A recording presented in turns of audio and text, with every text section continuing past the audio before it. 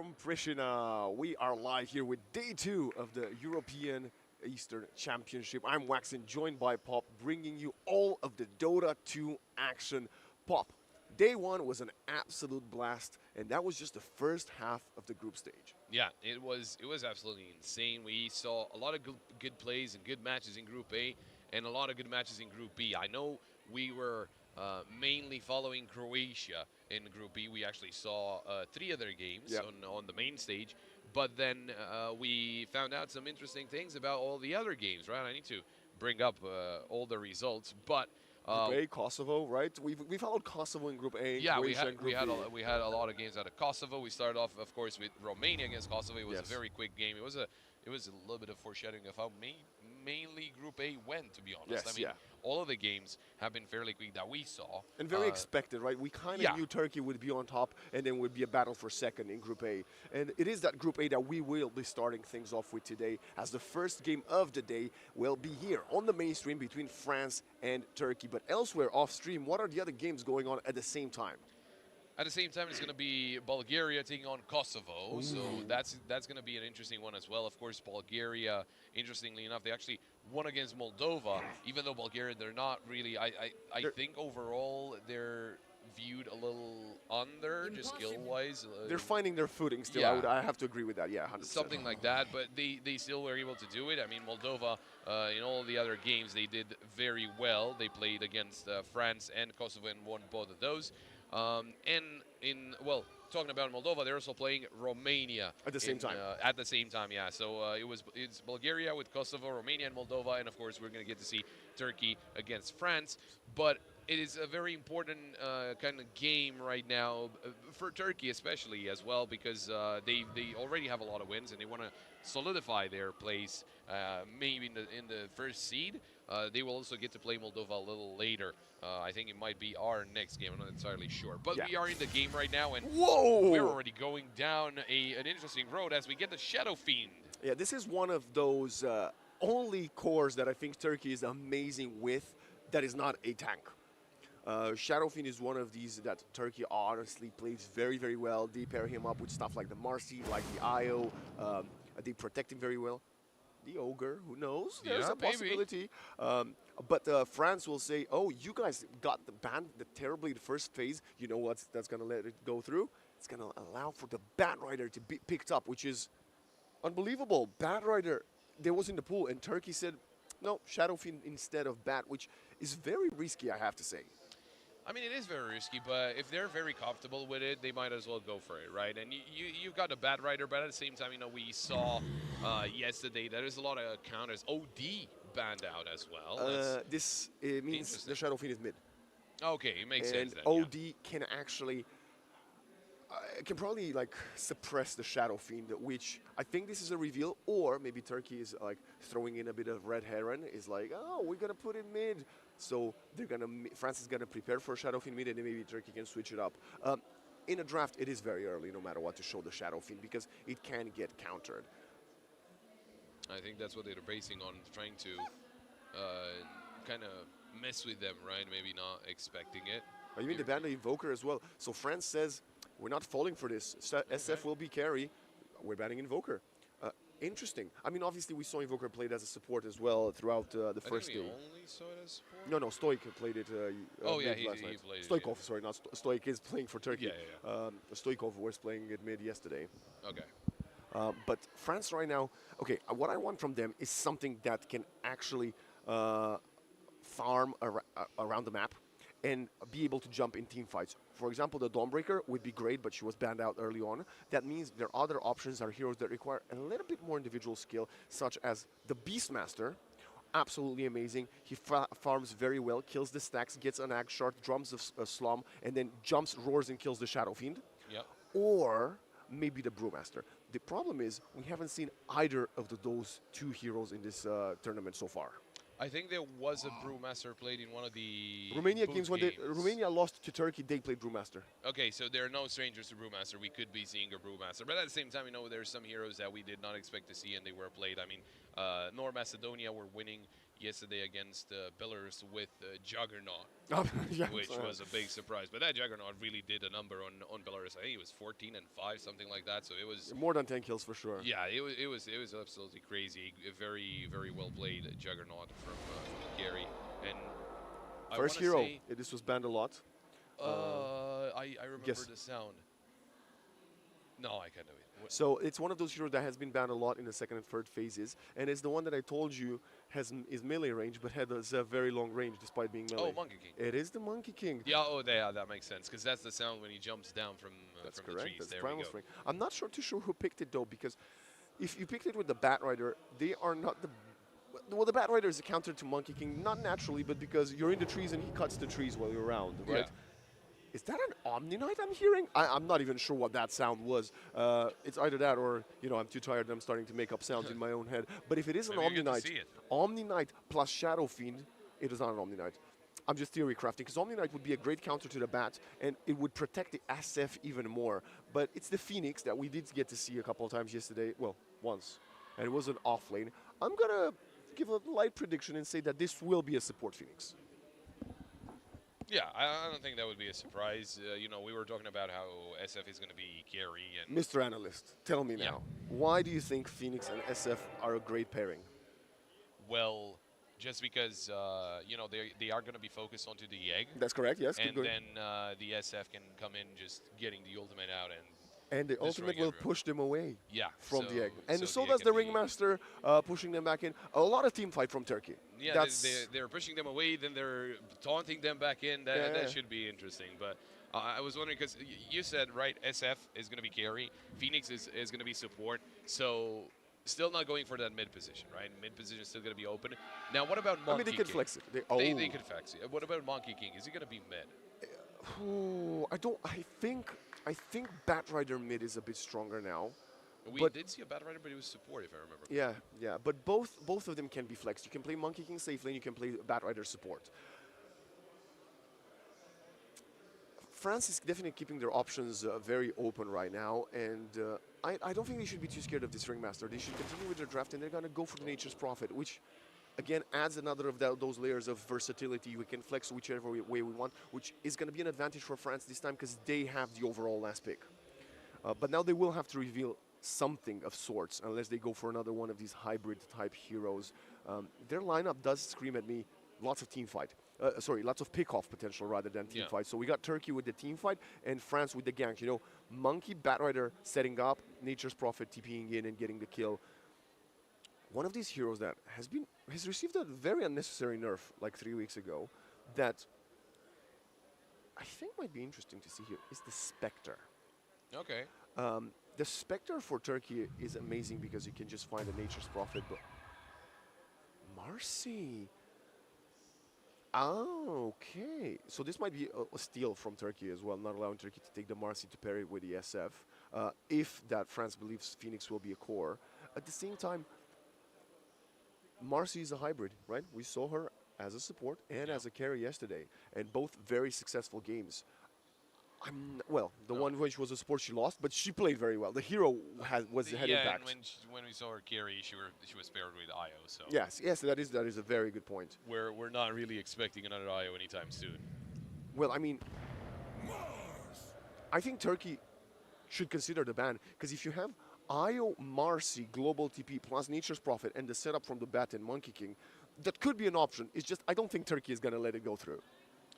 And you can flex them. You can have the Marcy offlane with the Io, the support Bat, or the support Nature's Prophet, and the Monkey King on the safe lane. This could be doable, or a Monkey King mid. There's ways France could play it. I love this draft from France. Honestly, I'm a big fan. And this is a mash of styles. Pickoffs, global presence versus all-in team fight. But of course, Turkey must get one of their staple heroes, the tank Mars.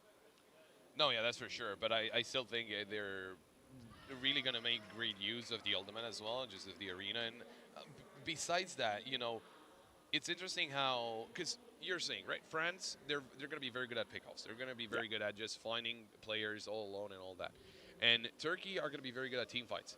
The thing is, they might be very good at pickoffs, but they should do pretty well in team fights, right? But if they're get on the other way around, if Turkey are getting picked off, one by one, Yep. there's not really a lot they can do. They will rely heavily on just the team fight aspect. They will have to stick as a unit after the laning phase. And we also see a Morphling ban from France, and also there was a Dark Seer earlier for from Team Turkey. Yeah, Morphling would secure the late game for Turkey, so that's a good ban from France. I'm not too sure about this Dark Seer, so Turkey thinks we need an offlaner, which could very well be the possibility, right? I mean, none of these heroes is an excellent offlaner, but Marcy could be offlane.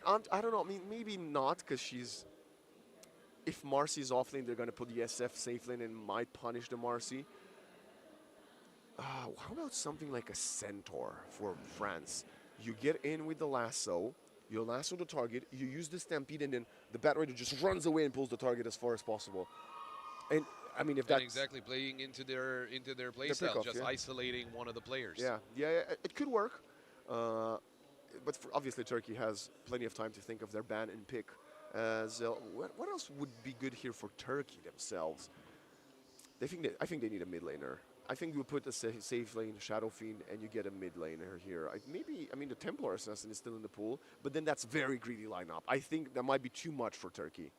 I mean, Pangolier? I don't know if you want to Bristleback? get another AoE, a heavy AoE champion. No, I don't think so. I think I think Mars on itself is enough to protect the egg, actually. You throw the arena onto a couple and the Phoenix has the supernova outside, it's enough. Oh yeah, but like just to deal more damage. I'm gonna throw it out there, just absolutely insane thought. Enigma. The only problem with that, it would need to be a support Enigma with a core Phoenix. That's the only problem. Okay. I mean, I wouldn't be surprised. You know what? Turkey could play Mars mid and Enigma offlane, yeah. I mean, that's not awful. And Enigma versus Monkey King, if Monkey King is scary, is not that bad. She can use the idle ones. I don't hate it, honestly, Pop. I think it's not a bad shout, and there's not that many reliable stuns. Maybe the Boundless. Oh, the Legion Commander ban. Because it's, again, pickoffs, right? Yeah, Jumps in, gets the kill. Yeah, I mean, yeah, for sure. It just fits perfectly into the playstyle of Team France. And if you let it get out of control, right, if they actually work out with their play, because if they get picked one by one with this lineup, there's still a pretty good chance of them coming back with Team Turkey if they get the team fights. But if you get a Legion Commander that's been just farming up a lot of stacks, then it's just going to be very hard, whatever the case. Absolutely. 30 seconds for Turkey, and the fact they don't insta-pick tells me that France might have put them in a bit of a corner. What are their options? Safe lane mid or carry? Timber, there we go. Oh. So mid-timber. It's the Turkey special, man. They got 2 tanks, and they replaced the third one with Iesf, which they love playing. And Timbersaw is a great, great hero to deal with Monkey and Nature's Prophet because, well, that's what he does. He chops trees down. Yep. Oh, France So now. yeah, Monkey's going to be jumping on trees, but he also has a bad. They're going for the Lifestealer. Pop, tell me about this hero. Tell me about him. There we go. What do you want me to tell you about? It feels like it's a good pick. Absolutely. I agree. I think the Lifestealer is a great final piece of the puzzle. I'm not quite sure how else they're going to lane. I think we might get Marcy Lifestealer lane, maybe, and Nature's Prophet position 4. We'll have to wait and get in the game for that to actually come through. Sure. But Lifestealer is good. He's very strong at dealing with the strength heroes that Turkey loves playing. And even if France falls short, I think this Lifestealer might be a hero that future opponents of Turkey might need to consider to counter the Turkish playstyle. Because the Lifestealer, when he gets the Aghanim Scepter and jumps into the opponent, that's a great way of dealing with them. And the Lifestealer can counter the Shadow Fiend that way itself. He can't right-click. Yeah, I love to see this from France. I actually think if there is one game that Turkey could be upset by France, this draft has everything we want to see from them. It's just, can they defeat that massive, massive team fight? I think it's going to be very hard. I mean, I think the Lifestealer is going to be okay in the team fight, right? If it comes down to the team fight, he's going to be okay. He could ignore some of the abilities, right? I think he is able to get out of the Mars ultimate just by using Raging. Oh, I think it should be. In theory, yes. I think he should be able to get out of it. So if he is the one that's getting caught out, maybe there's ways for him to get out. But I don't know about all the other players, right? Because there's not a lot of chances for them to get out of everything. And, I mean, there's going to be the Mars ultimate, there's going to be the Egg, there's going to be the Shadow Fiend ultimate as well. It's going to be just very heavy to deal with if it comes down to a like, you know, full-on 5v5 situation. And there's only so much that you can do to avoid that, right? Yeah, I think it's just Turkey. They're going to be very happy sticking together, going further and further into the game. And that's usually what happens, right? In late game, you're not going to be by yourself. Even if they don't have a full just pick off comp, even if it's Turkey the ones fighting players one by one, they're still going to win that duel because they're going to be ganking like the 3v1, so there's not really something that they can get away from. And we are getting the Kurt Mars special. Again, we can hear him in our ears laughing, shouting at us, his voice lines. And of course, the level 30, the level 30 Grandmaster GTI Timbersaw. Again, when are we going to get ban this hero? But let's go through the facets and the heroes. We got Stoic on Stoic, rather. Sorry, Stoic or Stoic? What are we going for? I think it's Stoic because it's Stoic. Yeah. Stoic on the support Ringmaster with the Carney Classics. We've got Dingo on the Elastic Presence of the Shadow Fiend. Jeezy on the Dying Light Phoenix. GTI with the Twisted Chakram Timbersaw on mid, and Kurt with a Blood Sport of the offlane Mars. Meanwhile, for the Dire side, we got the Stoke, Yopoman, Batrider support. We got Atuf. I don't know, is Atuf playing support or core? Anyway, he's on the Marcy. No, that's a carry. That's a core Marcy. Fleeting Fury.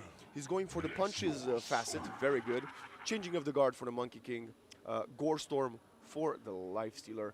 And of course, the Stoked Batrider. So with the core Marcy, you've got Nature's Prophet support and Batrider as well. I think that's correct. Yeah, and they got Monkey King man. I mean, you can play Marcy support with that facet. It's just not the go-to facet for support Marcy.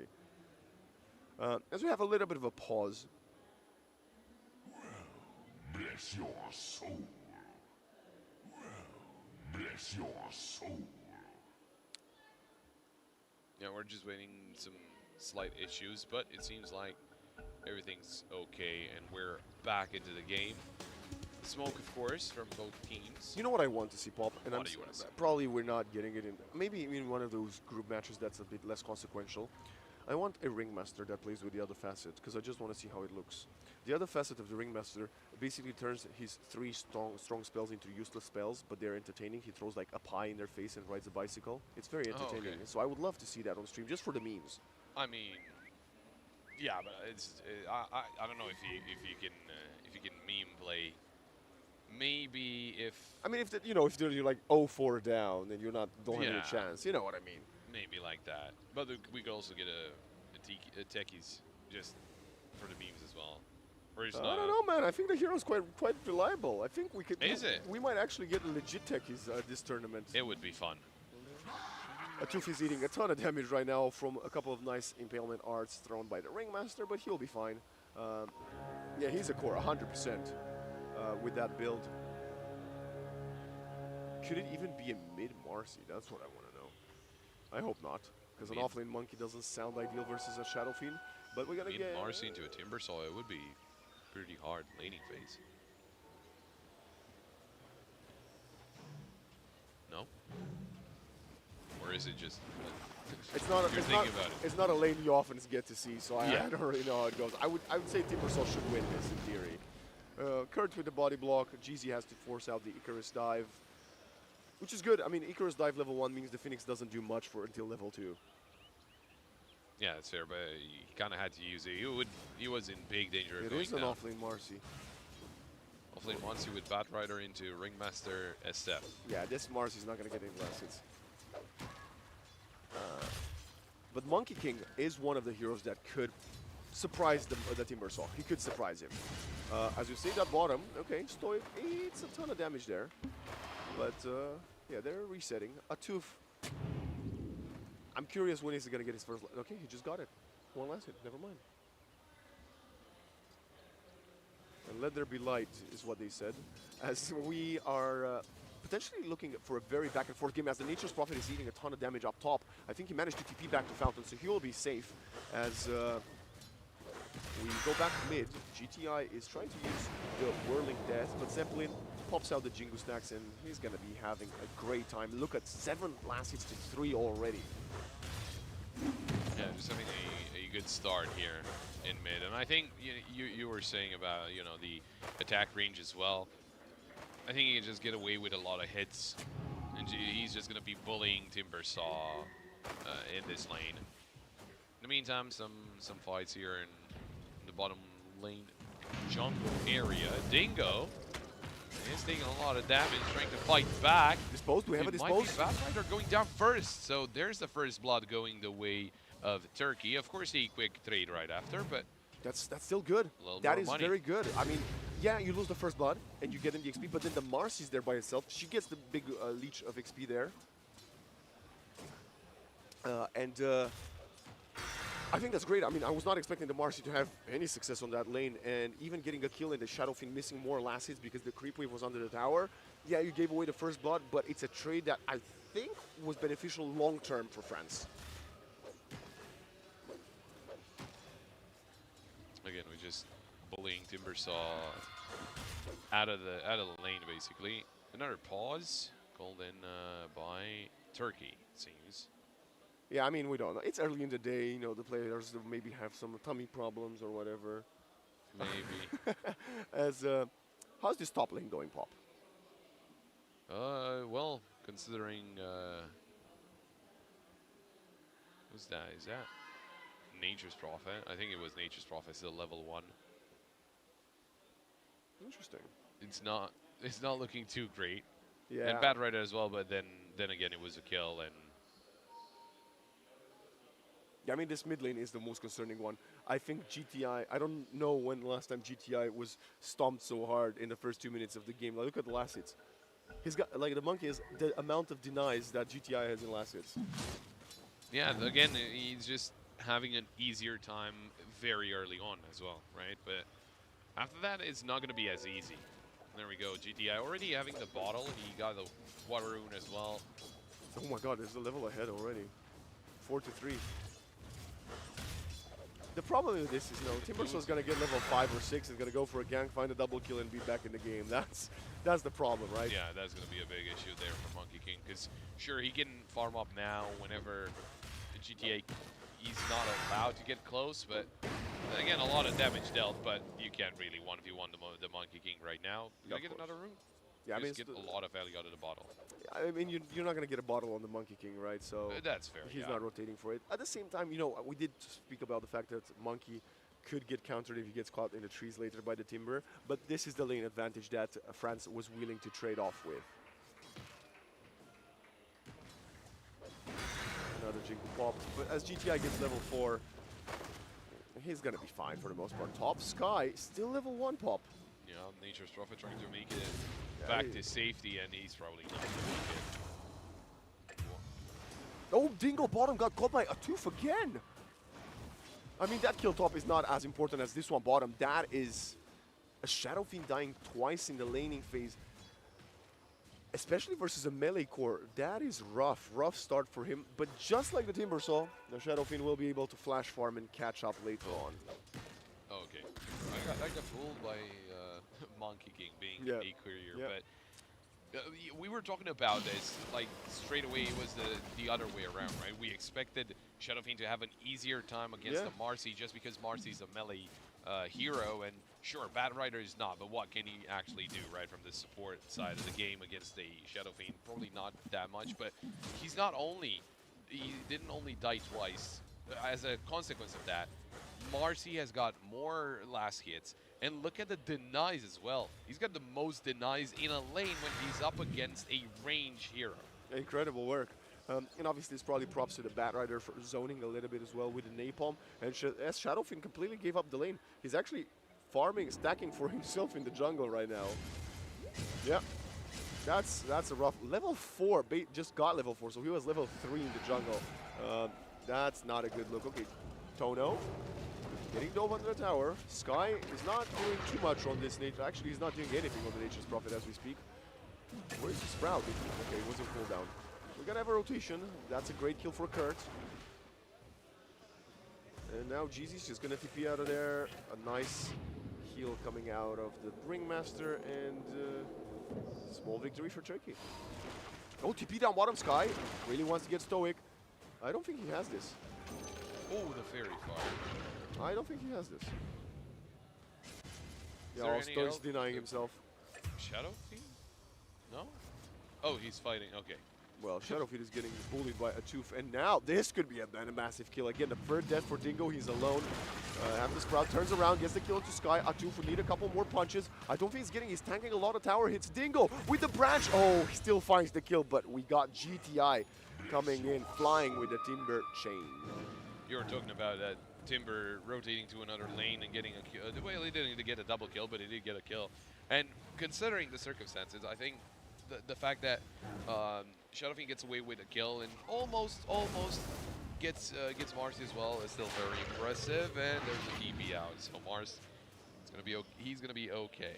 And this is the downsides of this draft from France. Your stuns are a lasso, a boundless, and a rebound, right? So not the, I mean, we already saw a couple of heroes just TPing out to safety, right? Minute 7 though, a lot of heroes coming in this bottom lane. There's a 3 coming in. Stoic is there. It's gonna be a 3 versus 3. Stoic, oh, he beat out a bit too early. Now the Leicester comes in, but the Monkey abandoned the ship, and now the Dire Squad, France, is throwing their life away. Tono 1 versus 3. He wants to find at least 1 kill before he's gonna go down. He needs TP out, but I think he's about to get caught. No. What a disastrous play. I think it was just a little lucky. I don't think they had the vision. They had no idea there's 3. I mean, maybe they spotted Mars, but everyone else was just hidden. Yeah. And surprise, surprise, they're right next to you, and your Monkey King is gone, and there's nothing you can do. So, very nicely done by Turkey, nonetheless.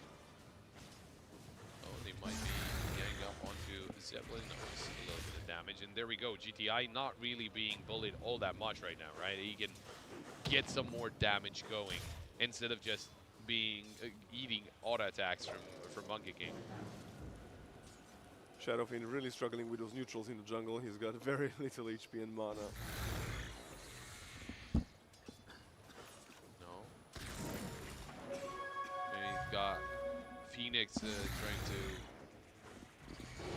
help out, and a little bit of damage, but nothing too complicated. Just because they're under the tower, I don't think it's worth it to go diving under the tower for the Monkey King at this point. In the meantime, some more farming, of course. Dingo's going to be very happy finding all those creeps, but Bad Rider will not be getting out of this one. It's GTI getting that kill. Bottom. Oh, the bottom, though. Dingo. I think he's going to be fine. He's turning around with a Requiem. Shadow raises. Atuf speared into the corner. And the most farm hero on the map went for a dive solo and paid with his life. The price. Yeah, I mean, Turkey is doing what they do best. Despite being dominant in the first 6 minutes now, they're using their utilities, they're using their team play, they're diving tier 2, they're finding Zeppelin, and now these 2 level 3 supports are not going to do anything. That's another kill for GTI. Stoic is baiting, actually, making space. He's going to stay alive for a while longer. Escape back. We need a Mars coming in. A bouncing in. They want to go for GC. Rifestealer comes to the party, and now that's going to somehow finally be going towards France. Something going towards France a little bit, as it was all starting to fall apart for them.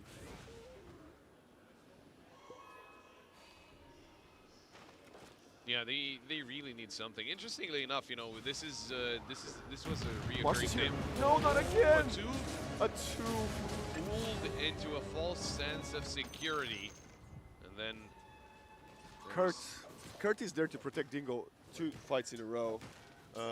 That's what you want from your team. When your Shadowfiend is struggling, you need them to help you out, and Kurt has done just that.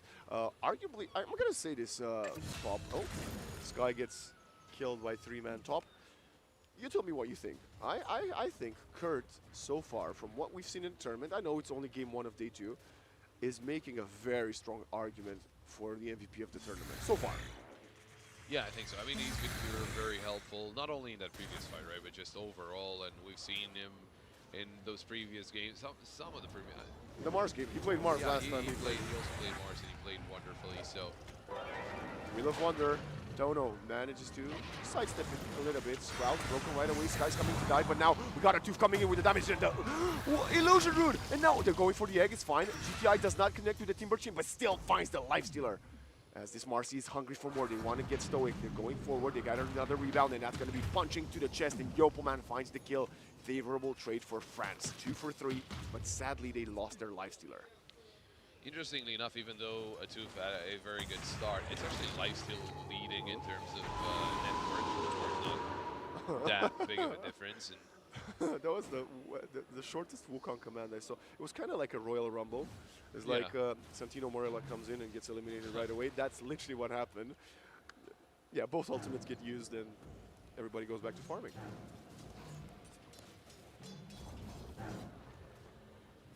having a very good game so far on Mars as well. He is right now leading into the net worth, but Tono, is there any way out of this one? I think Bro's dead. Oh, maybe sidestep there. Maybe he can invest it. Never mind. No. He didn't have infest. Does he not have it? Oh, it was in cooldown. Okay. Oh, he was on cooldown for sure, because Because they in found that it mid. mid fight, he came with an Ancient. He was inside an I Ancient. see. That's why, because he was weird, right? It was an Ancient coming towards mid, and I was thinking, what is this Ancient doing? But yeah, it was the Lifestealer inside it. Oh, and they got an amplified damage rune on the river. Are they gonna see it though? GTI has it. And may I point something out? Remember how strong we had Zeppelin B, like, you know, completely obliterate GTI in last hits? Look at his net worth. He's the lowest core on the map. Yeah, it's a little weird. I wanted to point out, because this was a reoccurring theme yesterday when we were looking at Croatia's game. Yes, yes. They were always behind in gold, even when they had Kill lead. more kills. But right now, you know, it's 9 kills difference. But it's only a little under 3K. Monkey bottom, they're going for Dingo again. This time he doesn't have the Requiem to Royal Rumble him out, as they're going for more. Phoenix is coming to the party, and Dingo gets protected by the Phoenix this time around with the Supernova. Zeppelin has to run out. Nice dodge with the Mischief, but the Mars is there. There's 5 players bottom. They're gonna turn it on its head. 2 for none. Well, I mean, you were saying just the team fight combo, even though it wasn't necessarily a team fight, but this was kind of the difference, right? Even if they try to pick off one by one and they go as a team, they could be doing well, but in team fights they will surely do well. Not this time though. Mars will be eliminated. Marcy coming in, and of course with some help there from the Bat Rider. I think that was the first lasso of the game. Maybe. Yeah, I think he just got level 6 because Yeah. he was very under-leveled. Speaking of under-level, Nature's Prophet is still not level 6. Still not. It's interesting how he's on par in terms of net worth with the Ringmaster, but the Ringmaster, I think we just saw him, I think he was like level 7 already. Wow. Interesting word place there. We got a bit of a replay at the very end of Polar Zeppelin falling down bottom. As Turkey continuing to do what we expected to before we saw the draft, right? I mean, France with a very solid draft. And sadly for them, Turkey is undefeated in this tournament so far for a reason. Of course, Lifestealer going for the Radiance. That makes a lot of sense, especially with the facet you were talking about, you know, it being, or not the facet, but the Aghanim Scepter. Yeah. Well, that's going to be probably second or third item if we can get to that point. This Bat Rider, despite being fairly under level at first, now he's got 3 kills, 4 assists, and not that far off from having a blink.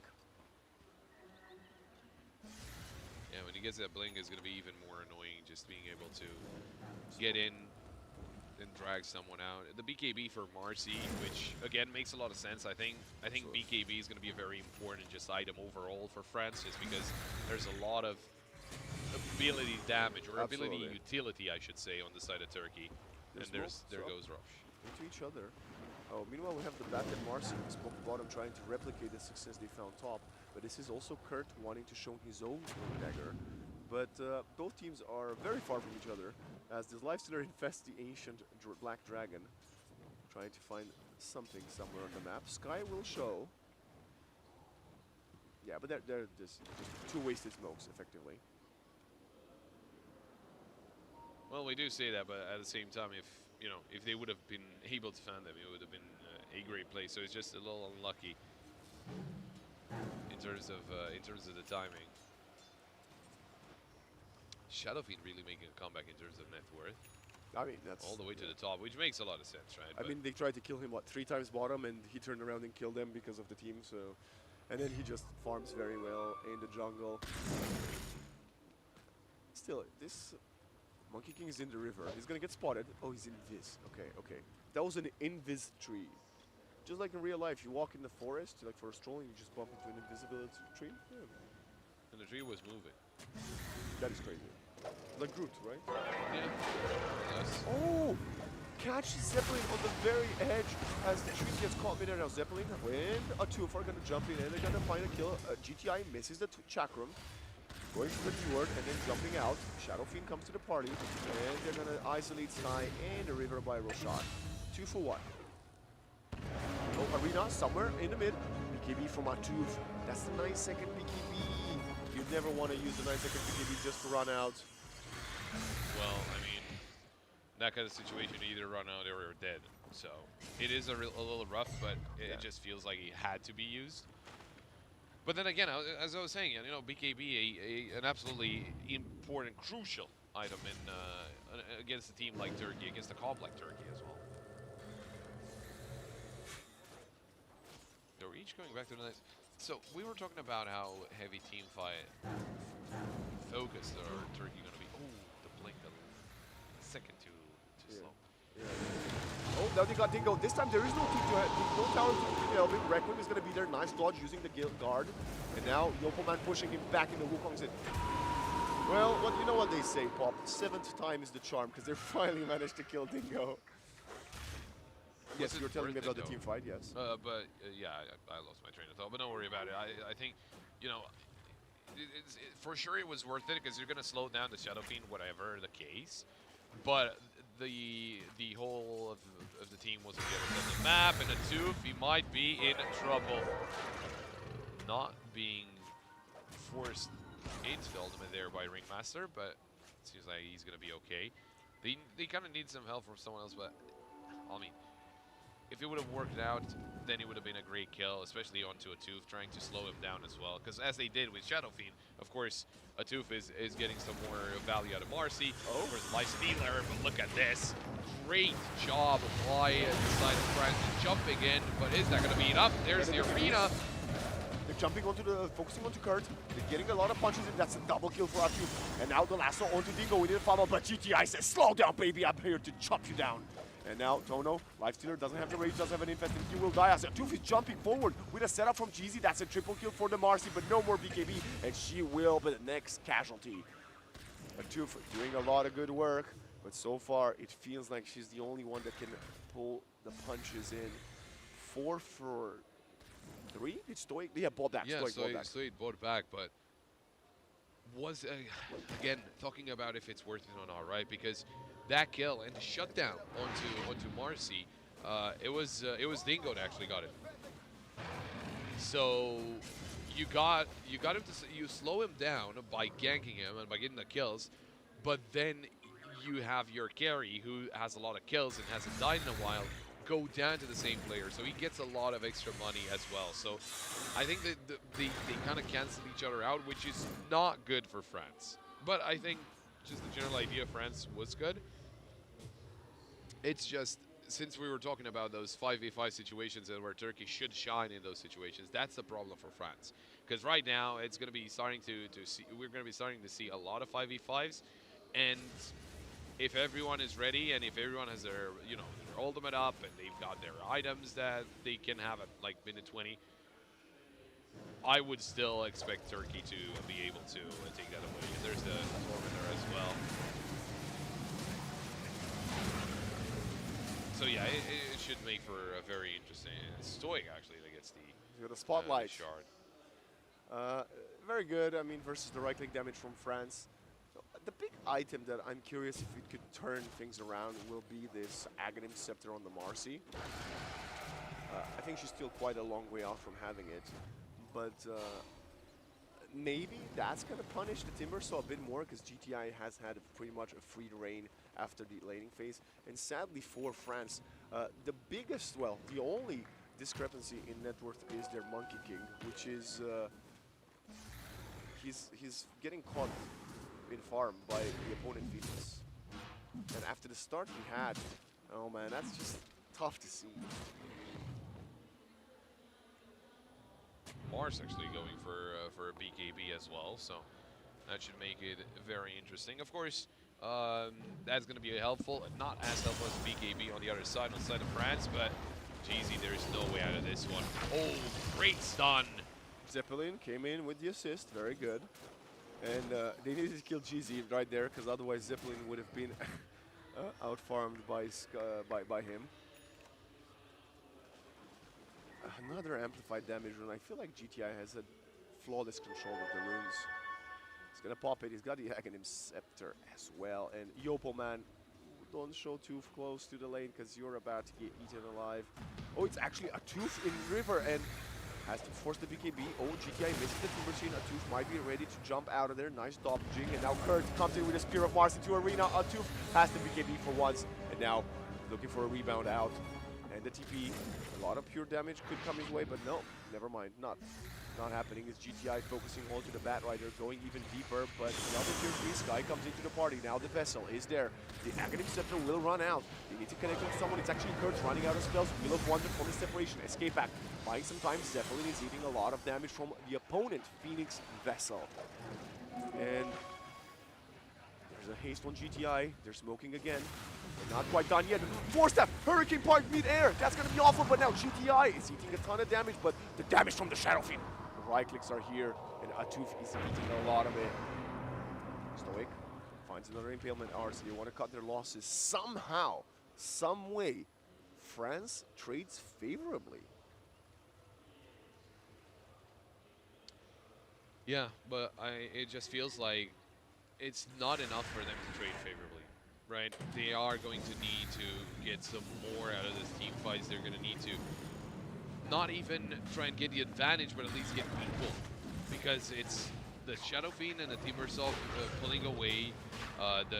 Just the net worth is looking very good on the side of Turkey, and they really need the Lifestealer and the Marcy to get. Jumping in, they're fighting for the Rose. They're gonna try to go for Stoic, and that's Yopo, man. There's no follow-up.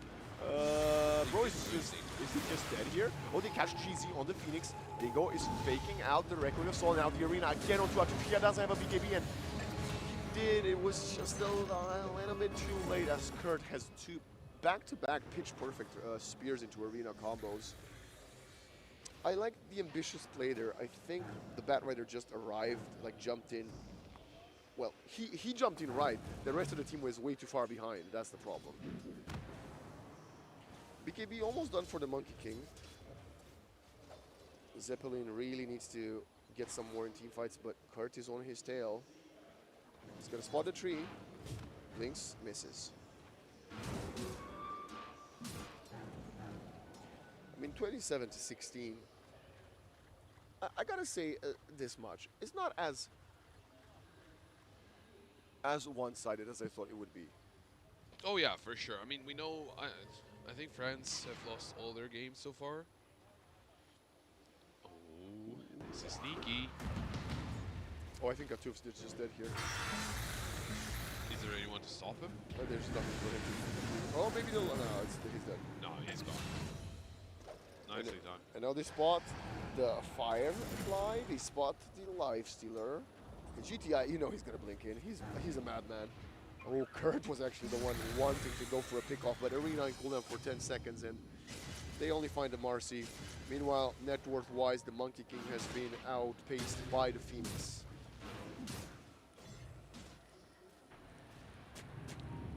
Oh, smoke. Broken in a second later, and the Phoenix just dives out of there. They're trying for the chase. Yopoman, nice flame break, but it's going to force out the Nova. Now the Lifestealers going for the egg. They not to turn things around. They found the Phoenix first. It's a 1-for-1. Don't forget. Look at the damage, though. Already dodged by a Monkey King. They're going for Kurt. This is a great team fight for France. They're trying to fight, but Tono's running out of HP. He's running out of teammates, and he's running out of life. Sky. And Zeppelin next on the board. Zeppelin is gonna just not even high-five GTI. Dingo gets the last hit. 3 kills for the French squad. And buyback from the Batrider, so 3 for 3 effectively.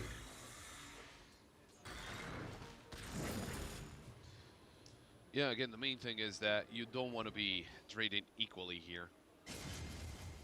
You want to get the advantage if you're France, because you're falling even more behind, and you're, I mean, you got rid of Mars, you got rid of the Ringmaster, but the Shadow Fiend's still alive, the Timbersaw is still alive. On the other side, you know, you lost some of your important heroes, so it's not really all that effective to be trading like that. We see the Aghanim's Scepter and the Shard will be soon coming for Marcy, so that should give it a little bit more oomph, but that's good. That is big, actually. Yeah, but the only thing is, she is 4K behind the Timbersaw, and look at that, the engage, and the fight was already over. The Batrider couldn't really do anything about it. And that's he's his got buyback. Yeah, he's got no buyback. Not only doesn't have money for it, but he also it's still on cooldown. He just used it, so if he's needed, well, he will not be able to come back into this. I think Zeppelin needs a shard.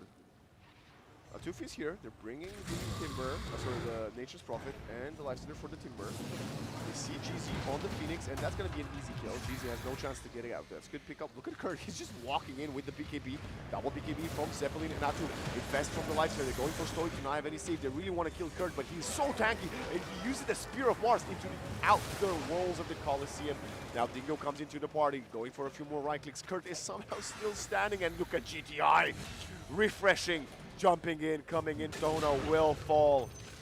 France went way too deep. They really hated this Mars, and they couldn't kill him. He's getting tips from his team because he played so well.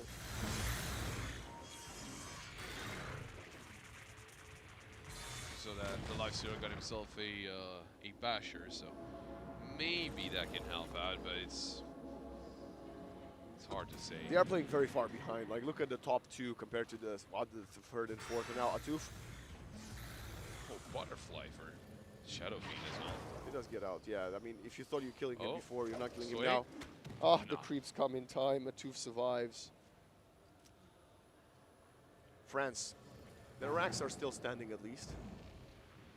For now.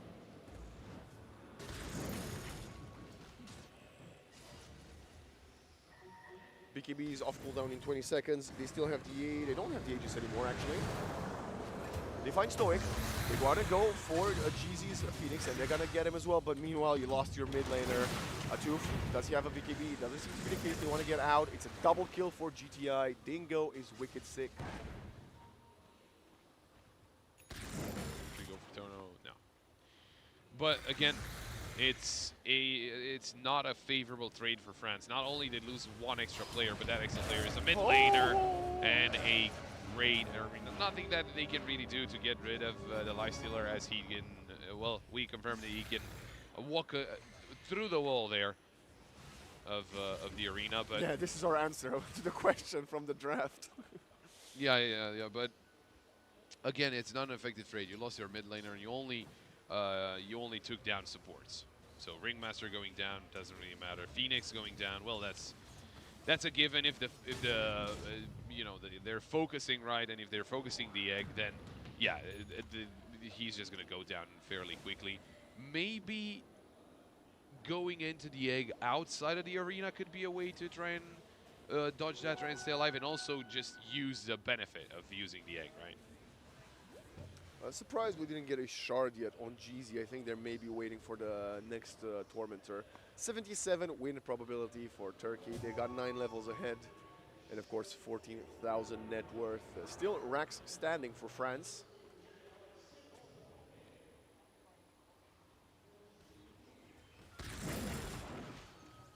A bit of a quiet time now. Yeah. Maybe looking towards our next items. The Lifestealer needs to get an MKB, as the Shadow Fiend has the Butterfly, like you mentioned. Shadow Fiend broke 20,000 net worth already. Wheel of Wonder for the Marcy. And now jumping in, Timbersaw. Rebound out. Oh, the arena. Rare miss from Kurt. little risky, but I guess it was worth it. And now they're getting the second Tormentor. Let's see, is GZ gonna get it, or is he gonna be forced to buy it? No, he needs to buy his shard as Kurt picks it up. Unfortunate from him. They're taking the Twin Gate bottom. They see the Furion pushing, and they want to potentially try and find him. Oh, Kurt is there. He doesn't have the arena, but he doesn't need it. The spear will be easily connecting. And yeah, that's most likely a dead Furion. Where's the follow-up, guys? Oh, never mind, he's out. Yeah, he actually managed to get out, even though he was pushed out of the TP earlier. A bit of farm here and there, but again, for Turkey, I don't know if it's really needed. And that's the tier 1 going down. That's actually the second tier 1 that France get, and it's minute 31. It's, yeah, they need a lot more. I mean, they took the tower, right? That's pretty good. The bottom lane is the one that has no other tower. So 3 towers overall collected by the French squad.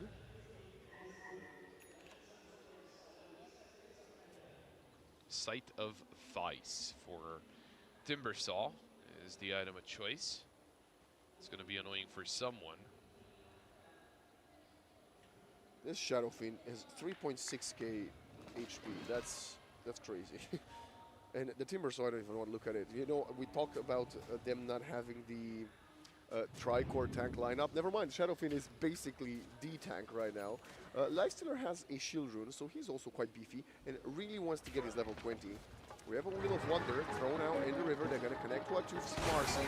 And he's going in. It's actually no BKB. They forgot to use it. And okay, coming in a bit late. Wukong come in on top of it, but the monkey just blowed out the water. And look at the damage. Dingo is unstoppable, and so is GTI. They're blowing through every single one of the French players, other than the Furion, who was just TPing out. Roshan spawns right away, and now losing a lot of HP. They're gonna get the banner, and I think this might be the starting point of getting the first set of ranks.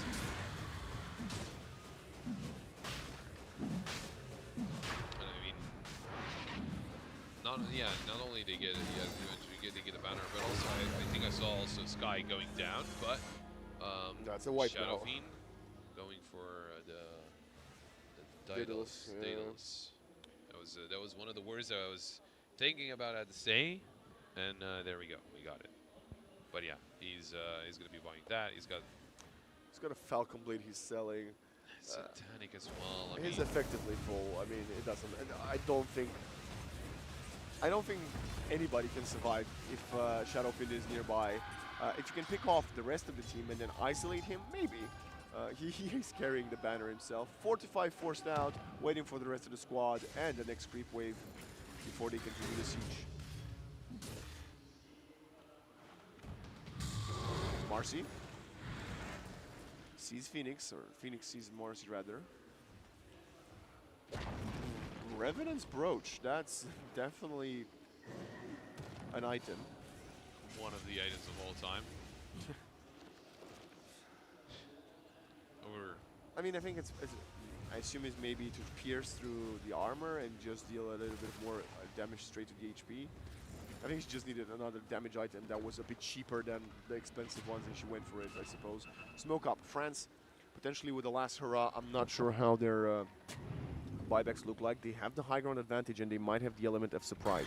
Now, they're ready. They see both GZ and the Mars. Who are they going to go for first? They're jumping in it. It's GTI. That's not the right target. They're trying. They got the damage. Half HP. GTI is eating a ton, and he does fall. Maybe that was the correct target. Buyback from the Timbersaw. Moves up in the air, and we got the Supernova and the Mars Arena combo coming in. 3 of them inside the wall. They're not doing anything as Lifestealer falls, and so does the Mars. All of the cores are dead. Triple kill for Dingo. And they're going to have to defend with a 3 versus 5. As we get a quick replay of them getting destroyed by this massive Shadow Fiend. Meanwhile, in their fountain, on their steps, they are getting hexed and bullied as Nature's Prophet dies inside the walls of the fountain. And look at Dingo. Look, this is... what a statement from Turkey. 16 and 4. That's crazy, crazy stuff from the Shadow Fiend. And the GGs are called not at was any doubt. I mean, the game was pretty over. I don't think the Battle Rider can worry about it. Just get a quick break in. And there we go. There's the sound of the Ancient falling, and it is Turkey. We're getting yet another dub here at EEC. And it's me. Hi. It's just you. It was my name. I mean, I don't exist, bro. I'm just in your imagination, actually. I mean, you just take away the two names and it's Vlad, and it's okay. Yeah. It can just be Vlad in the middle of the screen, and it basically is right. It's basically us, yeah. It's not even plural, just one of us. And the two of us with €1 or something. Something like that. Yeah, Turkey Still remains okay. undefeated. I mean, nothing to write home about. We all knew Turkey was one of the, well, I thought they were the favorites of the tournament, one of the better teams, and they keep riding this wave. Them and North Macedonia in Group B that we will get to cover later today, still the teams to have yet to drop any single map. France, they played all right. Yeah, I don't think they played too badly. I think at the end of the day, their comp in late game is not really going to work. I think if you want it to work, you need a lot of things done at the start of the game in the early phases when you can use your strengths of finding people isolated. Because towards the end of the game, there's no one staying isolated. They're just going to stick as a pack because that's what they do. Because they had the Mars, they had the Shadow Fiend, they had the Phoenix, and in that fight right next to the high ground, the Phoenix went into the egg outside of the Mars arena. Guess what? You're going to be getting all that value from the egg because you're not going to be taken down. Also, the Mars arenas were just insane. I mean, he caught like 3 players in that team fight. Just crazy stuff. Yeah, but even in the mid game, like I think my favorite part is when he used arena, ran out. The BKB people followed him. Their BKBs run out, and then he speared them into the outer worlds of the arena. That's just like content for days. At the same time, I have to ask you, Pop, are the coaches of these teams, the captains, they're not looking at the opponent's games, they're not checking stats? Like, I've said this before the tournament starts. Ban their tank heroes. Ban the Mars. Ban the Timber. Then their second set of the tank heroes are the Bristle and the Dragon Knight. And maybe the Pangolier. They're not banning out either of those heroes. And we see every game. We had Turkey on stream. They pick Timbersaw, they win. They pick Mars, they win. Just try to play them out of their comfort zone. Give them something else to play for. You know what I mean? Like try to put them in the difficult situation. You know that's their bread and butter. Okay, maybe even give them a meta hero. Let them play the Death Prophet. Let them play the Templar Assassin. Okay, you let them play the Shadow Fiend, but they got the Shadow Fiend, which is also one of their like 6 top heroes. Like I don't really understand this whole. Is it like something to prove to yourself? It's like, oh yeah, we can beat their best draft. I mean, you've got the bans there for a reason, and if you're not going to be targeting, some of the strong heroes of the enemy team, why are you even banning for? You're just banning the meta, maybe, but you ban the meta, it doesn't really matter, right? And it's not like they don't even first pick it. Like they didn't first pick the Timber, they didn't first pick the Mars, they first picked the Shadow Fiend. So you had the second round of bans to consider some of them. It's something that I'm quite in disbelief. I don't understand what the teams are going for. But with that being said, we'll have to wait and see. Turkey will be playing on stream later today in the upper bracket. As we finish this first game off, I got to ask you, MVP, are we going to go back to Kurt or maybe GTI, or did you think Dingo or Jeezy or Stoic? I think it's hard for it not to be Dingo. Really? Yeah, I don't know, man. I think Kurt for me, but... I think Kurt had a lot of impact, but Dingo just had a crazy game. He was just dealing basically all the damage, but not 100% all the damage, but most of the damage. I think we're going to need to look at the stats. I think GTI also dealt a ton of damage with that Timbersaw. Think so? I think so. It's one of those things that you can't really tell because you see the Shadow Fiend just right-clicking, whereas Timbersaw is there and he's like, pew, pew, chainsaws left, right, and center. But fine, okay, we'll go with Dingo this time. Then if we're not agreeing on no, it's fine. I'm happy with Dingo. Because it was good anyway. Yeah, Kurt also did really well. I mean, GTI also did really well. I think it's just a hard call. Sure, the stats could help out, but whichever, if you give it to either of those 3 players, I wouldn't be mad about it. I'm gonna give it to the decision maker of France that didn't ban those heroes. But commiserations to France. They had a much better fight than we all expected, so good for him. Hopefully we will see them in future events, as still very impressive to make it to the offline qualifiers. But for us, we're going to send it to a short break, but we will be back with more Group A Dota 2 action.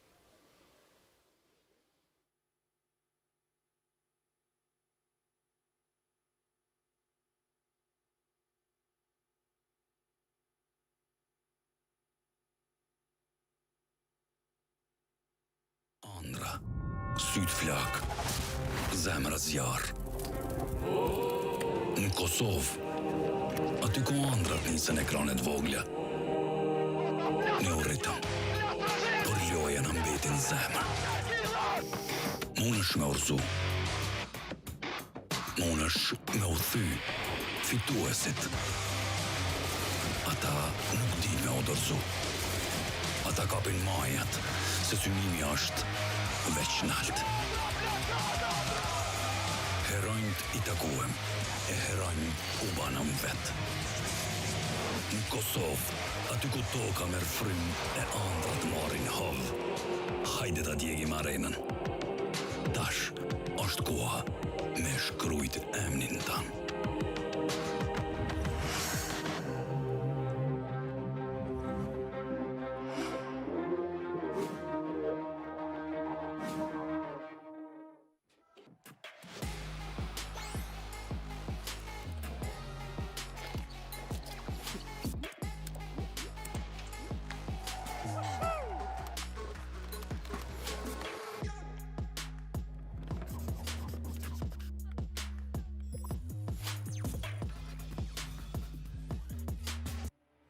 Fatoni edhe bashkë me krejtëshnin e vet e din që s'ka me internet e pakot telkosit. Telkos, dashnin lidhjet parë.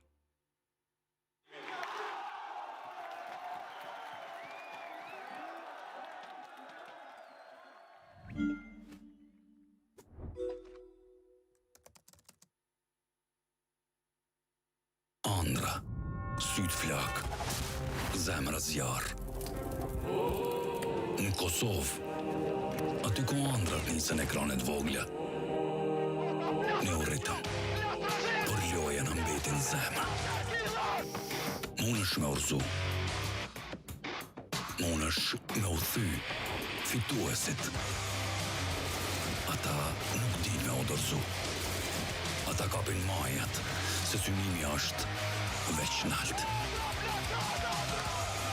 Heronjt I takuem, e heronjt u banëm vet. Në Kosovë, aty ku toka merr frym e ëndrat marrin hov. Hajde ta djegim arenën. Tash është koha me shkrujt emnin tan.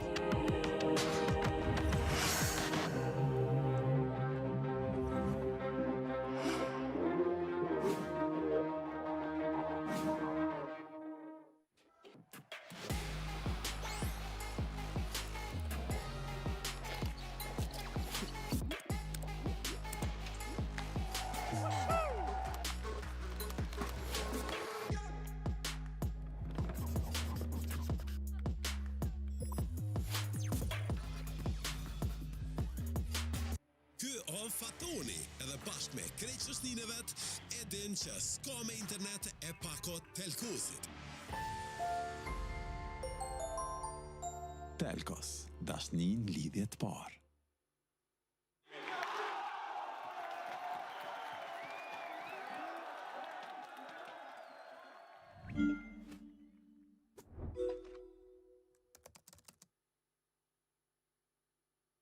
Andra.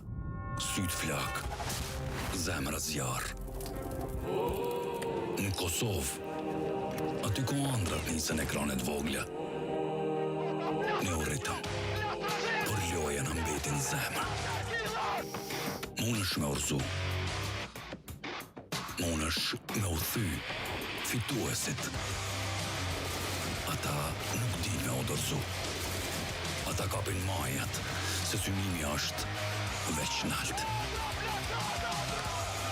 Heronjt I takuem, e heronjt u banëm vet. Në Kosovë, aty ku toka merr frym e ëndrat marrin hov. Hajde ta djegim arenën. Tash është koha me shkrujt emnin tan.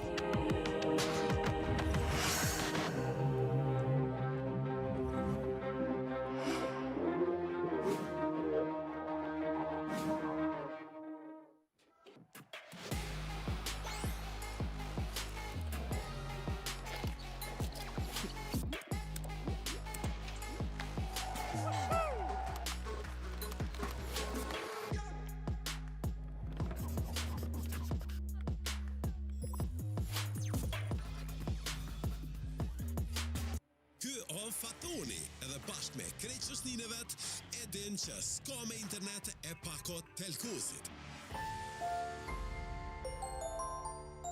Telkos, dashnin lidhjet parë.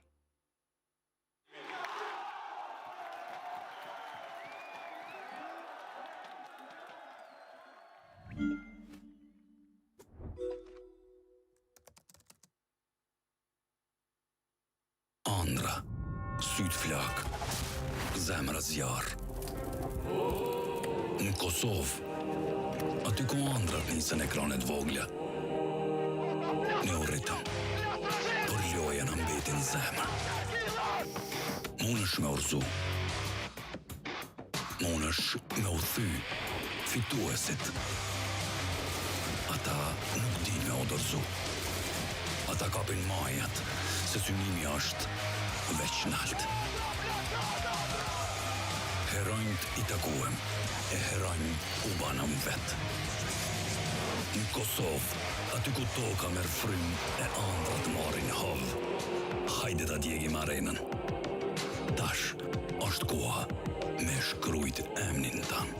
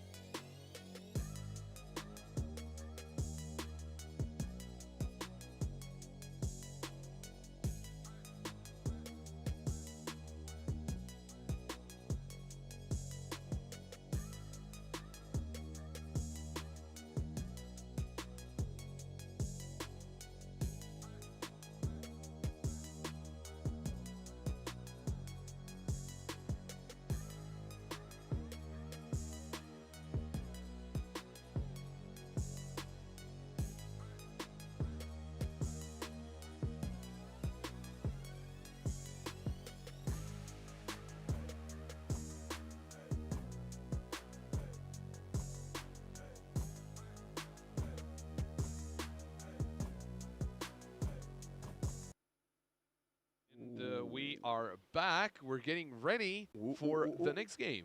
Yeah, we are. We are we indeed. are. Let me pull this curtain out. I think someone was coming to scare us. It was Santa Claus in the middle of summer. Welcome to the main event, the unofficial main event of the day. I'm not going to go as far as say this is the unofficial main event of the tournament. Oh, because this is the two teams that have the highest achieving players in Dota history right now. That is us.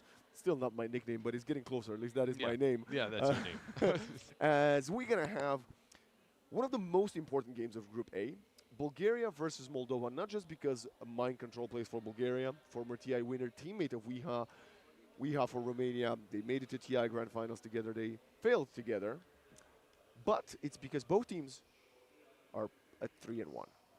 So most likely, whichever one of them will manage to win this best-of-1 game pop will guarantee themselves a spot in the upper bracket playoffs. Well, now the thing is, they could be getting tied with, the favorites, which are Turkey, because Turkey in the boots are playing Moldova. Oh, what and a game that is. If Moldova actually win against Turkey, we could have a three-way tie, or it might just be a two-way tie. But anyway, there's going to be a fight there for first and second and all that. But yeah. But it's a very important game. It is. If you lose, I think it's basically confirmed you can't make upper bracket. You could still make playoffs, but I think you would make playoffs in lower bracket if I'm not wrong. Yes. So you need to win this game. This game could be for all the marbles, and I actually think the teams are riding the momentum. I think both teams have lost to Turkey, which means they've beaten all the other opponents. It's just which one of them is best. This morning, Romania played versus Moldova, arguably a slightly stronger opponent, whereas Bulgaria played Kosovo. So maybe the warm-up Romania had was a bit more of a challenge. Oh, and look at that. An IO first ban from Bulgaria. They just said, okay, we don't want to deal with Marcy IO that Romania played in their first game. I don't think they're going to play it anymore, but who knows? Of course, a Kunkka ban as well, interestingly enough. We got Undying and Axe on the other side, Invoker, Queen of Pain, and Puck. So it just feels like targeted mid-lane bans from Of course it is. Romania. I mean, Tusk as well, and Batrider, of course, and Dawnbreaker on the side of Bulgaria. Well, they banned all these three heroes because I think this is most likely going to be a Batrider mid from Weha. Unless they're going to change it up. So they wanted to protect the Bat as Bulgaria stole the Dawnbreaker from them. And look at now they are targeting, okay, the Kunkka of 77, who they've played successfully, defeating even Moldova with. And then they're targeting Blink. Blink has been a key component of the team, banning out the Undying, banning out the Axe, who he dominated with last game, and the Brewmaster. But that means because Romania is sort of, I mean, other than the Tusk, they're focusing core roles. They're letting these very, very good supports go through, like the Shaman. Yeah, that's the problem we saw. Shadow Shaman banned out constantly just because he can lock down someone constantly. Nature's Prophet picked up by Team Romania, and I think we were talking yesterday when we saw Batrider, and he was up against Avenge that could swap him out, get him out of the lasso, and I can't remember who else they had against them, but Oracle. They had the Oracle, as there well. we go. But Shadow Shaman can also do that, right? I mean, I don't think it breaks the lasso, but at least it gives in the space. And Bane, Let them cook. Let them cook. I think finally get to see a Bane. I think this is a Flash specialty. I think Flash, arguably, historically, in the games I've seen him throughout the years, he's never really quite made it to Tier 1, but he's played in these tournaments and other places here and there. I think I've seen him multiple times rock the Bane up, and he's always really impressed me with it, which means this Nature's Prophet is definitely not a position 5. At the same time, the Shadow Shaman is very good for a setup for the Dawnbreaker. You shackle someone, you keep them there forever, and then Dawnbreaker comes in with a Solar Guardian, and you bish bash bosh them. The thing is here, Dawnbreaker also counters one of 77's cheese heroes. Everybody in the tournament talks about 77 and his broodmother. Dawnbreaker just kind of kills the Spiderlings too easily, and I think that's one of the reasons that Bulgaria might have prioritized it. They don't want to ban the brood, but they want to counter it. And Pop, no, that's... Ooh. I mean, that is the Batrider counter. Well, it is, and usually it was banned out, right? Well usually both Batrider and Naga Siren were banned out, but this is a very interesting draft so far. I mean, we're getting to see, first of all, we're getting to see some more heroes. We didn't see Naga Siren yet. We didn't see Bane. This is going to be the first time. And besides that, of course, they're just going neck to neck, right? They're just trying to get as much value out of the, of course, out of the draft as possible. But right now, going in deep into reserve time here for Bulgaria, thinking about what they should be getting, and they will be getting a Templar Assassin. We saw it TA yesterday, and well, it carried. It lived up to the name. It was an assassin. I love the Bane. I love the Bane. I love the Bane. I'm going to put this out there. But I think so far, Bulgaria is winning this draft. And that is also because the Naga Siren, I mean, they're trading strong heroes. I think Romania has two of the great meta heroes in the Bat Rider and the Nature's Prophet. But Bulgaria has arguably the most annoying one in the Naga. Templar Assassin and Bane, they're kind of in that 1.5 tier, I have to say. Yeah. But this is going to be a very, very difficult thing. Romania now needs to spend some time to think which way they want to take this. Oh, they're going for the Seer. Blink's hero revealed right now, and I might be wrong, but I think actually Blink might be a level 25 Dark Seer. I think he's actually very good on the hero. The problem is Romania also does not have the overall last pick. Can 77 play a Nature's Prophet? Because if 77 can play a Nature's Prophet, we might be looking at a support bat and a flex for a Weeha mid. I'm not entirely sure. Let's find out. So next we're banning out the Ember Spirit, as Romania obviously knows Bulgaria needs a mid.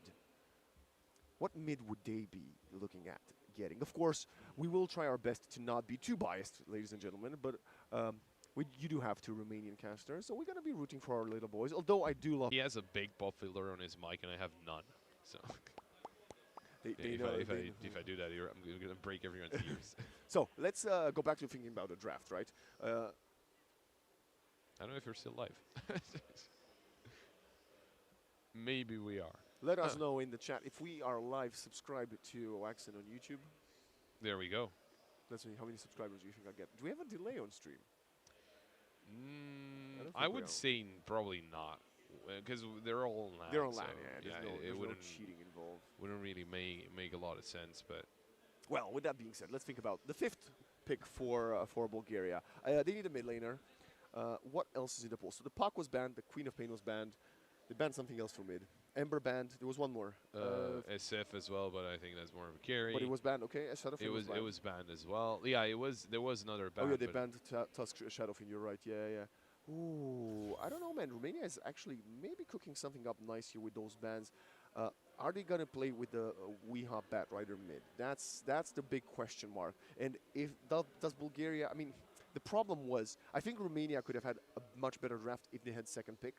So they had overall last pick, but that's not the case. So no matter what is happening right now, Romania will have to reveal their pick first, and then Bulgaria can counter and swap things around. There's not that much versatility in Bulgaria's draft. But what mid laner would be very good versus the Bat Rider?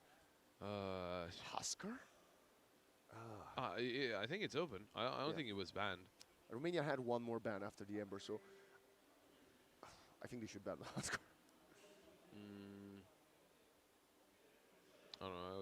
I was just thinking. At the same time, could there be yet another or so?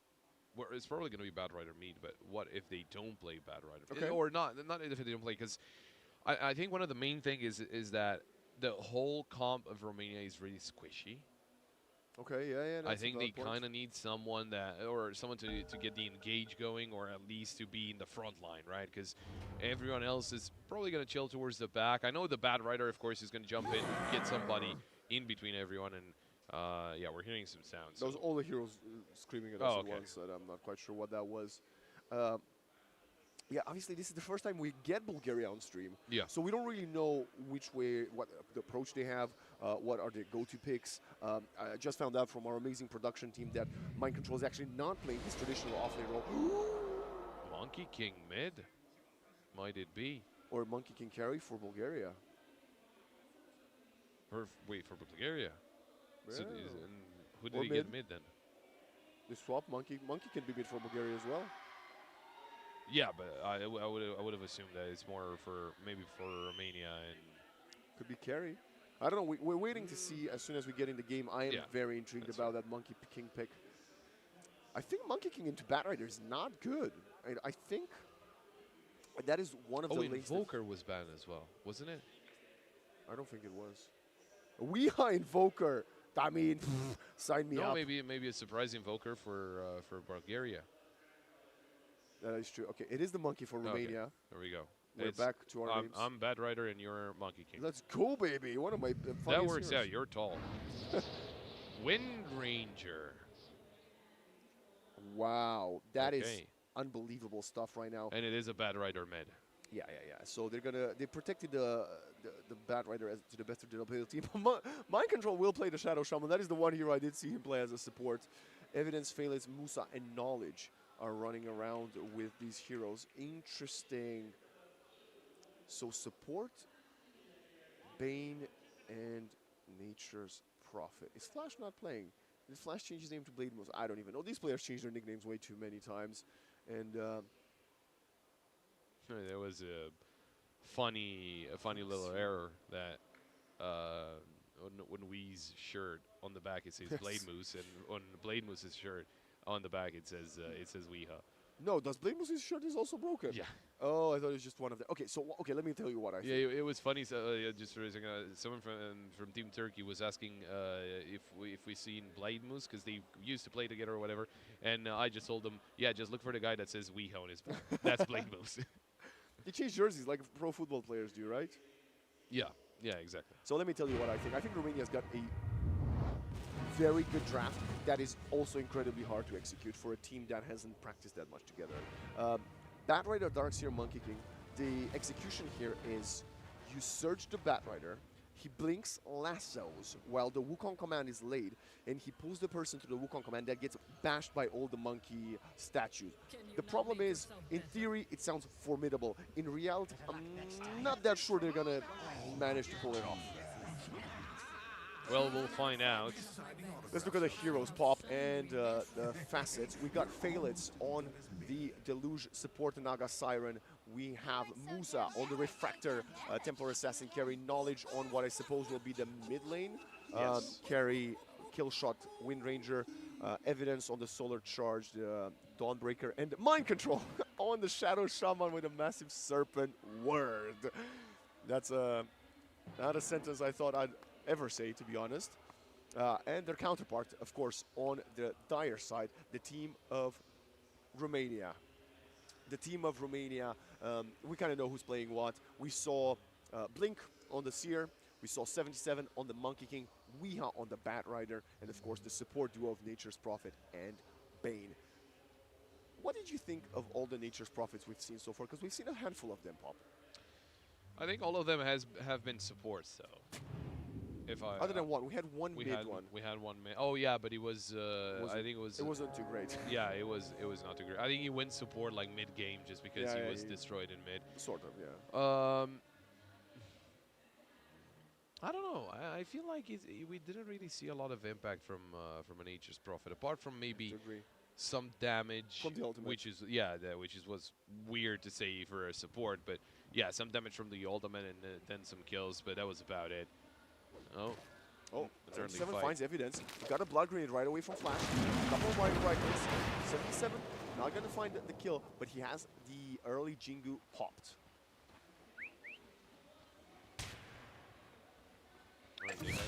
Oh, Musa and Blink going for each other. Blade Moose right now is going to try to find another right click to fail. He's got the Fairy Fire. The Naga Siren's eating a ton of damage. One more right click would have gotten the job done, but he got shackled by Mind Control right away as the three-player bottom is going to succeed for Bulgaria. Meanwhile, in mid, there's not really a lot of action that we're going to get going at the start, right? It's just going to be farming, going to be just chilling out.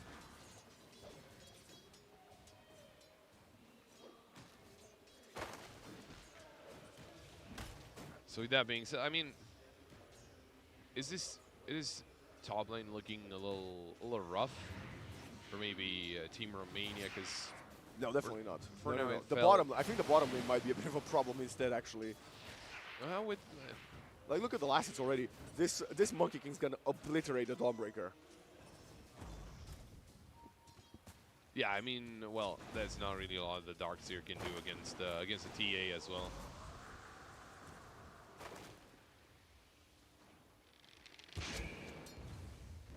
Throwing away with the arrows there. Of course, kill shot was picked up by Wind Ranger. We saw that. I think we did see another Wind Ranger at one point, but I think it was support, if I'm not mistaken. I think it was off-lane support for Radiant. Blink. Could have been in trouble, but we have a nice nightmare from Belarus. Fail, reeling in the level 1 Darkseer. He needs level 2 to be able to surge away. Blink doesn't want to die there. He is getting out. Blameless gonna be in the vicinity, and now Blink is gonna find some last hits under the tower. Templar Assassin with a phenomenal start. Oh. Knowledge. This is one of the reasons you prioritize the Batrider. Very good at selling the opponents up top. Mind control gets caught for a second. Has to use his final tango. Next Sprout, he's going to be in severe danger. I think we saw was that like 12 stacks onto the Wind Ranger, something like that. It's just the spam you were mentioning, the Batrider applying multiple stacks now and kind of messes up and it makes you not feel comfortable. Weeha really trying his best to harass the Wind Ranger, but you see the kill shot, how easy it is for her to farm the creeps. But the lane that we really should be looking at is Evidence's lane. 4 last hits to 18 of 77, who is completely destroying this Dawnbreaker, as you should have expected. Now they will have a creep wave under the tower, but Flash, Mind Control had the other tangos flying to him, and he gets out. Shackles. 77, could get caught, turns around, will heal up fully, and Mischief's out of there, slaves the Evidence, one more right click, and Weeha gets a solo kill on Knowledge in mid. I would say a little lucky to be alive if you're Dawnbreaker there. He really needs to be careful. I mean, they're out of mana here from what was it? I think it's Nature's Prophet. Monkey King though, he can just go in. Stun maybe. Oh, he gets stunned, but no, there it is. 77 getting that kill on the Dawnbreaker. This is a trade, so Mind Control will be getting away with one. And I think that should be the end of the fight there.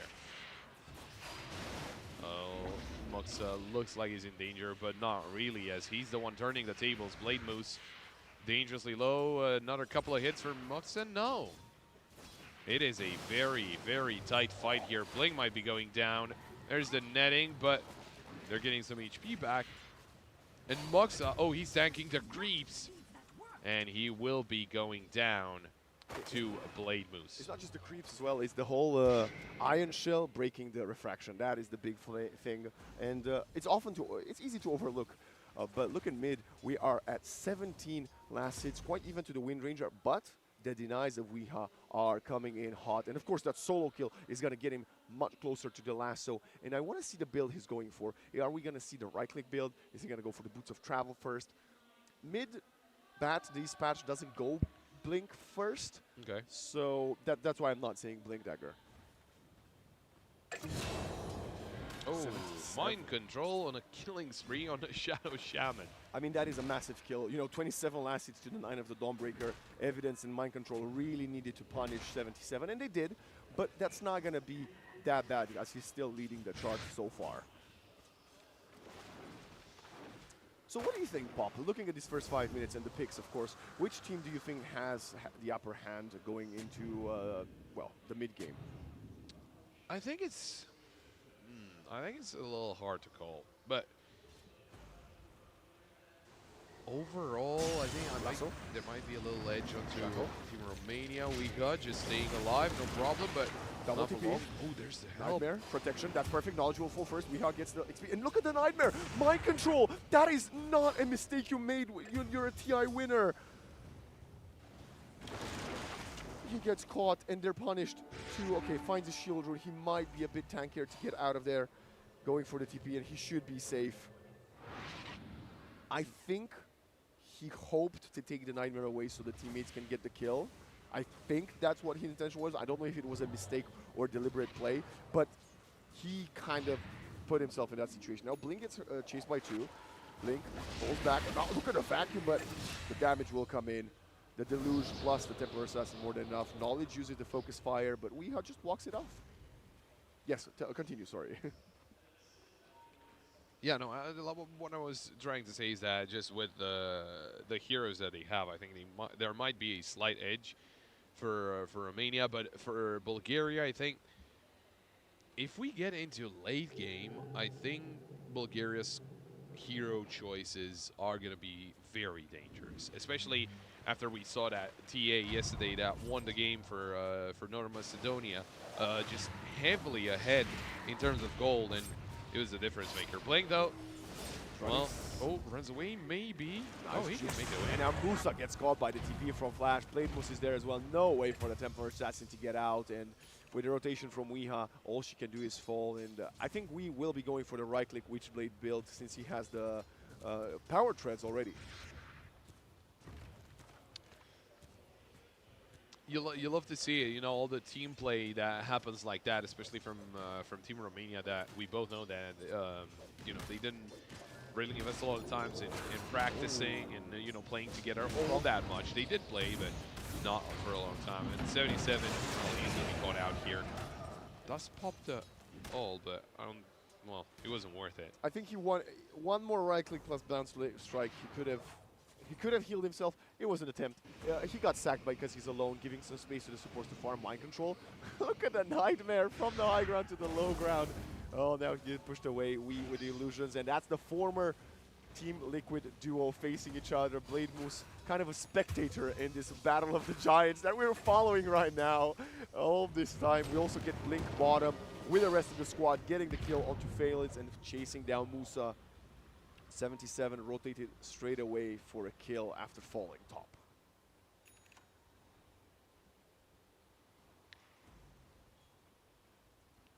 Even though they're leading in kills, the Team Romania not too far ahead right now. But you know, we were talking about the Bane, and well, the Bane is doing really well. He's just opening up a lot of ways for his team to prevail, and well, that's exactly what he wanted from a support. Oh, 77 getting engaged, and there's the help from Weeha as well. Is there going to be enough damage? Oh, surely. Yeah, there we go. Yeah, this Naga Siren, I mean, definitely having a rough start. Courier, though. I mean, let's stop that. Going for mind control between the towers. We is there, and so is the Thorn. We need Blademus. Oh, didn't get in range for the Nightmare in that team. We're going to lose 77, but they're now going for the lasso and the Firefly. Double kill for the Batrider. Yeah, so far so good for Weeha. He's getting a lot of those kills.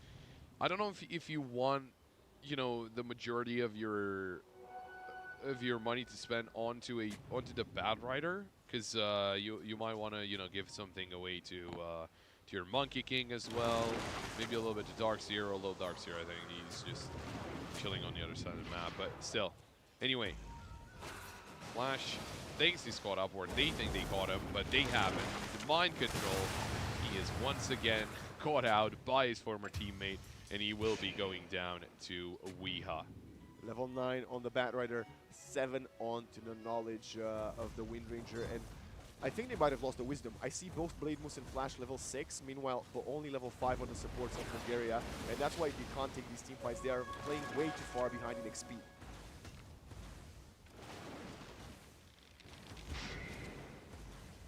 Power shot gets protected by the Fortify. Right, clicking the tower now with a catapult. They really want to protect it, but look at the long-range Nightmare. Blademus, he even has Fiend's... No, he doesn't have the Fiend's Grip. Actually, it's in cooldown. They'll get pulled back. Sprout. One more right click. I think he might still die to the damage. He does. Yeah, just the burning dot takes care of him. Blink needs to be careful. He's deep behind enemy lines. And but look at his last hits, though. Oh, yeah, he's just doing really well. Bro, 72 last hits. No denies, but he's a dark side. Yeah, not the end of the world. And I think that's first tower going down in this game. It will be going down in favor of Team Romania. Really curious. What is happening? I mean, so far, there is one of the reasons why we don't often see Wind Ranger be played this patch, and even when we do see her, she's mostly a support with the kill shot, same thought process, and Knowledge so far has been getting punished considerable now. Like his 2K goal behind, and mind control again. Caught. Flame break onto high ground. We've got the Dawnbreaker coming in, but everybody's fighting. Weeha will be the first to fall. That is a 9-kill streak, but 77 comes with a setup. Mass Serpent as well, and Song of the Siren for the reposition. Blink is waiting. Look at Blink coming in with position. He needs to go for the vacuum. He pulls them all into the wall, and now they're still finding the kills. That's 3 dead from Romania. They are getting destroyed. 77 uses the mischief to dodge it out. He tries to run away, but the damage coming in from Musa, and they will most likely get the triple kill for evidence. Mind control at least dies to Blink, but it's a 2 for 4. Only supports found by Romania in that skirmish.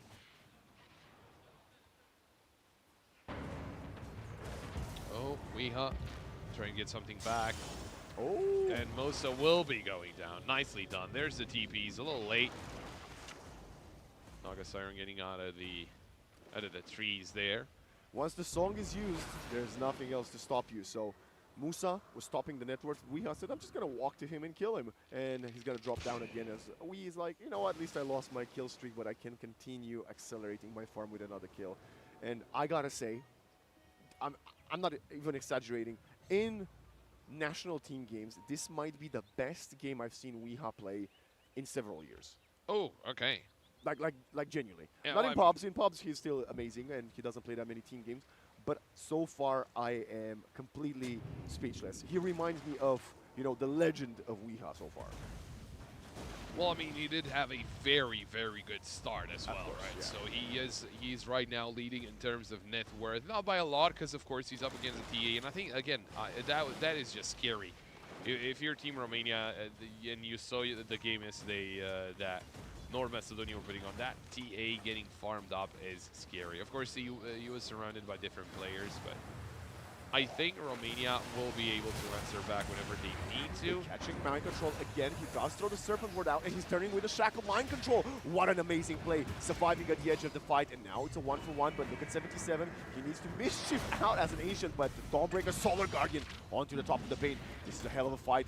Knowledge is getting pursued by Weeha, uses the lasso. Now, the Firefly among the other 3 players. 77 jumping back in, tries to heal up, hits a ton of damage. Starbreaker from the Dawn. It's 3 dead for Romania, 4 from Bulgaria. Evidence has to cut his loss, but Flame Break, and look at Blink on his tail, surging the Bat Rider. We have a TP, the Naga is back, Evidence turns around, but it's an ultra kill for Weeha as the Naga is alone. We have the TP coming in from the Furion. They want to get the Rampage, they want to get them all, and they are most likely going to not find it just yet.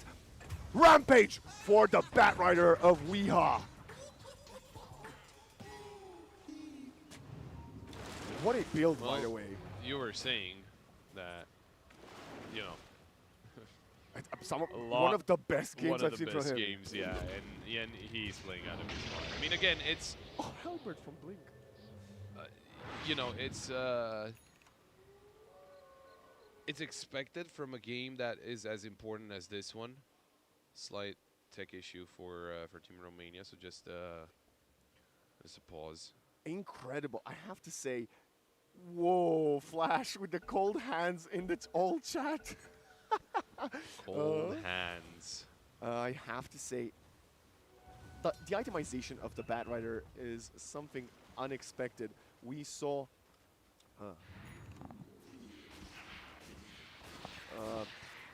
he built a Dragon Lance and then disassembled it to finish a Drum and Force Staff. That's next level thinking, and we see him right now, 9k gold for the Bat Rider mid. He's got a Haste Rune bottled up as well. Kudos to our observer for pointing it out, and he wants to find a target.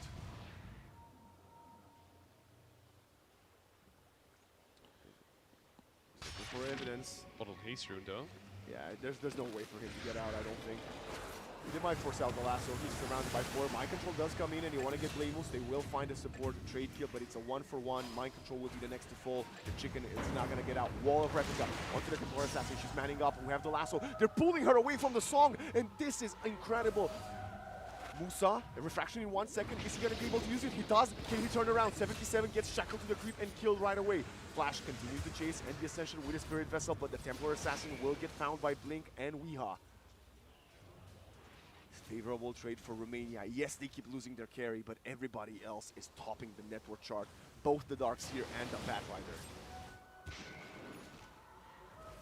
Oh, we're gonna get to see a replay here, and I think it was again that haste room that Weeha had in his bottle, and obviously played a really big part in this play.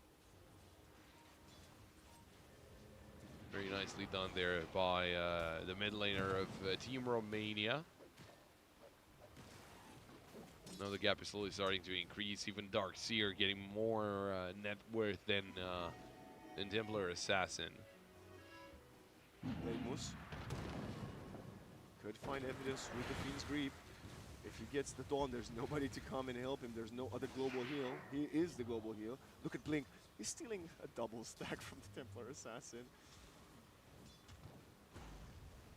And now they're going beyond the tier 1.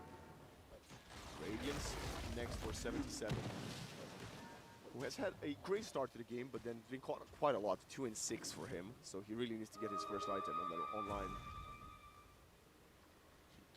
We were talking about that monkey carry, right? But not doing too hot. No, he's being prioritized a lot by Bulgaria. Yeah, but he's also playing it very well. He's making space for the Seer and the Batrider to get into fights. So, yeah, I want to see more network on him, but he's doing everything he can given the circumstances. And now, with 2 towers, I think he should have plenty of gold to get the Radiance done. He's got an Arcane Rune. Yeah, we see Weeha going for the BKB, of course, just trying to get out of some of those situations, some of those sticky situations. There's the Radiance for the Monkey King as well. Weeha, well, that would have been perfect timing for a BKB, but still, he's going to stay alive. The kill shot barely misses. But that was beautiful arrival from the Monkey King, man. If he wasn't there in time, that Batrider would have been caught out of position, which is not something you often see. Nobody dies, as there is a lot of abilities being invested to protect that. We see some drawings on the map being done by, I believe it's the Templar Assassin, telling his team, can we please get some vision in our own jungle? Yeah, that's very limited. Look at that. I mean, in the lower side of the jungle, they have no idea what's going on. That is a big, big issue.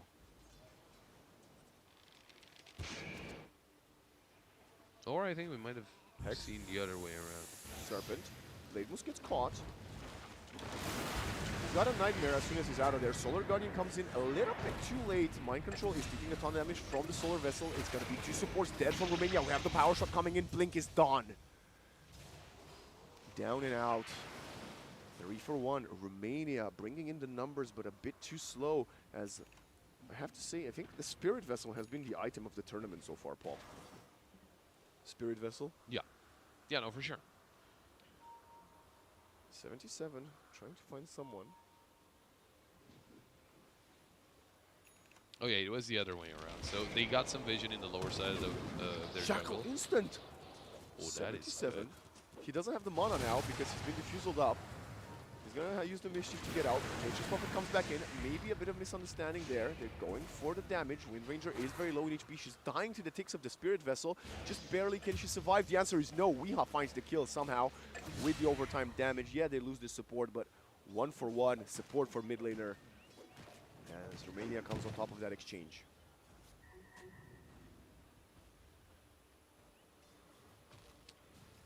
Slowly coming, I mean, coming back is not the right word because they weren't really that far behind, but Bulgaria slowly doing the thing that they need to do. The TA once again climbing up the network ladder and chasing that Batrider that's still sitting comfortably at the top. But again, it is the TA that we were talking about. That if he just farms up, it might be a little hard to take him down. But the comp in itself might be looking a little better just overall, so that might give them a little more than that. The BKB is it might be on the way for Weeha. but they found someone in the... That's a kill. Oh, no, never mind. Oh, wow, 77 comes in with that Boundless. Striking him down. Focus fire, again, used quite sparingly from Evidence. Up top, Hex. Massive Serpent Blink gets caught, and I think the cavalry is not there for him as the rest of the squad shows up. Oh my god, full commitment here. They're calling a fight. They want to go without the Darkseer because the BKB is here for the bat, as you said, Pop. And they're going to trade the Templar Assassin now. Evidence is going to get lassoed up. He was trying to TP out of there. And look at the Nightmare coming in time for Blade Moves. What an amazing call from Romania. The captain calling a flawless counter play, wiping the floor with Bulgaria despite losing their Darkseer first. Yeah, just a reaction. Again, it's the team play, I think, that really shines at this point, and especially with this kind of a play. I mean, they were there, sure, a little late, so the Darkseer does go down, but then the cleanup crew just does what they do best, and they do get the cleanup. And, well, right now they are getting the Tormentor as well. A little shard for someone. Blade Moose, that's a great shard for the Bane because it helps him clear the waves and scale up a bit. What I also want to point out, he has got the quickened Siren Signet, which only it's not going to just amplify his damage, but it's also making him faster, which is amazing. We're continuing to follow the action. We got the Aghanim's Scepter fully done on the Dawnbreaker. The big one is the fact that Evidence's Wind Ranger has become a complete non-factor. He is outfarmed by the support Nature's Prophet of Romania. And I know I've highlighted this in the Turkey game, so I must highlight it here as well. Level 25, Templar Assassin in-game, and 2 Grandmasters on 77 and the Weeha with the Monkey and the Bat Rider respectively. So players very much in their comfort zone here. And Roche is now on the siege. Yeah, they're getting a lot of words down so that they are not being spotted, but still need to be careful. Not that far away, Team Bulgaria, and oh, the Bane was spotted. 37, 38, 42 stacks. How many stacks are we going to get on this Roshan? Oh, Blink out, instant Hex, Knowledge finds the kill, and now very disadvantage from Romania. We have the Wrath of Nature and the Master Serpent Word with the song BKB from Weeha. He's getting bashed by the Roshan. He's going to die. That is so unfortunate. And now the Dawnbreaker coming in with the Solar Guardian. You need to cut your losses. You lost the Roshan, you lost the Aegis. Blink is going for something. Heroic play, 77 arrives, but that's the 2 versus 5 you're trying to take. I don't think it's really worth it as we lose our carry, and now Blink needs to get out of there somehow. The Bane is back in 5 seconds, but Blink is getting chased down, and he's getting chased down right now. Lotus barely escapes with 150 HP. And well, now Bulgaria, they're going to take their time. They're going to take this opportunity to, you know, try and deal as much damage as they can while everyone is down, especially the Bat Rider. It was a 10 kill streak that ended with that death. Well, of course, Roshan not really getting any spoils, but helping out. Yeah, I mean, I think Weeha was bashed. It looked like multiple times there. And now he's got an amplified damage rune. He's going for the Pike. Very interesting. He completely skipped the Witchblade. They want to find something in exchange because they lost a lot of golden XP with that team fight. Oh, Templar break. Oh, Blink is still trying to chase though. I don't think he's gonna find her. Daedalus from TA. Oh wow! And now look at the turnaround. Mind Control found someone. He jumped in the triangle. We are seeing a slight disengagement for now. Nice Nightmare. He starts buying some time. That's a nice vacuum, but there is no follow-up from the wall. Power shot coming in. The Nightmare will not protect you much longer. Fail will also be down 1 for 1, but 77 is getting focused by the Knowledge Wind Ranger. Now, Hurricane Pike reposition. What is happening up north? Musa has the Aegis. Oh, they're going to find another kill onto the Shadow Shaman of Mind Control. Aegis gets popped and interrupting the Solar Guardian. That's the Aegis and the Dawn down. Set up, perfect stun, wall, Boundless, and that's gonna be a dead Templar Assassin. Link is chasing, Vacuum doesn't connect, and Knowledge 4 staffs away to the TP. Buyback from Fail as well, wow. Well, since we were talking about all that team play, I mean, again, great help, but for Bulgaria, they they really need to be careful. They don't want to be caught out like that, especially losing your TA. Sure, she had a lot of opponents, nothing really he could have done at the end of the day, but still, maybe be a little bit more passive because the game is not over for sure, and you still got a chance into it. Mind control's going in. Oh, ballistic. 1 versus 3. He's going to try to get Weeha. That's a nice Hurricane Bike. He's out of there. Now Blink is jumping in, punching away. The Song of the Siren come in, but Mind Control is most likely still going to survive due to the cluster clock. Turning around, Hex onto Blink. That is a Lotus turned back into Mind Control. 5 versus 4 effectively. Templar Assassin will be back in a second.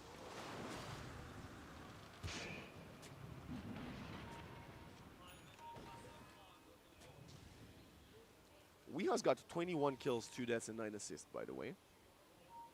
Yeah, he's just a beast in this game. It's the breakfast he had today. Oh yeah, for sure. 77. Yeah, he's going for it. He's trying to find Fail. He is a little bit deep, but he does have Blameless and Wee by his side.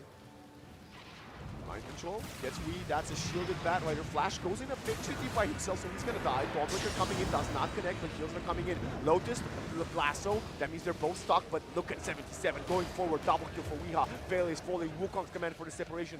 Evidence tries to get back to the high ground, but cannot even make it to the safety of his base.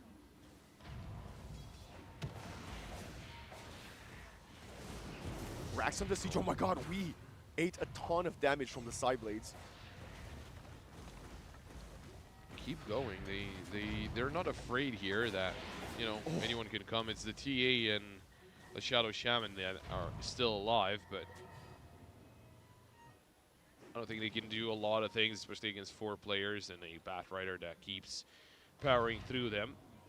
But again, if I am Team Romania, I'm not feeling comfortable just yet. Oh, Flash is stealing this Wisdom. Is he gonna do it in time? Okay, he's gonna die, but he forced out the Serpent Word and he stole the Wisdom. And yeah, you gave them some extra gold, but taking that XP away, minute 28, it's still pretty important. And look at them, almost level 20, all of them in Romania. Well, not all of them, like 3 cores in Romania at level 20. But let's see, they've got 6 levels ahead, 12k gold and 77 win probability. What I will say, Pop. Yeah. This is not a lineup that I would say is favored in ultra late game. Templar Assassin. From the side of Romania, you mean? Yes. Templar Assassin can definitely man up in the ultra late game. Yeah, that's what I was saying. That if they do get to late game, that TA is going to become a real problem. Oh. What? Oh my god. He's... Wow. Mind control. That's awful. So he went for the Hex, and normally you want to chain your stuns.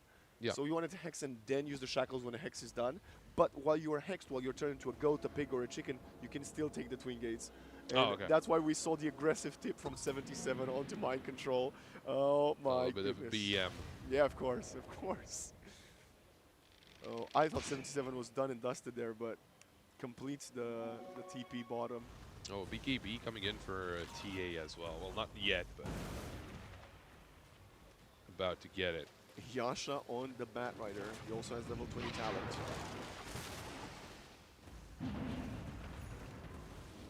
$77. He wants to use the Wukong's command for zoning. Tier 3 will fall bottom. Shackle instantly dispelled by the Manta Style. 77 finds the Dawnbreaker. Hexed by Mind Control. He's hiding in a tree. Massive Serpent Word for Vision. Wukong's command comes out for the separation and the melee racks falls. Weeha hits very, very fast and very, very hard. First of the rack for Romania. Wrath of Nature coming in to clear the wave. Also, I don't think they lost the tower in mid, but it wasn't too lively either, so another avenue that Romania could take. But there's a full team smoke on the side of Bulgaria. Trying to surprise here, trying to catch Romania off guard, but will they be able to do it? That is the question, especially if, you know... Oh! Team Romania, they also use the smoke.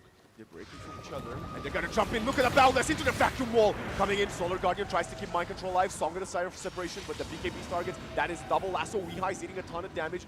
Is being protected by the Song as we speak right now. Blade was with the Nightmare, and they managed to use the Fiend's Grip on the Templar Assassin. No more BKB, she's gone. No heal, no chance, no buyback. Romania is doing it. 3 fallen from Bulgaria, and now the chase continues. Evidence. Can he get out? Perfect shackle, stopping Blink for a little bit. Hurricane Flight, but that is a dead Dawnbreaker flash. Missing the Sprout. But 77, look at him go behind the tier 4 towers. He doesn't care. He's going for the kill in the fountain and buys the instant Ghost Scepter tip from Weeha. And Romania is styling, they're profiling, and they are destroying the tier 4s. Well, this 45 is what stands in between Romania and closing out this game. The TA is done for 40 more seconds. No buyback available at the moment. And the Agent is exposed. They are trying to get some more kills here. And Lasso. That's it. GG's get cold. Romania managed to take down Bulgaria 4-1, 20 kill lead. And I said they had a harder draft to execute, but didn't they do look cold doing it? for sure. I mean, it's I wouldn't say it's surprising because again, I think if you look overall at like if you had to rank the teams in terms of the skill level overall, I would say you probably put Romania a little higher. Not by much though. I did not expect this game to be as one-sided as it was. But then again, we had a Weeha Bad Rider that was just absolutely insane. Yeah, he got a lot of help at the start, don't get me wrong. But even with that, he was very good at managing all of those resources to try and help out his team and also get himself a lot of kills. And to be honest, I don't think Bad Rider will go unbanned again against Team Romania. Yeah, I don't think they will either. But they needed to bust it out, right? We spoke at the beginning of the series about how crucial it was to clutch this one out, right? Yeah. And they did with maybe what we consider some surprise picks from them. I have to say, Pop, it wasn't just him. Yes, the scoreboard might say it was just him. Well. 77, despite, like, I think it was, what, 2 and 6 at one point, but he was making so much space for Blink and for Weeha on the Seer and the Bat Rider to go in and deal that overtime damage with the Firefly and the Ion Shell. Incredible setup. Of course, the Bane and Furion. I'm so happy we finally got to see a Bane.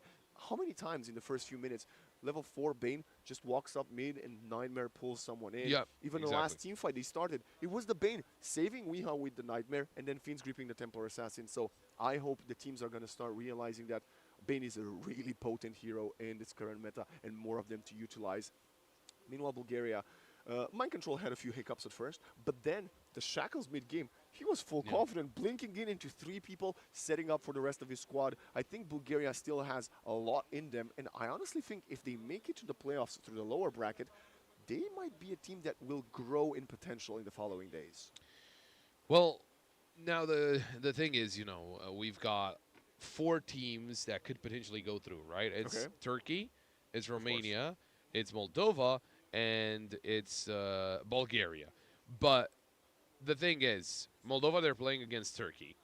So you got that going on in the booths as well. Unless it is over, but I don't think we can see it. Is it over? It is over. And did Turkey win? Yeah, we're just getting some information. So it is over. There's actually nobody there. He's just talking. Yeah, to it's the voices in my head, but so I guess we'll find out. But yeah, it was still a very important game. At the same time, it was France playing against Kosovo, but unfortunately, both of those teams I think are not going. They're not in contention for one of the spots in the playoffs. So it's basically we got 4 teams, and we got 3 spots. Wait, so what you're telling me is that if Moldova beats Turkey, we're getting a 4-way tie? That is it a 4-way tie? No, Moldova only lost 1 game. No, they lost 2. They lost to Bulgaria. They lost to Romania earlier. That's the only game they lost. And they lost to Bulgaria, yeah. So Moldova's 2-2 before their game with Turkey. So okay, what could happen if Moldova wins? If Moldova wins, they go 3-2. They've got tiebreaker with Bulgaria, or tied with Bulgaria, and Romania and Turkey have a tie for first, if that happens. Bulgaria 2-1. They won against Kosovo. Yeah, 3-2. They have 3-2. They are 3-2. Yes. Yes. So Moldova is playing for third place. If Moldova beats Turkey somehow, because they're undefeated, that means we will have a tiebreaker between. Well, we won't have a tiebreaker. Technically it's a direct between game. Romania and Turkey, but yeah, And then Bulgaria, Moldova. Yes, but in the direct game, Turkey beat Romania, so Turkey is first confirmed.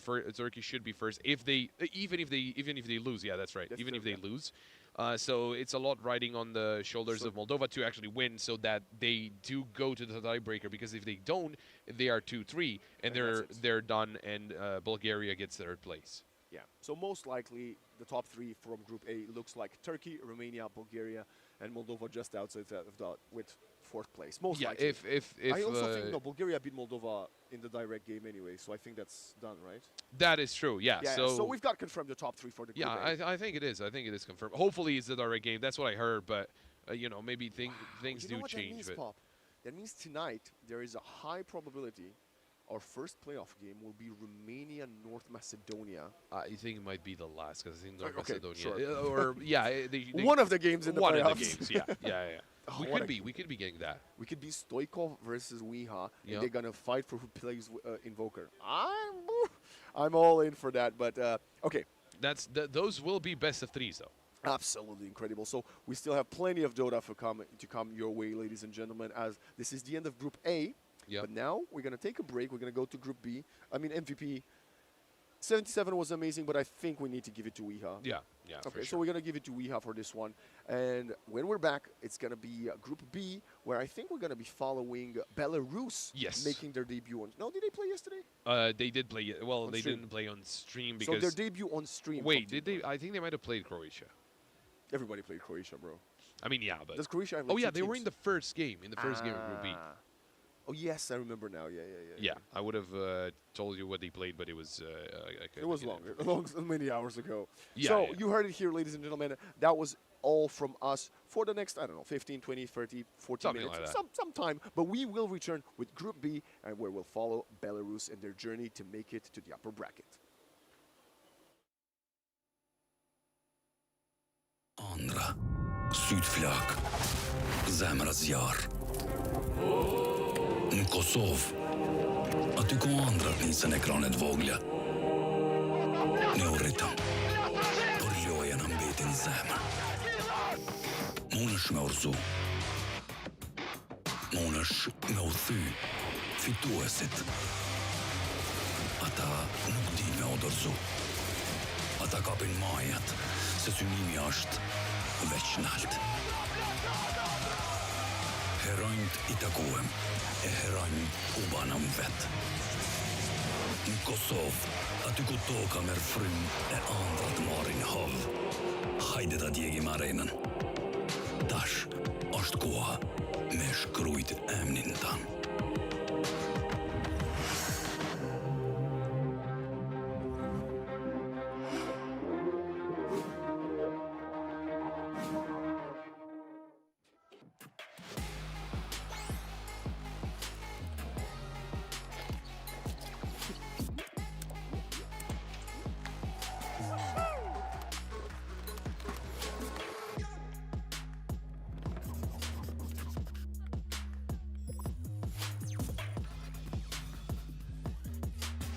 Ky Fatoni edhe bashkë me kreqësnin e vet e din që s'ka me internet e pakot telkosit. Telkos, dashnin lidhje të parë.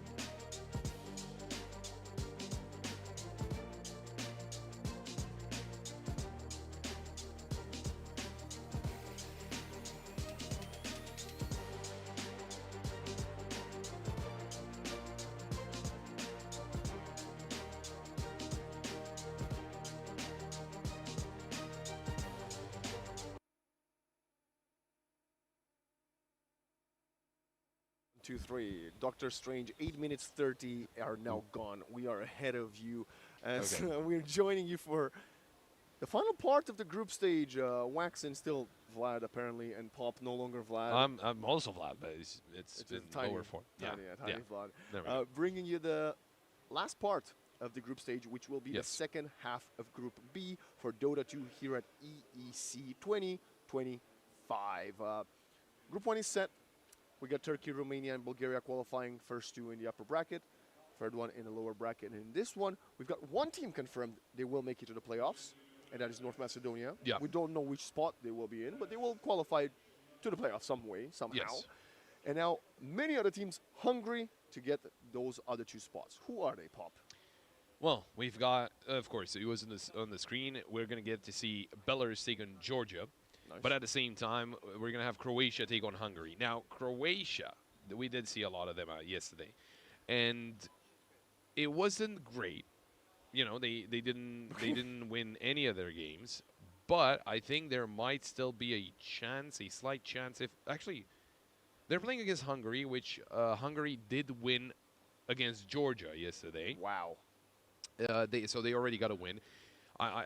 There might be a chance actually for Hungary if they win this game Yep. against Croatia for them to move through. If Georgia I think they're. loses, I think if I'm not wrong, what I think could actually happen here is, as we have the game on our screen already, wow, we got a draft graphic. That's crazy, bro. Okay, An extra 10 minutes actually helped us. There we go. We're becoming You're still some- Vlad, though. Yeah. I mean, it's better than my surname. I mean Anyway, it's not wrong. with that being said, I think what the situation could be, if Belarus stays undefeated, Okay. no, sorry, if North Macedonia stays undefeated, Yeah. And Belarus wins. if Croatia keeps losing, Yes.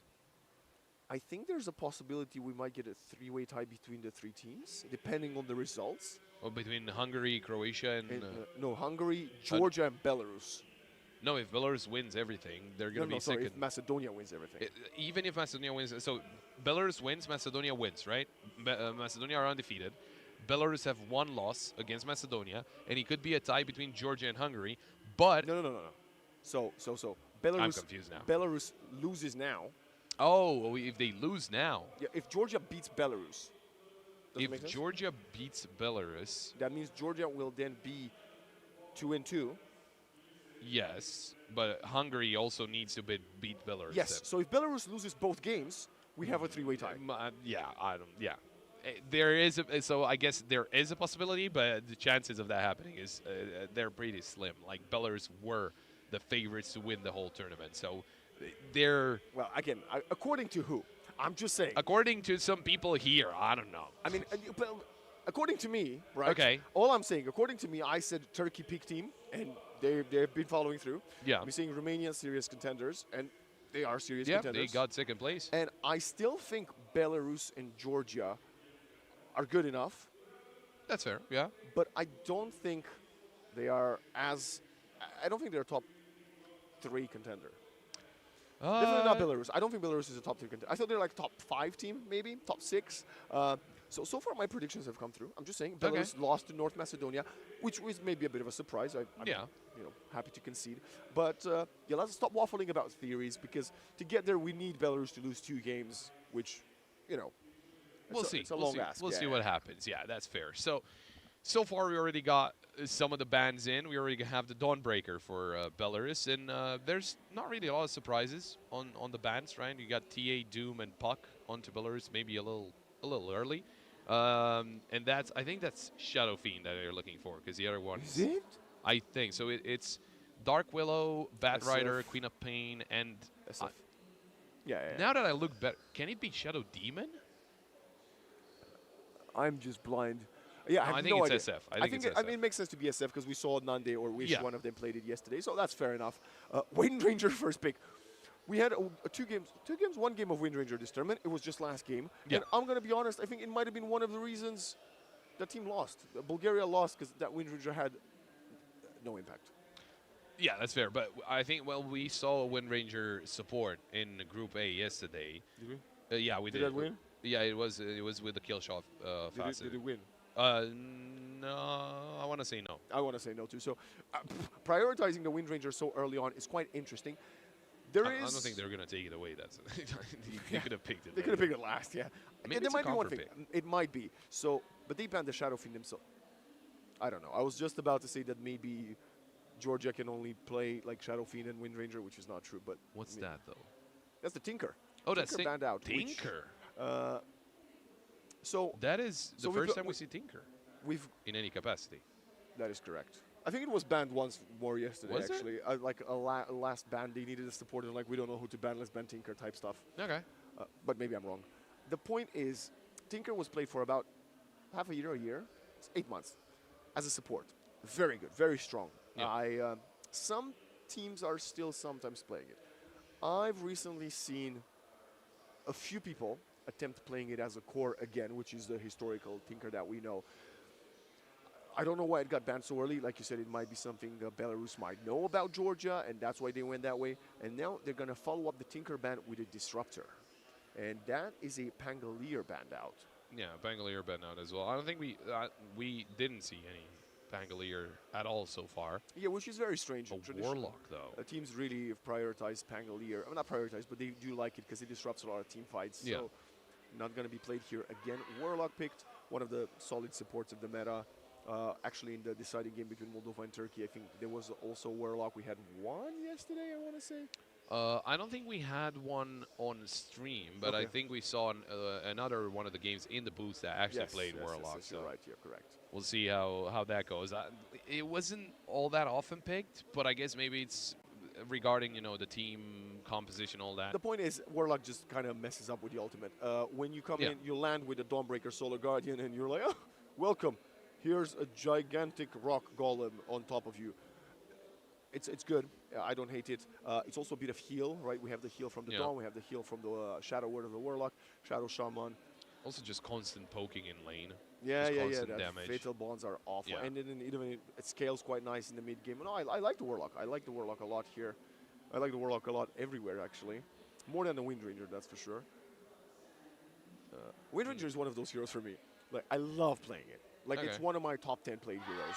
It's also by far the worst win rate in my top 10. Like, Okay. I play and I just lose. Like, I think 18% in 100 games. It's awful, abysmal. That is, yeah. That if is you very bad. see me play Wind Ranger, it's an instant loss. Okay, Report me, basically. I'll make sure I just leave the game whenever you play Wind Ranger. But now Belarus is spending a lot of time here for the third pick because they need to reveal something. They need to show their hand to Georgia that will then have the opportunity to get 2 picks. Shadow Shaman, Dawnbreaker, it's exactly the same approach that Bulgaria had. Shackles, Solar Guardian. We don't need to break that down too much because you can watch our VOD for the previous game with that amazing analysis. Let's go! Ogre, Magi, Ogre. Let's go. I was waiting What for the just Ogre. happened? That's...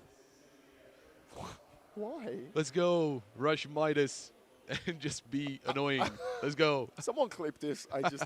can we clip? Let's just clip this. Is there stream live? No, I don't think I have it open. Oh my But- god.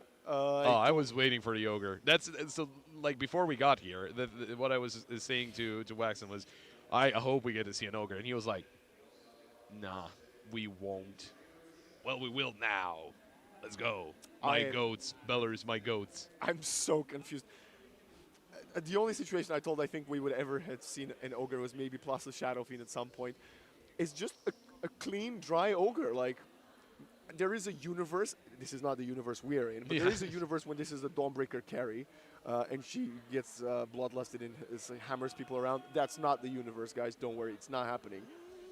Who knows? Maybe. I know. Trust me. This ain't happening. I ever. trusted you that we're not going to see Ogre, and we're getting to see Ogre. So That is true. That is true. Centaur, though, one of these heroes that I've been saying I want Yeah. to see, and I'm glad it's making an appearance. Very good Stampede. Similar train of thought, Solar Guardian. I wanted to see last game from Romania instead of Yeah, the Darks yeah, here. exactly. So Stampede out. Very good from Georgia. I mean, clean cut stuff. Nothing too special. There's a lot of mobility with the Stampede and the Wind Run. Quite hard to find these targets, and maybe that's why they went for the Ogre, just stun and keep the target in place. I mean, yeah.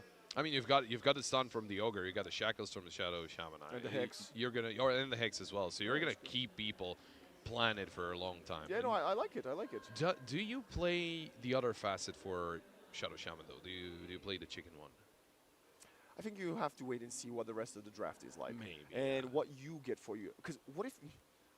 I don't know if that's possible, right? Because you can Bloodlust the Golem, for example, if they would... Oh, okay. What just... Faceless Void. Guys, is this like a demo from like a few years ago? What am I watching right now? Faceless Void is...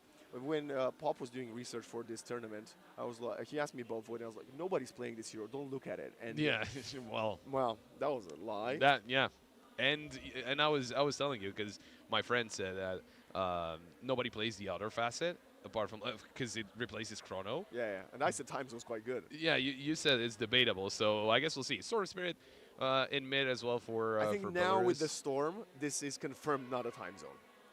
Okay. Because Storm doesn't care about the time zone. So I think he might be forced to do to go for the Chronosphere. And, you know, Void is classic setup. You got a big team fight. You got two bubbles, effectively. You got the Chrono, or the time zone, and the Golem on top of that. So very good. Also, Chronosphere, amazing to deal with the Dawnbreaker. Dawnbreaker lands and she just freezes in time. Yeah. Makes sense. My problem is, unlike Belarus, we said how they've got so much reliable lock, to shut down this Storm Spirit, now you've got a Shackle, which is not the easiest to hit on the Storm Spirit. Yeah. You got the Rock, which is an 160-second cooldown. You got a Hoof Stomp, fine. And then you got a Chronosphere, which is a 120-second cooldown. So other than the Hoof Stomp, this Storm Spirit will be will have a lot of space to zap around. And that's why we see it picked here from Belarus. Maybe. What else would Georgia need right now? We see also, by the way, just Arsa and Lifestealer banned out, and on the other side, Ember Spirit. I mean, it depends. What do you think this Windrunner is? Support or mid? Well, so it would be support, and you would get another mid Okay. to go into Storm Spirit. Absolutely. I was thinking, like, okay, maybe she's mid, and you get a support that can actually just get the Storm Spirit to stay put. But Yeah, but I mean, what we see often these days is Storm. It's just Storm versus Ember.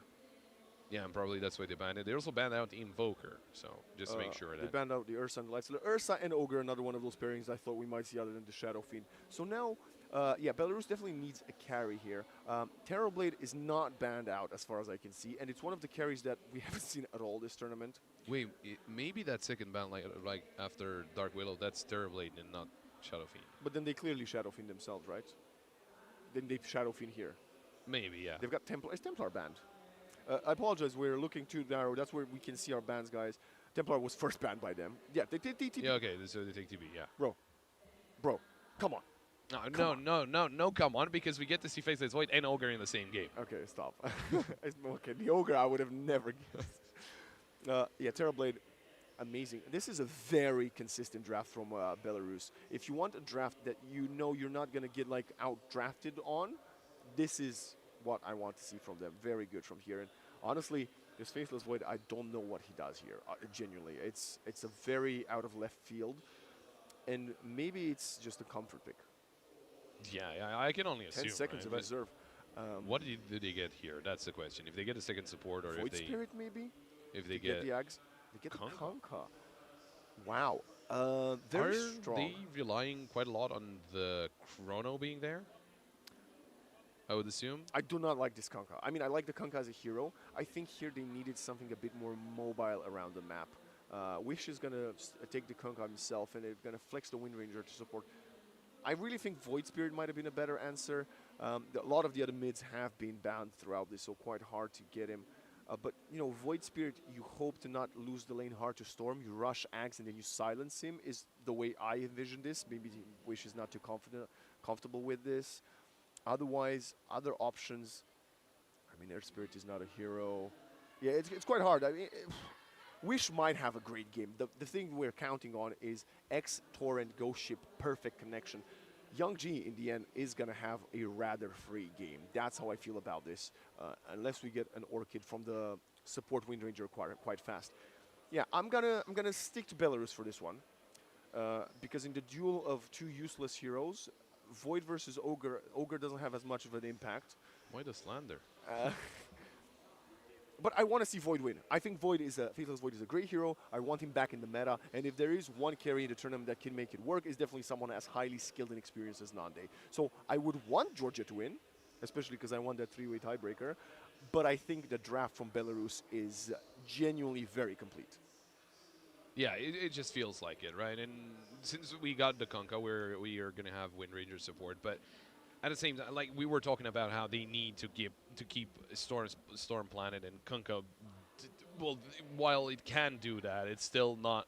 Young G is a very experienced Storm Spirit. I think. Yeah, exactly. That's also. He's gonna just dodge the X marks. He's gonna be light balling to it, I suppose. But what the Kunkka does give you, the Storm will struggle in the lane. So Kunkka Tidebringer is just going to push the wave. Young G will be under the tower. And yes, with a sliding remnant, he does a bit better. But I think Kunkka will have the upper hand in the laning phase, which, you win the laning phase, you convert, you gank, you get kills, and then you have the upper hand in the mid to late game. That means you can win the game. So, yeah, we can theory craft to Terrorblade late game. I really need to tell them change my name, bro. Yeah. I mean, it is my name. Also, why do we have dashes in your name? Do you have an actual dash in your name? No, I do, but don't ask me why. Like in your ID or your passport? Because I have it in my passport, but my real name is not Vlad Dash Gabriel. I think both, but I have no idea why. No, I actually think Romanians just don't know how to use spacebar, and I think that's what they use the dash for. Maybe. Yeah. Maybe, but it was written on paper because we're old, so it was not. You used to write type on paper in 2025? No, not now, but Back when you were born in the 60s. Yeah, exactly. Well, we are both 80-year-olds. So are we both going for Belarus? I would say so. Yeah. Okay. Yeah. I mean, they haven't lost yet, right? No, they have lost. They have lost to North Macedonia. Both of these teams 2-1. No, 1 and 2 and 2. 2-1 and 1 and 2. 1, 2, 3, 4, 5. I'm counting, guys. Hello. No, Georgia. I think Georgia are also 2-1. And if they lose here, let me just. Let's just double check, guys. Just to make sure. Belarus definitely lost to North Macedonia. They did. Georgia, they're 1-1 because they had a bye. Yeah, they had a bye, so they're technically 2-1. And what is their second game today, Georgia's? They play against North Macedonia, so they're playing the hardest teams today. I want the Void to win. I want Georgia to win because I want to have that three-way tie-way. But that doesn't mean they will, because I think Belarus has a slightly more complex draft. And I'm so happy for you to finally get to see a Terrorblade on screen and see how... Terrorblade? Yeah, there's a Terrorblade. Yeah, but we saw one yesterday. Did we? I mean, bro, I don't even remember what I had for lunch. Oh, I didn't have anything for lunch. Yeah, there we go. It's early, guys. Lunch is after this game. Yeah, but no, an ogre. You get to see an ogre. So that's why you're rooting for Belarus? Yeah. Okay, to be honest with me. Odds in the chat and odds from Pop right here, yeah? Prediction. Is this guy getting a Midas or not? 100%. Yes? I mean, yeah, I'll just say 100%. Just get Midas. Why not? Treat it like a turbo. Are you willing to do like a forfeit if he doesn't? A forfeit? Yeah. Like, I don't know, like 5 squats on stream or something, I don't know. God, no. You don't want to see that. No. I mean, it's even probably dangerous for me and my knees, and my back. And what about a Midas cosplay? Like if he doesn't get could be a hand? No, like you gotta just paint your hand yellow for the broadcast, or get a glove. Okay, he's not getting Midas then. I'm not gonna do that. Yeah, I didn't say you need to wear it for like an hour. I said you just need to like show up on stream with a yellow glove. No. No. I'll do it. But okay. I don't think he's getting Midas.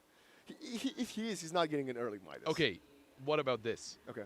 If he's getting Midas, I'm getting a glove. Okay. If he's not getting Midas, you chop it off. First of all, it's the other way around. If he doesn't get a Midas, you wear the glove. Oh, if he does, yeah, the other way around, yeah. What am I chopping off, your glove or your hand? No, not mine. What do you mean? I don't have yellow hands. Yeah, the thing is, we are waiting for the game to start. We have no idea what's going on, but we're waiting. We're excited. This is throwback to yesterday, first game. It's just us for 20 minutes, and then we're going to jump in minute 8. That's fair. And when we jumped yesterday into the game at minute 8, it was 8-1. Yeah. I hope it's not going to be the same case. Do you own a Steam Deck? I don't. No, neither do I. But I think it would be quite useful right now because we could actually watch the game. Oh, or yeah. That Well, could also- stop. What we play? we could be playing Dota. We on don't a play Steam no Deck. games. I mean, you could. Yes, but it's hard. I mean, I Dota is would hard. assume. Dota is hard as it is to Yeah, play. exactly. I feel like my teammates in ranked are the ones playing from Steam Deck. I think that's everyone in every game that has a competitive mode. That can be played on Steam. Yeah, that's fair. Well, I think you can actually modify it and you can play even other games. So you think someone like smart enough to do that Yeah. would just be so trash at games, though? Because I think if you're quite smart, do you think there's a correlation between like intelligence and game skills? Actually, that's a great topic of conversation. I want to say no You're because probably I've met some of some Don't say really any good names. players. No, I won't get out. I don't give out any names, but I've met some very good players, and well, let's just say they're not the sharpest tool in the shed. You could have went the other way around. You could say you met some intelligent people that are not the best gamers. You know, you could have went that way.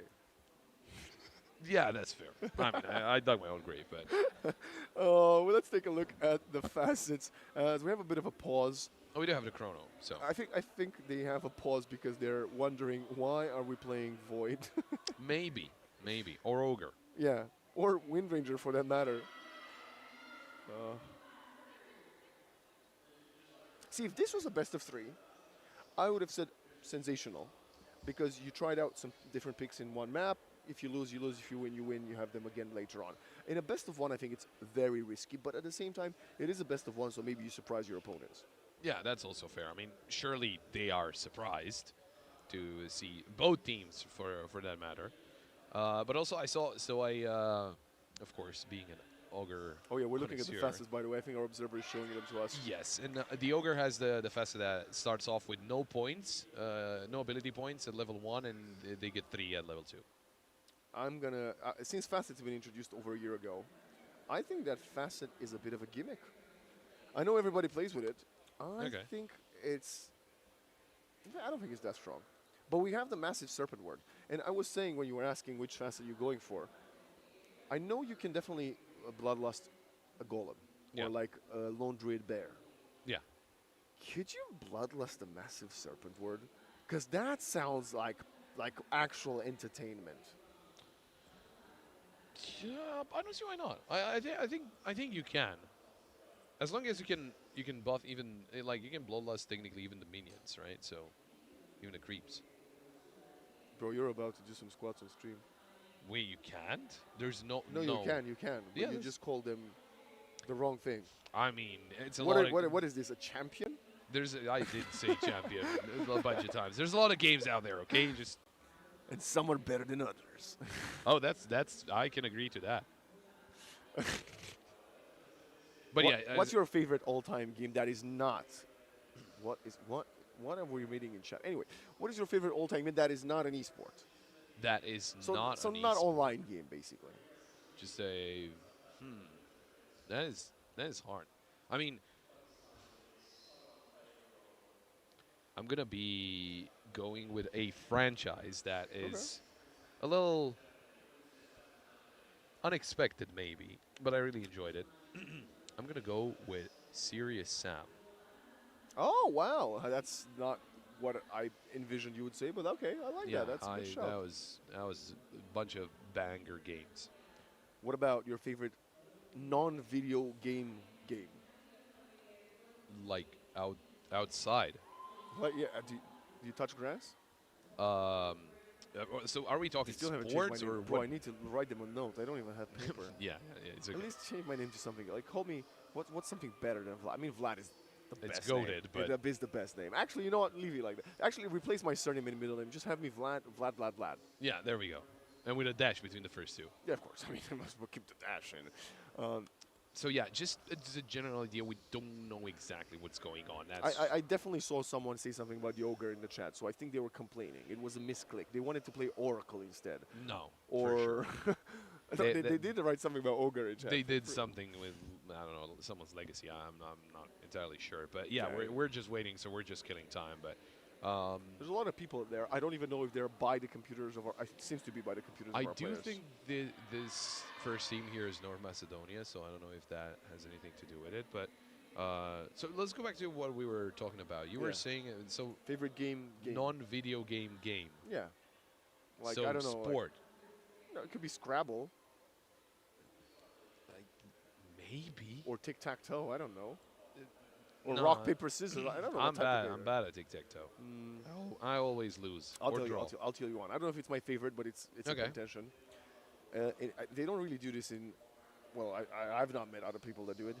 We call it in Romanian. I think we call it Babadook, which is a Baba Clonsa or something Oh, like okay. that. Wait. What? Isn't that the the one one- that you get blindfolded? Yes. Bagger game. I It's think like it's blindfold tag, yeah. basically. That's what it is. So Yeah, if you like yeah. tag, blindfold tag is Yeah, really blindfold good. tag is the next level, and Yeah, you yeah, just yeah. run into Yeah, things and that's you still get us. hurt. I didn't change my name at least in between. Yeah, there we go.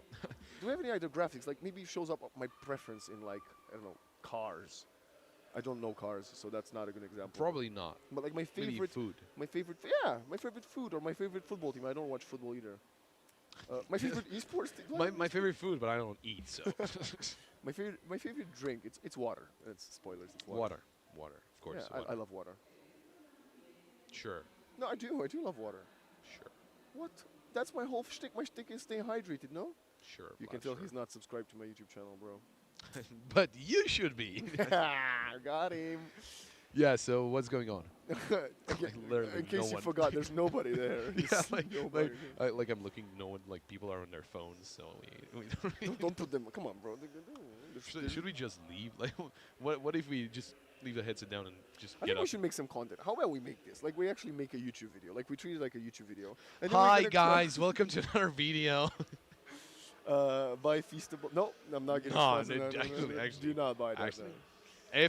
If the right people are watching, then do. But otherwise, no. Let's talk about predictions for Predictions for Wimbledon Grand Finals. No, No, that's I the wrong don't sport. do tennis. What's your favorite sport? My favorite sport is rugby. Good. What's the best?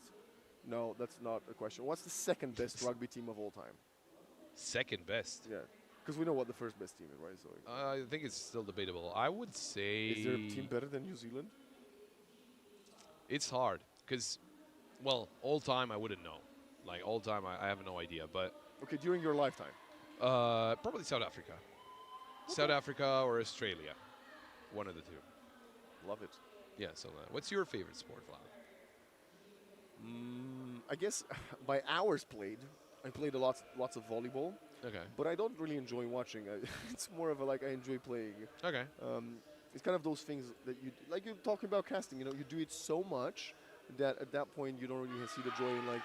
Yeah, doing like it playing, anyways. like Yeah, yeah. exactly. So, I don't know. You don't see it on camera right now, but he is very tall. So, you know, it maybe helped out. You know, it helped out with My playing growth, volleyball. yeah, of course. I don't know if that's like actually physiological truth or like a myth, but I am tall. If you don't know if you're tall, or if it helps. No, because you know it's like, oh, you play basketball, you play volleyball, you grow taller. And Oh, okay. I'm saying I Oh. don't know if that's or it's the other way around. People that are taller naturally play those sports, you know. Yeah, I think so too. Because you're just gonna have an advantage over someone else, right? But like, how does that work with like gaming? Like, if you have longer fingers, you're better at the game. I don't think that's a thing. No, I don't think that actually is anything. Or look, no. what if you have shorter fingers? Is that better? Because mice are quite small these days. I guess. Well, you can find a mouse like for your hand preference. I usually like the What's your grip? You have a claw I think grip it's or like no, I think it's palm. palm grip? I think it's mhm. palm. But you know, like the EC1A. Like I'm going old school. Sounds like an AC. Okay, unit let name. me think about like the Death Adder. We are not. Oh, okay, that's Like valid. the bit, Yeah. We're not the sponsored, by beefier the way. ones. I hope we're not. If we are, when No, I mean if you want to sponsor Oh! me, unluck. That's what Stevie G said. Unluck. Stevie G. Why does that ring a bell to me? Where's Stevie G from? It sounds like a musician or something. Stevie G. Stevie Wonder. No, that's No, not what I was that's Stevie thinking W. of. No. Anyway, yes, my favorite sport. Ali G. Maybe. Maybe. My favorite sport these days. I like playing squash. It's quite a fun sport. Squash Or is padel.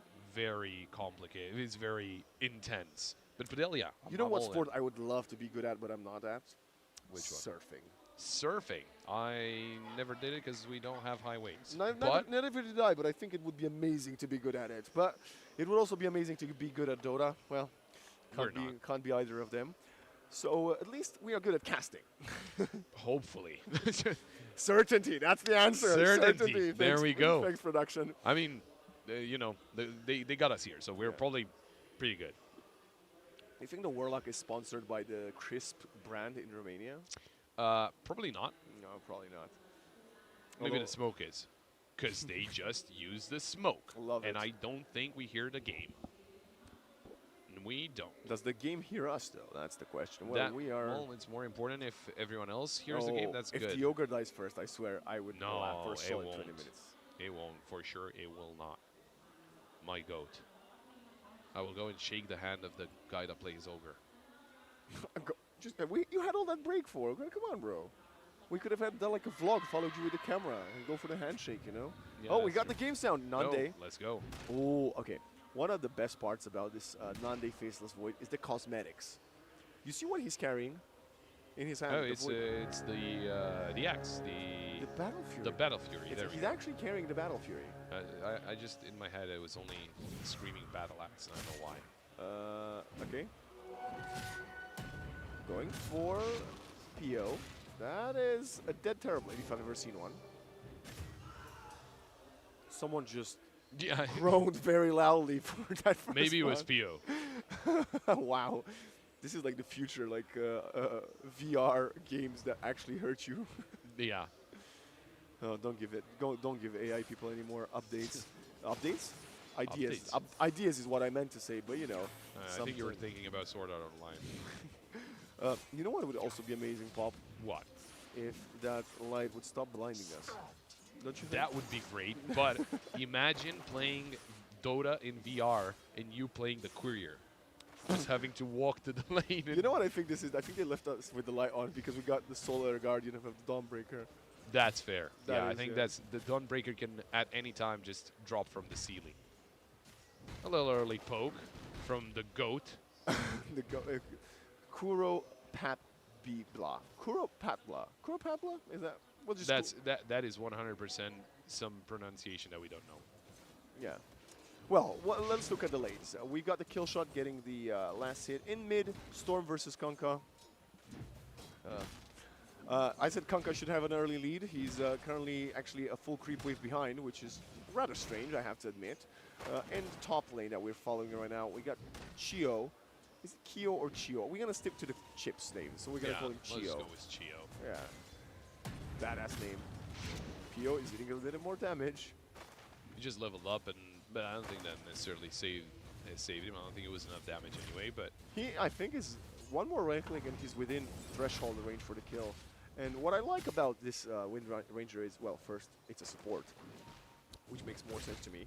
Yeah. And second of all, they got a lot of long range setups to get them, you know, below 30-ish% HP and just kill them. 15 for Young G. I knew the guy was a beast, but my god. I didn't even think there were 15 creeps in the mid lane by minute 2. well, apparently he got a lot of them, and he also got 3 denies. And I think it's like, you know, we were talking about how, of course, Kunkka should have a great time just you know, Pushing the getting wave, yeah. damage, getting damage into Storm Spirit as well. But just with, I guess the advantage of him being a range hero, maybe that's how he keeps getting all of those. Although He's using the static slide. He's got the bot. I understand. it's what you it. were saying, the wave is under a tower. So. Yeah. Certainty will not connect with the torrent, so Young G finds all the last hits. I think when we get level 3 and 5 respectively on the Kanka, he will be even stronger. But at that point, Storm will be fine, especially with his lead. So let's see Lotus pulls. Down bottom is going to be collected by the Centaur. Stevie G has to win run away, and the top one was collected by someone else. Kuro, 2 points in Ignite, and now the refraction. Stevie G, he could die here. Metamorphosis, nice juking in the tree line, and he's out. Wow. Centaur coming in a bit close. Chio dies up top to the Dawnbreaker. Pio, can we get the win rate? Oh, only clipping him, not getting the kill. So both bottom teams will be fine. It's just that Warlock got caught top by Shaman Dawnbreaker combo. Kuro needs to be careful though. There's a long cooldown on that fireball, but he's going for Stevie G. He's got the ignite if needed. He's trying to force out the wind run and then go for the ignite. One more right click, and that's the kill. Solo from the Ogre Magi, and Pop goes wild. Ooh, Ogre Magi. How about top lane though? The Warlock and Faceless Void into Shadow Shaman Dawnbreaker. I haven't seen Void in so long, man. I mean, It currently, is one of the lanes of all time. Nande is doing fine, but obviously we see the kill potential. That's why they did find a Warlock earlier on. Void should be safe, as he should be kept healed up constantly. Kanka, 6 last hits behind Young G with the Storm. But Certainty is most likely never dying in this lane. Yeah, and he's also dealing a lot of damage. We just saw that little hit that took off like a quarter of Storm's life. Yeah, a lot of couriers have been going down. It's absolutely crazy. I think like 6 people at this point don't have their couriers up. Yeah, I know what you mean. Also, what is this Ogre build, bro? Wand, Raindrop, Blood Grenade. Branch. Couldn't tell you. I mean, I guess that this means Stevie G and Stormy have been spamming their abilities, and Kuro says, you know what, I'm going to get fully healed up. I don't mind that. Meanwhile, we got double Soul Ring for Belarus. Both Young G and I think Mio's Dawnbreaker went for the Soul Ring. In mid, Certainty is getting to the point where Young G kind of needs to push the wave and then go in the jungle, because he could maybe get caught by a couple of Tidebringers into a ghost ship. He's also level 6 already. Wow, that is... Huh? How? I mean, Young G's going to get his 6 now after this next couple of creeps, but I'm not sure. Up top, Chio gets caught again. And Starbreaker on top of the shackles. Got to fortify the creeps. Chio will still die. Astral, can he be next on the deck? He's turning into a chicken form, but trading with the Void. Nande more than happy to get all that full XP to himself. Trying to help out. There's Kuro and Stevie G's not too far away. Trying to help out Kunkka. Ooh. This is very dangerous from Pio because Stevie G is coming back with a Wind Ranger. They've got the vision he's going for. They did not have the vision, it's nighttime, so don't if it looked like, oh, Mio getting caught up top by solo Faceless Void and the Warlock? What stunned the guy? Like, what? Anyway, Pio is now dead. What? No! There's Predicting no way. it. Or that There's is, okay. It dies in the end. I think there was a blood grenade there, but like, yo, when you first pick Wind Ranger, I'm expecting you to not miss those. Yeah, I mean it was really weird to see I think that. he was predicting the stun lasts for less, and the Terrorblade would walk into his direction. It was quite entertaining to see, funnily enough. But you know, one of the reasons why Wind Ranger is not an S tier pick these days, because her abilities require a bit of a setup or some skill shot to connect. Yeah, I still don't know how Mio died here, because Void didn't have the Chrono. He has the Chrono now.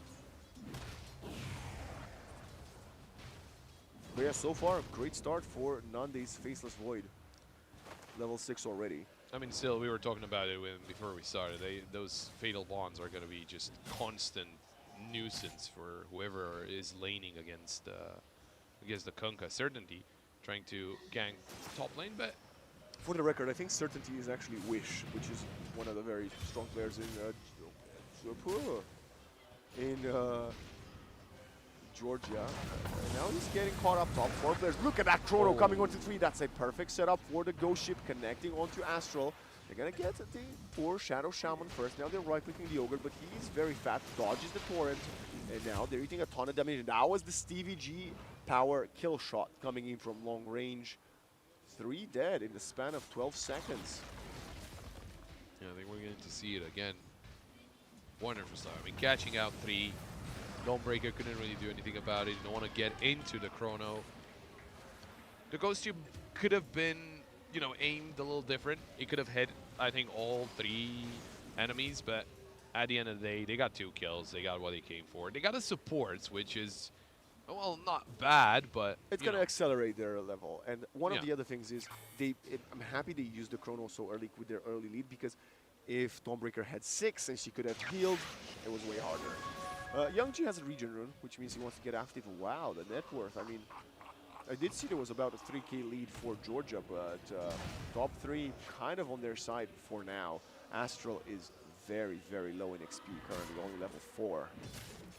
Stormy, with the horsepower facet, doesn't need boots, and he's rushing a Crimson Guard, which means Terrorblade will not deal a lot of damage for quite a significant amount of time. He's still only level 5. He's got the threads. Very good start from Georgia, and I think they kind of needed to have such a good start. This Terrorblade is, wow, 1.5k behind anybody, any of the cores on Georgia's side. That's a poor little boy.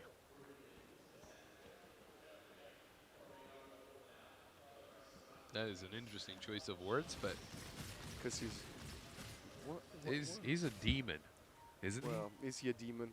If a pirate's gonna kill you right now, does that mean you're a demon really?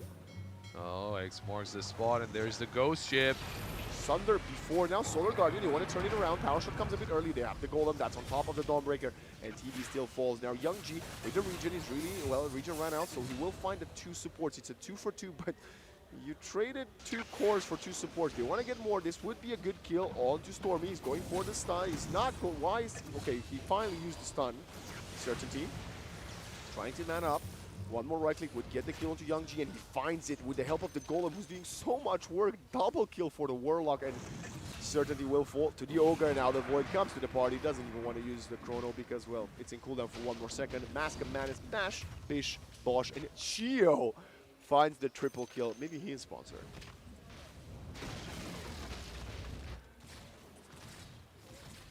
Yeah, so far so good. Georgia was a good reaction considering it was Belarus that started TPing in, you know, to try and help out their teammate. But in the end, Georgia comes out on top, and well, with that, they're sitting comfortably, you know, because we were talking about how Georgia needs to win so we can get a 3-way tie and all that. So we are both secretly wishing for that, just for the tournament to get even more exciting, if it is possible.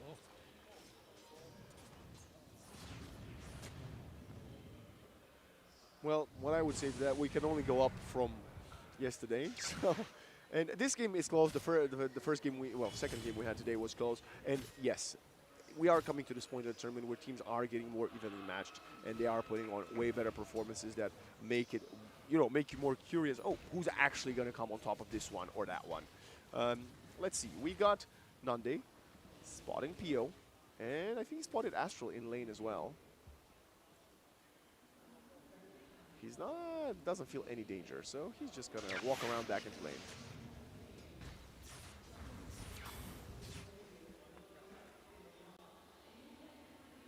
What are we thinking here? I'm curious, Wexen. You know, we had in one of the previous games, we had a comp that was fully built around team play or team fights, and another team that was fully built against picking players off. And my question is, when it goes down to team fights, obviously Georgia has a very big advantage. I mean, you have Chrono, you have the Warlock ultimate, you have the Ghost Ship. You're going to be doing a lot of damage. But how does Belarus get away from that? I guess we'll find out, because right now, there's the engagement. Didn't achieve the stuns, and look at her turn around! Corner onto 3, then catches 3 on the edge of it, and now the kill shot's coming in. Mayo gets turned around again. Solar Guardian bash. Ooh, Youngji gets out of there just slightly, and I think I don't need to answer to you, Plop, because the team just did. Yeah, they just did, obviously. I mean, if it happens to go down like that, like, what do you do, right? Because, okay, Chrono's on cooldown now, 160 seconds. Well, it's not that much anymore, because, of course, there's this replay, so time has passed. But you kind of have to fight whenever they don't have the ultimates. Or at least Chrono, right? Because, sure, the Ghost Ship can come in with X marks the spot, then, you know, the Warlock ult as well. But I think the Chrono is the most damaging, right? Because it keeps you there. If you are not grouped up like they were not now, only one of the players were actually taking a lot of damage from the Faceless Void. Another player was taking a lot of damage from the Kunkka. The third player was okay. We saw him back away safely. But even still, you still lose 2 players, and you're not necessarily losing only supports or, you know, maybe players that are not that important. You can lose your carry or your mid laner. Indeed you can, and Georgia wants to do it again. You said they should fight, well, Belarus should fight when Georgia's spells are in cooldown. Georgia wants to fight indeed when their spells are in cooldown. That's quite strange. They're invading the jungle. Terrorblade is by the triangle. He is quite healthy. I don't think Stevie has enough damage to find him. Okay, just throws a power shot for funds. I think this is very interesting because Because there's no Midas on the Ogre. also that, and I don't think he even. I didn't catch what he was He's planning bringing to up a buy. Vs. Yeah, no, he's not queuing it yet. But But Solar Guardian, sorry, Solar Crest into Midas. I wouldn't hate seeing it, honestly. maybe. What I was trying to say is, yeah, we just talked about how Georgia should do well in team fights with AoEs, but at the same time, I think they can also just hunt people, right? Because Kunkka can do both AoE and single target. You've got Wind Ranger that can shackle people whenever if you catch them into the jungle. That's going to be their death sentence because they're just going to get shackled to a tree. And Centaur, well, a Centaur can just be helpful at any point with a Stampede. So, you know, we were talking about the draft at the first, but it's starting to look like, during the game, it's starting to look like Georgia's draft is actually a little bit better. Because If you've got a game plan and you execute it and it works out for you, definitely. And Yeah. so far it has. Yeah, because it just feels for Belarus, well, that was a little early on from the Wind Ranger, but for Belarus, they, in team fights, sure, they can do a lot of damage, but not a lot of AoE damage, and finding people and isolating them, that could be something, right? Because you have the Shadow Shaman, you have the Ogre, you have the Storm Spirit that can come in on a moment's notice. The power shot well, at least. Shadow Shaman not anymore, but or not for the next 30 seconds. Oh. Dawnbreaker actually going down to non-days though. I hope that was a chrono use. I hope that was a chrono use. Because if it's just a solo void kill onto the Dawnbreaker, that's the definition of a tragedy. I don't know if we can. Yeah, It's in cooldown. It's on cooldown. But so I don't know if it's in cooldown still from that last team fight. At one point we'll find out. Yeah. Yeah, also, they've got no farm. Like, this Terrorblade is still a tiny little boy. And Dawnbreakers, well, she just lost her life. So it's going to have to be Young G pulling a lot of the weight here. I also think the Dawnbreaker, okay, they definitely Chronosphere is still not on cooldown now, so Yeah. it was used bottom. What I think, that's what they, you called it. They need to fight while the Chrono's in cooldown. They're smoking up. But Georgia should be aware of this. Yeah, we see Nandi time walking away. He's actually throwing this. He's being thrown under a scan. Gonna get spotted. Zip in. Solar Guardian. And this time they're gonna chase them perfectly. Warlock comes in a little bit too late, but they're turning We're around gonna with a get- Centaur. Astral. Running away. Golem versus Mad Serpent Ward. That is the entertaining part. Chio gets obliterated by the Metamorphosis and the Storm. Certainly has his throw Ghost Ship coming in for him. Has the Blade Mail as well. That's going to make him a little bit tankier. They're still zipping forward, and that's going to be a hoof stomp. Space. Kunkka will die. Double kill for Young G. He's the one that I said we need to see play, and he's going for more. He's going to find potentially a third kill.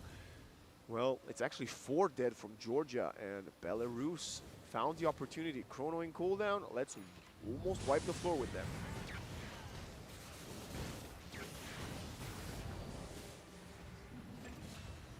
Well, it was exactly what we said that Belarus needs to do, and Georgia should not, which is fight without having your ultimates up. I mean, sure, the boat was there, the Ghost Ship was there, Warlock also used the Golem, but...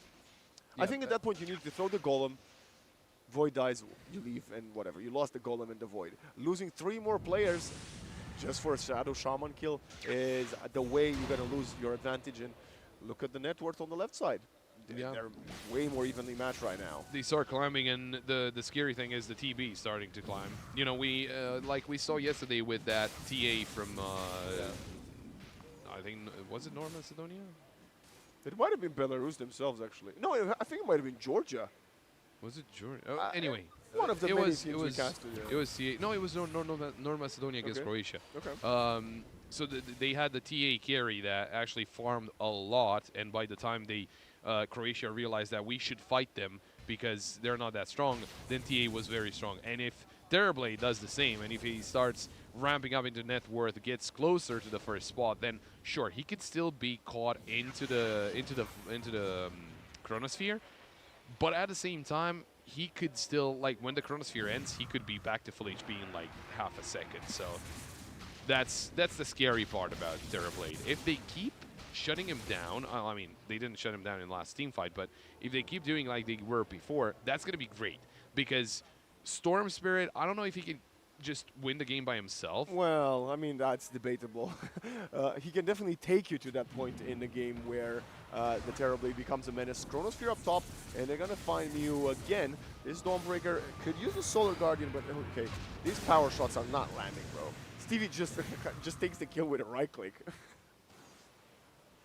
Yeah, he kind of needs to fix those because that's what also the facet is all about, you know. I mean, Yeah. Well, now that's going to open up the Tormentor, I think. he's not getting our MVP for sure. Yeah, definitely not so far.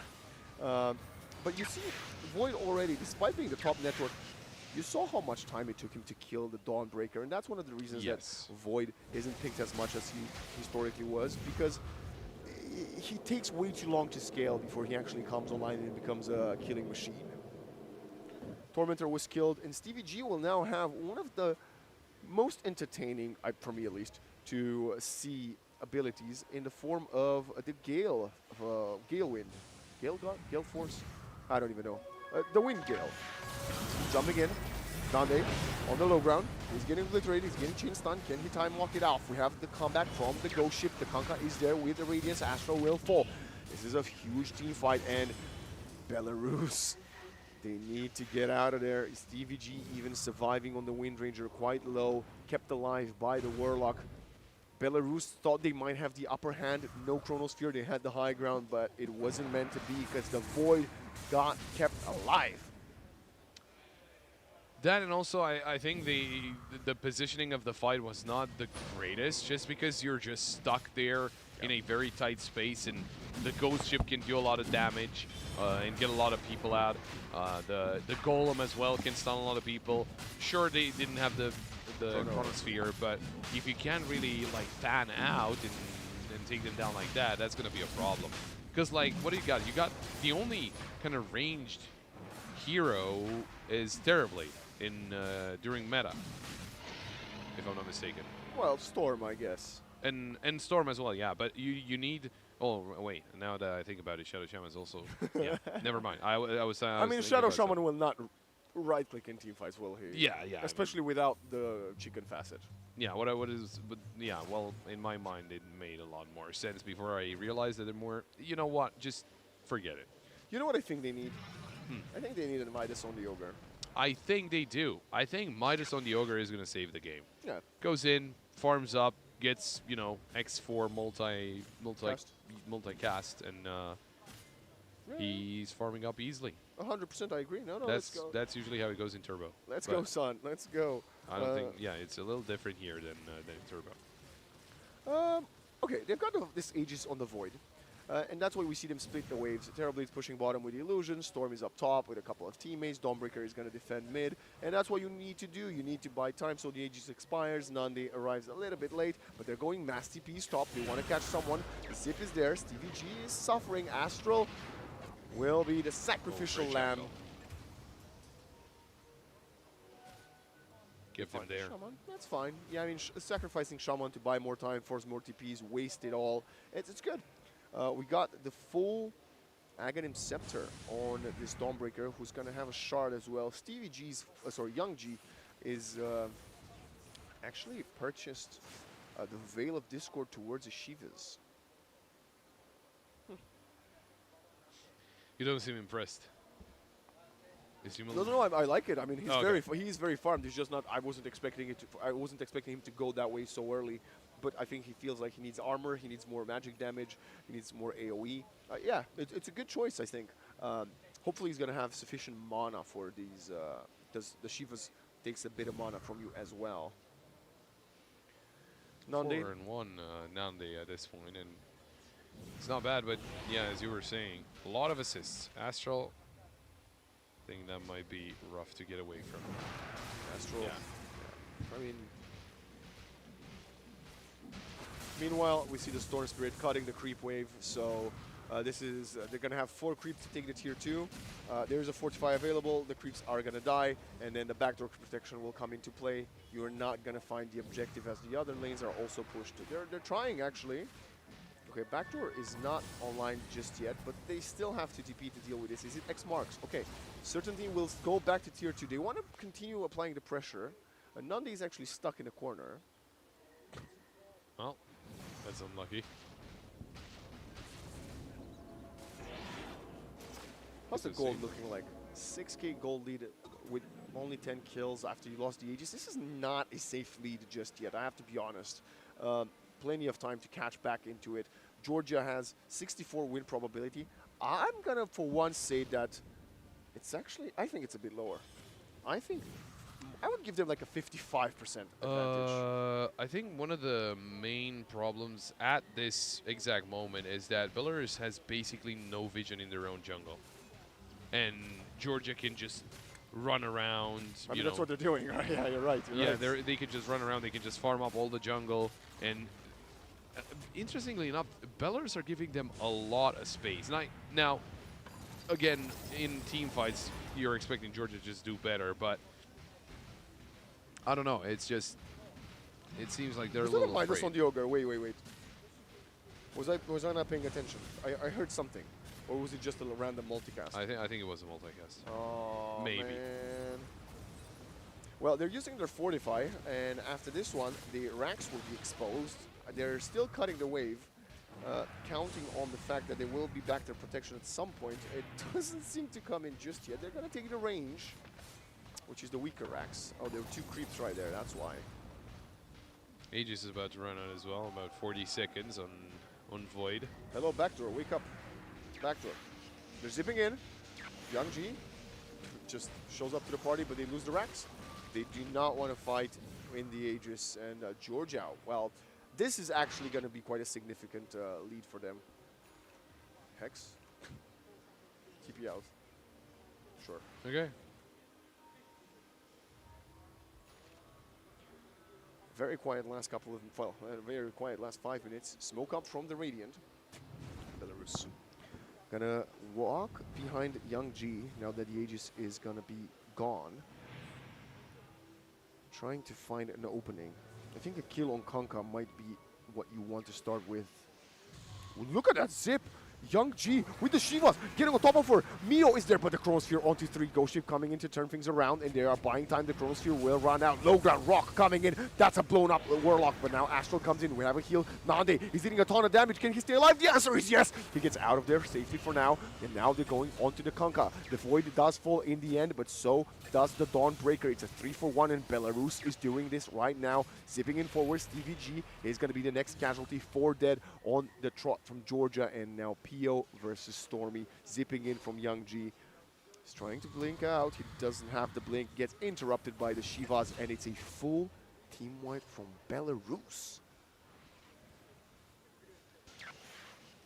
And with the difference, that was, so we can actually see at the start of the fight, it was a 12k lead in terms of gold for Georgia. And I think it got down to like maybe 5. We'll see it in a moment. We'll see in a second. So Georgia need to be very careful about how they want to go about this, because you they can died be. through the Ogre, by the way. The Ignite is what killed the Ogre. Not, what is that? 1k? 1k gold difference from 15k. That is rough. That is very bad for Georgia. Like, if they were ahead and they couldn't, and they, well, they don't really use the advantages that they have at the moment from the draft, right? All the AoEs. And now it's Belarus' time to come back. And again, those, you know, all the abilities that they have for the AoE, they're good. They can be very useful. But at the same time, you know, Belarus can just split. It also was very good that Miao finally used the Solar Guardian after the Chronosphere, which obviously gave them a little bit of a heal. Previously, we've seen the Chronosphere to counter the Solar Guardian. Another smoke up. We need what's next for now? Okay, he's going Skadi before the BKB, maybe for some damage. You saw him; he's starved for damage right now, and if your win condition is going to be 5-man Chronosphere, that's a lot to ask for even from any single player. Also, if I'm not mistaken, I think I spotted an eye on someone. Could very well be. They want to take control of the map with the gem, I suppose. Is that the Or eye? gem, The yeah, gem. Yeah, I don't know why I was thinking about an eye. But It looks like an eye. It's a green eye. It's a. I think it's an either emerald green. yeah, it's either ogre or shadow shaman, because look at the jungle now. I was just saying, you know, previously how Belarus, their jungle was not really something that they were holding control of. They didn't really have a lot of vision. Well, right now there's no vision for Georgia apart from I think an observer ward in the top part of the jungle from Belarus.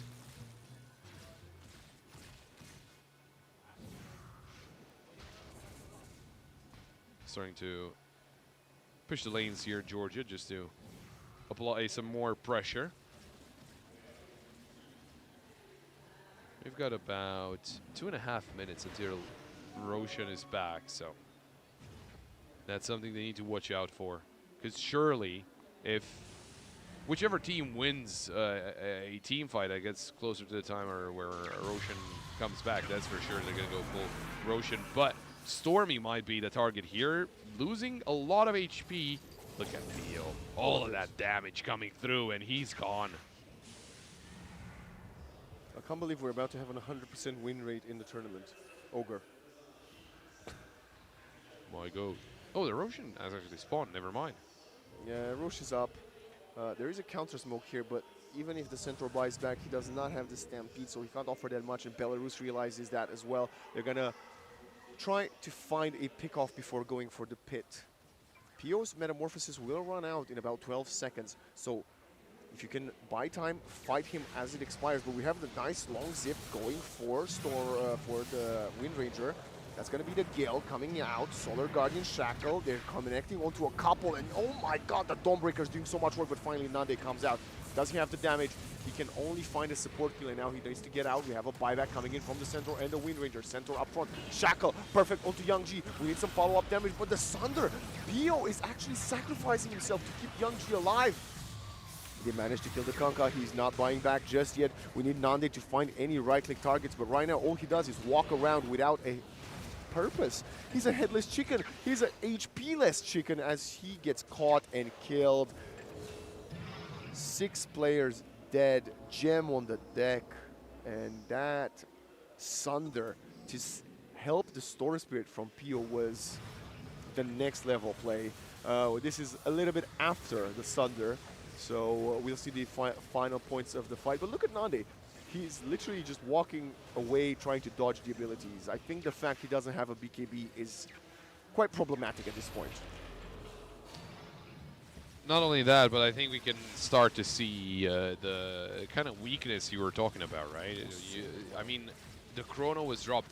Literally, nothing happened. Yeah. I think they might have killed the Shadow Shaman during Chrono, but that was about it, right? And the good thing is Belarus, they understood they're just staying split up before they get to the Chrono. I know the Dawnbreaker came in before the Chrono, but it wasn't the end of the day, or at the end of the, at the end of the day it was okay. And we swung from a 15k gold lead from Georgia within 2 team fights to a 10k gold lead for Belarus. This is looking dire for Georgia, not only because they're on that side, but also just because they had a pretty substantial lead, which is now gone.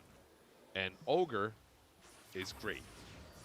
That's why they're winning right now, because they're playing Ogre. I mean, the attack speed that we see in team fights from him giving to his teammate, it is definitely very, very impactful and very, very strong. Yeah.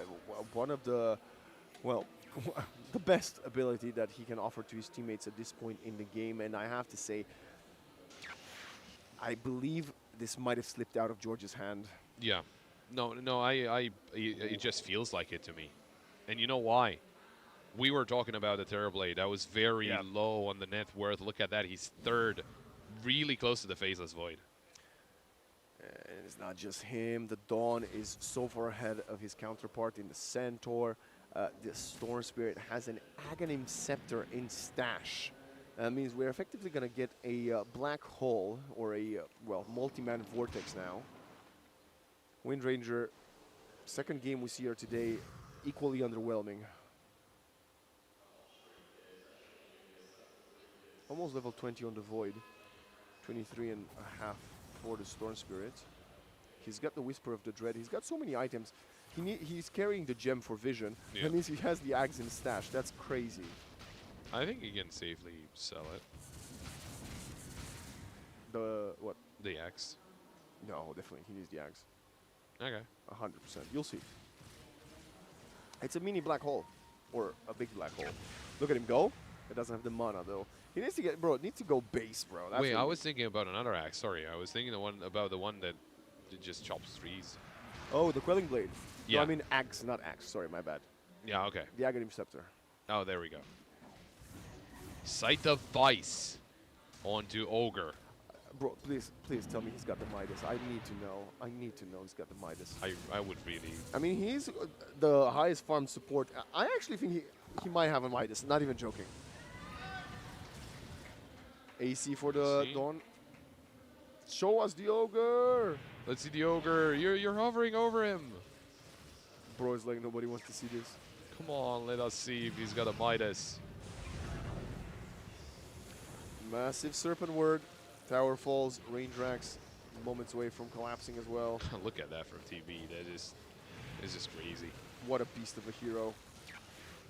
I'm curious to see if other teams are going to start playing it in the tournament, because as we go to the playoffs, he is one of the most consistent, strong cores in the game. Zipping in, going in, Vortex, that was the Ags, onto 2.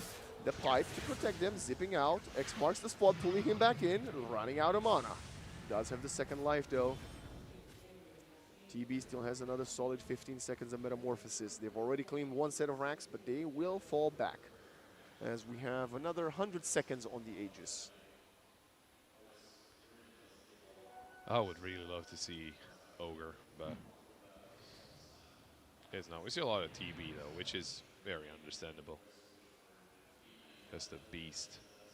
And I think he's going for a butterfly.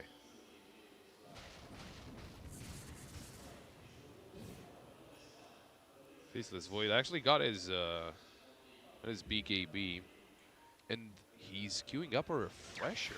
I mean, they need more control. I think that's not the worst assessment. The problem is who's going to deal the damage, because this Kanka, it doesn't feel like he is doing as much as he could. The problem is the refresher is so far off. Young G's got shield. Yeah. Okay, Shackle doesn't latch. And he's got a Parasma into a Hex next for the Storm Spirit.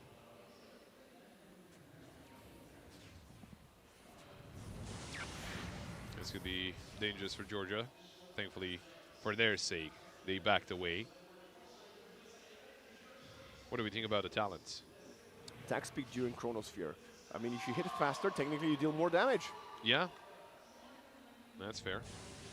But who are you going to kill? Like, we saw the target prioritization has been Shadow Shaman, but because of his innate ability, they get him very low in HP and then he, you know, is invulnerable for a second and a half. Tidal Wave to push the illusions out. It doesn't really matter the low ground. They got the banner. The Void shows up to the party. They want to hit the banner. Hex onto the Void. They're zipping in. That's a perfect pull. We have the Ghost Ship coming in. Solar Guardian. The Void is just dying. He needs to get out of there somehow, but Nandi's gone. He doesn't have a BKB. They only get the Ogre in exchange. They want to find more. They need to find more, but the Dawnbreaker is up close and personal. He is dealing with everybody. Yeah, the kill might be going towards young G-Pop, but it was the Dawn doing the work there. Yeah, not great at all for Georgia. Another one lost. Ogre just bought back, and there was another kill, this time onto Stevie G. Does he have a Midas, though? That's the actual question. I have no idea. I would love to know. 40 seconds, no buyback on 3 heroes for Georgia. It's going to be at least mega creeps. Tidal Wave trying to push it back. We've got the Fatal Bonds if needed. The Golem was already used. They don't even have... The only ultimate they still have is the Chrono when the Void is back. Kanka is getting destroyed. Blade Mail, Gale Guard, and BKB will not protect you. Gone for 80 seconds. Or Warlock is running away from his base trying to stay alive.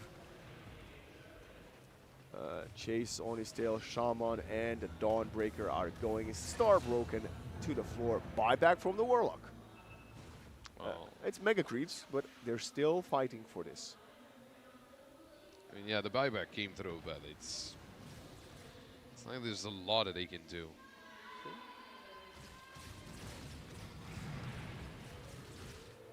Yeah, you mentioned the Butterfly coming in. 5% win probability for Georgia. I think it's going to be even lower in about like another minute or so, because the big creep waves will start infesting their base. The Butterfly as well. Yeah, I mean, you weren't killing this guy before. You're not touching him now.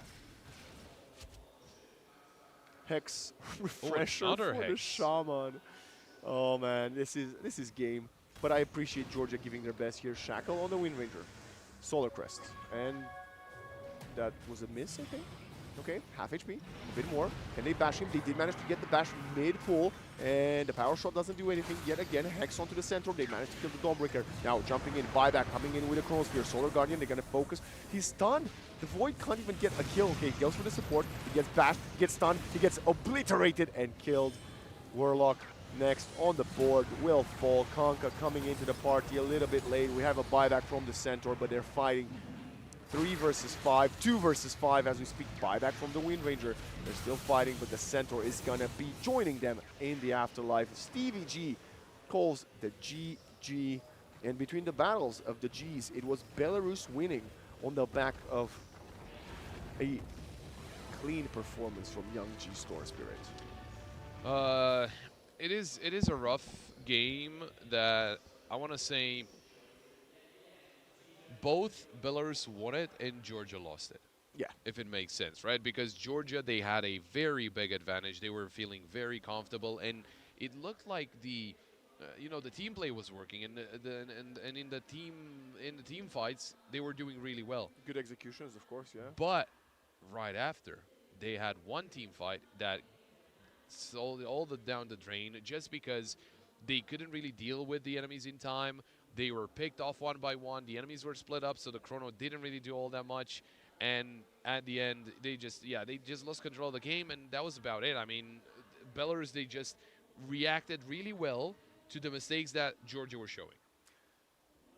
They had a game plan, and they were doing very, very well. Sadly, their game plan was slightly out of meta with the Faceless Void pick, and it got punished in the end by the more conventional one from Belarus, which, Pop, I think it confirms we officially know the top 2 from Group B, despite we have one more game in Group B, of course, that will be coming up our way after the break, but we still have Belarus. Even if they lose, due to the direct matches, I think they will be qualified in 2nd place. Yes, that should be the case, because they only lost to North Macedonia. So the playoff upper bracket matches will be North Macedonia, Romania, and Belarus, Turkey. Wow. Technically, yeah. But also, if North Macedonia lose their game against Georgia, it's still 4-1 and it's still direct game. Yeah, because Georgia is right now playing for lower bracket playoffs. I think the Georgia-Hungary game, they're not playing each other. So you said Hungary defeated Georgia. Hungary did win against Georgia. I don't think we can see. We actually can see. It was a 50-minute game. Very back and forth. So there is a world in which Georgia doesn't even make playoffs now. Wow. If Hungary wins, or if they won against Croatia and they win against Belarus. I think even if they lose, there's still a chance they don't make it. If Hungary has 2 wins and Georgia will have 2 wins, right? The direct match. That is the case. Well, wow. I mean, you just disregard the bye because that doesn't show up. So Georgia won against Croatia, Hungary won against Georgia, and Georgia. So Georgia needs to win if they want to make it to the lower bracket playoffs, and they are sadly for them facing North Macedonia. Yeah, it's rough. I mean, Hungary, hopefully, with the game against Croatia, that's what gives them the power to go through for sure, kind of, if Georgia doesn't win. Because they're... So it doesn't matter what the result for Hungary is. I mean, if Hungary wins the game, they're 100% qualified and Georgia's out, no matter what happens. If they win against Croatia and Georgia loses against North Macedonia. So what needs to happen here for Georgia to make it to lower bracket is they need to win and Hungary to lose. Yes. That's what they need to happen. And Hungary to lose. Any other results is Georgia still out. Yeah, it seems like it. Yeah. Which wow, is very surprising. Very surprising. But that's the tough part of playing best of one groups with 6 teams. Yeah, that is true. It is very difficult, and they had this game in their hand. This was their game to lose, and sadly they did. It's sad to see Pop because I think they're a very good team, and we saw them yesterday, great performance. But when you play so many games in one day, if you underdeliver a little bit, that's your season, that's your championship. And of course, we got to remind ourselves that these players are not just playing to win the EEC, they're also playing to qualify to the WEC later on, whenever that is. Yeah. So representing your nation is one thing, but you also want to make a name for yourself. And I know the Georgian guys are going to try their best to do that versus North Macedonia, which will be a very tough mountain to climb. With that being said, what is your MVP for this match? Well, Ogre. You know what? I'm down. Let's we go. might as well. Ogre MVP, 100% Ogre win MVP. rate in EEC 2025. All the teams in Tier 1, you better learn from them because this is the era of the Magi. And on that note, I think we should just send it to a break. We're going to be back with the final group stage game of EEC 25.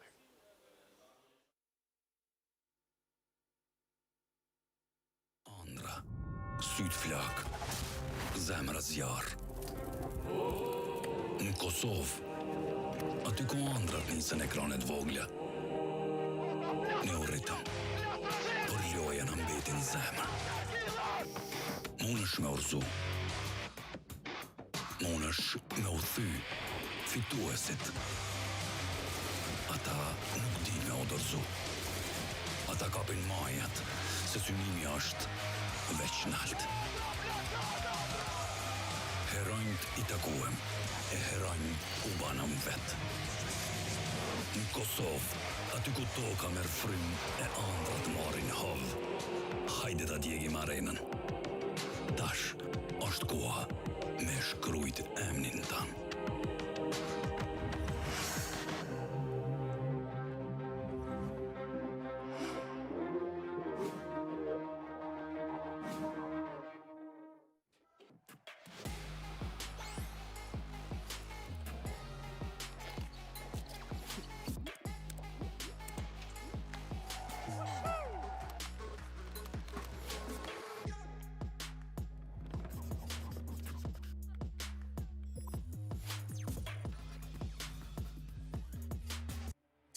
Fatoni edhe bashkë me Kreqës vet e din që s'ka me internet e pakot telkosit. Telkos, dashnin lidhje të parë.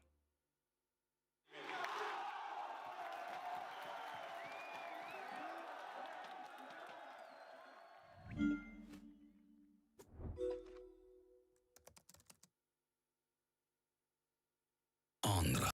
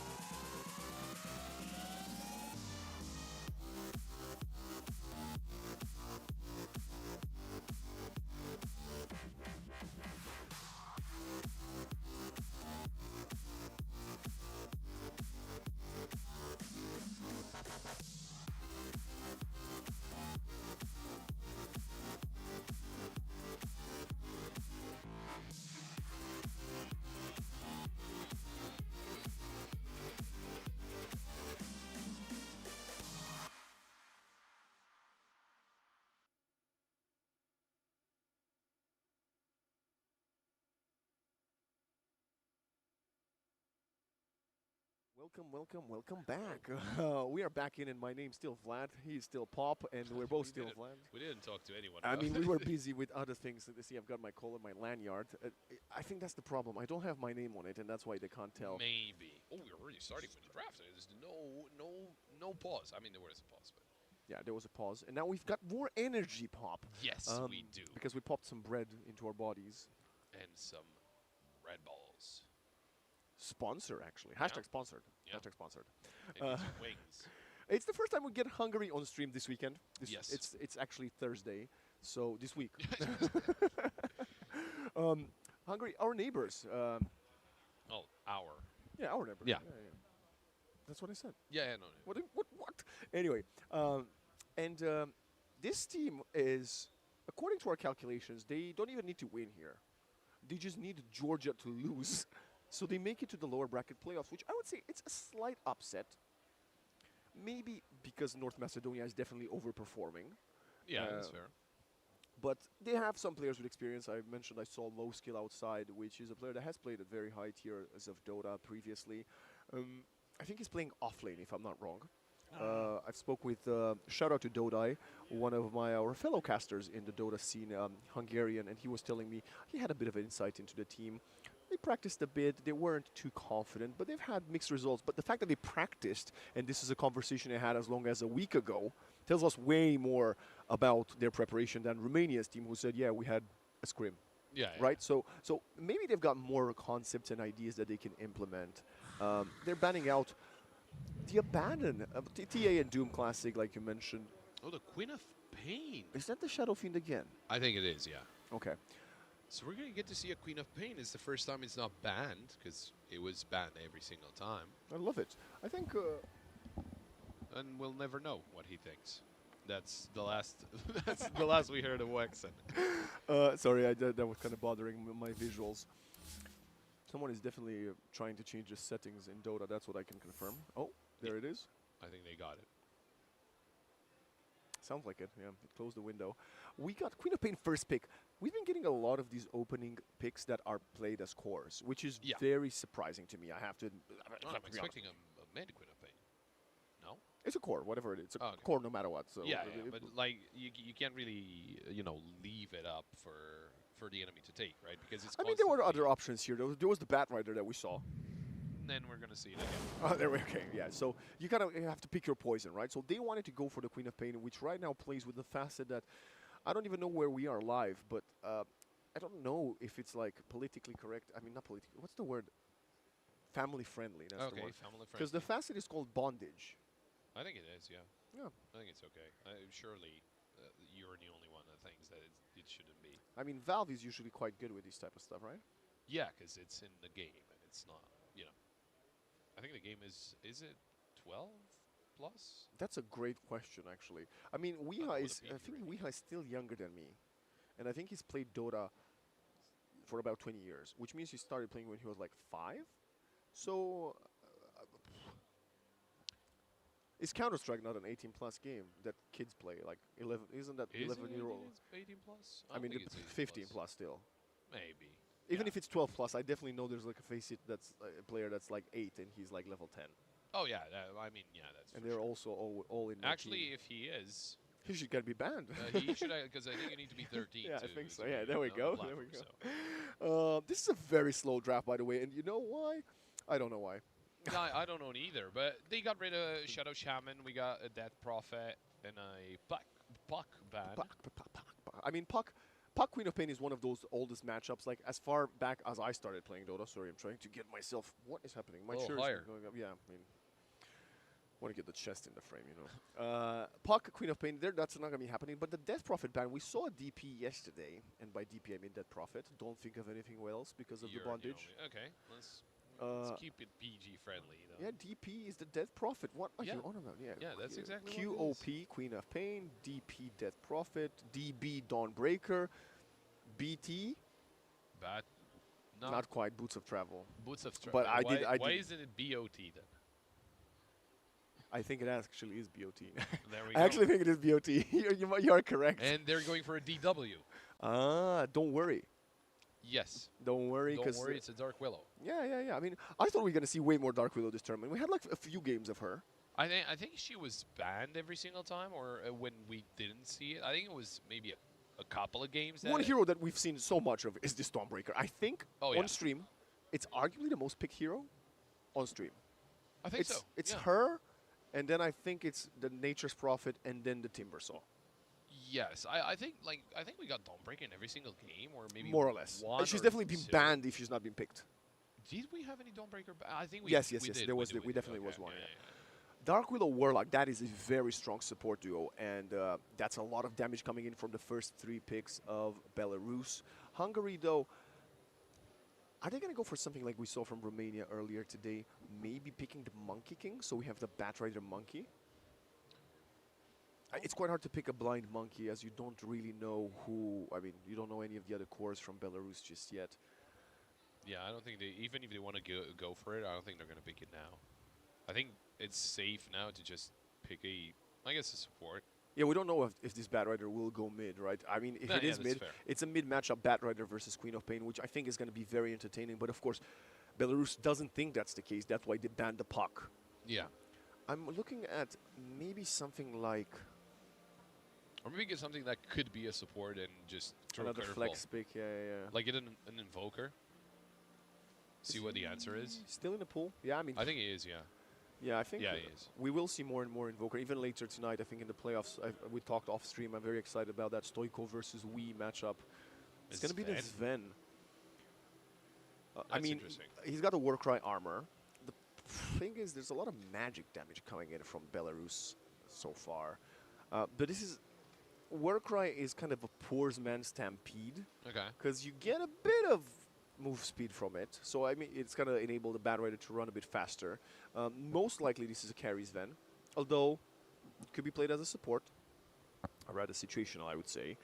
A second one, they've got 45 reserve time for Hungary. This could be a comfort pick, obviously. That's why they went for him. Maybe... Ogre. With Sven, that's viable. Sven attack speed increase is not awful. And... yeah, I mean, it's the same Ogre and the Dawnbreaker. We had that pairing earlier. It worked. Yeah, but who do you... Pugna. Great. Amazing. I'm thinking, like, who do you give the attack speed to?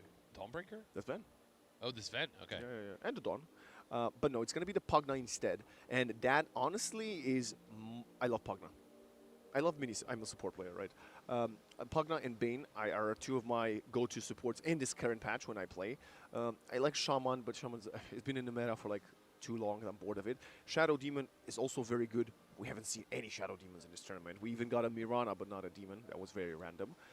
Pugna, very strong. The Netherworld will completely obliterate a lot of the magic damage coming in from them because it returns the damage to the casters.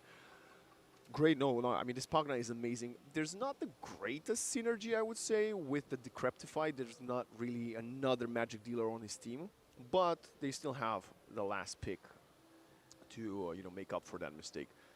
Maybe something like the Lena, the Leshrak. Ooh. We didn't get to see a Leshrak yet. I know he was played, I Off think. stream? Yeah, it was Moldova against Turkey. Georgia? No, because they're in different groups now. It might have been in Moldova. I think Turkey. against Turkey. They actually had a Leshrak. Didn't really had no line. Did you find out what the result of that game was?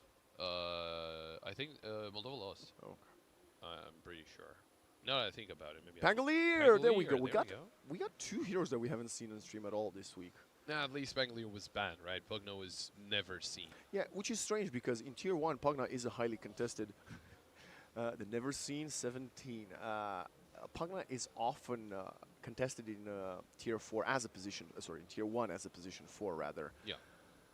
Pangolier disrupts the team fight so much. You will need the BKBs.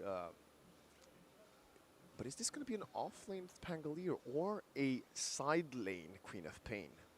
Because Pangolier usually goes mid. Well, not, yeah. More often than not goes mid. I would probably trust more the Queen of Pain med. I don't know. With this bondage facet, it has been played on the side lanes a lot more. This Or is maybe he good. plays the other facet. It's not. No. I mean, versus a Pug. No, I think it's too valuable. You must play the bondage now. The Masochist which again is just a facet name. It's in the game, okay? Are you a Queen of Pain enjoyer? No. Don't answer that. Why? I actually played a game before coming here with Queen of Pain and actually destroyed them. Well, we kind of it was like Romania against Kosovo. Queen of Pain destroyed someone. I mean, Sure. yeah. I mean, I don't judge. Timbersaw banned out. We saw a lot of Timbersaw and got not this game. Kanka banned out. A hero we've seen win once and lose twice, I think, including last game. He lost. And I think that's Shadow Terrorblade. Demon or Terrorblade. That's the Terrorblade. That is Terrorblade. Okay. They just saw it played by Belarus, so that's why they're banning it, right? I mean, that's fair. It got very scary, and it's obvious you don't want. Yeah, I think this is a Pango mid. That's why they banned the Kanka. Okay, so Pango mid and Queen of Pain side lane. Okay, I've got one. We haven't seen it at all. I actually saw one of the players running it in demo mode earlier. Okay. Earthshaker mid. Earthshaker. That would be interesting. So that way you could play Sven support. I But think no, with this no, you need Sven carry. you're talking about Belarus playing Earthshaker. Hungary. Hungary Hungary Earthshaker playing mid Earthshaker. versus Pangolier. And then you keep the Sven carry, rather, sorry. You play bat support and Dawn off lane.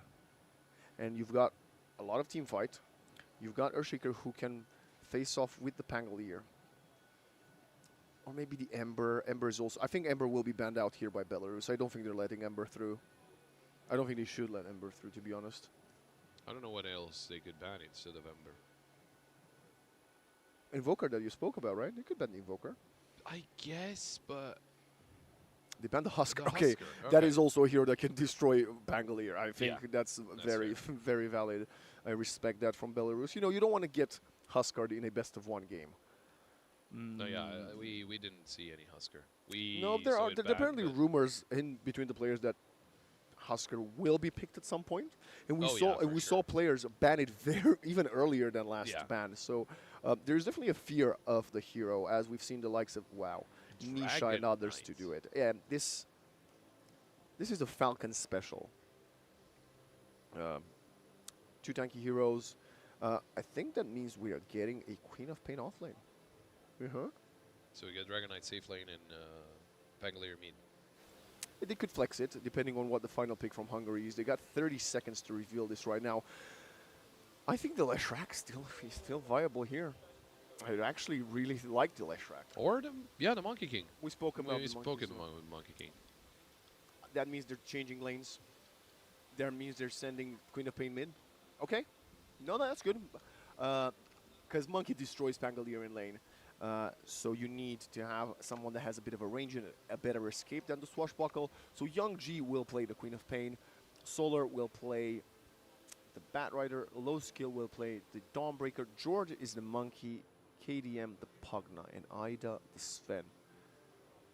We'll have to wait and get in game. I'm not really sure who is the support for Hungary. Pugna is the support, that's 100%. I'm not sure which one of the other three heroes, Sven, Monkey, or Batrider is the support. I think Batrider.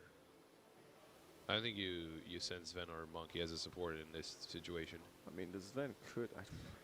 I think, okay, Sven maybe, but I don't I think know, Monkey yeah. King, there's no way he's a support just like because... this Sven picks as a support would be like the CK support yesterday. It's like, you can play it, but that doesn't mean you should. Oh, yeah. So, it wouldn't really make a lot of sense. And for Monkey, I mean, if he destroys Pango in lane, not necessarily playing, but it is more of a counter pick, if anything, right? Yeah, but you need the Monkey to be mid. Yeah. That's what I'm saying. So you could move the Sven to support, and then the Monkey is the safe lane, and he fights Meow on the off lane. Maybe. I guess. Or you just have Batrider support, and then that's the end of the conversation. Yeah, right? I would much rather expect a Batrider support. I mean, we did see a crazy game from Weeha with Batrider, but that doesn't mean that it's only going to be played mid. Not right? everybody's a grandmaster. Yeah, that's Absolutely. fair. Yeah. Predictions, Pop. I'm actually going to go with Belarus. I know we talked a little bit about the team of Hungary, but Belarus has they've looked very good in the previous game. Just because they were being led at one point doesn't necessarily mean that it was their fault that they did any mistakes, right? It was the draft, first of all, where they were pushing into a heavy team fight Yeah. focused team. and they turned it around really well just because of the reactions that they had to what was happening. So I would go Belarus here, which is not good for Hungary if Belarus wins. No, right? Hungary, at this point, Georgia just needs to lose. Georgia needs to win. No, well, no. For Hungary to qualify, Georgia needs to lose. Oh, And then Hungary doesn't matter what happened. They could lose, they could win. I'm gonna say that I believe in Hungary. I don't know how this Dragon Knight will fare, and I think it's a hero that you need to. I mean, you don't need to play a lot of games to understand how to play Dragon Knight, but I think position. I'm taking Hungary just for the funs of it because I want to see Sven win. Let's go Hungary all the way, winning this game and making them making a statement on what could be potentially their confirmed lower bracket playoff spot. Let's look at the facets. Wrath of God, siphoning word for the Pugna, changing the guard for the monkey, stoked bat, and the solar charged dawn. Meanwhile, we got the frost dragon from Pio. Huh. That is. I mean, maybe there's a change that I forgot, but yeah, we got the Bonji's Queen of Pain, double jump for the Pangolier, throwing shade for the Willow, and last but not least, we got the Black Grimoire, as expected for the Warlock. We got a bit of a pause here, as I'm still not certain of the lanes from the Radiant side, but look at the invasion here from Belarus already on this high ground. Are you sad that Kuro is not playing the Ogre again? He swapped to the World Cup. Yes, I am very disappointed. If they lose, are we gonna just? If they do lose, are they gonna put it? You gonna put it on the fact that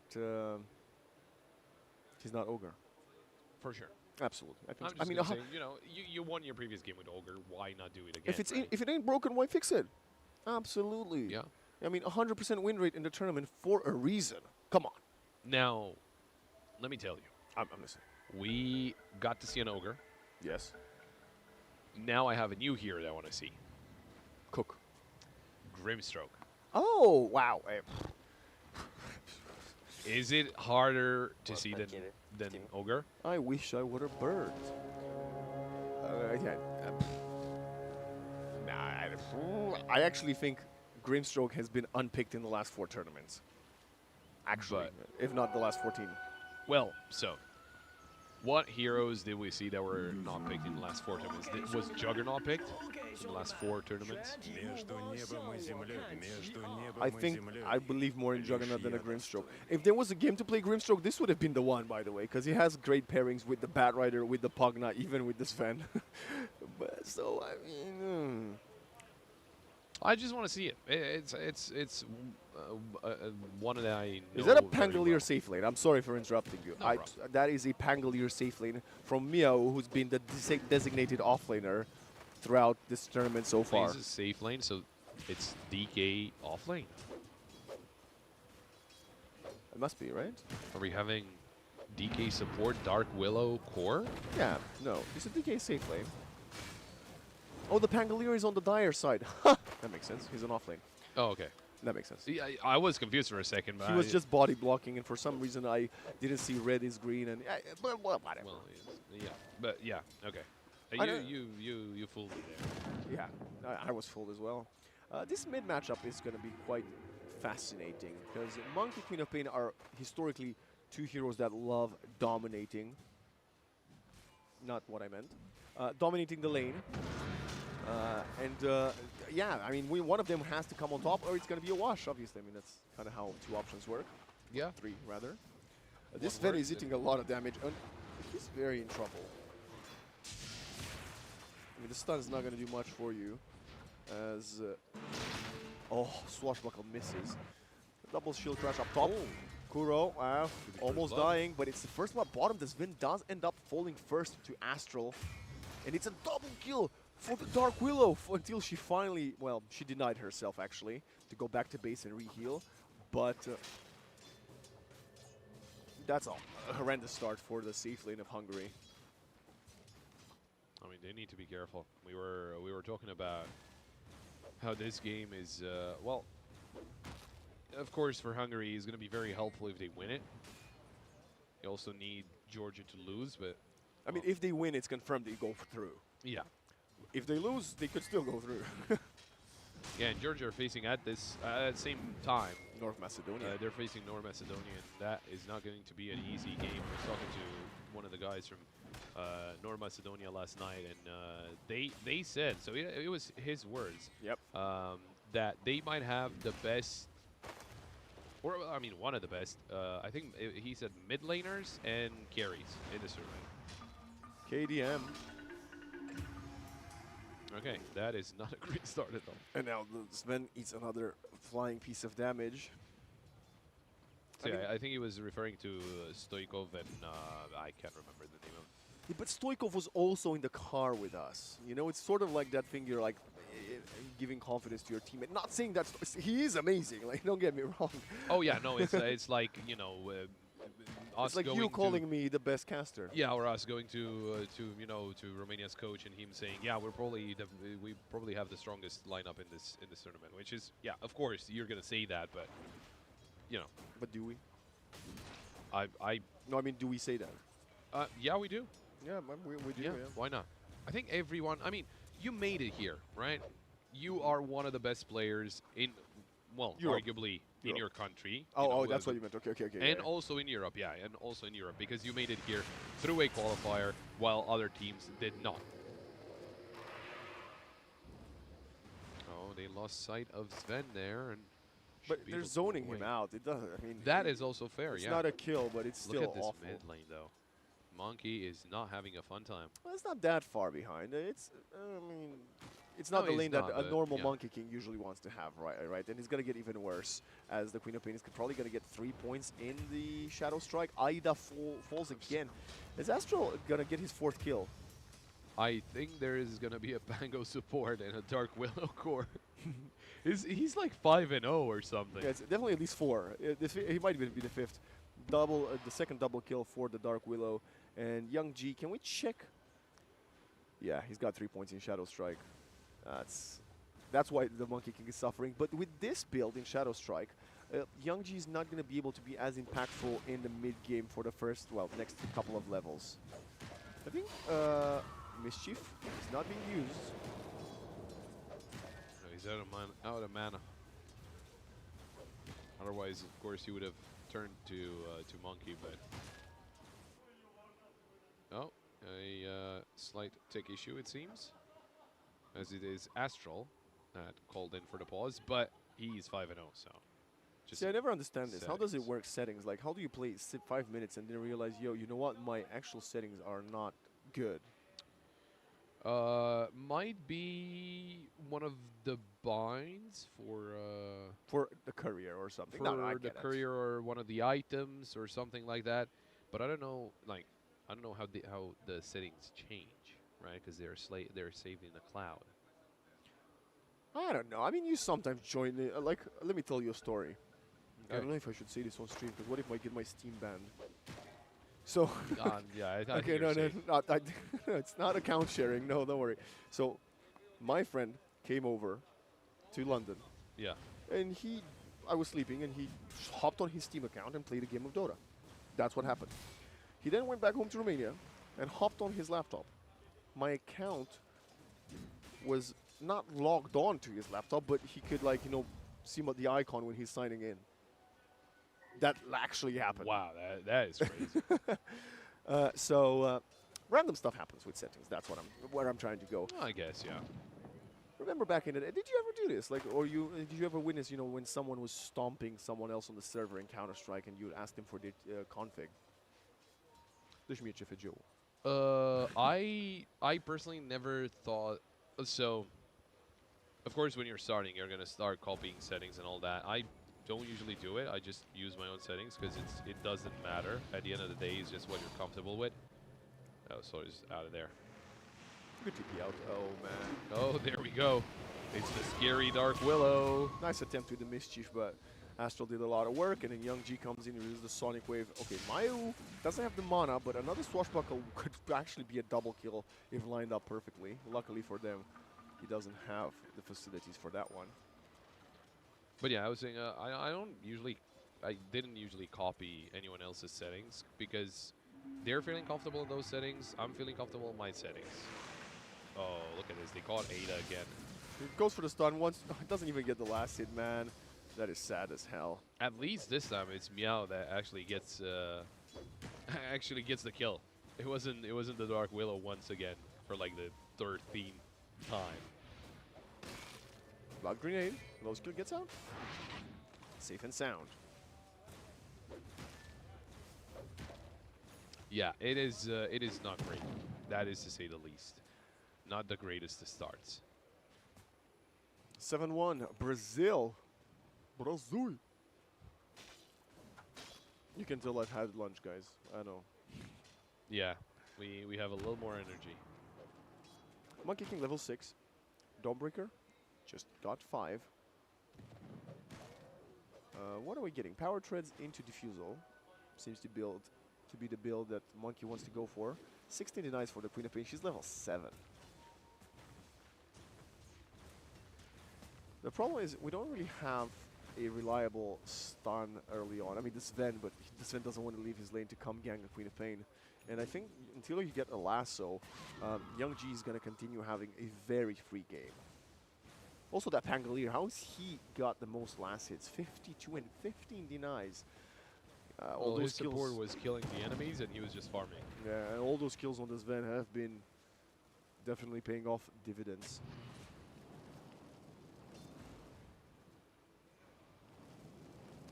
Solar, farming up some camps. He will need a Blink Dagger, and he'll need it as soon as possible if he wants to have the jump element. Wow, this Dark Willow is very big. She's got 2 components of the Yule Scepter at minute 8. No, I mean, that's what we saw out of Dark Willow every single time rushing to the Yule, because it just makes a lot of sense. Yeah, Zero can't. I mean, he's just literally looking at this Queen of Pain taking his tower. Next creep wave, she's gonna get it. Young G continuing to right click, sees an opponent, shouts and strikes him, and then keeps going deeper. For the objectives, which is very nice for Young G. And because he knows he has this amazing advantage, he doesn't want to leave the lane for a gank, because it would allow for the monkey to start creeping back in. But if you just maintain your presence there, what is the monkey gonna do? That is a good question. So far, the cores of Belarus are doing very well. They got double the net worth of the other team's cores. Still very early. I mean, I say double. It's not like it's a million. It's not really double, right? This double was more like a 5+2. No? I don't know what you're saying. 5+2? 9 plus 10. What's 9 plus 10? 19. 21. My God. And I think you're younger than me. Am I? I think you are. What year were you born in? Well, I can't see that on live on stream. Oh, okay. Check my Wikipedia page. Oh, wait. You can check mine. Got him. Oh, it's just that it's in CS, but it's okay. There's one. I don't have a Wikipedia page on any game. I think I'm genuinely closer on getting a Wikipedia page than a Wikipedia page at this point in my life. This Sven is trying to farm out. Meanwhile, low skill is going to have a very long TP that will work out. Although he still has the fatal bonds attached to him, but There's, I think, all the creeps that were fatal bonded. Okay, Zero, I think there was only one. Zero, you need to hit those creeps, please. He needs to get those last hits. Oh, Meow coming in. Sven, I think, is looking to build into a Mask of Madness. Sven. Okay. Well, gets protected by the Decreptify. Yeah, this Pugna is not impressing at all. I mean, she's very poor. She needs someone to help her. They're setting up for Pio, as the ultimate expires, turns around with the brief fire, gets them low. Queen of Pain is there, and look at the damage. The Dawnbreaker is going to land, but it's just a corpse of her former self. And yeah, I mean, that's what I like to call. Wow. And look at the Dark Willow. Where did the Dark Willow come from? I have no idea. I think he's just roaming at this point. He's just leaving Pango just to farm up on his own. He's still a massive stack as well. It's you know what if we should call that the double stink breath combination, because the Dragon Eye turned around and breath fired their way, and the Queen of Pain came in Sonic Wave, and they're all dead. double stink breath. What Yeah. if they brush their teeth? KDM. Am I actually watching a 10-1 game at minute 11? Yeah, it is. It is very one-sided. I don't know exactly what the plan is here for Hungary. Do you but think Hungary is just like resting on the laurels? They're like, Georgia's not beating North Macedonia. It doesn't matter. Let's save our strats for the playoffs. I don't know if that's the case. It just feels like, you know, a little amateurish, or not necessarily amateurish, but just you've got Well, you you've guys given get away paid. you've given away 5 kills to the Dark Willow, like in the first 4 minutes or something like that, which is again a fed up Dark Willow is not the end of the world. Okay, there we go. He starts leaving the kills now to Pango. I mean, the Willow is more farmed than the... There's a Midas. It's not onto Ogre, but there's a Midas. there is also Willow that's more farmed than the Dawnbreaker. And Yeah, that's also poor true. low skill, man. I was talking about the 3 cores that are up there. The Dark Willow is actually creeping up there as well, trying to get. If they get This is like going to be awful. above the all of the other cores of Hungary, that's going to be a disaster. The Queen has an amplified damage rune as well. And the Midas on the Monkey King, I mean, if he can't show on lane, he might as well try to get some XP and gold using the Midas. But that means Monkey King effectively has lower net worth than everybody else on the map, other than the Pugna, because that's 2.2k gold that doesn't give you anything other than a bit of attack speed. So he is a walking, well, I guess hopping Midas. Yeah, I mean, but he doesn't have the multi-cast of Ogre. exactly. No, that is such a valid point, because at least now when you get value from the Midas way sooner with a couple of multicasts. This tells me that Hungary is hoping for this game to go a bit later. Well, Oh yeah, way later. Yeah. I think they're hoping that this goes to late game, but with hoping that it goes to late game, you kind of have to got not out. having. Oh, there we go. Not having No, happen like that. Oh, okay. that would have been something. This is not the start you want if you want to go to late game, right? Just because it's already 11-1. Belarus has a over 10,000 goal lead onto you in 14 minutes. And sure, you might have you might find a lot more success having getting to the late game, but you have to get to the late game first. And with Belarus just rolling over and getting all of those kills. Like this right now. Yeah, Ada's going once again. Oh, it does not. That, yeah, 12-1. How do I put this? Did How, get his Mask of Madness. how do I put this nicely? This game so far feels like a day one game.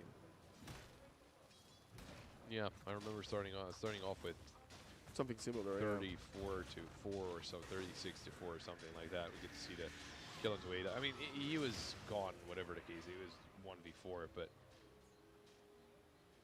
Yeah, how's the vision looking like for the Radiant? If they got to get dove in like that, it's not too hot. They got an observer word in mid, I want to say, instead of the tier 1 tower. But that's just a sentry. My eyesight's not great, but it looks like there is literally no Radiant observers on the map right now. no, I don't think there are. I mean, And, they well- might have gotten deworded, I suppose. Could be the case as well, but if you give away that much space to Belarus, Sonic Wave. low skills going down as well. Young will get him. KDM did down a tower, so at least they got that going. They got some extra gold from that, but it is rough. Like you can see the positions of Belarus. They're just running around in the enemy jungle. They're pushing, very deep, going for that wisdom if possible. Meow. He finds Solar, and he is not going to be able to escape. Oh. Maybe? What's a blink there? Great blink. How is this Pangolier? Like, bro, he's got the most net worth on the map. And he was on the off lane. I mean, yes, we've been highlighting the Willow, which is really enabling him, but that's one of the reasons why a lot of tier 1 pros have been complaining about how strong this hero is for years now.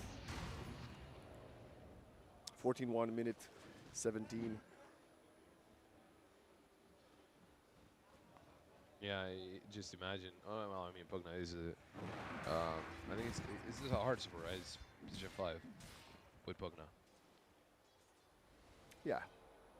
So he just got himself the arcane boots. Oh, in good. I mean, she's got some mana 17 now. minutes. Hey, While hey. Watch out what you say about Pugna. Come on, bro. I mean, He's almost up down there, I guess, not up there with the Warlock. whoa. I mean, getting compared to the Dark Willow, who's like 5 and 0 and Probably more at this point, honestly. I would say 7 assists. I'm looking. I'm genuinely already thinking about the playoff matchups because 14-1. The Sven, even the Sven we had yesterday. Remember, there was a Sven that was trying to carry his team. Yeah. That guy had some space and some farm. This one is 3,000 behind the lowest core on the Belarus side. Well, the problem is, well, thankfully, they started dewording their own jungle, so Sven could start, you know, just farming around. He actually is farming some of the creeps that are coming through the bottom lane, but he needs to get something done just for him to be a lot more viable. Him, I would say Monkey King as well, because the Monkey's not doing that great either. And if they push them out there in their own jungle, then maybe they can farm up the jungle, and then that could help out. Oh, Solar going down to Young Chi.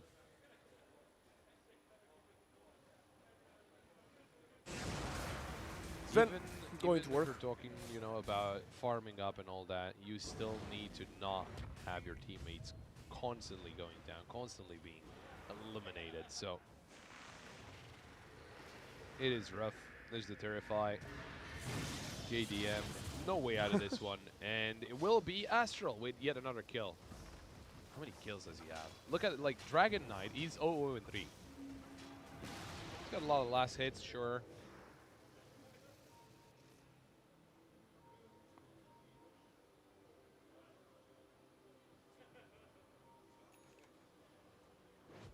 Diffusal Blade for Monkey King. He's got it. The Midas paid off, my friend. Yeah. And now he just needs, how many more items shall we say? 2? 3?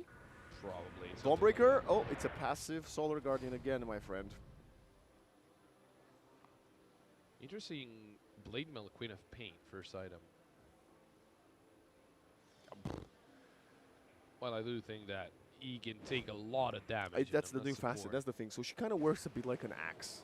You hit her and you eat damage. That's why the reason is. And oh, that the diffusal didn't do much. Oh, they're turning. Oh, they're not turning around. It's just Ida hoping to escape, but Rolling Thunder comes in and that Sven is dead.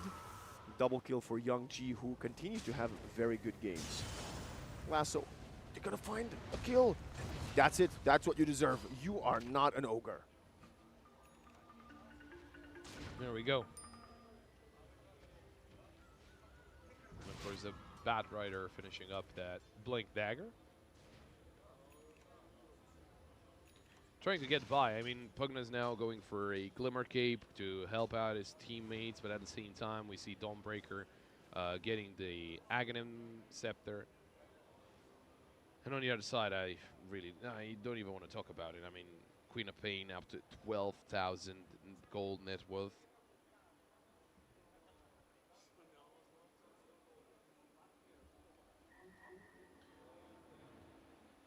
Well then, the gap keeps increasing. That is the scary part for Team Hungary.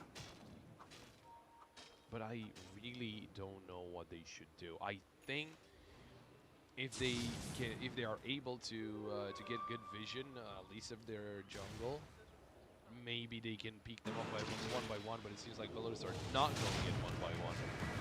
Oh, they're finding Leo. Hey, that's a massive kill. At this point, any kill is a massive kill. They're going to lose the Wisdom Rune, but they are about to lose the game. So KDM was killing himself with the Blink. Dragon Knight goes forward with the Blink and low skill. Low HP, low chances of survival. Oh, Monkey, Astral. Oh, prodding, coming in and out. Shadow Realm protecting him enough to get out. It is weird that they find that kill on Topango and then just stick around. Link forward, Dragon Knight went straight from the triangle, farmed the Sven. Ida going for the TP, no more stun, and he is out. I mean, man. See, Pop, you've been right with the Ogre, but this Midas, this Midas isn't being great, has it? If this game lasts another 25 minutes, I mean, it got him the defusal. that is true. That is true. It also getting closer to losing. Oh my God, 49k gold lead to 34, and we are very close to a 3-2-2. We are 1 kill away from a 3-2-2. Astral finding another kill. Yeah, this Milo. I actually think no matter how well Young G's playing and Mayo is like farming and stuff, I think this is gonna be an Astral MVP from me at least. Oh yeah, for sure. I wouldn't say just overall, especially in terms of team fights, that he had a lot of impact, right? He had a lot of impact on offlane. Yeah. But he didn't necessarily do that many things in a big team fight. We're poised to see some good things, but that's a good catch. Low skill. Found again. Yeah, no, He's got the axe at least. Well, I think it was on cooldown already. Sven is running away. He wants to have the BKB. He's about 1,400 gold away. Oh, they spot him. It's Astral with the setup again. Blink, Yules, and the kill! That's an unstoppable kill streak. Ida found him. And we got a 3-2-2, by the way, but it was a reverse 3-2-2. I mean, no, it was actually 3-2-2. It was so quick, I didn't get to take a screenshot. Come on, man. Wait. Let me go. There we go. You worry about the small things. Do you know why 3-2-2 is important in Dota? Why? Do you know what it means? Like throw? Yeah. It's because back in the day, a legendary player, he still plays. Allegedly, I don't know if it's allegedly or not, but let's say allegedly. Yeah. He was trying to convince his team to throw a game because back on what was... Oh, never mind. I'll tell you in a second, as we have the Monkey King found in the tree line by the Pangolier. The Pogna is trying to run away. Anyway, he was about to win some items in Dota that were the value of $322. Okay. That's the meme. Well, I mean, we all know what happened over on the other side in CS. Yeah, of course, yeah. I buy power and all that, so. Yeah, they didn't buy power, they didn't buy anything. They didn't buy anything, and I think they were doing it for even less money than that. So What? yeah, Was that true? I think it was very, very small amount of money. Well, I actually think punishing this is a correct way to go. I don't think think it should be tolerated. Oh yeah, for sure. Because you could do it with less money, you can do it with a lot of money, and That doesn't justify it. Yeah, you're just compromising the integrity of yourself. I mean, And the game itself, yeah. Kind of, yeah, I guess, yeah. Almost a 20,000 gold lead for Belarus, a 21 kill lead for them as well. And it is rough out there for Hungary. A BKB for both Dragon Knight and Sven. Maybe with that BKB, he could, you know, kind of negate what Dark Willow's trying to do. Or Warlock. Or They're smoking. This is their last chance. The problem is they need to find someone that doesn't have the Aegis Monkey. Goes in, they find both support. That's a nice Wukong command setup. The Warlock is eating a ton of damage. Nice Sonic Wave, though, coming in. They find a support kill, but a Monkey King is losing life. Needs to change the guard to a different stone. He's going for it. Willow is dead. And now the Sven versus Dragon Knight. The Sven is hitting quite hard. Can they find anything? They really want to get into their buybacks from the Radiant side. They're really going for it, as I cannot really see what's happening. Sven's BKB is running out. The Queen of Pain is going to lose the Aegis. Now the Pangolier is alive and alone, wants to get away before the Queen of Pain comes back. That's a nice flame break, and they're going for him. He gets the shield crash. He's getting another armor, and now the Queen of Pain is going to 1v3. The Pugna is trying to keep the Monkey alive. The Bondage and the Blade Mail doing so much work. One more right click. The Monkey King needs it for the heal. He's going to get decryptified and protected by the Pugna, but now they're both dying one after the other. The heal is not going to come through from the Jingu stacks, as Young G mans up in a 1v3 and kills two.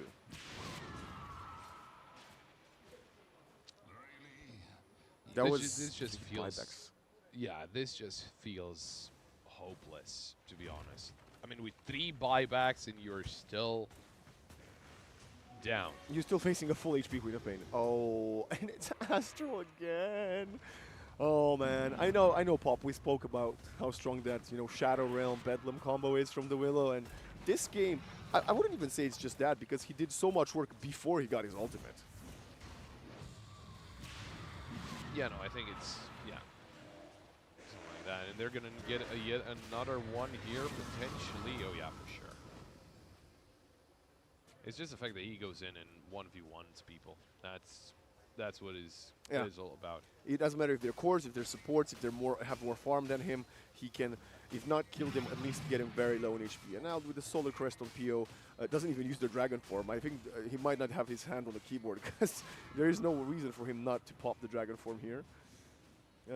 A second Rax will fall. If I could have, could give a win probability, I would say it's like 1.2%. I mean, they did hesitate quite a lot. Does Sven is farming, Does don't he have worry about it. Does he have? Does he have a TP on him? Like he needs to come back. They're losing the tier 4s. They don't have any other fortifies. They are smoking up. They could. Okay, he's here. They have the lasso, and Dragon Knight just jumps in, and they don't have the lasso anymore. No more buyback on either the Pugna or the Batrider. The Netherword will fall. Sven gets stunned. And now God Strength, BKB, Harpoon coming in with the Solar Guardian. Gotta go for PO. They're actually chainslaying him very nicely, and PO is eating a ton of damage. He will fall. The problem is, you've thrown everything you had, including your lives. You gave them away. Young G gets a triple kill, and Astral gets my MVP. 100%. I think Astral fully deserves the MVP. Great job with Dark Willow.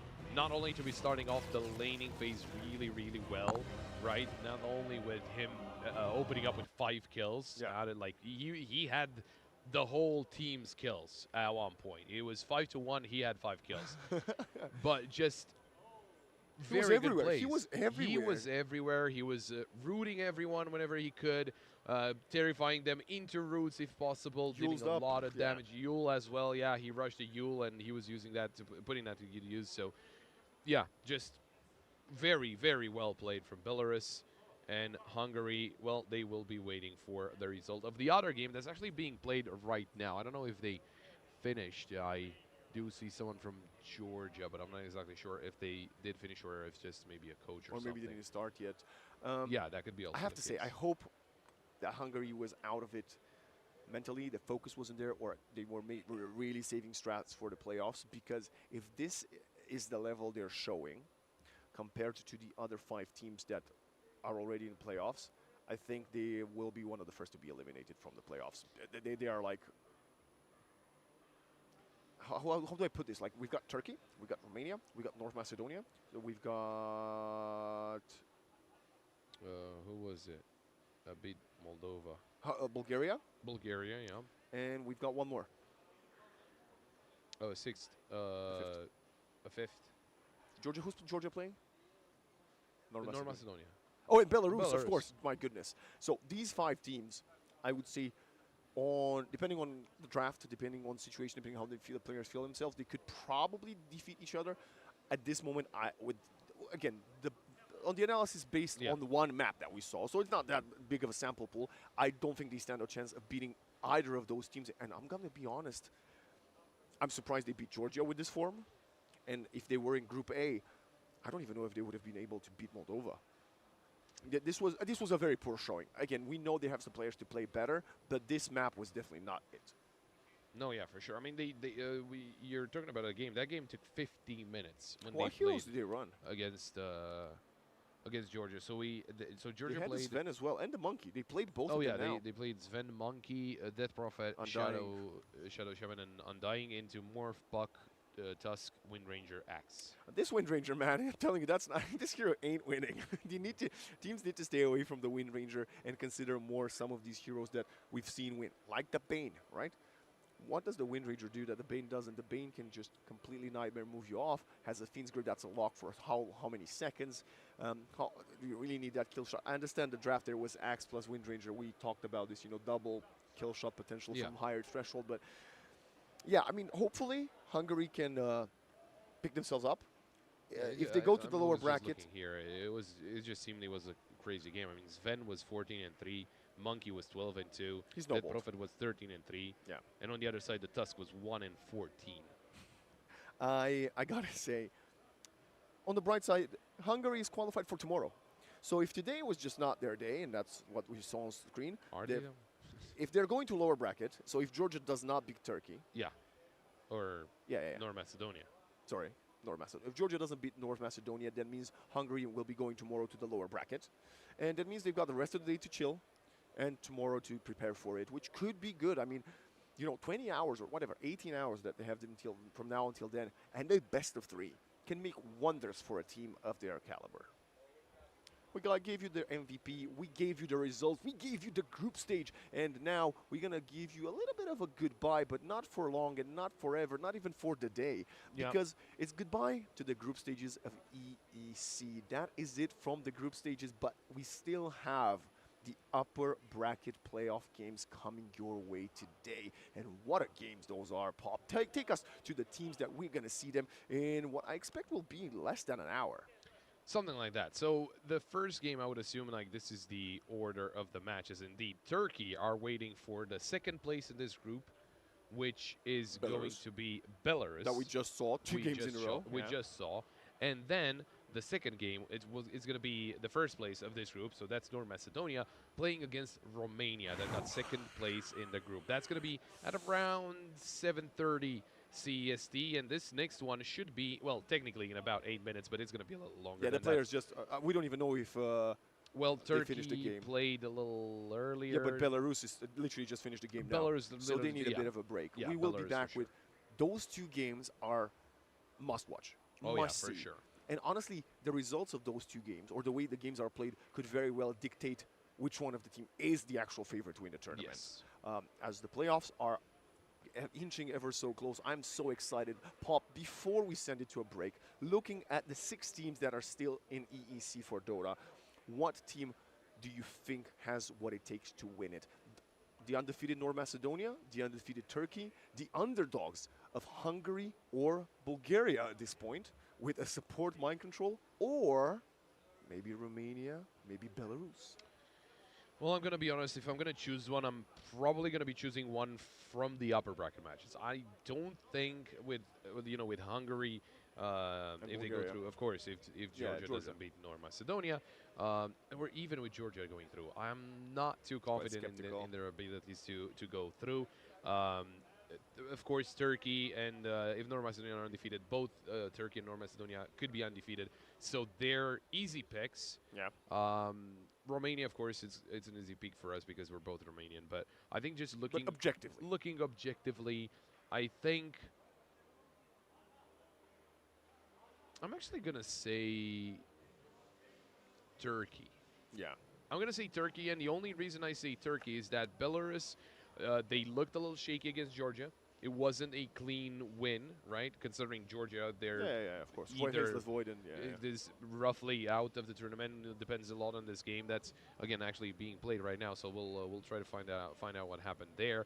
Hungary, again, or I was talking about they beat Hungary 100%, but Hungary was a poor showing. On the other side, Turkey, I don't think they really struggled a lot. No, I think they had fairly one-sided games. Probably the closest game was the Moldova one, and maybe the Romanian one a little bit, but they still beat them in both of those games. Yes. Yeah, I think. I said North Macedonia, and just to round it out, North Macedonia. Yeah, I think we know a little too little from them. Yeah. From them. So We haven't I seen would them be that much. very curious to see what they do against Romania. Maybe that gives us paints a better general idea. But for now, I'm going to go with Turkey. I've said Turkey since the beginning. Of course, I do think if there is a team to beat them, Bronze medalist. So. it is probably Romania, the team that could beat them. Historically, we know Romania can be quite inconsistent, and that's not something that we are, stepping away from it. This is the first playoffs they make at an international land the last couple of years, and it's only the European qualifier. But these 6 teams that have made it to the playoffs, they are now ever so close to getting an invite. Well, to qualifying to the World Esports Championships, and that's what they want, and hopefully that's what they're going to achieve by getting a few more victories. Yeah, if I could rank them, I think right now the favorites are Turkey. Okay. I think I'm looking at a potential Turkey-Romania grand final. Okay. I think Macedonia is the third favorite, and Belarus, I would even say, I believe Bulgaria could probably beat Belarus. I've okay. yet to be impressed with Belarus's play, That's fair. but again, they've only lost a single map. So this afternoon will really tell us how this whole tournament will start shaping up with these 6 Titans remaining in the tournament. For us, we are going to send it to a break, but we're expecting you back here in less than an hour to begin the upper bracket playoffs.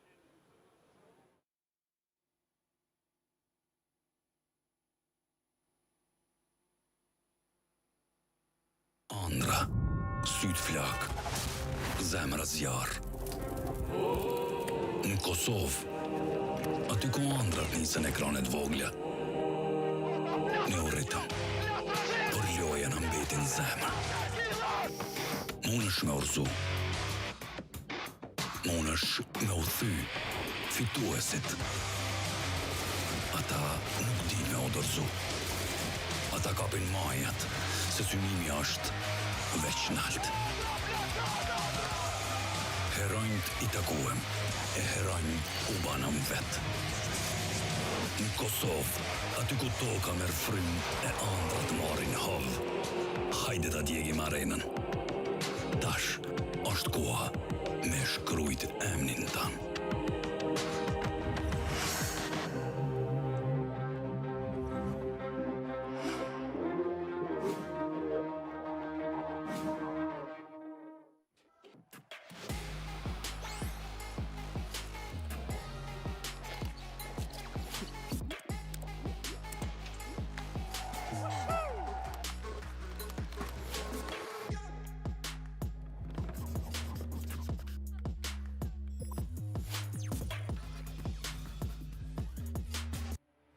Fatoni edhe bashkë me krejqëshnin e vet e din që s'ka me internet e pakot telkosit. Telkos, dashnin lidhje të parë.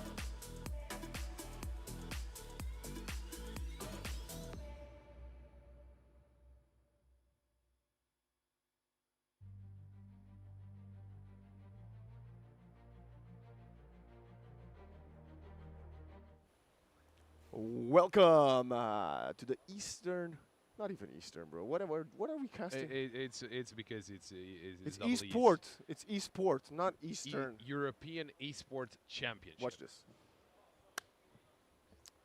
Welcome to the Esport European Championship. I think that's still not correct.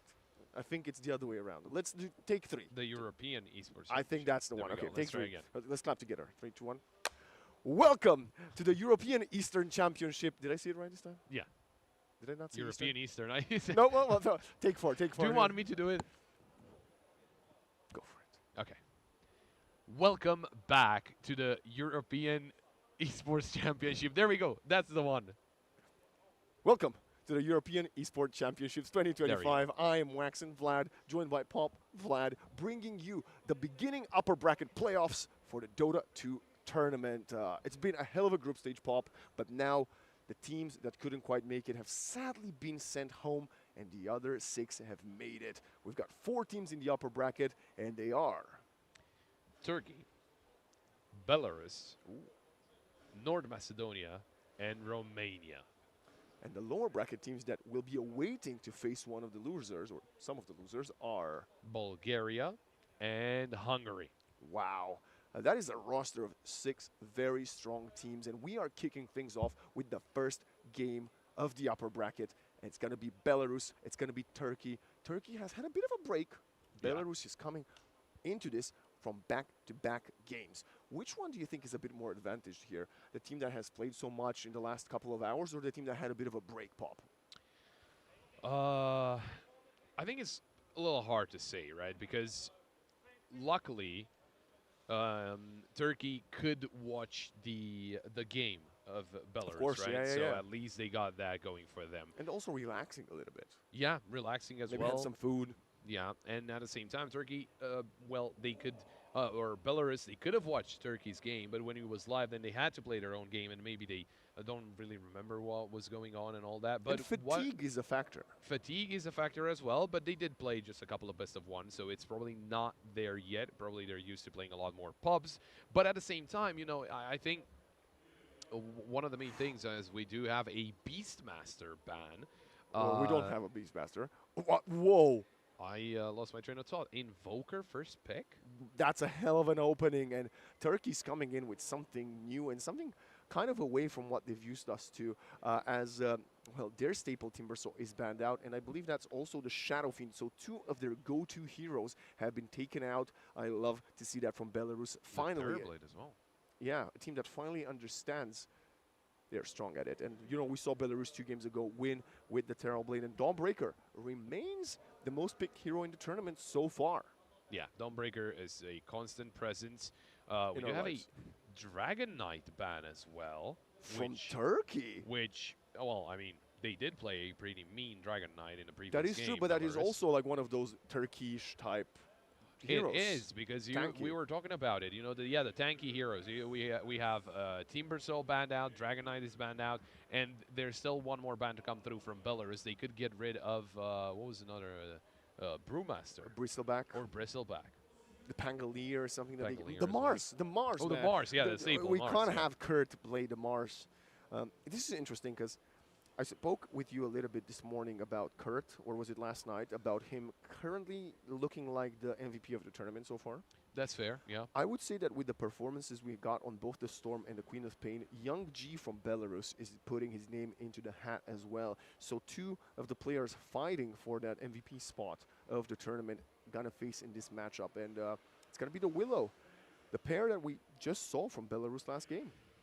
Yeah, for sure. And then Naga Siren ban as well, alongside the Storm Spirit. So, Taking out Young G's Storm Spirit and the Naga not to counter the Dawn. of course, and at the same time, you know, we could have, you know, you were mentioning the tanky heroes because they were not banned out. Clockwork is an interesting pick, alongside an Invoker. Now, you know, we were used to seeing what did we see with Tusk? Shadow Fiend and Tusk, Shadow Clockwork, Shadow Fiend.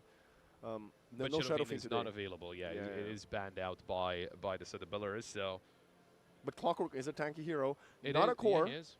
I mean, it's been many years since Clockwork used to be played as a core. It doesn't happen quite as much, well, almost at all these days. But he is tanky. he's very good at dealing with the Dark Willow because in the Shadow Realm, the Dark Willow still eats a ton of damage from the Battery Assault, and she can't really get out of the cogs. Clockwork, very good pick here, and it shows us that they want to put some presence and some pressure on those laning phase. Obviously, this is the first best of 3 of the tournament as well. Yes. We must mention that, Pop, and the dynamics change completely from a best of 1.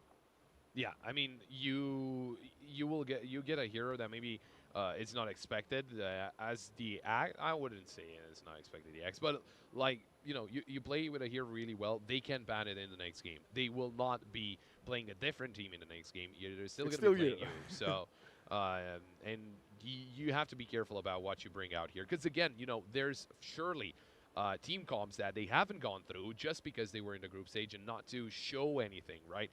And the question is, do you start showing now, considering you are in the winner's bracket, but you still have a second chance if you lose?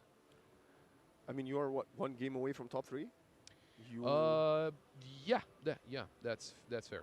If you win here, you move into the upper bracket final. We don't know how many teams will qualify to the WEC from I this heard something of 4 or 6. If but it's 6, they're all set. But let's just say 3. I think if you make top 3, okay, that should be guaranteed, right? Yeah, I think that's fair top to 3 say. guarantees it for sure. So a victory here could mean the world for you. You make it on the international stage, you will face some of those strong teams from Africa, from Oceania, from Americas, right? So you can't. Yeah, I think it must be the moment for you to bust out the strats. For sure. Yeah, I think like thinking about like this, yeah, because you use them here, and even if they get turned against you in the upper bracket final, you still get top 3. Yeah. So it doesn't. And, it doesn't and matter. if you keep yourself in the upper bracket, if you lose, then you go to the lower bracket. You got more time to work and bounce back up, right? Yeah, exactly. Clockwork Axe and Invoker, like, I mean, both pairings have worked previously wonders in the past with Clockwork setup, Hookshot, Cogs, Sunstrike, or Axe Call, Sunstrike. The meta now kind of dictates Invoker should not play for the Exort, but he will get a Sunstrike at some point as we get the Ursa. Wow. Ursa Crystal Maiden for Belarus, which... Another new hero. Crystal Maiden of the tournament, yeah. First CM of the tournament, at least on stream. That is a lane winner. That's what it is. You Frostbite, you Fury Swipe, and the Axe might struggle. A lot of people stay away from the CM. I think Snaking is one of the only Tier 1 pros still trying to play the hero because it can be just cannon fodder. Crystal Maiden just died. The Clockwork solos Crystal Maiden at like level 5, if not earlier. So that is one of the aspects we have to keep in mind. But she is going to be great at enabling the Ursa and also going to give a lot of global aura. I know Belarus would have loved to pick the Storm now, but it's already long banned. So let's just see how Turkey is going to treat this lane of Ursa CM. Wow! Okay. Amazing. S tier carry in the current meta, absolutely. A lot of teams in this tournament have stayed away from it because of the best of 1. It's quite risky. Muerta is an incredible counter to the Ursa. Until Ursa gets Nullifier, she doesn't do anything to the Muerta. You jump on her, she turns into her ultimate, Pierce of the Veil, and you can't hit her until you get Nullifier. When we get to that point, the conversation maybe changes, but like that's 5th item maybe. And let's be honest, what has been our longest game? Like 35 minutes maybe? I think we got like 40 something. Did we break 40? Okay. I think just a little bit. I don't think it was too long after that, but yeah. And we look at that, it's the Ember ban as well. So taking away the Ember Spirit as well. Yeah. And they're going to protect the Muerta. They got the Axe to jump in and protect her, the Cogs to push people around, the Tornado if needed from the Invoker. This is a great Muerta pick coming in from Turkey. They got 2 tanks. Well, 1 tank in the Axe. Second hybrid tank because it's a support clock. And they are still, the Mars is still in the pool. Yeah. You're not playing Mars plus Axe. Primal Beast still in the pool if you want to flex the Invoker. Muerta could also be a support, for all we know, by the way. This could be a support Muerta, and then who does Ursa kill?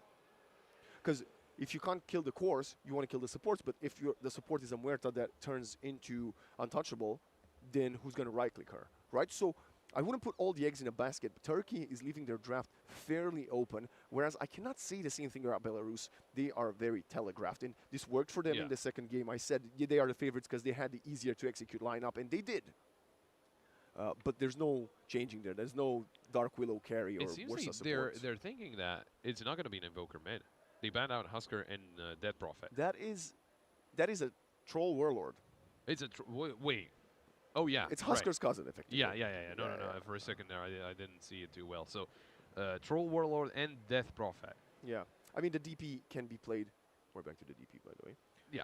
But there is no Bondage Queen of Pain yet. Is she No, banned? no, Is she banned? she's banned. She's banned. Is She's she? banned. Yeah, she's she's the banned, third okay. ban. I was thinking for a second that Queen of Pain earlier, but The DP could be played as a safe lane, so or as a mid and with an invoker support. So it's a good ban from Belarus, and that would have been some tower pressure as well. Turkey now, and DP would have fitted the Turkey narrative with another sustained like long survival hero. yeah. The Bristleback's still there, but do you want to Bristleback into Ursa? That's hard.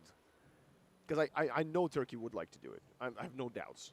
But are they going to go for it? And then that way, they play Invoker mid with Muerta support and the Bristleback carry. Not awful. Also not. ideal. But it's Bristle into... Like, Ursa can kill the Bristle quite effectively. That is the one downside of it for Turkey. Any other heroes that fit the narrative? Razor can be quite controlled. But Razor is an option. But Templar? Is Still Templar against- still available? Ban no, first. It's Ban the first first. ban. Razor into Ursa though. You suck his... Well, no, it's not... If you are able to get all of his It's not stats, great. then It's not great. yeah, sure, but There's the Life Stealer, but it's also not great. Terrorblade? Do they play Terrorblade? That's I don't know if it's Turkey banned plays out. it. It's banned out. Is the first First ban ban of as well. Turkey. You know, you're correct. They banned it themselves. The Morphling is in the pool. Oh yeah, Morphling was not banned. So Morphling into Ursa. It's not that much reliable stun. It's not worse. Morphling could work out, but again, this could be a Muerta carry, and we're just theory crafting for no reason. Could be a Muerta carry, and they need a different mid, right? They could choose something mid, and they're gonna go for the. It is gonna be wow, tiny mid. I mean, I assume it's a tiny mid, because why would you last pick a tiny support? maybe it's Tiny Core. Carry. Carry tiny with a Muerta support. Sure, versus Ursa. It might not be the end of the world. I mean, They are all very hard to kill other than the Invoker. Yeah. So that's not the worst thing I've seen. I mean, we were they don't talking have that about much time.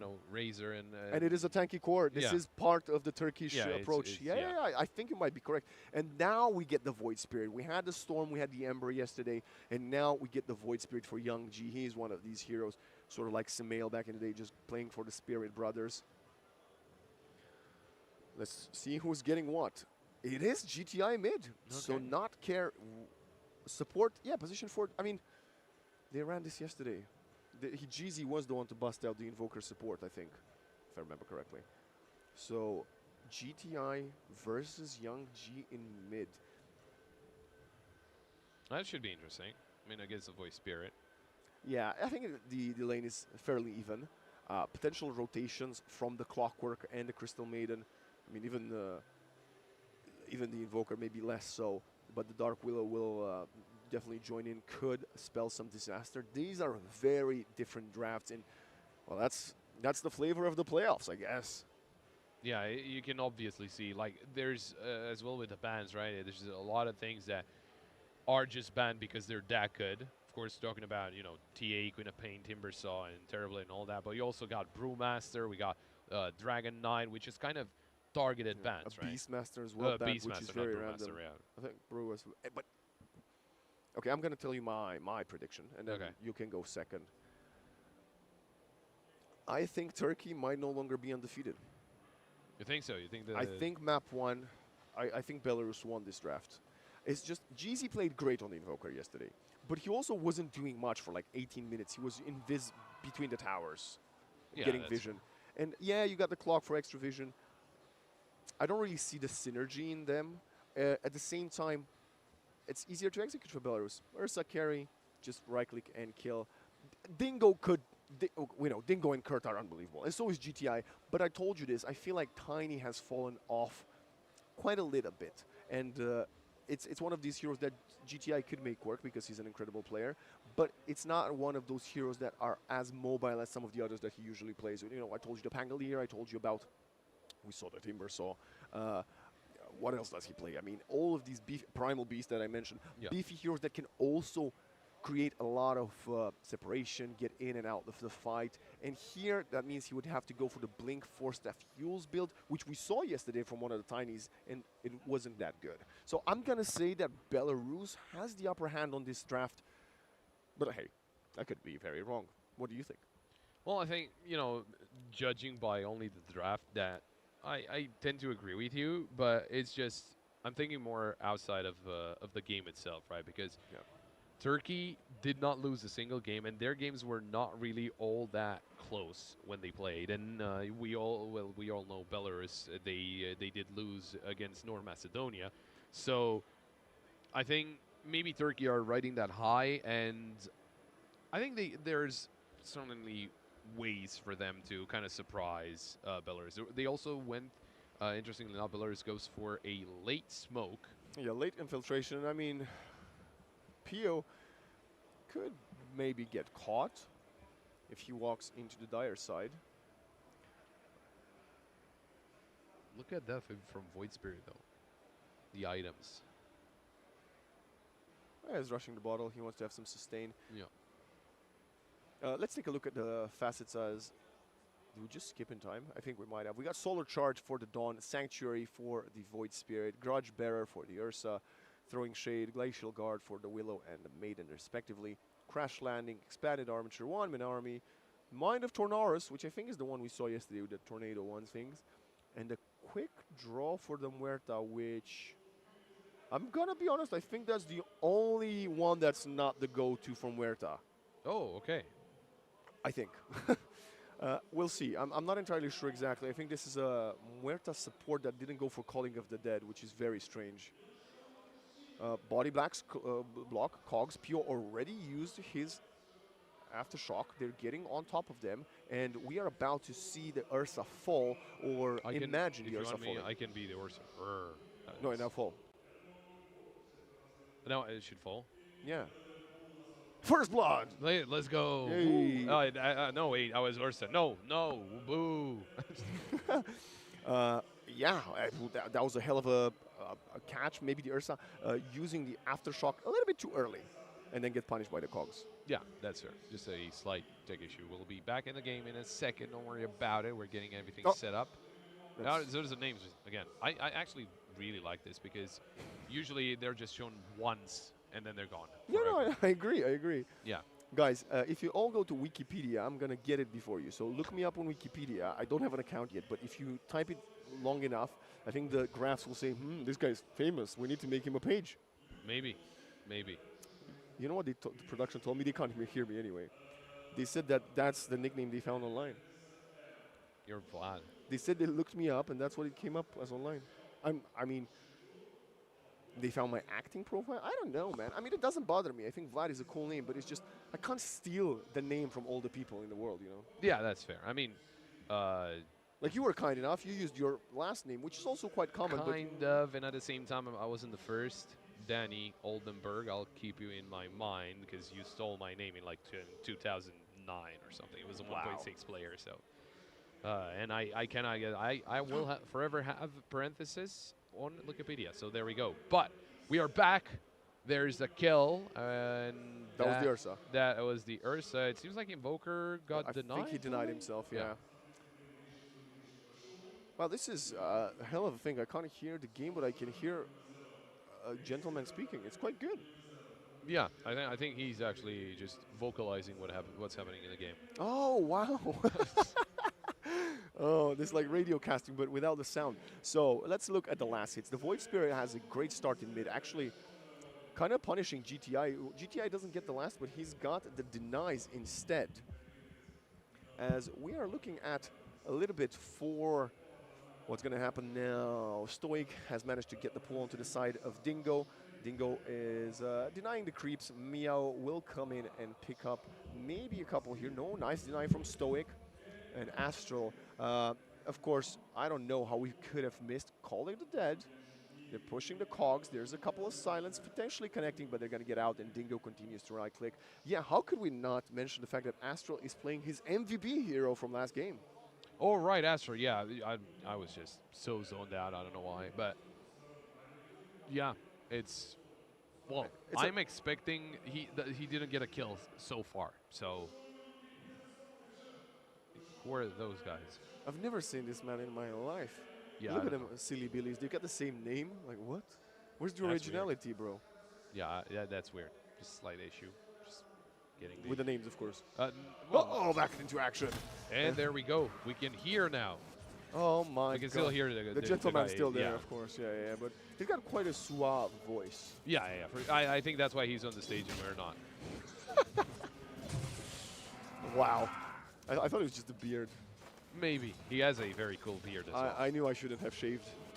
I want to say he has the glasses, but you had glasses as well, so. Yeah, true. I can give you my glasses. No, I would. Yeah. You know, is the voice getting louder?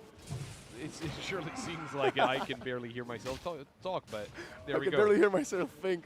It's okay, guys. We have quite of a wash to begin the lanes. The only problem is Pio a bit behind in last hits, as he also struggled with that first death that we kind of saw on our stream. Kurt continues to dominate lane, as we can expect from him. Astral in exchange is... You can see me, I would look like a DJ trying to hear. But I completely agree with what you just said that I didn't hear at all. And tonight, no copyright claims on our channel. I don't think we have that good of a voice. That is true. Astral, being called by Stoic, they're going to break the cogs as we completely go bottom to see the Ursa getting pushed on the tower by Kirk. Nice Glacial Guard coming in from the Maiden. A few more swipes, Frostbite as well, and Kurt gets caught out of position. Now the call snap is still gonna be very loud usage. Pio finds the kill, and I think this is the first time all tournament long we see Kurt die pre-minute 25. Yeah, that's really weird. Like, oh, just throwing the cogs. But yeah, that was unexpected. Like, he went under tower to fight Ursa, and then just started backing away because he realized, okay, I'm just going to take a lot of damage. This Muerta is getting obliterated by a melee offlane in the Dawnbreaker. That is strange to see. Dawnbreaker has the best time of her life. 11 last hits ahead of the Muerta. And now, okay, they might get something in exchange as GZ, the Invoker support, comes in with rotation. Was a 3 versus 3 Stoic. Is playing at the edge of the Call of the Dead, 1-for-1. Dingo needs to keep himself alive. You don't want to die as the carry. It's interesting, no, because Muerta is not playing against the Ursa. In lane, I mean. I mean, she's the carry, so I think that's fine. And Axe is doing quite well versus the Ursa himself, considering the Fury swipes. Yeah, he did die once, but other than that, he's having a decent start, including that first blood that we spoke about. You know, you were pointing out the towers earlier. What are these catapults? I have no idea. Full honesty, I don't think I've seen them before. I think we saw crabs. Oh, there's still the crabs. I've got the crabs, yeah. Yeah, for me that's useful. I'm used to these. But the catapults, man, someone had a lot of money for that battle pass. That's what I can tell you. Young G will get the bottom shield rune at minute 6, first power rune. GTI, how does he fare? Only 26 last hits, actually 6 behind the Void Spirit of Young G. It's not often we see GTI trailing behind in last hits in mid. Pop in, Astral Step. Wants to just harass GTI a little bit. Maybe force out some nukes to waste his mana. GZ could set up for this Crystal Maiden. First right click coming through. Frostbite, and now Cold Snap. Ursa wants to join the party. They're really zoning in on GZ. Frostbite again, and Invoker's dead. Young G's coming for the rotation onto Kirk. Again, just feels like it's a little unexpected to take fights like that. It's also minute 7 Stoic, wisdom. hello. Okay, they got Axe TPing out, so does the Tiny TPing in. The TP gets cancelled, the Cogs are pushing back. I'm not entirely sure what's happening. You got 4 Dire Heroes here and 3 Radiant ones. The Radiant team is actually winning on top of this skirmish, and that's gonna be a complete disaster and a waste of TPs. The Tiny and the Invoker also joined the lane again, maybe hoping to protect the Wisdom Rune, which they will get, but they fed 3 people in the process pop. Yeah, it was such a weird fight. I mean, I don't know if Turkey had any reason to fight like that. Oh, they didn't know Stoic came through. And Astral's dead. Yeah, Astral's dead. There's no way you can get out of that. Great positioning from Stoic there in the tree line, as you mentioned. Yeah, it was a very good TP right into the trees. But then again, you look at the previous fight on the bottom lane, and it was just weird. It was really unexpected. Someone's flushing something? I like no, I think someone unplugged something. I will only say, thank God we are not there, and we heard that in our... Yeah, thank God we don't have our headphones on, that's correct. Invoker coming in with a nice tornado, but GTI is gonna most likely fall. Has the stick, keeps himself alive for a second longer, but the Astral Step will be enough. And GTI falls to Young G. 6-3. He's not coming in anywhere, right? He's going out. Going out? His line is tiny, coming in. And Oh, okay. He didn't come in. Okay, a level 4 Invoker and a level 5 Axe. They're never killing this Ursa because she's level 6, but oh, maybe Kurt. Interesting wraparound. Okay, he might be cooking. That's not good. He's not cooking, actually. He's the one getting cooked and served on a plate. PO will fall back. He has a lot of creeps he needs to hit. Look at the net worth. My God. Yeah, already up 3K or rather 2K, but I think it was mainly the weird fights that they were taking, because that's what gave them quite a bit of gold just fighting there, especially in the bottom lane. But look at that Muerta being forced back. In the meantime, Kurt is fighting the pineapples. That's what I like to call them, even though I know that's not what they are. Another fight in mid, just a little poke. Avalanche toss, tree throw, kills the wave, and GTI will go away. Young G has a full level ahead of the Tiny, and about 1,200 gold for that as well. Earn into Spirit Vessel next for Young G with a great start in this game.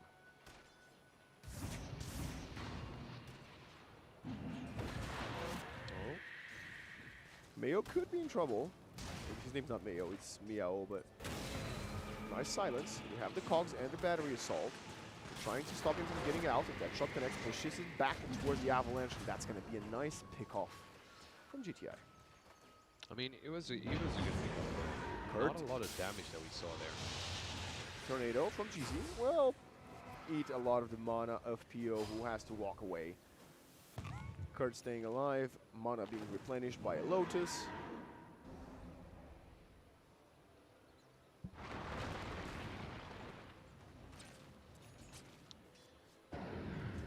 Like, even though they lost the player, they keep hanging on to the advantage that they got in terms of gold. The spark of courage there for X. Just starting to get the neutrals right now. And another fight, Astral. You're not getting out of this. Or maybe he is, actually. Oh, nice cogs, pushing to all the way to the low ground, and now the TP in from Young G going in. Dingo falls. Stoic, there's no help coming his way. He might need to try to juke this one, but there's no juking when they can break the tree with a massive hammer. And Young G finds the second one. They couldn't even find the Willow there, wow.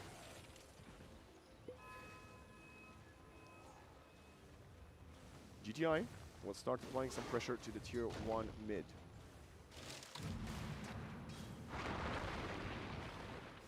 Fortify. Very good usage, but the catapult will still fall. Dawnbreaker now behind the tier 1 tower top. They want to find the first tower of the game, and they will do so uncontested.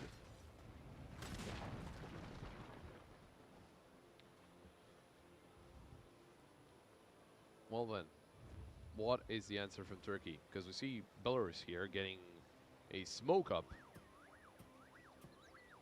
Maybe trying to surprise Tiny. Yeah, they got level 6 on Astral, and we have seen how deadly he has been in the past on this Willow.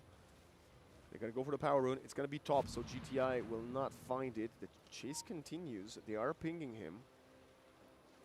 Oh, he stops to farm the camp. They're going to set up for him perfectly. Avalanche is there, but the Solar Guardian and the Bedlam of Astral, that's going to be a great kill. GTI gets taken out. And he was the most farmed hero on the Dire side. Yeah, Young G on a mega kill right now, and the core of Belarus are looking very, very good. Astral could get caught by Stoic. But there's a lot of Radiant heroes in the vicinity. I said the clock can kill solo kill players, but not 1 versus 3. He's not that strong. Even letting the freezing field go. Some more farming, of course. And Kurt has been farming very heavily with the axe. He's been constantly just in between. He also has a defenses. very strange build on his skills. I think he's got no point in call, sorry. He's got 3 points in battle hunger and 3 points in helix. Up top, Dingo uses everything he has to survive, but at least gets out.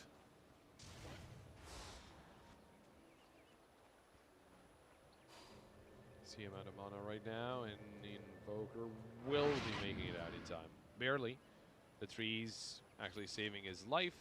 Kind of. I think the TP was kind of half full, and there was no mana for the stun, so he gets out.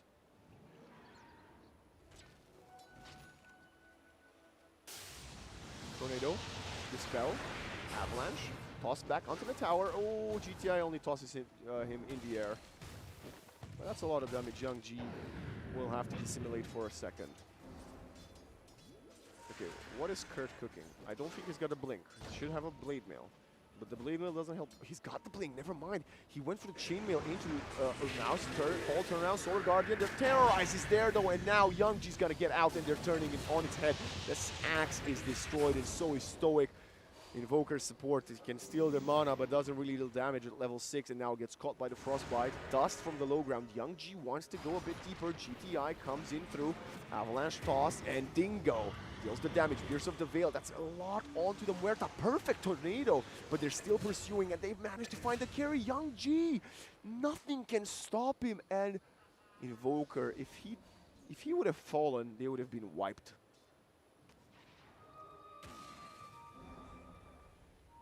Penalty slowly increasing there for Team Belarus, and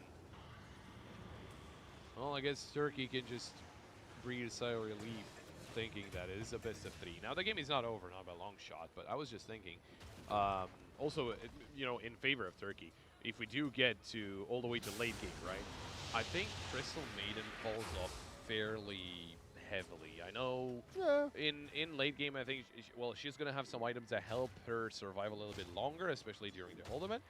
But in theory, but if the Clockwork is paying attention, he could move her while if she has a Glimmer Cave to say, and then the coil spawns next to her, she would probably be moved automatically.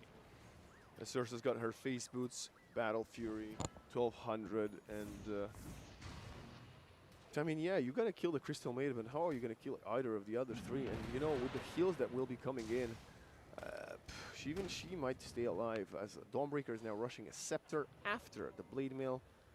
Smoke up, and she says, I don't want to, I need to farm my stack. Yeah, the axe reveal ending up not giving them a single kill and him falling is gonna be awful for Kurt. Up the high ground, Astral, Solar Guardian, and he still managed to catch the tiny Tornado EMP. The Axe Call coming in on the backline onto 2, toss, trying to do some damage. That's the first Call kill. Fall down, now it's 4 onto the Axe. The Bedlam is dealing so much damage and he falls. 2 cores in exchange for Crystal Maiden. Turkey, this is the worst form we've seen them in since losing that semi-final back in Riyadh.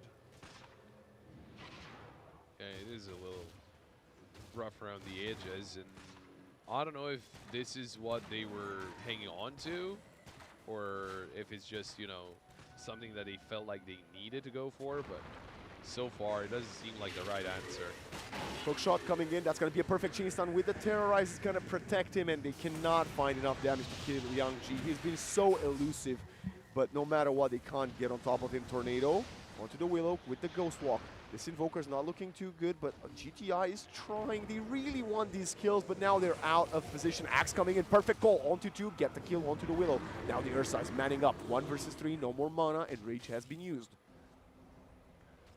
Dawnbreaker's full HP, full mana. She wants to get part of the action, and Stoic, they're gonna interrupt the Starbreaker with the Blood Grenade, and now GTI jumps in, he misses! And I he don't know dies. I don't know if you... oh, yeah, you mean GTA, yeah. Yeah. I thought for a second you were talking about Voice Spirit. But No, it was no, a he good played it call. very well. Young G is an actual G. Yeah, Young G, it was a very good call not to go any further, just because they were ready to just turn on him, and the support would have been a little too far back for him to make it worth it, right? You get stunned there, especially by, well, Tiny did go down in initially, but maybe he could have dropped a stun and then you would have been gone. Yeah. Hook shot, connecting somewhere. I can hear EMP, and it's going to be the Crystal Maiden. And the Solar Gun, look, they're not dealing damage to her. It was only the support duo trying to go for that pickoff, but if you can't even find the Crystal Maiden, what are your hopes of getting back into this one? The Blade Mail is going to be here for Kurt. GTI has a blink as well. Young G goes in the front line, deals a ton of damage to this Tiny. Spirit Vessel.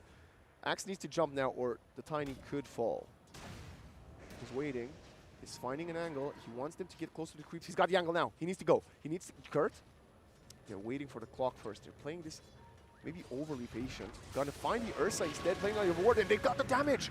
That was a ton of damage. Massive kill, taking out PO. Now you need to cut your losses. They're throwing the opponents away. Tornado for separation. Stoic in the front line to keep them away from the low HP cores on his side. And the random dead shot flying in from the Muerta, wherever she is off screen. Well, look at Young G. He wants to go in. He spots GTI, but GTI blinks out! That's what I call fast fingers. This clock is a madman. He's going to sacrifice himself to find a kill onto the clock, and they will. Kurt found these two walk away, but he's going to get pulled back in, and Bedlam, Cursed Ground, kill. Another one found by Young G. If someone would show us the scoreboard right now, and they would tell me that Young G has 20 kills out of 20, I would believe them. I mean, yeah. It just feels like it, right? It just feels like he's in all the right places at all the right times, and he's doing a lot to even help his teammates as well.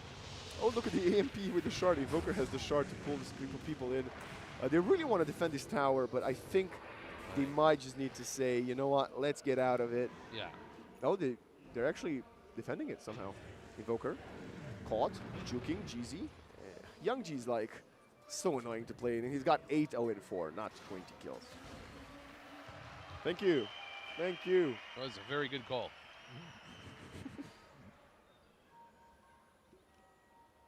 Interestingly enough, you know, Young G, we talk about him, but he's actually not the leader in terms of net worth. Not even a second. He's the third. He's behind Dawnbreaker and Ursa, but at the same time, you know, Ursa. He's the space maker.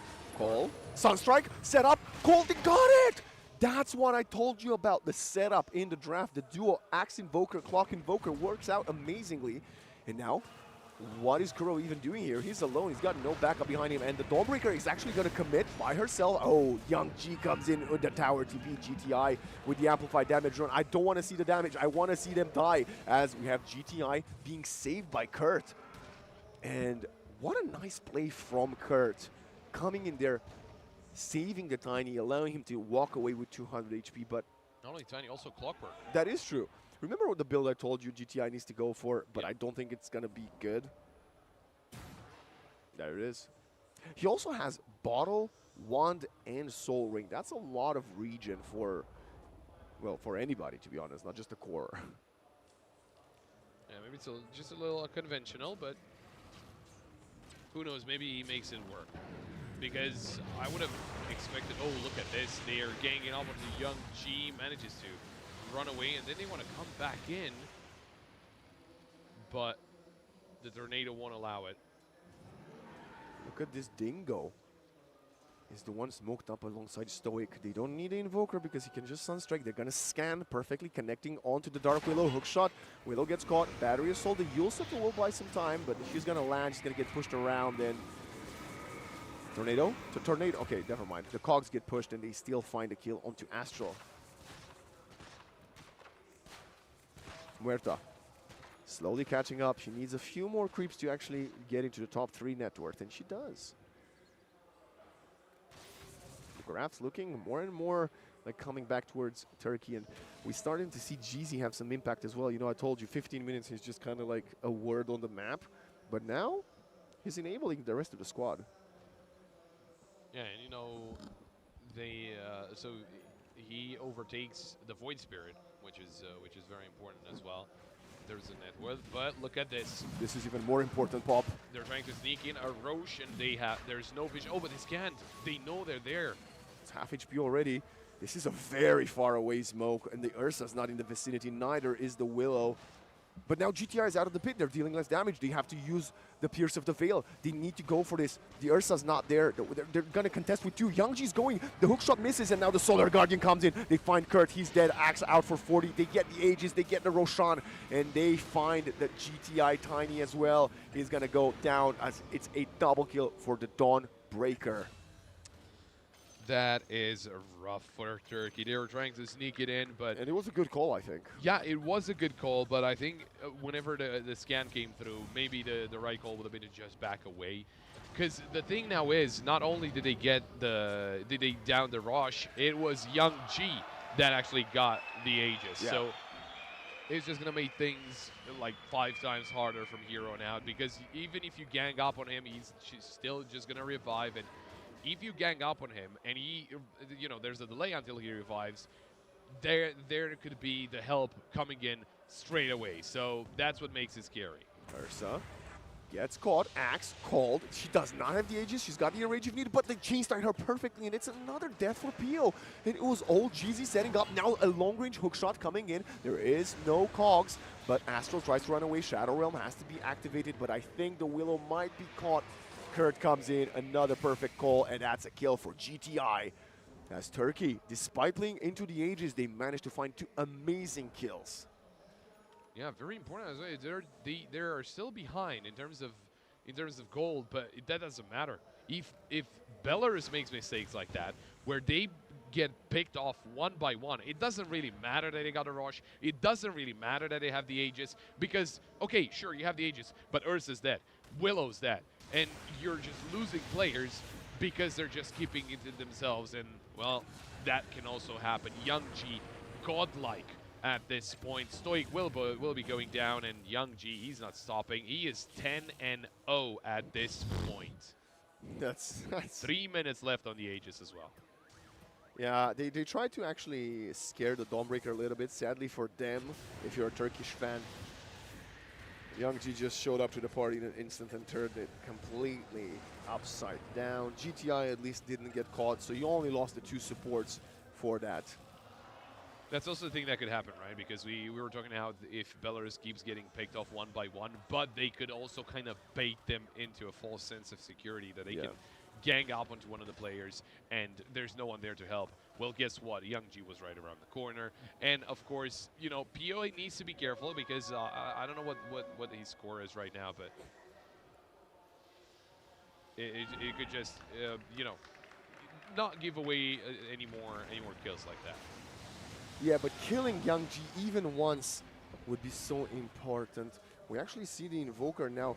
GZ yesterday went for the Orchid. Now he's completely skipping it, bypassing the way on the way to the Aghanim Scepter. Got the Axe done on the Ursa.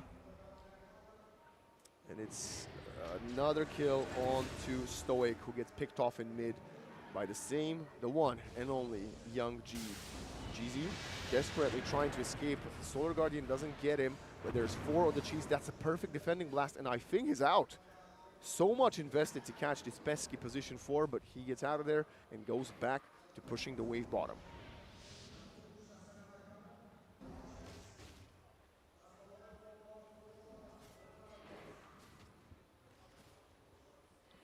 Well, GZ should be okay. I don't think you want to fight the Ursa. Forces out the Enrage. Hello?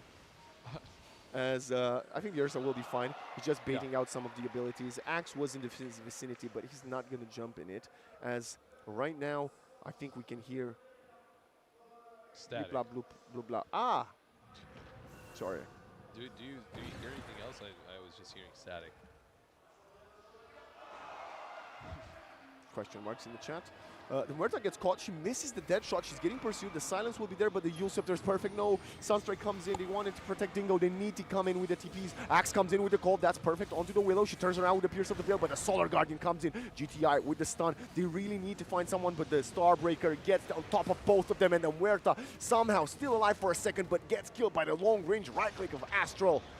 Jeezy, GTI, the next online. As they lose 3, they don't find anybody else. Oh, the sentry from Astral again with a setup Invoker.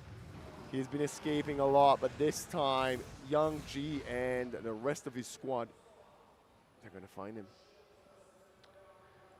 Well, Clockwork might still be alive, but nothing that he can really do. And I think just the positioning and just, you know, the team fighting skill of Belarus was really good right now with all the kills that he got, and you know, they were playing as a unit, and they came in as a surprise, right? Turkey didn't expect them all to come in through that side of the map. So yeah, just wonderful stuff coming out of Belarus, and this is more like it, right? I think I've seen a gem on Dark Willow. I'm not exactly sure. Wow. I think I spotted it on the right there, on the right side of the screen, and we'll see if that's gonna add a whole lot, because It will, because it means the Invoker can't produce his shenanigans anymore.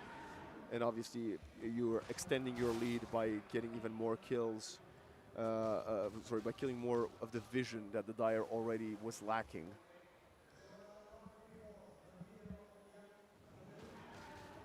I like this. You know what? I think Kuro is my favorite player this tournament. He's playing all the supports that nobody else is. He's running the Ogre. Now he's got the Crystal Maiden. Grimstroke, Grimstroke, Grimstroke. You go tell him that. Toilet break, you go tell him. Yeah, I'll go find him and I'll be like, can you play Grimstroke? Yeah. I like seeing Grimstroke. I mean, if they win the first map, they could give it away for once. Yeah, I think that's maybe it's, you know, smoke up. They want to go for Young G. Surprise. That's not the way you have to jump in, by the way. I'll explain after they lose this team fight, because the Solar Guardian completely turned the team fight. Kurt is dead. GTI, he's not surviving, is he? No. And, the hook shot missed because of the toss. A rare miscommunication from the Turkish squad that are currently getting a bit chased down. Haste on the Young G. Stoic isolated with the Ursa. You're not trapped here with me. I'm trapped here with you. And look at Young G, man. He really wants to find someone. He's going to go for GTI in the tier 2. That shot hits him. And he's carrying the gem, by the way, because to get the gem from him, you need to kill him, and he has yet to die. Yep. So the reason that's not the correct order of jumping there, because if the Tiny jumps in first, he kills the creeps. And then Axe calls, and there's less targets that hit him and make him spin less. So we need the Axe to jump in first to get the procs of Helix, and then Avalanche on top of that. Turkey. I mean, it's the first time in a long time when they're on a back foot, and we can see them making even more mistakes. It's not that impressive. They make some mistakes. Calm down, guys. The crowd goes wild for the catapult kill. Yeah, might be hearing this, of course, on the mid stage as we are casting here Belarus against Turkey. I think it's the team from Kosovo in CS, the home team, of course, BNE. They're playing a game in, I think they reached playoffs. Might have reached playoffs. I'm not exactly sure. But yeah, they've got a lot of supporters, obviously. And one of the best, if not the best rated team in the tournament? It's them or Germany. Yeah, something like that. So we've got CS. Mids. We had CS women's division earlier. And of course, Dota. We've got Dota and we got Meow chasing Stoic. And I don't know if he gets away with this. He does, barely. One more auto attack was needed, but it didn't come through. Dingo, in the meantime, trying to farm up. This Invoker has been doing his best to keep this lane bottom push, to give his team as much space as possible. But there's like Manta style dead shot dodge. That's insane, and Dingo's dead. What a play. What a play. That was wonderful to witness. Let's see it again. Yeah, that's after he did it. Oh, yeah, well, we won't see it again, but we remember what happened. Pop, I don't know what the turnaround is here. call Avalanche Call of the Dead into Invoker. This is not this is not a Cataclysm Axenim Scepter Invoker, so I don't know what it does, to be honest. I might actually have to I might have to genuinely Google what the Axe on this Facet Invoker does, because I don't know. Wait, wasn't you said? Oh, the Nullifier, by the way, for Ursa. I So mean, yeah, early, but remember it was meant to be 4th or 5th item. It's here now. is it like 3rd? I would assume. Or even I think second? Bro is just that farmed. You think so? Oh, I guess we'll see what Ursa is having right now, but Yeah. Thanks. And we're gonna get another Nullifier in about 600 gold. that's a little overkill, isn't it? Well, they By the way, are killing Young G, over 30 people. Young G, casual, 13-0. Yeah. They've got effectively a kill per round. And they're gonna find another one. From the high ground to the low ground. Pop, I think, I mean, I called it from the picks. Okay. I think this might be a game. You don't have a A combo. game? Sorry? A game. Yeah, the game. It's game. Oh, the game. Okay. Yeah. The game. When you are referring to the game, are you referring to The game, the rapper? No. No, I'm not referring- that. No, not Triple the H? game. Oh. It's all about the game and how you play it. And right now, Belarus is the one playing much better than Turkey. Yep. And it might be a little bit of the draft fault. I would say so, but at the same time, I think it's just some small to medium mistakes from Turkey that snowballed into Belarus being really good. Although it's a team fight, the Roshan is also being under attack, but Jeezy goes down, and there's the Rosh just being destroyed by Belarus. And we saw that Turkey was starting it at first before, but this time it's Belarus, and I don't think they want to be bothered. Four staff out, but continues the pursuit. Dead shot buys the clock a second. He's going to hook shot away as well. And the Cyclonic Shield of the Gale Guard actually keeps the Clockwork alive. Small victory for Turkey. Oh yeah, it's the 4th item.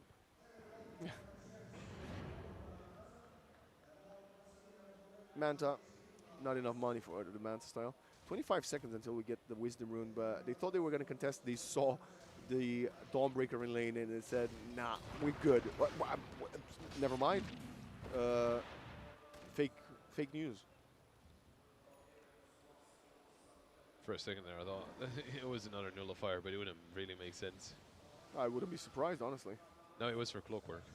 Clockwork bought the dust. Or Oh. not the dust, smoke. Yeah, It was Clock for a would bullet. have surprised me. Look at Astral, man, catching Jeezy. Stealing the Wisdom as well. PO is also 9-4 and 3. I mean, we're talking how, you know, Astral is just very, very good. Kuro's very good as well, but just Astral doing God's work with Dark Willow especially. And yeah, just having a couple of very good supports, like thinking that it was the supports mainly that were high rank or very experienced players. That is going to make a huge difference. Not saying that the other 3 are not good for Belarus. Obviously, they're very good. It's just having good supports is almost mandatory because that they empower or they set up the fights in such ways that their cores can be, can be put on, the half plus value. Yeah. They're trying to take the Tormentor back. The Void Spirit is going to commit to this TP no matter what. They're going to set up for GTI. Does he have a BKB? He has an Octarine core. Yule's up in the air. He has to use the Gale Guard. The Cogs will be there. Toss. Gale Guard. Use the Gale Guard. He's not using it. But he's escaped anyway, so he didn't need to use it, I suppose.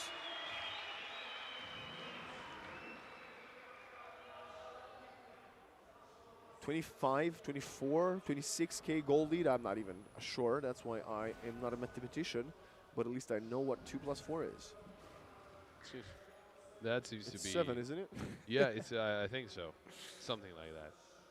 So yeah, like it's a big goal lead, and How is Belarus Dawn still the first most farm hero I on have the map, no by idea. the way? I legit don't He's understand. got a basher, like what? I think he keeps farming constantly. He Yeah. ran out of Ursa. Yeah, I mean, the Ursa at least has the Battle Fury, right? Sure, but the Void is 13-0. We got a Ferric Cloak, one of your favorite items, Pop, because what that item does, if you focus the... Yeah, you need to get your Yeah. mic closer because they won a round. So If you focus a target that activates it, all 95% of the damage that you deal to that target goes to someone else. So this okay. could be quite good. Ursa jumps on, I don't know, Invoker. If Yeah. he has a Ferric Cloak and he puts it on the Crystal Maiden, the Ursa will effectively kill the Crystal Maiden. wait, Yeah, that's broken. that's his teammate. Yeah, exactly. Oh, cool. So if you wanna, Dingo, by the way, just died, and that's the carry, out for 70 seconds. He's four-staffed into them. What just happened? Cogs, there's no buyback on the Muerta, so this play doesn't make any sense. That's why Kurt is looking at his team like, boys, why are we jumping in? Give them the racks. And now he kind of needs to jump in because they're going to lose their base. Fortify. well, I mean, if they go down, they Sunstrike? 100% lose the base. But look at Ursa. He didn't even care that Sunstrike came through. He was just think, but like, how much damage are you gonna deal to the Ursa? Young G's going forward. He wants to find GZ again. And I'm going to go for a wild guess. A wild prediction, rather.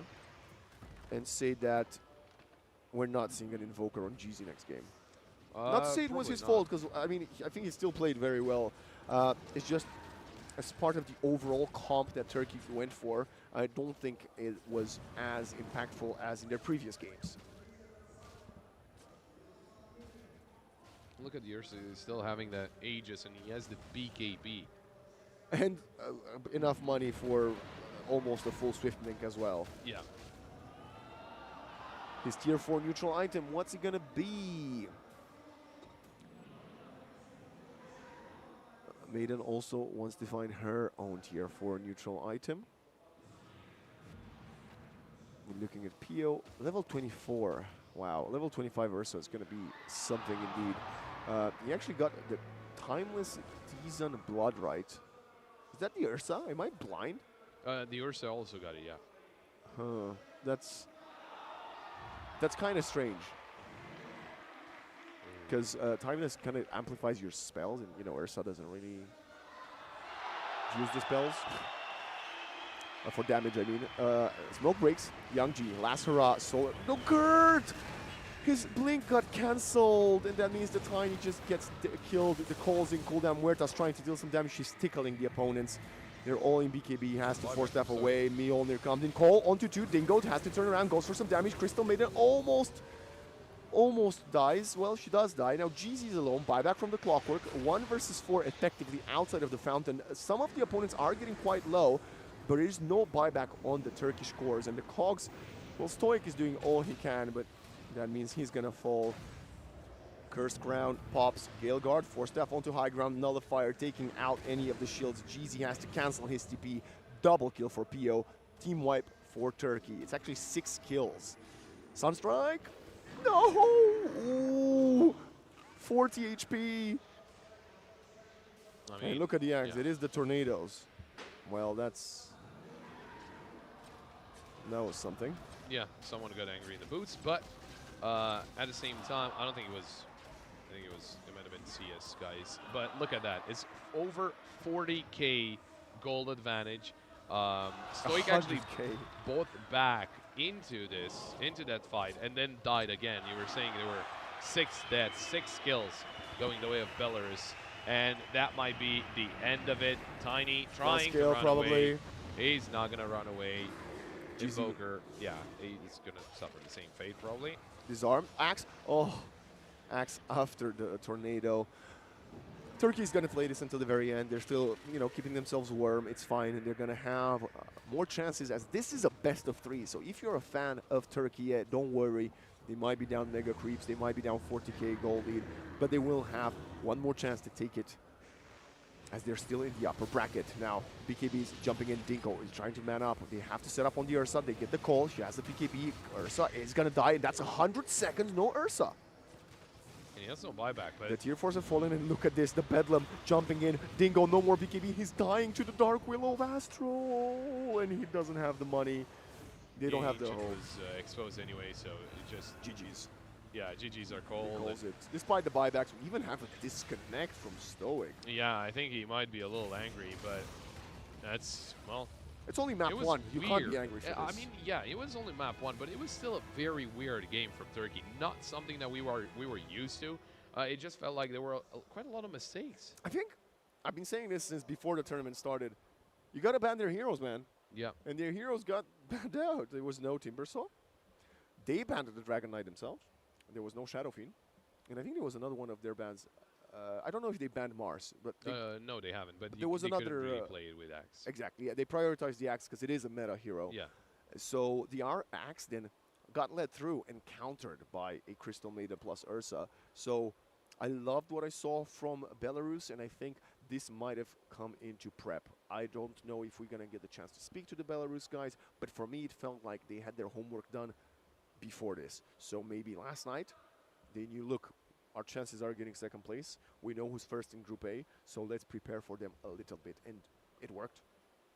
Yeah, no, it worked out 100%, and I'm very curious to see what Turkey can come up with for Game 2, because as you mentioned, it is a best of 3. They're not out yet, or even if they lose, they're not out. They just go down to lower bracket. But it is very important for you to win here because you get at least top 3, if not even better. Even if you lose the next 2 games after you win this one, you lose in upper bracket final, then you lose in lower bracket final, and you are 3rd place. So it's still a very good placement, but you might as well try and go all the way. Well, Turkey, they will have to go all the way because they will have to take the reverse sweep, try and get a 2-1, but we are going to be taking a break. When we're back, we're going to be continuing this best of 3 to see if Belarus can pull away with a 2-0 or if Turkey can get us a Game 3. We'll be right back.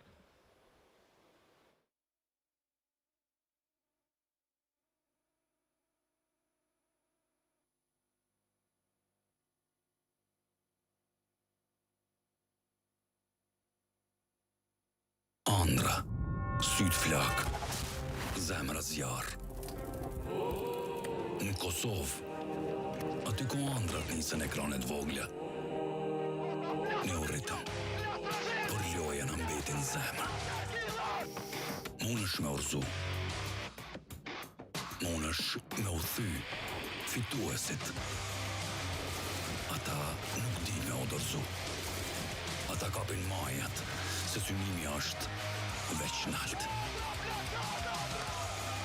Heronjt I takuem, e heronj u banëm vet. Në Kosovë, aty ku toka merr frym e ëndrat marrin hov. Hajde ta djegim arenën. Tash është koha me shkrujt emnin tan.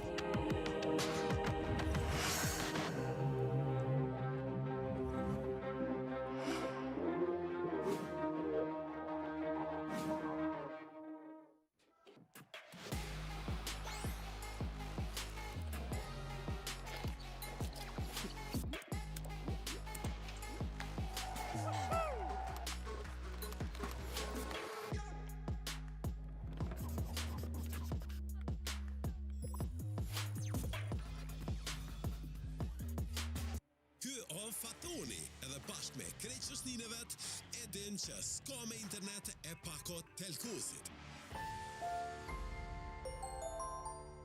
Telkos, dashnin lidhje të parë.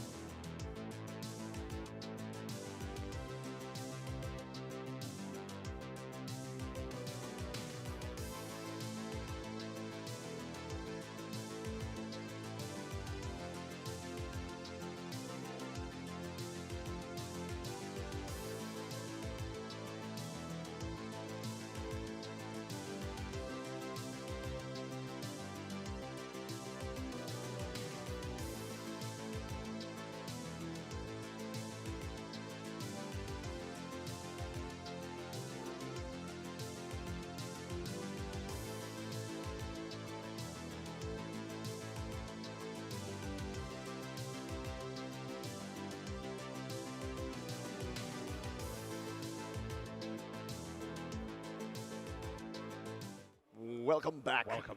To the upper bracket. First game, second map. We've got Turkiye versus Belarus.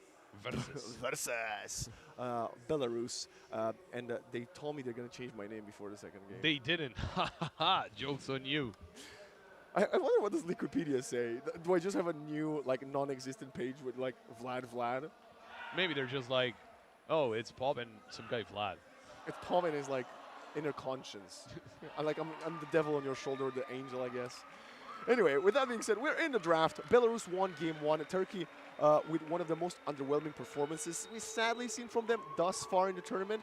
And honestly, the playoffs is not the moment to poop the bed. It is not. And you can see that they're already targeting bans. They got rid of the Dark Willow as their second ban. And the Dawn. Instantly. And the Dawnbreak, which is crazy. I mean, they're both of the heroes that Belarus have won all the games today with? 2 of the games today Might with. be. Yeah, I think so. So that Dawnbreaker was ever present, I think, in almost every single game, either as a ban or as a pick. but definitely as a pick today. Yeah, banned Yeah. yesterday. Finally, different thing. Belarus knows what they need to ban. They're banning the tanky heroes. They're banning the Timbersaw from GTI. And Shaman now. That's a great question, actually, Pop. What is GTI going to play? Because he's been banned out, and I think like they need to prioritize his mid hero, right? We saw how much he kind of struggled with the Tiny. And like losing that hard versus a Void Spirit is not great. Oh, he's not playing Queen of Pain either. I don't think he would be playing Mars mid. No, that's Kurt on the off lane. So yeah, that could be one of the bans. I as think well. Tunisia. What am I thinking of? Turkey. Tunisia. They're playing in the African qualifiers, I think. Probably, and they've got red in their flag as well. So, you know, Yeah, but so does Belarus. Many countries have less red in their red. flags. Yeah, that is true. Okay, Oh. Shadow Fiend stolen from Belarus. They left it through. They had first pick. They took it away. So that's not going to be something for Turkey. And what I think they should open up with here is they should pick up the Phoenix okay. and then pair it up with Kurt's Mars. I think it's one of the strategies that we saw from them, that Mars Phoenix, and Turkey doesn't have any more room for error. If they lose, they drop to the lower bracket. And if they drop to the lower bracket, they're facing Bulgaria, which is arguably the stronger of the 2 lower bracket teams. Yeah, that's fair. And at the same time, you know, we saw that Phoenix Wait, paired does that up make with sense? Mars. They were in the same group. Yeah, they could still play them. Yeah. I think we can find it out. I think we can quickly take a look and see who is going to be playing who. So that's why they're I taking don't have their an time. internet connection now. We're not looking at anything. But we've seen the Phoenix Mars combination. The only kind of bad thing was that Phoenix was actually going into the Naga Naga instead. Siren. There we go. But And then we the were- Naga blocks a potential Mars pick for the opponents. Yes, but we were talking about how Naga Siren could be a counter for Dawnbreaker, and Dawnbreaker was banned out. Yeah. I mean, it's not a bad hero. It's not. You're It's not very going to be strong. It's very peeking. strong. I think it's going to be Yeah. a good counter to the Shadow Fiend in the form of. If we You- get to you the can point get later close. on, Yeah. later on, he Requiems. Naga is away. Let's say she maybe gets a Blink Dagger. I know she's a support, but maybe she's going to get there. Blinks in with the song, and the Requiem could get wasted. Could. Yeah, that's fair. Yeah, that's fair as I know well. he is. The question is, are you banning the Tusk or the Clockwork now? Because Shadow Fiend with Tusk or Clock is strong. Very strong. I would say Tusk, to be honest. Okay. I would say Tusk or... Okay, I mean, do you have enough bans for both? I'm not sure. I think this is one ban only for the Turkey side. I might be wrong. We got the Bat Rider, though, banned from Belarus. Okay. Naga has, of course, that reposition tool as well with the snare into reel in. Piercing the BKBs with the snare she can do as well. It's a very solid pick. It's just today and yesterday in the tournament, the teams haven't been successful playing Naga. In Tier 1, instant ban, must ban. Like, yeah, Timetable Assassin is a good hero. Invoker is a decent hero. Willow, very good. Nobody would ban those over Naga first. Axe, Which is fair. specialty from Turkey. Yeah, of course. Another yeah. tanky hero. Kurt played it last game, but it wasn't his best showing. So I think now they get Mars. I think there's I no think- way around. I think Kirk plays Mars. You play Naga 5, you get the Mars here in the Phoenix. I Yeah. see it as well. Yeah. I think that's the lineup. But I think you need to take it. I know, a Naga blocks the Mars kind of for Belarus. What do you get as Belarus, though? Well, let's see. Banning out the puck. That's not what not the Tusk, not the Clockwork. Yeah. Turkey says, we're happy to face it. You choose whichever one of the two you want. Which is interesting because that makes Belarus think, which one are we going to get? Yeah. The Clock or the Tusk? Which Good. one do you get? I think you get a touchdown, though. I think so too, especially versus if it's if you pick it now, it's quite blind. You don't know the rest of the lineup. I think the Tusk makes a bit more sense. But that's not necessarily to say it's a must. We'll see. I think we have to see what they pick. Because you could still be a Shadowfiend mid, which means you don't need to pair it with Tusk or Clockwork. Yeah, that's fair. And maybe try and get a better counter for Whatever Naga. shows up later Or on. whatever. Magnus! Okay, they're cooking. They knew they had a Another chance. new hero, by the way. That is true. I don't It's think we playoff saw time. him. Yeah, there we go. They knew they needed more team fight, and now they, It makes absolutely no sense. but maybe Belarus can cook something up. I mean, you said you're gonna go talk to them if they win. I didn't. Well, You were with me during the break. I didn't talk to I've anyone never seen apart this from man you. in my life. I'm not even a caster here. I'm just some guy from the street. Do you live here? Rubek. That because you know why? He's got plenty to feast on. Yeah, Song, that's exactly your right. RP. I mean, if he steals something and then you got a setup for the Requiem, it's amazing. Rubik is a hero that is very situational, and you need to have a good Rubik player for it to work this patch. Do you still get Mars now? Seeing Rubik. Depends what this Magnus plays, because if it's Magnus offlane, it doesn't matter. Like Well, you don't get Mars anyway, because you already have Oh yeah, Mars. okay, fair. But if it's a Mars, a Magnus carry or mid, you could.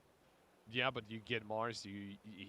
Rubik gets. The thing you is, he the can't arena. steal all of them, right? He can't have Arena, RP, and Song. Yeah, but well, at the same time, it's actually no. It's actually weak.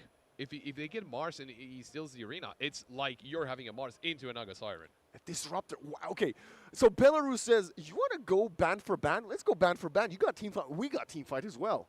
And we're going to steal some of your team fight. And by the way, if you remember, yesterday, Croatia, I believe, when they played Belarus, they banned the Disruptor. Yes, they did. Which is interesting because maybe they've got a Disruptor special being cooked right now.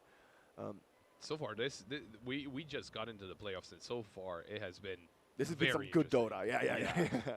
And this is, like you said, second map of the playoffs. And, you know, this is the beauty of the Dota drafts. They evolve and they become intriguing the longer a tournament goes, as it forms a meta of its own. Interestingly enough, Bad Rider was banned out by Belarus. Their fourth ban. There we go. What were we going for? I'm thinking we need a support. I mean, we need to show something here, right? They're showing everything. They're not just showing something. They were okay. Turkey. This is they're flexing each other. They're flexing at each other, and we're seeing who's gonna flex the most. And I'm not saying flexing heroes. I'm saying flexing as in muscles. I mean, yeah, I get it, but that's crazy. Rubik and Disruptor will suffer. Like Leshrak can destroy these two. that's fair. And I mean, that Aghanim shard on Leshrak, you're not rushing it as a core, but you'll maybe get it from a Tormentor like later on, and it's just such an annoying spell to play into. How about an Ursa, man? Turkey Ursa. And then you got an empowered Ursa with a Leshrak mid. I think Ursa... How about an Earthshaker? It's the Bristleback. It's the Bristleback. That's Another the one of the Earthshaker. specials that I've been waiting from Turkey. I would have seen an Earthshaker there. Carry Bristle. That's not an elimination game. That is true. It's in an upper top 3 game potentially. And they picked the Leshrak to not be countered, to not counter the Bristle. Because here you could have gotten a Lesh for Belarus and kind of mess around with the strength of the Magnus and the Bristleback. So this is impeccable drafting for the coaches, the captains, whoever's coming up for both of these teams. They are definitely in some very, deep line thinking, like chess-wise. When the chess player takes a 40-minute break while at the chessboard to think. This is the level of strategy we're thinking of right now. But what are we thinking here? Is it still Shadowfiend mid? Or is it still possible? I don't know. I think they're waiting for it. I think now we're analyzing for an off lane. Or And is Rubik full support? yeah. He's He's not not. We're Rubik not core. playing a Rubik. Okay. They're going for the TB. Okay. I thought we were TB. looking at a Centaur hero and maybe another offlaner. I think that's the kind of bad thing to play against if you're Belarus and playing against Turkey. I mean, you banned out Timber, you banned out Axe, and they bring out Magnus and Bristleback. That is incredible. And but they if- still need one more tanky hero Well, to meet theory. the quota. Yeah. What are they gonna get? This is some formidable stuff. Terrorblade is good here. It's a bit more safe for Belarus. I think they played it in the first game of the day, if you remember, versus Georgia. Yeah. And they won it because of that whole void situation. They're banning the Tiny because the Tiny would be the tanky one. Although GTI didn't feel himself on the hero, and that means we're looking at an offlane. Okay, this TB could be offlane. But I'm just going to go on a limb and assume it's a carry for the sake of the analysis of this draft, which means Shadowfiend will be mid. And we need an offlaner. They banned Kunkka, though. Yeah, could be Kunkka offlane. Oh, okay. Could be Kunkka offlane. I'm thinking, wait. But they could have so picked Kunkka themselves, which is interesting. They also could have done that, but what do you think? Like, I think Centaur is in there. We haven't seen this hero, and it's not the most S tier meta pick. The Tide Hunter. ooh. But the biggest but. The Mars is still in the pool. That's what I wanted to say. Yeah. Like a Mars paired up with Leshrak. Or, well, I mean, The Magnus not support, that's the thing. catered, It's, not you paired need to up, put but your Magnus as support. That's the thing. They're banning the Centaur. They banned Centaur, yeah. So you would need to play support Magnus, which you could. You could, but then that's two very greedy supports in the Naga and the Magnus. Yeah, that's fair. And then you don't really have a strong I'm just scaler. we got we already talked about this. Never mind. The Ursa is still in the pool, man. You could put Magnus support and play Ursa carry for the side of Turkey. They're banning out the sniper. So Oh, Belarus thinks this is a safe lane Leshrak with an off-lane Bristle and a support Magnus. I think that's what Belarus is guessing that we're going to see from Turkey. That's why they're banning the mid Sniper and Tiny. No, You're going deep into reserve, both of those teams. no Husker ban.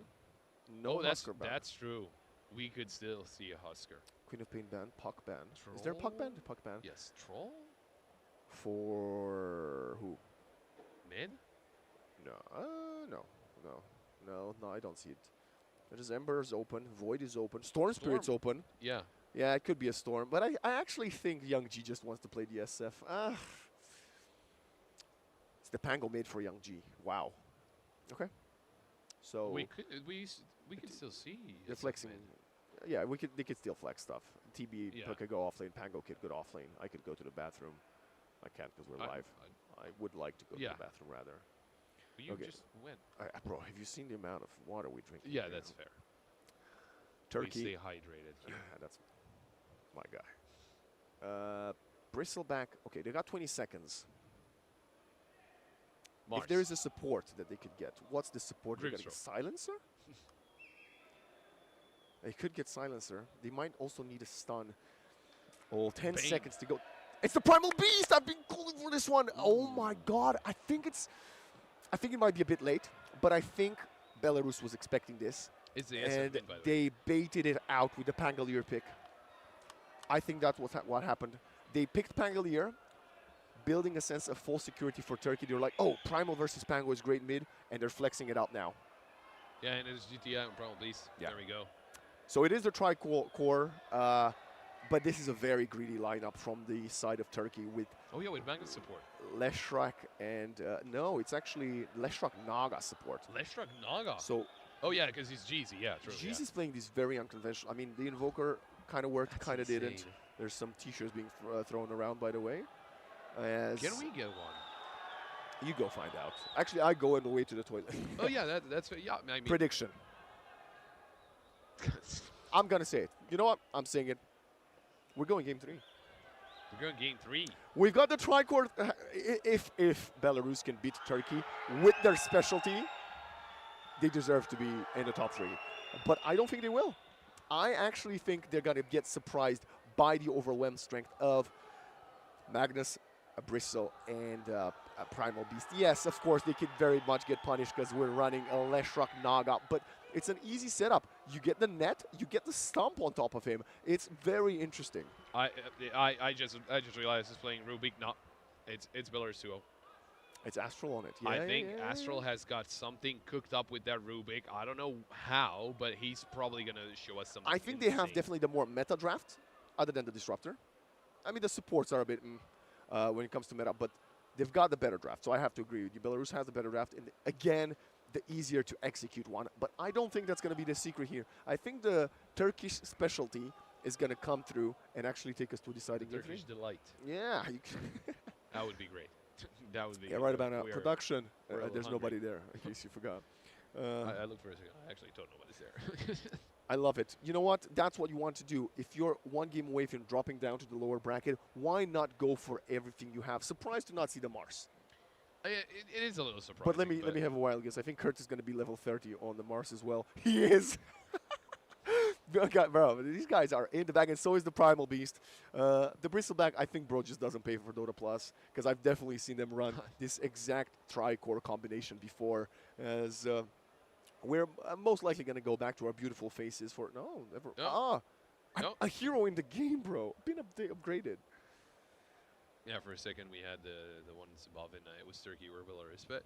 Oh, wow. The Disruptor is playing with the shit facet. Hey, I mean, it's a PG.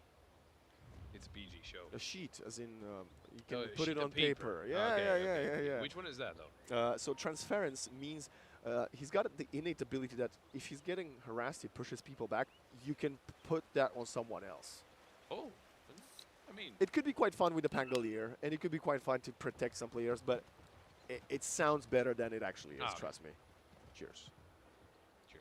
I haven't seen a Disruptor in a really long time. That's why I'm a little confused as to what the facet does. But bro is playing all the heroes that are not in the meta. I love this from Kuro. Yeah. Maiden, Ogre, Disruptor. Yeah, exactly. We were talking about how he might be pulling out some crazy shenanigans.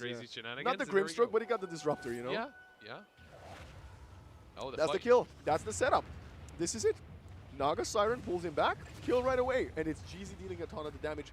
Didn't even go for the Earth Splitter. He went for the Pulse Nova? No, the Fate's Edict, sorry. I know we were actually talking about Leshrac yesterday and his abilities that do the same thing, kind of, second and fourth.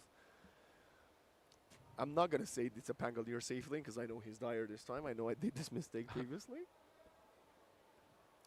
Man, what a time. What a game to cast. I love it. Young G zoning out GTI, and this is the lane that I think Shadow Fiend could very well win, because I told you of that Bamboozle Swapperoonie that I think they did. Yeah, I mean, yeah, just Young G is going to have an easy time in lane against the Primal Beast, but it's not about the laning phase, though. It is all about the mid game, I would say. It's all about the base. Also that. I think, are they done with the t-shirts? I didn't get a t-shirt. Bro. GTI, actually, not that bad. Of course, let's see if he can stop Young G from getting all the creeps under the tower. The range deny would be quite good, and he doesn't get it.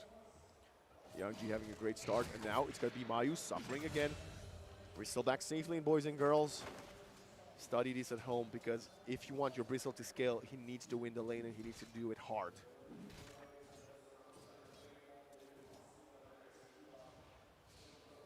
Smagra, of course, and totally. So I forgot for a second about the TB.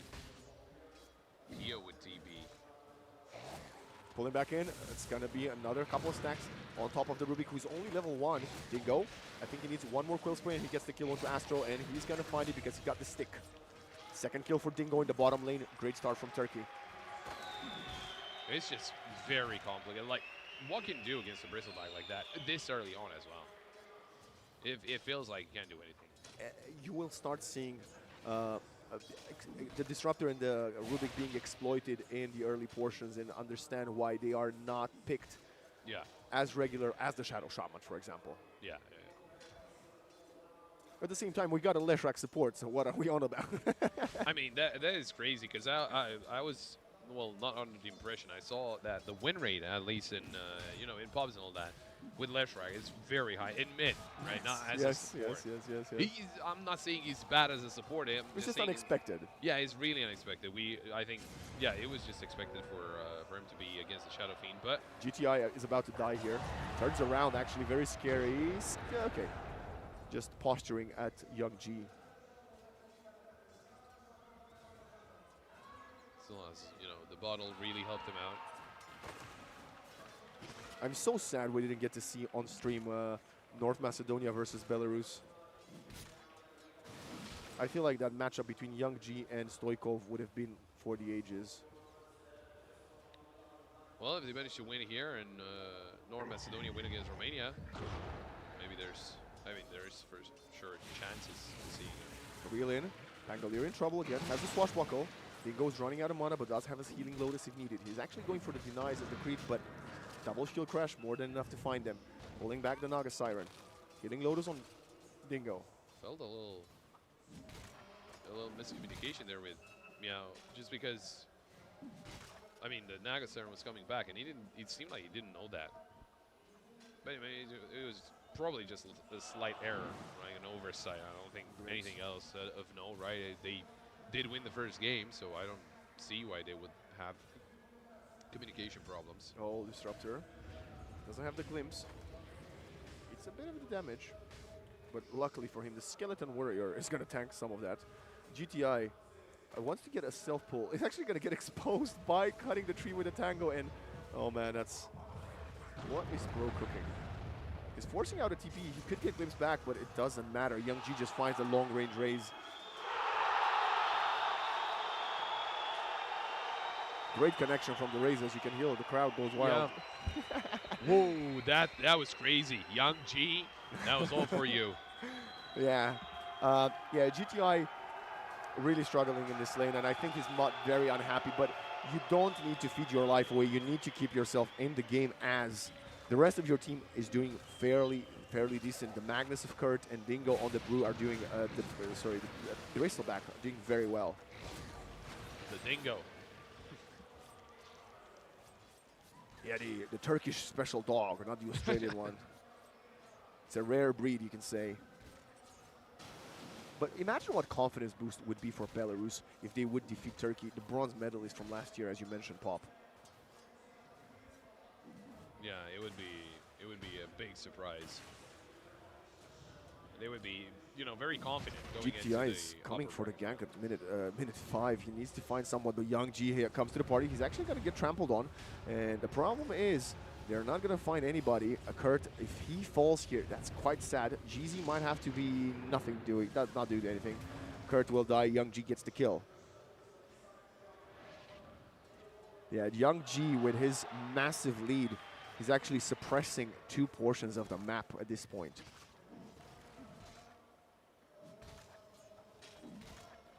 I'm just side thinking, just imagine. Finds the stacks. That's the Shadow Fiend will come back for them. Oh yeah, for sure. I'm just thinking if you're on stage, how do you feel? Because obviously we can hear the crowd, right? It's a different game that's being played on the stage, but Of course, yeah. how would you feel, being the enemy of the team that they're cheering? I think, I believe that game, I mean, we're commentating Counter-Strike now, guys. Their opponent is Denmark, and I think that team in particular has plenty experienced players to not be phased about it. I think yeah, any other team with less experienced players, I think they would actually potentially crumble a little bit. Yeah. But they are loud, and loud is also the name of the game here. It's actually not very loud. It's pretty chill. I mean, only 5 kills in 6 minutes. What is this? Did Youngji steal the stack, or did he kill it with the Leshrak? I think he stole them. Yeah, look at the last hits. Oh, man. Even losing stacks here, there's going to be a tough time for getting back into the game for these He's got 2 levels on Strike GTI. 4. Yeah. Look at that. The amount of damage that's being just thrown out there by the Iesf. Absolutely crazy. And so far, I think this is the first SF mid that we're seeing. We saw a carry before. Well, you might be correct. I actually can't remember. Just focusing on the auto attacks instead of the abilities.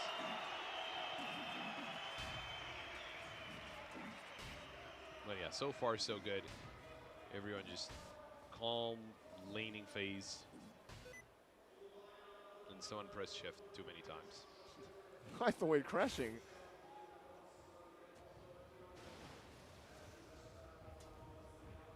Children GTI feels a bit more confident now. Yeah, he still feels confident. Level 85. Yeah, that is the scary part. I never thought I'd see GTI struggle so much back-to-back games.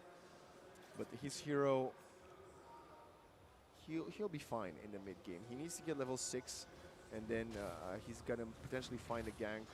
He actually has the haste run as well, and with level 6, is he going to get it after these 2 creeps? He's not. Ah, that's going to be quite unfortunate. He still got Stoic with him. Just close Now he's by. got 6. Okay, now we need a fast rotation, and I think the easier target should not be Young G. I actually think you should probably go for the Terrorblade top. But we're gonna show mid, and G is coming in. Look at the Mass TPs. They need the damage. They're coming in droves. Can they use the Requiem of Souls in time? The answer is gonna be yes. And look at this Disruptor. Actually, that worked somehow for the longest time. Well, at the beginning of the draft, I said ability is not gonna work with the fastest. He keep them. I'm glad to be proven wrong. Mass TPs mid, including the Terrorblade, turn it around, get 2 kills, and Young G will continue his domination. Nicely done there. It was instantly, like we were talking about it in the previous map as well, just a team play of Belarus, and not even, you know, them coming to help. Young G sees GTI coming towards him, sees the Naga Siren, then the Leshrak. He probably said help, instant 2 TPs. Like nobody skipped a beat, and out of that they get away with a lot. I mean, he's topping the charts for net worth, and of course slowly but surely the Pango and the TB are coming in as well. He's saving the money on the Magnus though, so he's not committing to the boots fully completed. He might go for the blink first, and he's queuing them up. Yeah, but he needs to not die. Kurt needs to stay alive, and he needs to have mid. Jeezy and GTI get caught again by a 4-man rotation. They couldn't even kill Astral. In last game, we saw Kurt skip the initial items going for the blink on the axe and didn't find anything. This time, if he does the same thing, he needs to get the kill. Or multiple. It's a solid 4K goal lead at minute 10. Yeah, Belarus so far doing really well. They want the glimpse. They got level 6 on Kuro, and they find the mag. Static Storm. We got Young G getting well, setting up the kill for PO, and the Magnus falls. Jeezy, level 4. Tough time for this beginning of Turkey, and that's the problem when you got a greedy lineup. Naga, Leshrak, early levels, they are not as impactful as a Disruptor Rubik. The only saving grace so far seems to be Dingo. The problem is Miao already has a counter for him with the Spirit Vessel. That's going to be a problem, and you saw that he dropped his items just to get a lot more value out of the stick. So I don't think that's a confident thing to do. Well, I don't know if you heard me. I don't think that's much better now, actually. Yeah, I need to get the mic in my mouth. How about me? Can you hear me? My voice doesn't change no matter how close the mic or far Oh, is. it does heavily. Yeah, it does. I'm not worried. Oh, I can do this as well. That's sensational. The Magnus, 50 gold away from the blink. The Belarusian He's squad getting the blink. is actually the one rotating. No level 6 on the Naga of Stoic. GZ on the Leshrak also quite far behind. And this Young G. Oh, they're going to find Dingo. Oh? Bro is not This surviving one, this. Oh, no, he's just very tanky. Well, it's no surprise. I mean, it's 4 players bottom. Yeah. And Did Belarus will Rubik steal anything so far? I think he's just got level 6, and there's not much you want to steal from the Bristleback, to be honest. Yeah, probably not. Back to mid. GTI, is he any He's closer huge. to a Blade Mail? RP coming in, pushing him away onto the high ground. This could be a kill. Nice Earthshock coming in, another stun perfect in, and they get Young G as this is amazing. GTI finds the last hit, and the reveal from Kurt this time has success. Very nicely done. I mean, they had it fully set up, and the SF had no idea. That was perfect. And, you know, it was Turkey. They kept getting caught out 1v4 they return the favor. That's the Iesf going down, and that is exactly who you needed to take down, right? Now, the TB is getting closer up there. They need to be careful about that as well. But as long as they at least start shutting people down, then that's going to be really helpful. Game stop. It's not going to do much. Just kind of messing around a little bit with the Magnus. As we're now looking at Pio farming very well for this early in the game, going for the Yasha after Falcon Blade Dragonlance. The one thing that Turkey lacked last game to come back into it was the team fight element, right? They didn't have much of that, or almost not at all. But now, you know what they have? They've got the Magnus. And with the Magnus, no matter how far, well, it does matter. I mean, if you're 50k behind, it's not going to do anything. But if you're behind 10, 12k, the Magnus can always turn things on its head. And with Kurt, we know he can carry games by himself.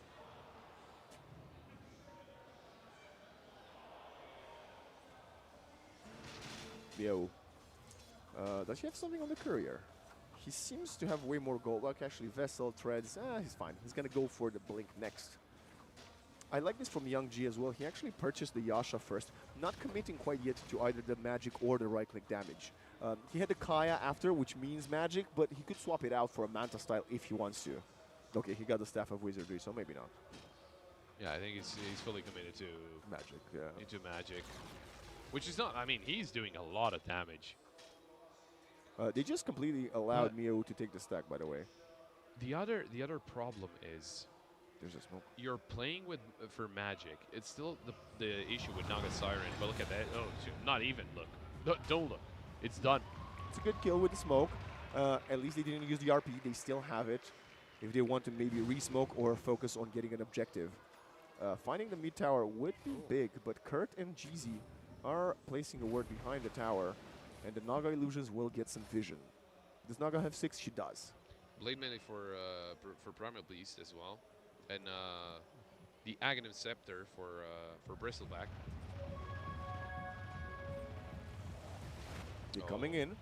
There is a Static Storm onto GZ. That's just a support. A kill is a kill, but they need to not lose anybody else. Primal Beast gets glimpsed. Oh my god. As the Requiem Soul comes in, Song of the Siren.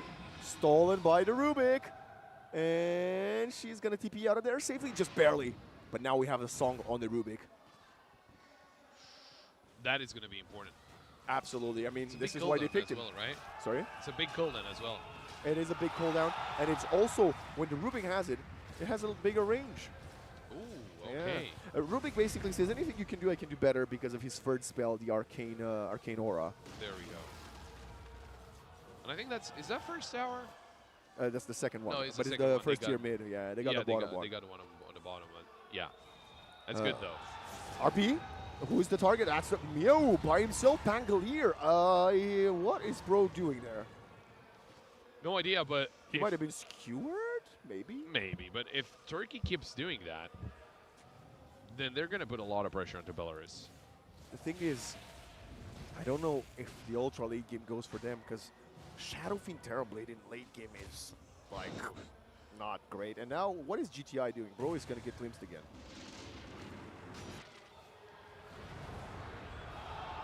Oh, there we He's go. dead. There's Young G. Yeah, he's gone. Oh? Maybe He walks away. How did that? Unbelievable escape. I agree. Yeah, exactly. Wow. Yeah, GTI. If he got caught there again, that would have been disastrous for him. But now, GZ versus Mio. Spirit Vessel coming in, and they're rolling Thunder. GZ is going to be caught, like a pinball in the machine of the pinball game. Sidestepping for a little while, but he will falter. And now enough money for the Blink Dagger of the Pangolier. Dingo. I think he's got the Aghanim Scepter already. And next online for him, what is he going to go for? Song still stolen. At least another 35 seconds in the position of the Rubik. We got a quick and searing signet for the Shadowfiend and a tough mana drought, which means the Bristleback will have the possibility of regening some of his mana while also getting more HP. Yeah, show us his items, please. That would be great. Okay, he's got the Ags. I know that much. I want to know what he's got in Quick Buy. We won't. Magnus going for the BKB, though. Disruptor's going for the first item, Blink Dagger. Oh, the Song of the Siren to find the Mag. if this is not pitch perfect, it didn't really matter because the fear was there. And at least he got to use the song before it expired. I think that's mainly why they did it. Not only they caught him out, but at the same time, I don't think it was necessary to use that. But it's just going to expire in any second now, so.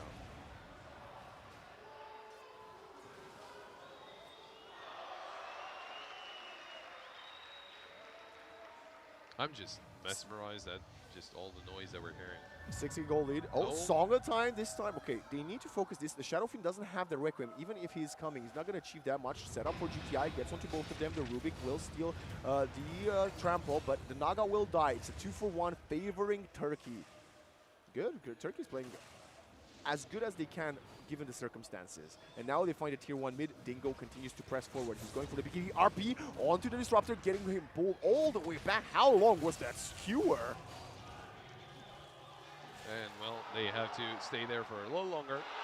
That's the third kill they find in that skirmish, Pop.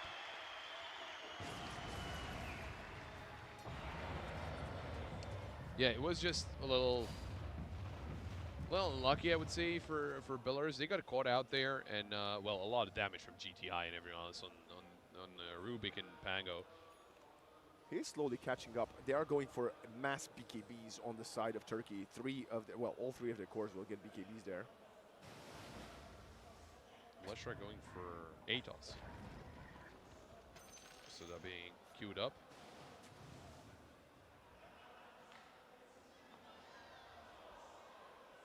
What else are we seeing, though?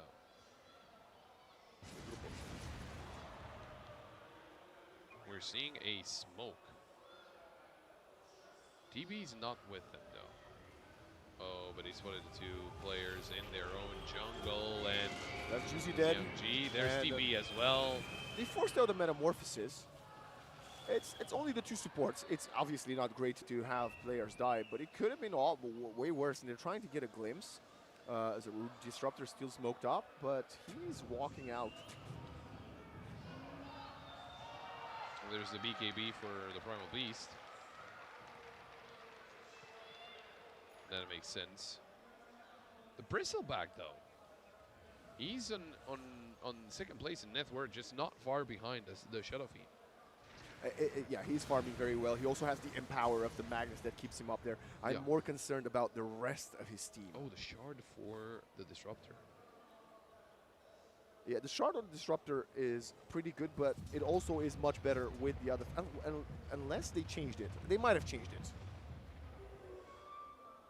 Yeah, you said Disruptor, not necessarily one of the heroes that's being played all that often, so. Oh, we got a blink on the last rack of GZ. Yeah. Magnus still struggling to find his BKB. Bristle has it first. Yeah, you need to not fight until both GTI and Kurt get their Black King bars. And then when you have 3 BKBs, you can try to go in. What do you do for Shadow Fiend then? Because with the BKBs on, not really going to be as dangerous. Oh, look at that. PO. Is there a sentry there? I don't think there is, but the courier is going to reveal GTI's position, I think. It might have not been spotted. Minute 21 Wisdom. GTA is going to go there. He's going to break the invis. Oh, he still doesn't get the Wisdom, but they're going to try to. There's a Sunder available, and the TPs are coming. They don't have the burst damage. Where's the follow-up? Finally, GZ comes in with the blink, and PO will die as Youngji is going in. But the Song of the Siren to protect the Leshrac and the Primal Beast. That's a massive play from Static. He will have to die for this, I think, but no. Dingo is in the vicinity, gets put back, but gets the kill first. Down to BKB. The glimpse doesn't come through, and then look at him go. The Bristleback, like Sonic the Hedgehog, but just stronger. Maybe like Knuckles, I guess. Getting in and finding a double. Well, Turkey showing up, and not only showing up in terms of the team fight, but stoic so far, trying to take the place as one of the greatest supports. I mean, he's been doing really well, and not only using the Song of the Siren aggressively, but also using it defensively very, very nicely. And now we have actually GTI overtaking Miao for the first time, I think, since the beginning of the game in net worth. He also has an amplified damage rune. I just want the Magnus to maybe start getting a little bit of that cheddar on the map, if you know what I mean. He's gonna get the BKB now, and his next item needs to be either something to help him scale, or I think he needs something to scale a bit more, because if we are going towards those later portions, past minute 40, he will be on the back foot. Dota Plus, slightly delusional. I don't even think Turkey's in the lead, if you ask me personally. But they've definitely shifted the momentum in their favor. The momentum, yeah. So far, they're not in the lead, but they're not too far away. I mean, it's only a 2K goal difference. And sure, the SF is still very much ahead. But Dota Plus says 65 for Turkey. I don't think it's 65 already. But the thing is, there's another smoke up for Turkey. And so far, with the smokes, they've been getting a lot of value out of them. Yeah, this Rubik didn't manage to, other than that one song, which was amazing, so far hasn't found any of the big abilities. Aether lands at one point. Rubik. Might be Yeah, the to stay next. further away to steal Yeah, the song. exactly. GTI, they're drawing around the map. I mean, a team fight victory here would probably open up Roshan for either side. They're going to scan the scan. He's on top of the Terrorblade. He TP's out. TP's out. Good read from him. And they're all out, I think. Yeah, wasted. Yeah, they all got out. The wasted smoke. There's still draws on the map. I believe they are from the Terrorblade himself, telling his team we need to play in the top portion of our jungle because we are probably getting ganked on.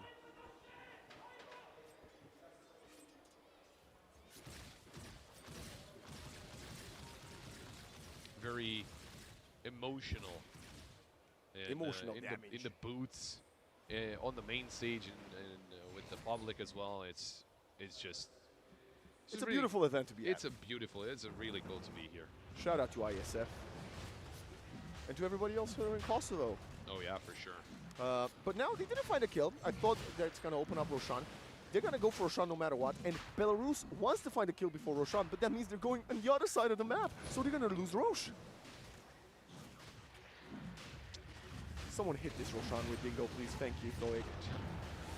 I think this is going to be the signal right away for Belarus to go and get the Tormentor. As I say, that terribly TP's bottom, so no. Yeah. But Dingo with the Aegis, minute 24. Oh, the Terrorblade just purchased something. What did he purchase? I didn't see it. At the moment he bought it, the screen changed, the hero changed. Yeah, Rubik is actually falling back from the Aether Lance, going for the Yule Scepter, which I think he might need. GZ is starting to farm. So the net worth that the Magnus doesn't have, it's actually on the shoulder as of the Leshrak. And honestly, if the Leshrak gets to like 14, 15k net worth, he could become a killer. Speaking of killers, sure. Astral is literally in between three Radiant heroes, and he stole the Pulse Nova and forced out the BKB of Kurt. The Pulse Nova he will lose because he died. Yeah. But the 9-second BKB, I believe, from the Magnus is always worth it your life. Yeah, it was the 9-second BKB. Kurt a bit too scared, but, you know, he was afraid someone else might be next to the Rubik. I think that's the only reason, because, like, there's, like, no reason to pop the BKB there, because no, definitely not. Even because it's a support, it's not really. Yeah, gonna maybe do if the Pango damage. was in the trees or the Disruptor blinks with the stat, that's the reason why. Yeah. But 9-second BKB thrown out like this, the Rubik will be like, boys, I got him. Let's see. Oh, it was the full Hurricane Pike, and now we got the Alert Non-Power Gauntlet, the tough serrated shift. Wow. That means the Pangolier is going to deal extra right-click, like extra damage with his Swashbuckle. There we go.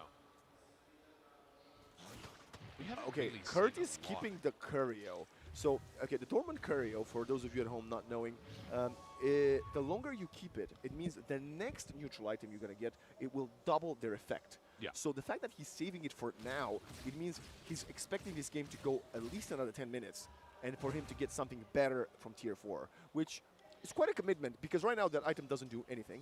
It will do it later on. But I think at the same time, I think I don't think it's crazy to say that this game should go at least another 10 minutes. I mean, we've got 28 kills in 27 minutes. Yeah, one of the lower kill games we've had It's this tournament. very close. I think it's one of the closest games we had so far. Yeah, I mean, well, arguably so. We're in the playoffs. So. yeah, the teams are definitely more evenly matched right now. We got Dingo sieging the tier 2. We've got Young G getting scanned. He's farming the Ancients. Oh my goodness. Dingo, you should follow your team. They're blinking on top of him. We can't see that the action is happening off screen, but they're just gonna completely kill the Shadow Fiend.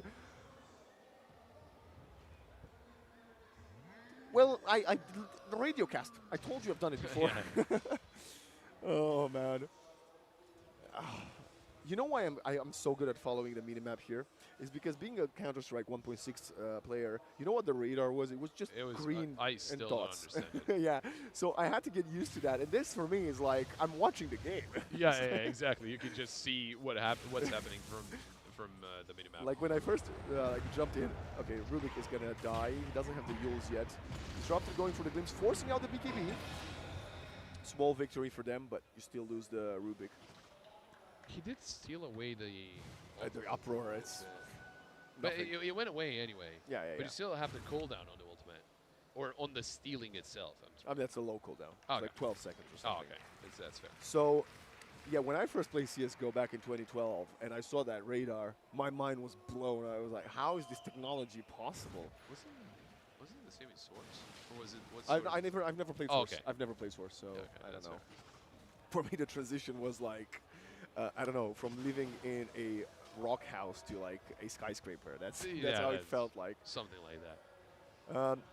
Yeah, the Aegis, I is, think it's got less than a minute left, if my math's correct. Probably not. Yeah, about 45 seconds. And they're not really sieging. I think Turkey should go bottom, take the tier 2 bottom, or mid if it's still standing, and then wait for the next Roshan if they want to play this correctly. But they've got an observer on the high ground, and they're hoping to pick off someone with Kurt. No, they're correct. Okay, they're getting the tier 2. They're playing by the observer, but they're heading towards bot lane.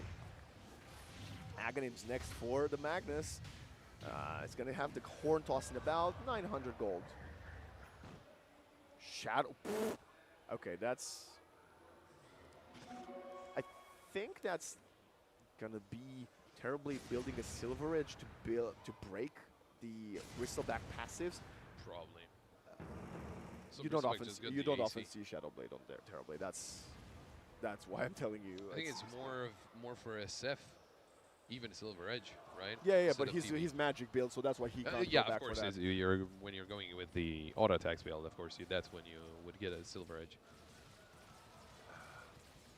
And also an AC for Bristleback.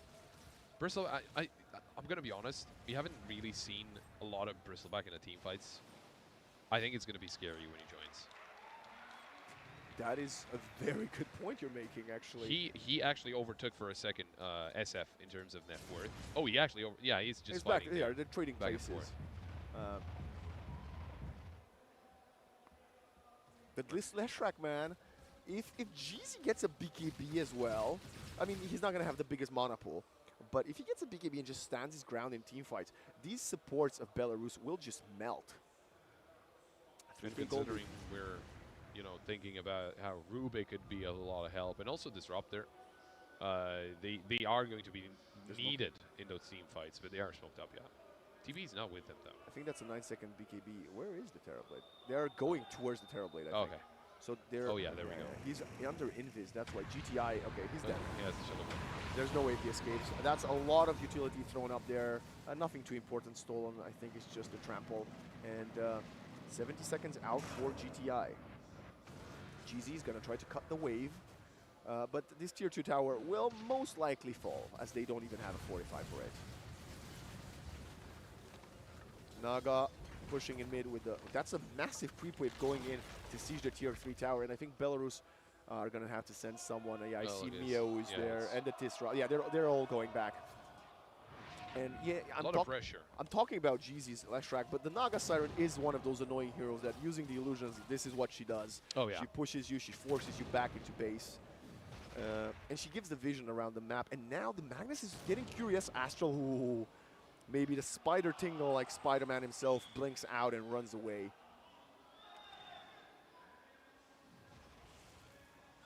I mean, considering the situation where, Belarus were just hardly pushing into the bottom lane, they just forced them back instantly with a push in mid and also in top lane. Pretty much equal on the dot in terms of net worth. The win probability apparently still skewed towards Turkey, which it's debatable. Sleipnir for GZ. That's going to keep the people in place, maybe even force out some BKBs and allow him to use the Earth Splitter. Okay, it's probably game. It's probably game? Yeah. Okay, so Disruptor Axe. For those of you wondering why my reaction. Oh, we've got the Shard on GZ as well. Disruptor Axe is an AoE Doom. Like the Doom's ultimate. Oh, AoE Doom. Yes. Yeah, that makes sense, yeah. So you can't, you just take your hands off the keyboard effectively. Okay. He's got the blink as well.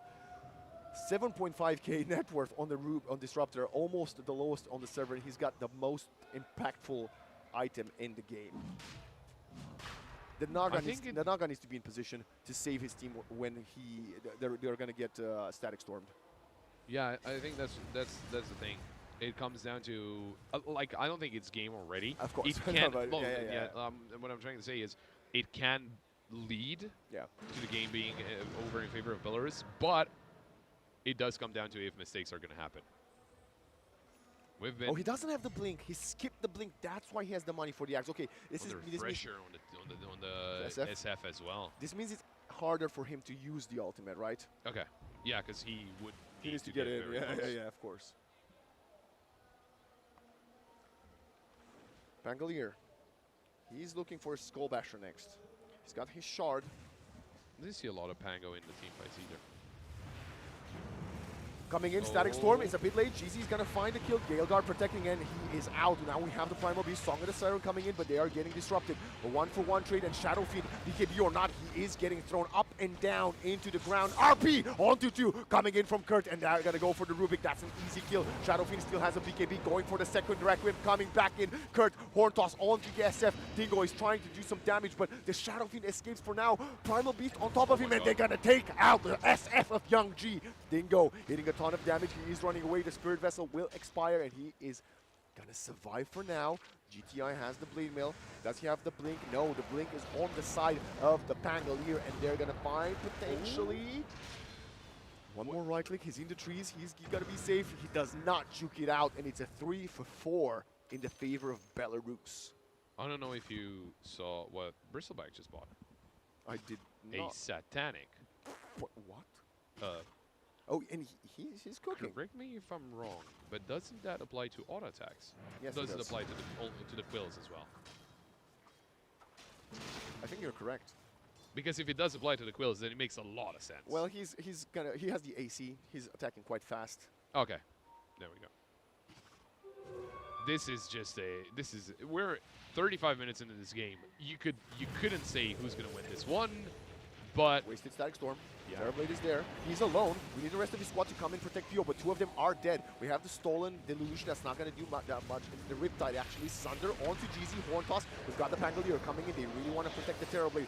The action is in droves. Dingo is going in. They're getting reeled in by the Naga Siren. No more Sunder. No more BKB. The Silver Edge is in cooldown, and Pio is dead. 1 for 2 this time around. Or rather, no, because There's probably none for no, two. it's none for 2 actually. Great play so You far. don't want to get cleared out and like that. Roshan, that's the worst part. It opens up the Roshan because this is a fast spawn time. You give it to Bristleback for sure.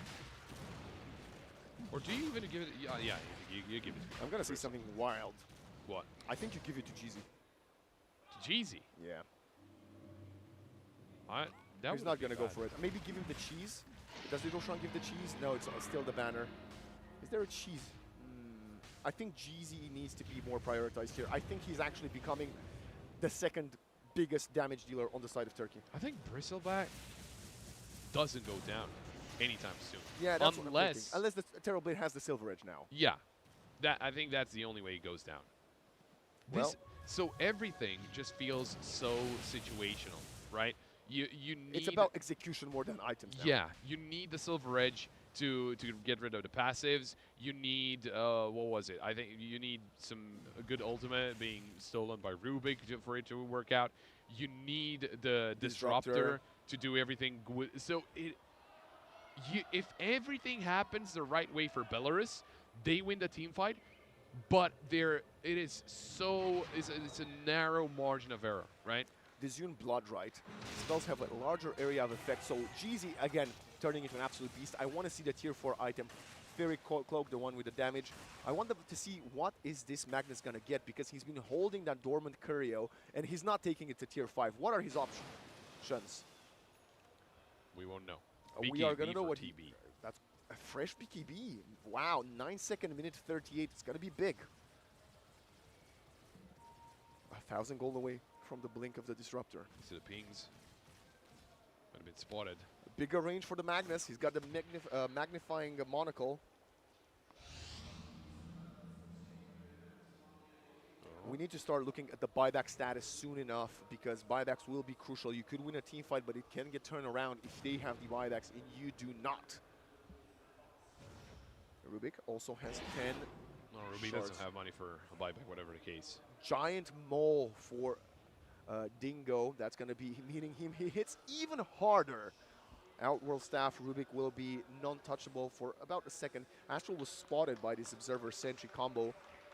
Stoic going for the magnifying monocle as well. Stoic, that's the Naga Siren. Okay, Yep. larger range. Pangoli. Where's the Magnus, bro? I want to see what a skewer. He's gonna nice dispel from the Rubik. Well, using the neutral item, and he's gonna blink out. Song of the Siren. He's gonna stop the TP. Yes, it is. I think GTI was on it as well, but they killed the Rubik. And what did Magnus get? Someone show me what the Magnus has in the inventory. He's the one that I want to see. What is the double effect? Why he's been holding that Curio for 37 minutes. Magnifying monocle. Wow. So he's going to have not just a bigger range, but a double bigger range. Pangolier. I think he needs an Axe. We got Kurt with the Ag Shard. Almost 40 minutes of this game, and it just keeps on giving. But the thing is, so tell me this. Yes? If everything that we listed happens in the right way for Belarus, is it game at that point? I actually, I mean, I mean, obviously there's Turkey has going to their be league. buybacks, never mind. I think, yeah, buybacks are the most important thing. A refresher for the Primal Beast. That is interesting. I actually think, Pop, Belarus still has the easier execute right now. I still think the easier execute. Yeah.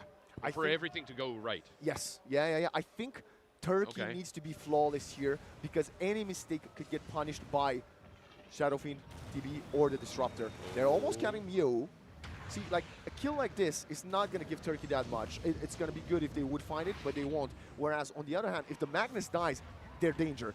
We're going for the Disruptor. He's going to use the Static Storm, but the Kinetic Field doesn't come in time. They still has the buyback. Now, they need to get out of there. They force out a Metamorphosis. Bash from the Swash. Dingo, man. Look at it. Bro doesn't care. Yeah, Dingo's very dangerous. He 1,000 still gold got not a lot of time on the Aegis, actually. 40 seconds. I think that's why they were being a little more aggressive. They want to fight. They know the Metamorphosis is going down, and obviously there's no Disruptor. They don't know if he has a buyback. Level 24, one creep away from 25. Level 25 now on the Bristleback. Walks up the high ground. 30 seconds of the Aegis, like you mentioned. Force out of Fortify. That's a victory. And we see the Aghanim Shard. Perpetual stuns from the Leshrac. You can't get in there before you might get stunned. Tier 3, about to fall. Disruptor back in 2 seconds. He doesn't have the ultimate for another 12 seconds. Killing the creep wave, they're getting out. Great play. He's just losing some HP. Force out the BKB. Okay. Primal going in hot. Getting out. There's not 2 glimpses. Still, wasting the BKB there. A small victory for Belarus. They are playing, Turkey's playing this to the very edge limit of their potential. And they're doing great, and so is Belarus. Look at the gold. 8K gold lead at minute 42 is not that significant. No, it's not at all. This is what I'm saying. This is neck and neck.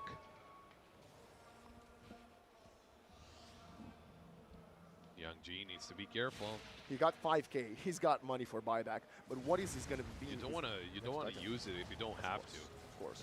Daedalus up next for this TB.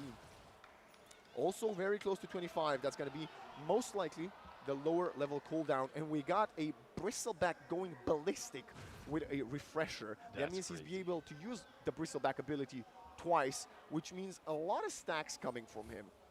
But more important than that, It's at gonna this be moment, kills. the refreshers are important for double DPD. That's fair. That's actually, yeah, of course. Because of all the magic that's Exactly. going to be coming out of Team Belarus as well. Refresher on the Magnus. I hope he has money for buyback. I'm not sure he does. I mean, It is a getting great item for the refresher- Magnus. Probably the best refresher carrying in this game. Mio jumps in, spots Dingo. Pops him out a little bit, Static Storm, and they're gonna go for it. He's a very beefy boy. They're actually pushing him out of the Static Storm, and he's gonna fall. The RP comes in a bit too late, has a second RP, but he needs a follow-up. Where is the damage? We need someone to come in to do some damage, and the Leshrac finally arrives. We have Young G. Pio, can he use the Thunder? Yes, he can. He finds the kill, but now he's still eating a ton of damage. Look at the Leshrac and the Primal. They're gonna take out the Terrorblade. Song of the Siren. Pausing the fight, they find the Rubik and they want to get on top of him, and they're gonna find Astral, breaking him up and down. Belarus, they now have the buybacks. They might have lost more players, but Turkey does not.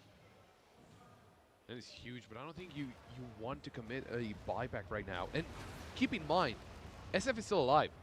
SF and Disruptor. I know in a 2v3 situation, maybe it's not the best, but they can still get something done. Absolutely, they can, but look at the win probability. The upper hand is on the side of Turkey, and they might not have the heavy hitters like the SF and the Terrorblade, but look at this Leshrac overtaking the Magnus, hundreds away from overtaking the Pangolier. Jeezy, that team fight, if we could see the recap, which we just missed, we would see how impactful he actually was on this Leshrac, because one of the things, the Diabolic Edict, the second spell of the Leshrac pop, it deals pure damage, not physical, not magic. Pure damage, Yeah. Will ignore absolutely everything. A Blink Dagger for the Naga Siren. He's got a Wind Waker as well on GZ to keep himself alive. It's the upgraded Yules, moves him around left and right.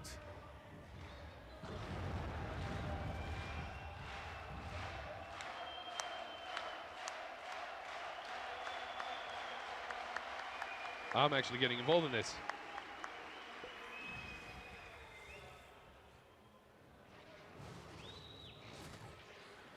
Well then, the last player to come back alive. That's going to be the TB. And everyone is back in the game. Although, Turkey, they're getting ready for something. Oh, and a pause. This is needed. just... Yeah, it's needed. It is needed. We saw something about needing help from an admin as well. Yeah, I think it's fine. A bit of a pause after this bloodbath. Hopefully, neither team will lose their confidence or momentum, as it's been a very, very extremely important game so far. 77% favoring Turkey. Yeah, you can hear the crowd as well. We don't like pauses here. We want to keep the game going. It's just that entertaining. This game has been absolutely superb.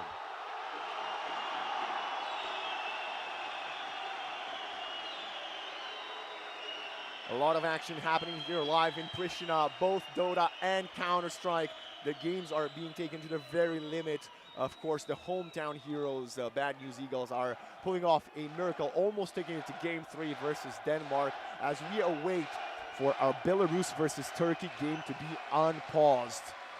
Disconnected from the game, the Naga Siren of Stoic potentially having some connection problems to the server, and 77% according to Dota Plus. Do you think is that secured for Turkey, Pop?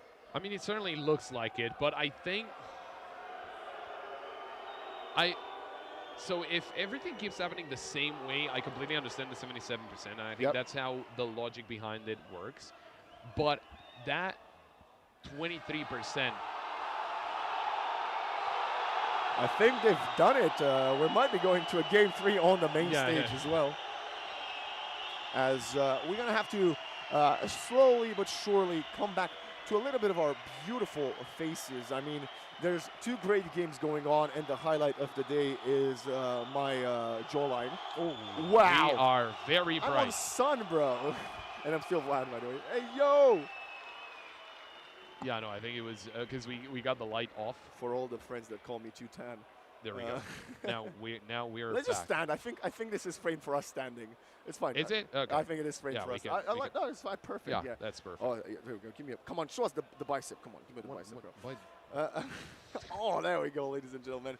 He's almost reminds me of Sven. That's how buff he is. Sven, yeah, Yeah. maybe more like Pudge, but man, I was not I thought anymore. you were gonna go not more anymore. like Morphling. Morphling, you know. Morphling, Yeah, so I can morph strength into shifting, agility shifting. You know, you're becoming powerful Maybe, and stronger maybe. and faster. Are you Turkish? Do you speak any Turkish? No, I cannot. You can though. Well, that's barely. If that's. Oh, yeah, I know. Shall we I swap places then? wait, I need to remember. Wait, It is your was a middle word. name Theodore? Sorry, I've just ignored your name for the last 2 days. Oh You've no, already complained that I don't can worry see about it. No, nobody uses Theo. that. Yeah, nobody calls me that. With that being said, you know what's Uh, happening, Pop? I think that game went to Game 3, and I think we could get to Game 3 as well. We could certainly go to Game 3 as well. I'm just wondering if we're gonna, like, if it's something more serious and we. Yeah, let's look at the camera and let's We get should- some pictures for Instagram. You know, we go back in the VOD like I did last night, so let's Yeah, there we give go. me a nice So shot. That's a profy one. there we go. We Okay, got that just one.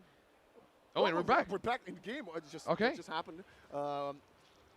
We didn't miss anything, thank God, because that would have been quite a huge problem. Yeah. Yeah, let's see What where happened we're if I at. damage rune on Primal Beast? 45-second cooldown on the refresher for Leshrak? No, that must have been the Bristleback. No, Bristleback's got it. got it already off cooldown. Yeah, what is this farm? Can we What did it get here? see buybacks? Buybacks. I think so. Bristleback is actually going for an Abyssal Blade. That means he's going to have 2 Abyssals when he gets it. Oh, Static Storm. He walks out. Klims is not in the pit. The Naga will fall. He does have the buyback. Now, right here on the that's Terra a Blade, they need to waste the Metamorphosis. Roshan is up. Look at the Primal Beast going in by himself. Going in, making easy work of the Rubik, who will survive for a few more seconds before he falls. It's a buyback from the Naga. Buyback from the Rubik. They know how important this Roshan is. This Song could of the be. Siren. Where's the Naga? She jumped in the front line. She catches 4. That's a perfect setup for Kurt, and he's finding the RP. Onto 3 heroes. 2 of them are gonna die. No buyback for the Paganu. Second RP coming in, and the Terrorblade is out. Shadow Fiend has to BKB, goes to the Requiem. Trying to run away. Gonna throw the Requiem out. Can he deal any more damage? It doesn't seem to be the case. The Naga Siren catches him with the reel in. Oh, the sun. That's gonna be the disaster. Cheesy skewer coming out from Kurt, and that's a dead Shadow Fiend as well. Belarus back towards the wall. They're gonna lose Roshan. There's no buyback onto the Pango. They can get TB and SF up, but that was an insane play from Naga. And now Cheesy hunts down Kuro. They have 3 buybacks. Oh, their Rubik died. Everyone's dead. Where did Astral fall? He was trying to steal the Aegis. Well, I don't think it was worth it. They abandoned Roshan. They said, they're 5 dead. Let's win the game. Yeah, they still got the buybacks though. But what do you do with Disruptor, TB, and SF, and without? Yeah, Rubik doesn't have this. It's going to have to be a 3 versus 5. Pangolier doesn't have the money for it. They're going to Yeah, get the they need to Terrorblade back. They need to go in, but they know the Metamorphosis is in cooldown. I think Turkey might have done it, Pop. Shadow Fiend is still waiting. Maybe they're going to go deeper. Maybe they're going to go for the fountain. Maybe we can bait them in. That's the final 45. Shadow Fiend is back, and look at them run away. Other than Dingo gets the kill, claims onto the Magnus. That's a perfect Static Storm. This time the Magnus is caught by the Song of the Siren again from Stoic. Then they're going for the Terrorblade. They're going for the Disruptor. They're going to find someone. Pangolier is back alive, but that's a dead Disruptor for 90. No Static Storm. Terrorblade needs a Sunder, needs some help. Pangolier tries to come in, but the TB is dead as the Trample coming in. Uproar. GG gets called. And Turkey take us to a Game 3. What a crazy game to be going through. 48 minutes of one of the greatest Dota I've ever seen. Unbelievable work. This tournament is getting spicy Yeah. indeed. And I'm just saying my prediction was correct.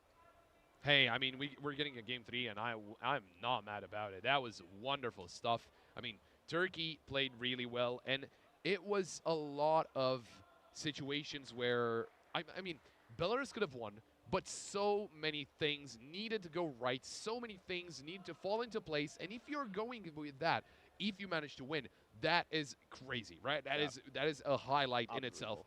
But if some small thing doesn't fall into place, you're done. And I told you, it was the game plan of Turkey. Game 1, we saw them took out of the comfort zone. They failed. Now, their draft, it worked yet again. Primal, Bristle. You banned the Timbersaw. Which one are you going to add to your ban list? Or the Magnus? And they still have the Mars to 4 onto it. I think you need to add a Nagasiren back to the ban list. Yes, absolutely. I think Naga proved why she became so strong. We saw, yeah, they got the first blood. Then we saw them kind of struggling. Their wisdom wasn't there. The XP, the Naga, and the Leshrak were falling behind.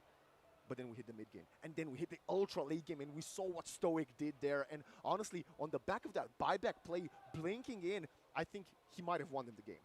Yeah, I think if he does a buyback there, I genuinely think that Belarus gets the Roshan, and then things do change. But a very good thing that he had the money for the buyback, and he came back, and he, like, we were looking for where is Naga. Guess what? He's got the mid laner. Yeah, they were dancing there. And then Kurt on the Magnus, again, one of the best players in the tournament so far. Unbelievable work from both Turkey and Belarus. They're going to get a well-deserved 10-minute break, but we will return with the deciding Game 3 of the upper bracket semis.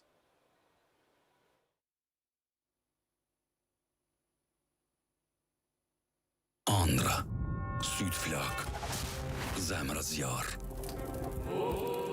Në Kosovë, aty ku andrat nisën ekranet vogla. Në u ritëm, për lojën mbetin zemër. Munësh me urzu. Munësh me u thy fituesit. Ata nuk di me u dorëzu. Ata kapin majat, se synimi është veç nalt. Heronjt I takuem, e heronjt u banëm vet. Në Kosovë, aty ku toka merr frym e andrat marrin hav. Hajde ta djegim arenën. Tash është koha me shkrujt emnin tan.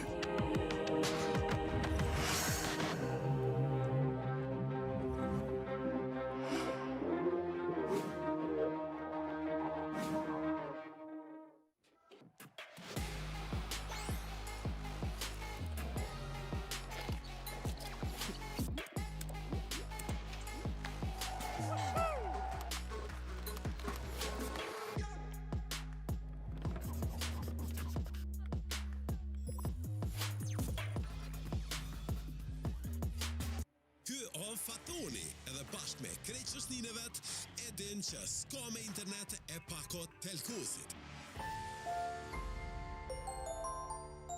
Telkos, dashnin lidhjet parë.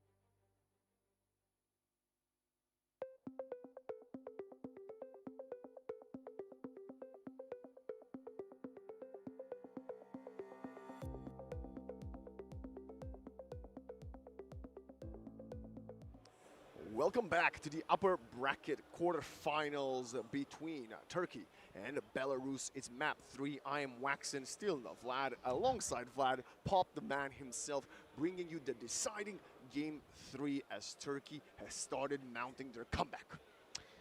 And what a comeback it was. I mean, it was an insane game 2, and I cannot wait to see what game 3 is going to store for us, just because it has been absolutely crazy. And we're already starting with a draft. So we're starting off again with Dawnbreaker, first ban for Turkey. They got the success for Belarus taken out. Yeah. And then the team were so equally. Yeah, they got Dark Willow and Queen of Pain. TA taken out as well. Now I'm a little confused with the dots here in the middle, but it's 1-1. Don't worry about it. It's not 2-1 for Turkey. I mean, or 1-0, maybe that. I don't know how it works. There's no predictions there. They just ignore that. It's 1-0. And this is the deciding game 3, effectively a best of 1. Yes. To which, historically, the two teams have played very well in. Turkey dominating best of 1s, right? And Belarus only losing a single game in the process. Now, Shadow Shaman will be the 4th ban from Turkiye. Belarus. Naga Siren. There it is, Pop. You were right. Oh, and Iesf instantly. Because they needed to take it. Otherwise, we know Turkey would have done it. Yeah, that's fair. With that being said, you're becoming quite an analyst yourself, my friend. You know, you're getting that's why I'm here. Yeah. You guessed the Ogre. You guessed the IO. Yeah. That was first game. That was beginner's luck. Maybe. I'll take it. I'll take it. It was beginner's luck. What about a Grimstroke now? I mean, deciding game 3. You know what? Why not? Yeah, why not? Like we got a lot of variable things, a lot of things that can change. Invoker. That was. It's Jeezy. Yeah, maybe. Oh man. Invoker. Once again, Invoker support. I mean, historically, that's what they've been doing in this tournament. Yeah, that's fair. This could be a bit of a red herring, and they might switch it up later on. But if it's a Shadow Fiend mid again for Young G, Invoker has no life on mid. Yeah. So I think this kind of gives away the fact that they are most likely going to play it as a support for Jeezy. They lost game 1 with him. That's not to say it was Jeezy's fault, because he played well. But the problem is when the team was behind, he couldn't have as much impact as the Dark Willow, as the Leshrak, as the Naga that we saw from the team in game 2. So Turkey, I hope they have spent all this time to actually consider what they want to do. But I have to ask you, my friend, this was a long break. There was a technical difficulty that we had to face. How do you feel that affects the players, especially Turkey, who is getting the momentum on their side? I think they're the ones that are going to feel it the most, right? Because you're getting excited. You want to get back into the server and win the game 3, and then you face a slight issue, and then you have to delay a little bit. While for Belarus, okay, they were happy after the first game, maybe not too happy after the second one, but then they will surely just going to be fully focused on the game at hand.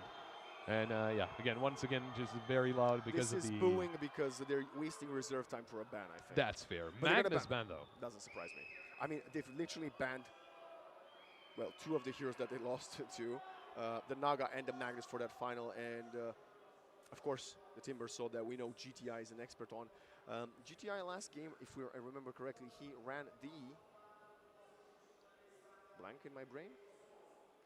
So back Magnus, Leshrak, Naga, Siren. Oh yeah, I'm It was lost. a tank. Because that was the whole thing. No, Pangolier was for Belarus. Oh, Bristol back Chat, as well. I think I'm getting old. Well, this is what we call respect bans. Yeah. And although the Magnus is banned, but the Mars is not. the Mars is not, the Phoenix is not. Yeah, true. Mars and Phoenix. I'm so confused. I'm going to be the one actually pulling this up because I don't remember. Yeah, I'm It was lost. such a long game.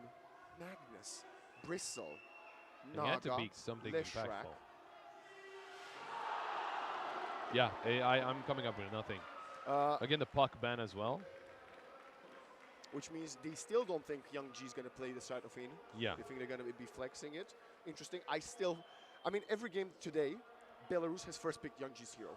It was the Queen of Pain first, then it was the, Shadow Fiend, the couple now, and I think we had one more game from him on the Void Spirit, which was last pick. I agree. That was the one last pick they had all day today for Young G. Prioritizing your mid laner is quite impressive. Also, Young G, there's 2 options here. I don't want to put the man on blast. it's either someone else with the same nickname, or he's not as young anymore, because I think he's been on the scene for a hot minute now. Maybe. Yeah, you know, well, he's young at heart. That's, Aren't we all? I guess. What was it? Fabulous. It's not on here. It's not been updated. I know. I remember. Okay, I remember. Okay, I'm gonna find it out for you, chat.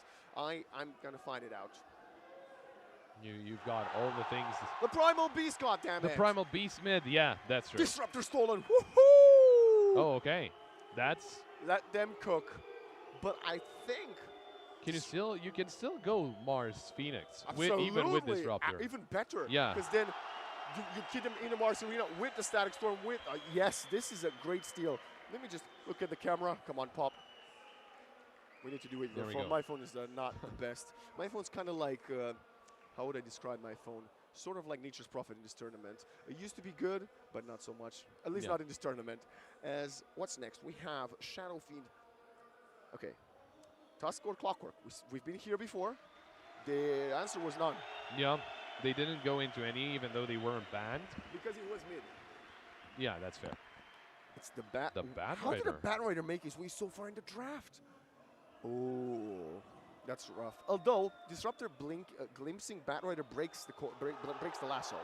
So interesting to see. Although we have seen Bat Rider be so strong, played into many counters this tournament, and still be successful. You know, he countered the Venge, countered the Oracle.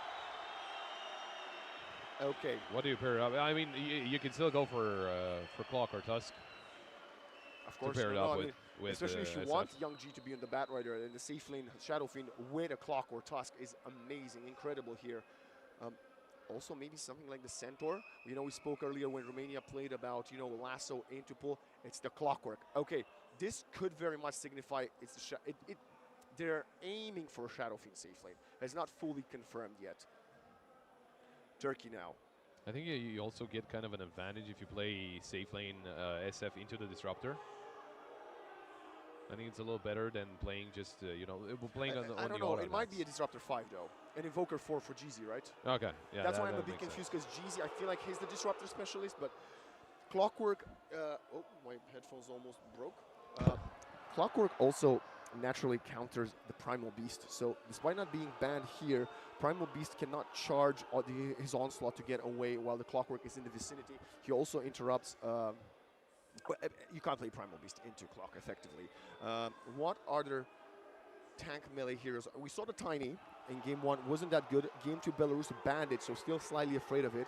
We still have the Mars on the off lane, which, again, I think is the way we should be heading towards here, as I don't see any other... maybe Beastmaster. I'm not sure if Kurt plays it. No, it was banned out in the first game. So. It was. It is the Mars, as expected, as they are celebrating Kurt's specialty being selected right now. We should really actually check out if they can hear this, or the people I think were just delusional. Surely they can. I mean, they're so enthusiastic. Surely you can. The mic picks it up. Yeah. Are they going to go Phoenix and reveal Invoker is mid? But Invoker gets destroyed by both Bat and Shadow Fiend mid. I don't think you can play this Invoker core. So that means, how about a Phoenix mid? Phoenix mid? I mean, I have no idea. I guess it's workable. Also a bit countered by the Clockwork as well. This Clockwork achieves many things in this draft so far, and it's just a support. Puck would have been amazing for themselves, and they're going back for this Sven. Okay. The way Sven kind of nullifies the Shadow Fiend. Shadow Fiend wants to reduce your armor. Sven has that Warcry armor, but it's not the most synergy with the Disruptor. Yeah, that's the thing, because that's why we were saying Phoenix as well, right? Because he's synergizes with Mars as well. But it's tanky. Sven is tanky, so is the Mars. That's fair, yeah. It's the Turkey special. But what do you get that's also tanky, and it can help out, you know, Mars? Earthshaker? I mean, the Leshrak's still in the pool. That's fair, yeah, as well. But Leshrak and Tusha, I don't know. Leshrak mid. Yes. Yeah, that would make sense. I'm not. They get the Pangolier for themselves. Pangolier mid would have been a great option for Turkey as well. This I keep is seeing Earthshaker. I'm so focused into Earthshaker, but I don't think it's. Maybe not. Depends who has overall last pick. I think it might he's be quite tanky. Turkey. Storm Spirit. Okay. Yeah, they need to ban it. Ember as well, Young G maybe? could play it. Or Void Spirit. You want to ban Void Spirit here? I don't know. Glimpse And leave could Ember. be dodged. Oh. This is, again, very complicated. Maybe not as complex as game 1s and 2 when it comes to this draft. Because I think Turkey realized they need to simplify it a little bit. I like that we got the Kurt special with the Mars. And the crowd goes wild for their potential Counter-Strike national team. For the Dragon Knight ban, which Belarus played game 1, yeah, which I think means Turkey doesn't have. I think means Turkey has last pick, because if they had first pick here, they might have left the Dragon Knight through and pick it themselves. But now they're afraid Belarus would take it, and they would run out of chances of getting the DK. yeah, okay, that's fair.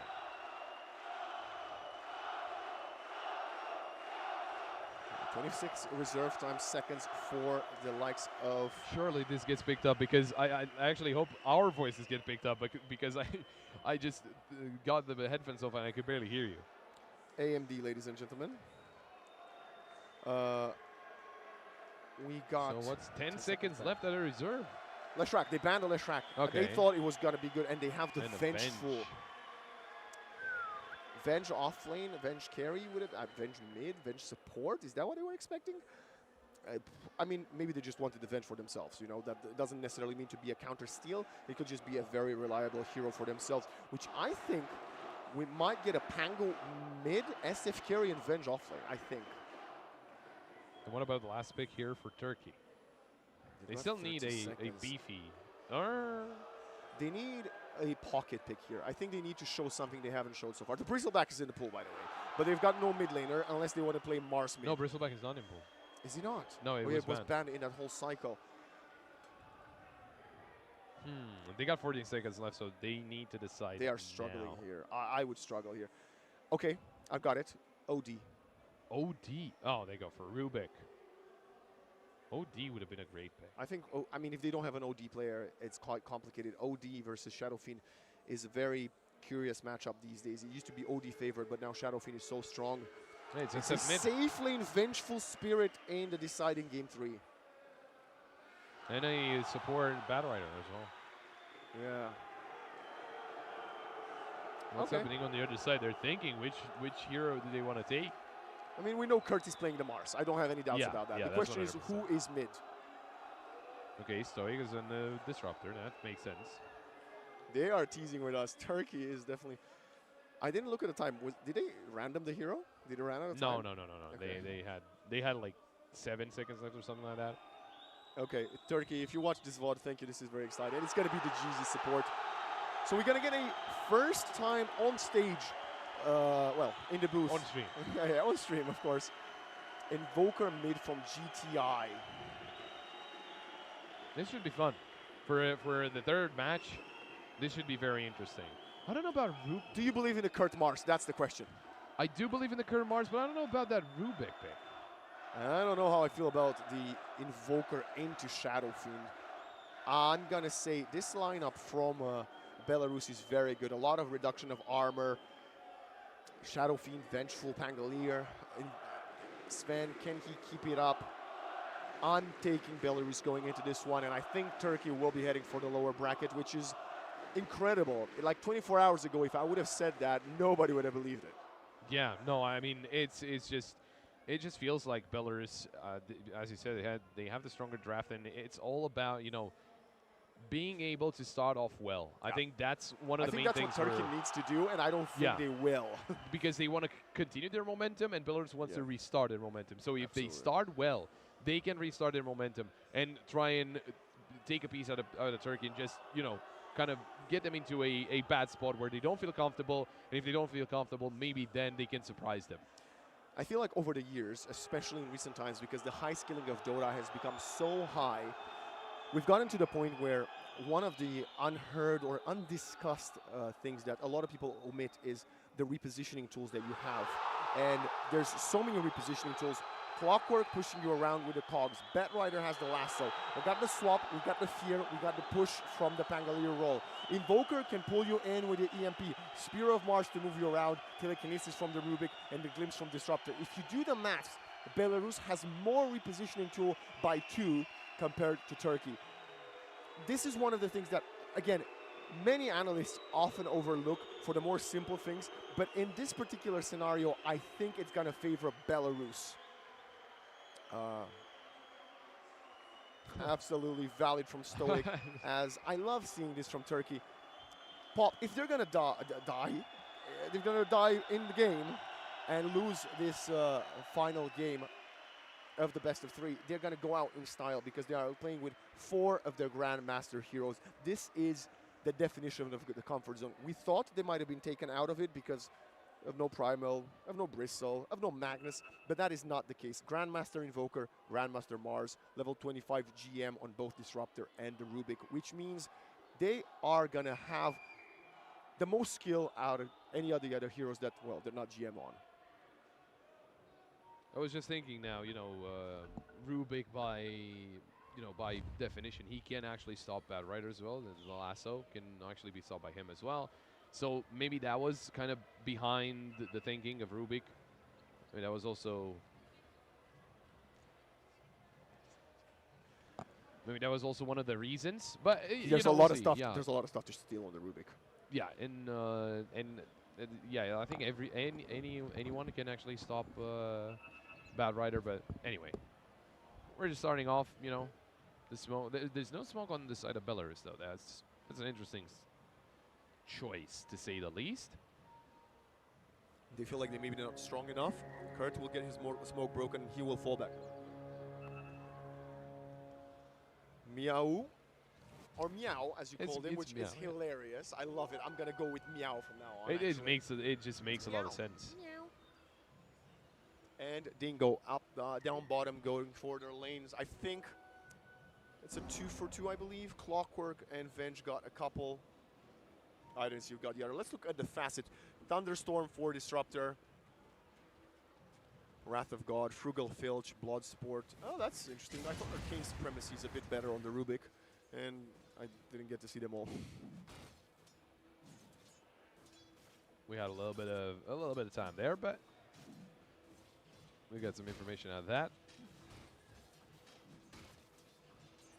If you're just tuning in from Counter-Strike, as there's a break over there, this is the deciding Game 3 of the upper bracket semifinals. We have another best of 3 after this one between North Macedonia and Romania.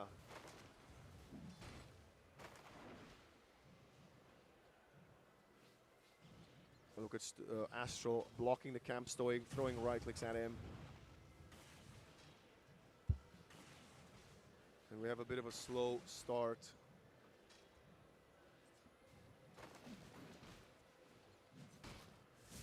As it is a very important game, Mars is going to try to find as much farm as possible, but he will get harassed quite heavily by the Vengeful Spirit. You see the cogs already on top of Kurt. Yeah, a lot of poking. I mean, at this point, you might as well, right? Oh, they do get level 2 before. Yeah, this is going to be dangerous, but Kurt versus Kuro. Slowing down the Clockwork, and now bottom, it's a lot of action. They're going for the Bat Rider. We have a bit of an advantage. Glimpse coming in. Astral, he needs to stay alive. Swashbuckle is not going to kill them. Dingo is very speedy, but so is the Bat Rider. Gets away on the high ground and escapes. A lot of heroes, 3 to be more precise, have lost a lot of HP. He has a lot of charges on his stick, though, so he should be okay. Oh, there we go. Swapped out the branches on the ground, instant 1, and Dingo is fine. But look at the last hits. The Shadow Fiend in mid. Already doubling the Invoker, and that was what I was concerned about. Again, Stoic gets called by Meow. Meow. I swear that's his name. Very much. I believe you. Is this the type of music you don't like in the club? Because it has no lyrics? Yeah. Yeah, I get it. It's not my cup of tea either.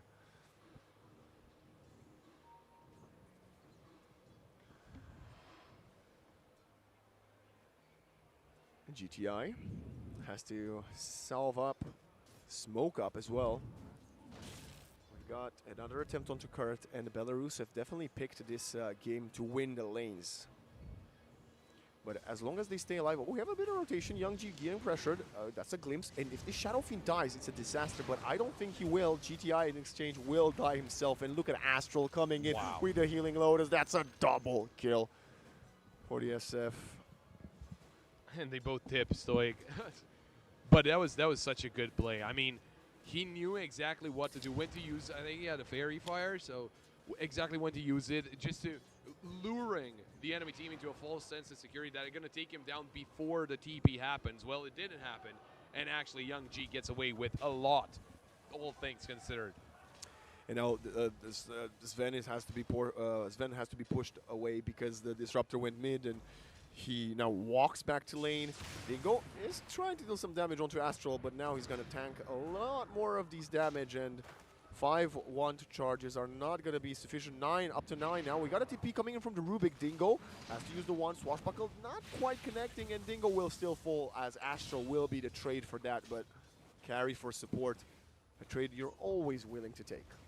Oh, yeah, for sure. Oh, yeah. There is a glimpse if needed, I believe. Are they going to pull him back in?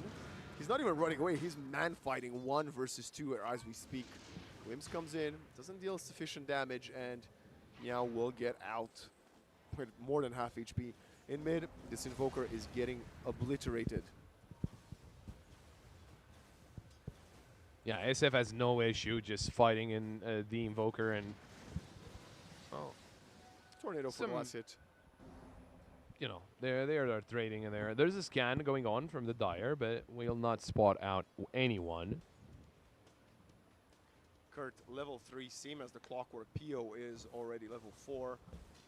Dingo zoned out by Meow. And this is one of those syndromes that can often happen when you have a very back and forth series. Teams playing very, very well. You get to the point where game 3 could become a wash. And 1k gold lead at minute 5 is a lot. We're going to have a twin gate TP from the Clockwork bottom. Dingo in trouble, has a rotation from GPI. They would love to find this. No mono, He's so very shieldy, but Flame Stop stun onto 2. Meow still alive. Telekinesis buying more time. They don't have the tools for this. They're trading a lot of blows, but they are somehow not winning an exchange 4 versus 3. They're still harassing Glimpse. It's going to be onto Astral. Cold Snap again. And finally, they get a single kill. Yeah, they get a single kill on a support, and it's just they could have gotten some more help, right? Belarus could have gotten another player there because they were effectively 3v4, and 2 of the 3 from Belarus were the supports. It was a little awkward, but losing only 1 player, I think it's not the end of the world. Dingo manages to steal the Healing Lotus. We got the Glimpse there. We need to use Stoic. You need to use the Glimpse. Okay, that was on the Bat Rider, but now Meow really going for that swash. Connection will not be onto both, but now Stoic is the one getting turned on. Oh, I don't think there's any way you get away from this, and he will not. This is a much better game from Meow compared to what we saw from him in Game 2. I mean, even in Game 2 he played well, but now he's off to an amazing start. And speaking of amazing starts, Shadowfiend's got 38 last hits and 14 denies. 16 more than the Invoker, who's TPing top for gangs at level 5. Oh, Pio gets caught. That's a nice setup from Kurt and GZ. This Vengeful Spirit abandoned in lane and gets punished. Oh. Now Dingo up down bottom. Has to run away. Has a big wand. He's gonna still die here. I don't think that wand's gonna be sufficient, and with the 8 sticky napalm stacks, he will fall.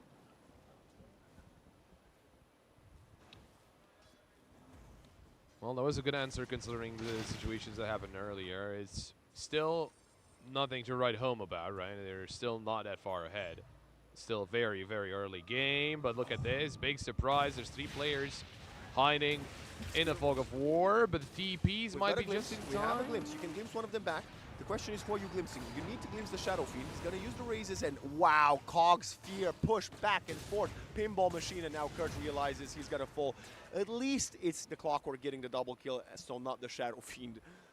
I mean, you're playing from behind. You traded 2 for the carry.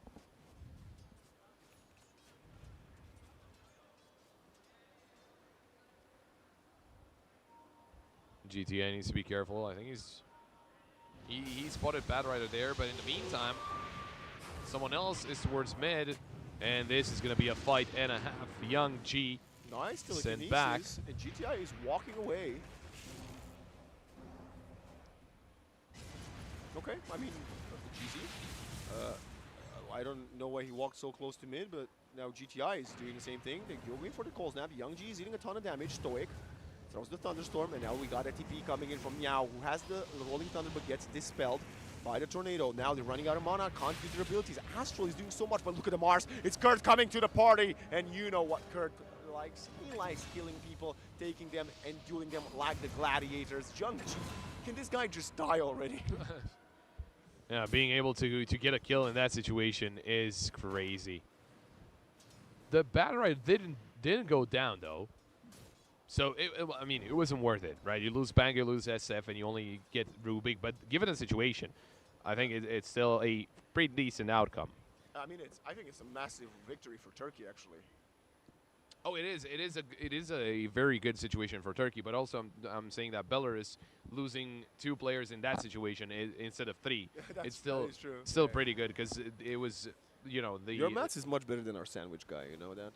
With what? Your maths is much better than our sandwich guy. Oh yeah. Yeah. Oh yeah, that's for sure.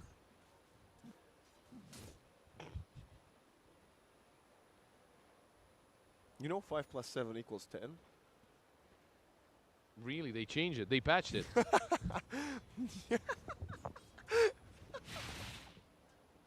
They brought the new updates. They patched maths. They updated the maths. Hilarious.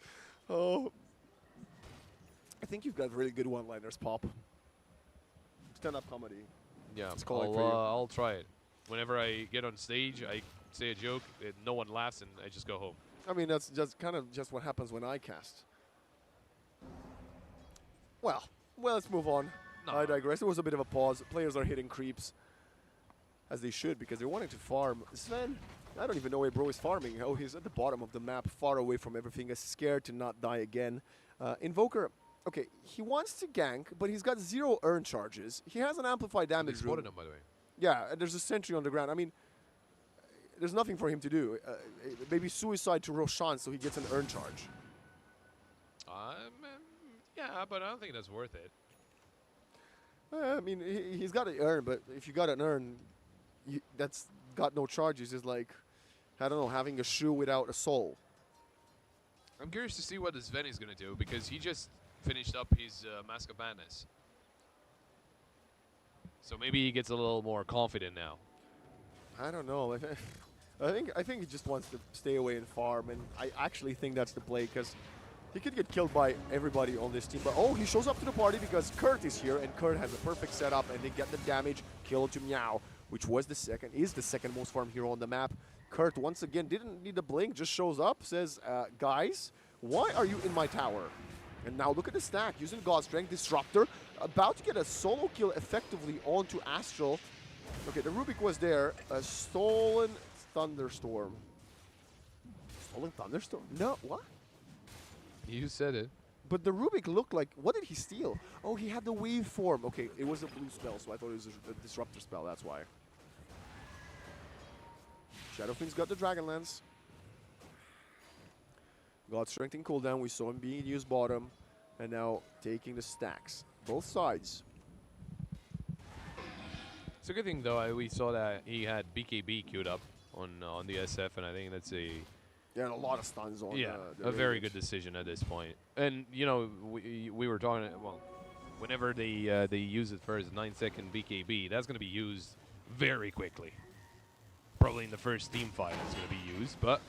Ooh, Instant counter, great. good shot. We also have a glimpse if needed. I mean, Stoic is somehow still alive. One miss the sisterhood.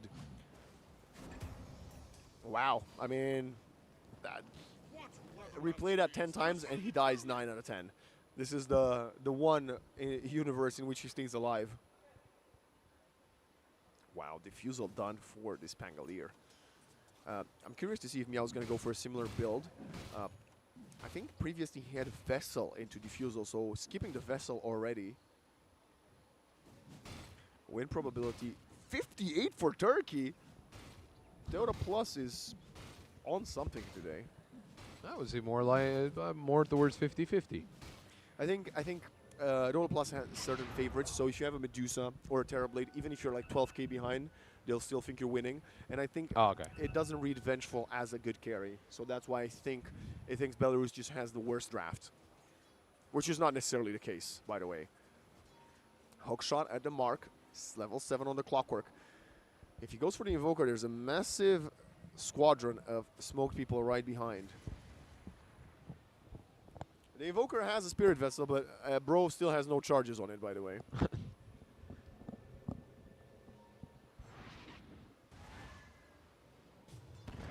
Arena. God Strength, and Pio will die. There is nobody to swap him out for, and yeah, I mean, keeping himself short of the Aghanim Scepter, 2 more components needed before he has that fully done. They do need a reaction, though. Oh, wow, you are I am very way loud. louder in my headphones than in reality. Yeah, I just heard it. I'm very loud, but The Disruptor died after he used Static Storm, and now the Rolling Thunder is pitch perfect. GTI has a Shield Rune, but he's trying to juke this Pangolier. Has a Ghost Scepter, actually a Ghost Walk, rather. Thanks for that. The Bad Rider is not there. well, Dingo, I think he should be able to make it away. Look at Kurt, with though. his life. What a stun! Spear of Mars onto the sidestep of the high ground Young G. No more mana. That's a perfect EMP. The Rubik is isolated, and he will most likely die. That's a swap to protect the Shadow Fiend. They're all into the Ice Wall. This Invoker is not doing anything because he still doesn't have an Urn Charge. But it's Kurt, again, with a perfect Spear of Mars. Glimpse. Is it in cooldown? No, it was used. Off cooldown for 8 seconds. They're chasing a bit deeper. They would love to get PO 5 seconds, 2 seconds. They really want to get the vision, but nighttime! They're even using a Sunstrike for potential vision, but the Vengeful Spirit will get out. Did our Invoker get a charge? Please, I beg, he needs that. They're hitting the tower, but they want to defend. They will lose it though. Belarus. First casualty on the mid lane.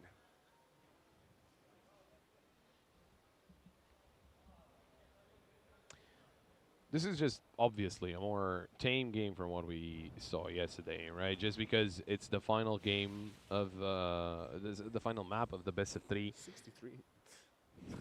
Yeah, I don't know. It just doesn't make any sense. But they are going to be a lot safer. Well, not Kuro as he goes down to Stoic. Yeah, I'm just saying, if he's an ogre, he's way tankier. Actually, I don't know if that's actually true, but is this the 5th? Let me count. 1, 2, 3, 4. This is the 5th support he plays in 5 games, I believe, today. Something like that, yeah. Which is also incredible. We've had Belarus on stream 5 maps today. This is Croatia levels of being on stream.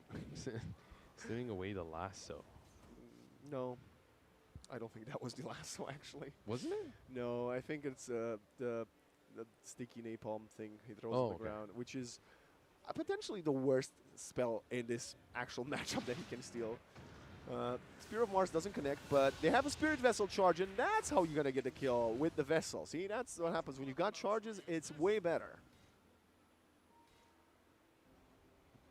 And that was a Pangolier getting killed by the Invoker. This Vengeful is very slow in farm. I don't know what the deal is. I thought they picked it because PO might be like a farm machine, but he's not looking good at all. And now they're TPing onto him. Stoic would love the vision. He has it.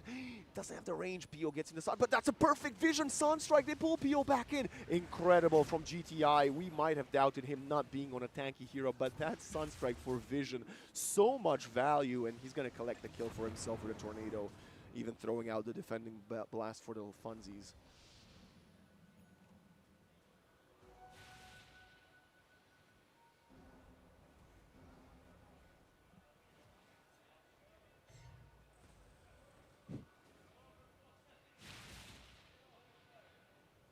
So far, it does seem pretty equal in terms of net worth. Sure, maybe Mars might be a little ahead of the Pango, but it is seemingly yet another close game between the two teams. I think we still need to wait for a little bit until we decide anything. Stoic, can he get away from this?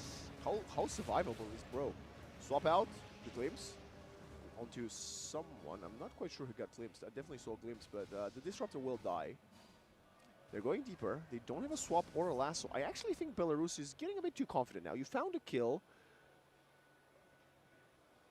Maybe smoke up and wrap around. Unrelated.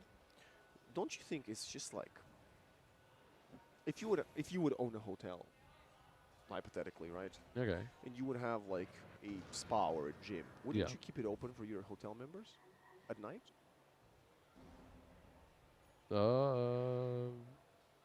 I don't know. I guess it depends. Depends on what kind of a hotel you are. Maybe. A good hotel. Maybe. Then maybe, yeah. Lincoln, we got last one cooldown for 30 seconds. They found GTI, but who's finding who as Bro just eats, he gets eaten alive as we also have the blink ready.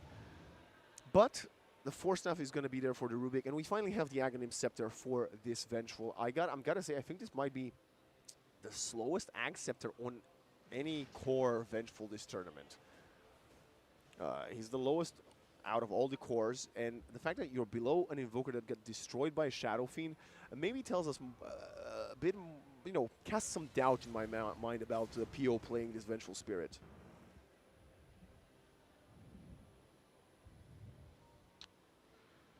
Well, then there's a smoke coming in from Belarus. Can they get something done with it? Can they surprise someone? Oh, Lincoln. they spotted Mars. That's a nice Sphere of Mars, sorry. Onto the Bat Rider. And look at the stolen Rolling Thunder. Bro is a Rubik's Cube. Look at Kurt jumping in onto 4. The Rolling Thunder will still get out. Kurt has the BKB. We have the Meteor coming in. Pio is actually trying to right-click the Sven. That's not happening, and that's going to be a dead Young G. Or Klims to interrupt the Requiem, and he falls. Nothing going. Okay, finally something going in the favor of the dire side now. Dingo is eating some damage, but look at the perfect tornado and the Ice Wall. Pio cannot get on top of Dingo. He's not going to get on top of anybody, but he will die. Turn into a spirit form, and the Rubik might be the leftover here. Battery is sold, not keeping him alive, but definitely a favorable trade for Turkiye. Yeah, GTA being on a mega kill right now, and that is very impressive, considering we're talking about how in lane SF should be the victor. GTI might be in trouble, but there's some help from the Disruptor. Great job with the tornado. Is he, though? There's a swap, the stun, and GTI. Still alive. Yeah, he's going to get away. Barely, but he does. I think he's out of mana as well. What is Bro cooking? I mean, he's definitely in the kitchen. Swap there! Cooldown was... He had the swap. What level is he? Level 13. He definitely has the range. I don't know. I think he reacted in time. It's either like a bug and he didn't have the swap, or he did have the swap and maybe the range wasn't there. I don't know, man. That was quite sad to see, I'll be honest with you. Dingo actually topping the network charge for once. And Sven leading the network charge means he's going to deal a ton of damage. And I don't know what you're doing to stop this. Young G needs a butterfly, I want to say, but he's still going for the magic build, if I'm not wrong. So that means there's no butterfly coming his way. Maybe changing it midway, but I don't think you want to do that. Blink for Mars, of course.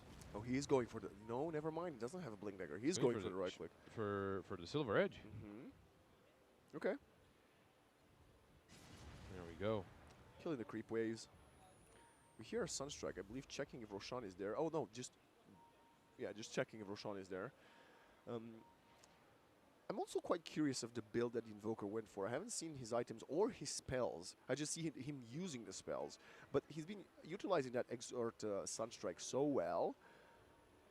Even had the meatballs. So did he play Exort, Wex Exort? Okay, he's getting lassoed. Can we click the Invoker? Static Storm to turn around, but that's a BKB coming from the Shadow Fiend with a Requiem Soul, trying to find GTI, and he will die. Young G gets a double kill on the back of a perfect initiation from his teammates. Unstoppable kill streak from GTI taken away, and that opens up Roshan.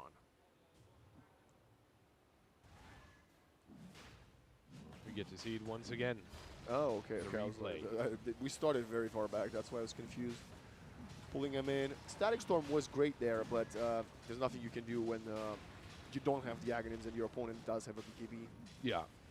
Yeah, and I mean, SF was right to just get the BKB as fast as possible. Oh, getting Roche now. Yeah, they opened up Roche with that one. And now Aegis for Belarus. 18 all. The scoreline looks. It's a little bit of a gold advantage for Turkey. Bad Rider's got an item coming his way. I think it might be a full 4-staff, I want to say. Let's find out in a second. The courier is almost there. Oh yeah, I think he had it. Vengeful also is getting an item.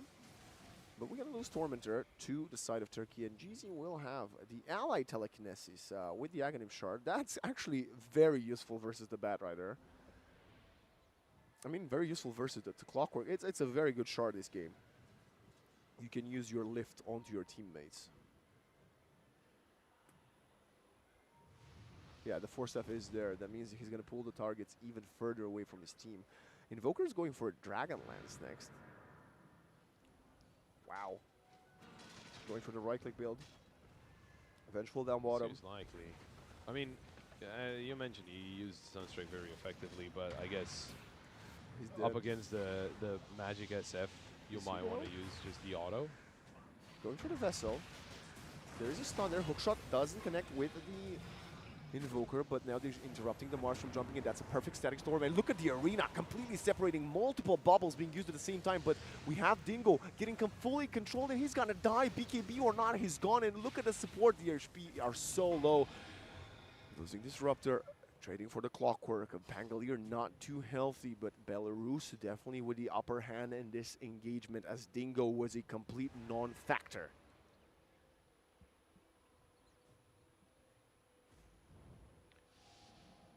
Trying to equalize things here, but then again, I think we haven't seen Sven in a fight in a while.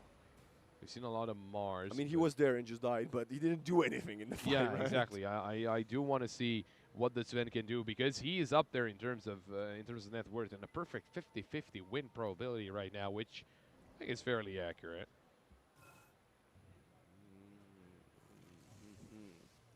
Well, if it's 50-50 with a Vengeful, that means Dota Plus actually thinks Belarus is the favorite. Because I told you, Dota Plus just doesn't like Vengeful carry. Yeah. I'm going to be honest, I don't think I do either. I mean, based on the showing so far, I can't blame you. But I think one more item and you'll start understanding why it is... Well, it sucks to play versus it, basically. Oh, okay. Him being a universal hero, he just... The higher level he gets, the more stats he has, and becomes tankier, deals more right-click damage. If you kill him once, he's still alive, so you waste a lot of time prioritizing him. But you do want to get some more resources on him, right? He's at the moment a 3rd in his team, 5th on the server in terms of net worth. Although the smoke, that's almost the Silver Edge done, I think, for the Shadow Fiend. He just needs to buy it. I think he's hanging on to some money for the buyback, I guess. Maybe a little He's got early. the Aegis, I don't think he needs it. And he's just focusing on playing the game and buying items later. They need to fight. Like, they need to defend their base. This is an Aegis Sven with Avenge that are sieging your high ground.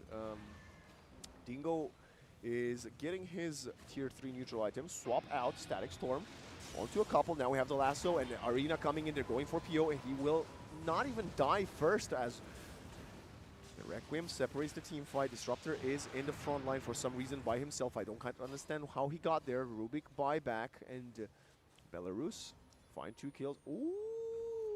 Almost. That was very close, yeah. Invoker dealt a ton of damage, apparently. No Static Storm now, no Arena. Yeah, the Vengeful Spirit's not too healthy, but she has the second life. Oh, they're coming in, Invis, but then you don't want to go for the Aegis target, and now GTI under the Sentry and the Dust. Invoker is gone. Dominating from Young G. Yeah, the silver is completed, and I saw that Sven was queuing up an AC. That should be interesting. That should help him survive a little longer. Wow. That is the Himalayans. Yeah, the probability swung towards Belarus, so I think Dota Plus thinks it's already done. It was like 60% with Avenge. They're also very much losing other objectives. Outer towers, tier 3 towers, wisdom runes, they're both getting taken. This Invoker, that's why we often get Invoker, get the Vessel into something like a Midas to keep helping himself scale up.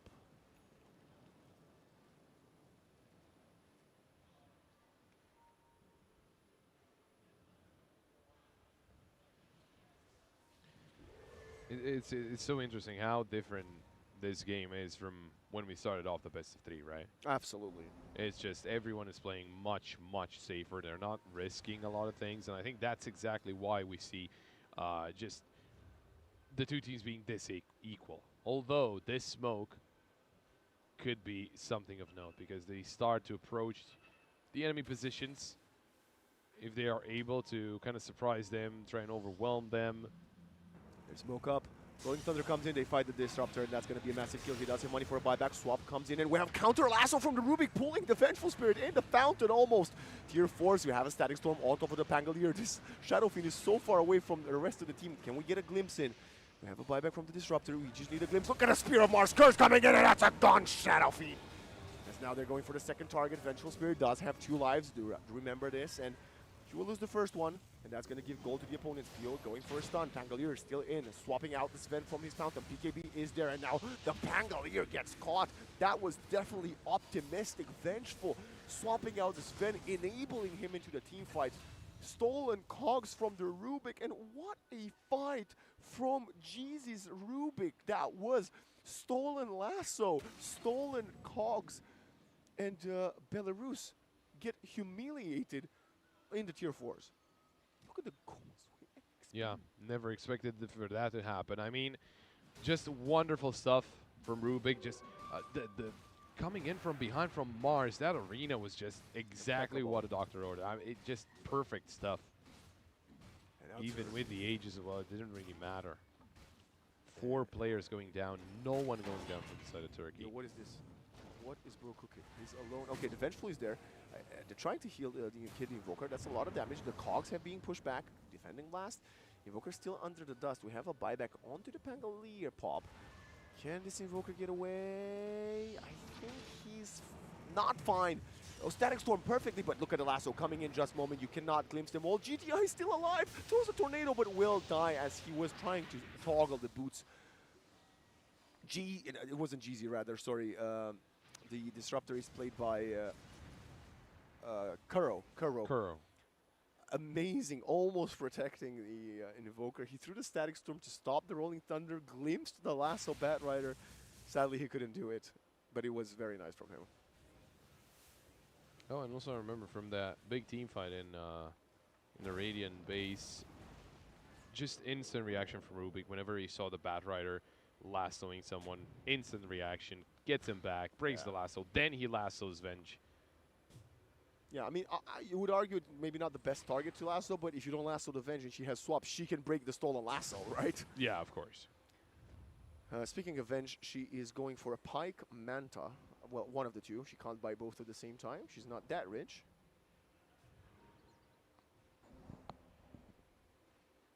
Smoke up. They know Roshan could be up, and they're going to go for finding a pick-off. Both teams doing, well, thinking of the same thing. On the other side of the map, though. Rubik is more farmed than the Batrider. He's about 1,300 gold away from an Aghanim Scepter. We have a Sunstrike checking if Roshan is there.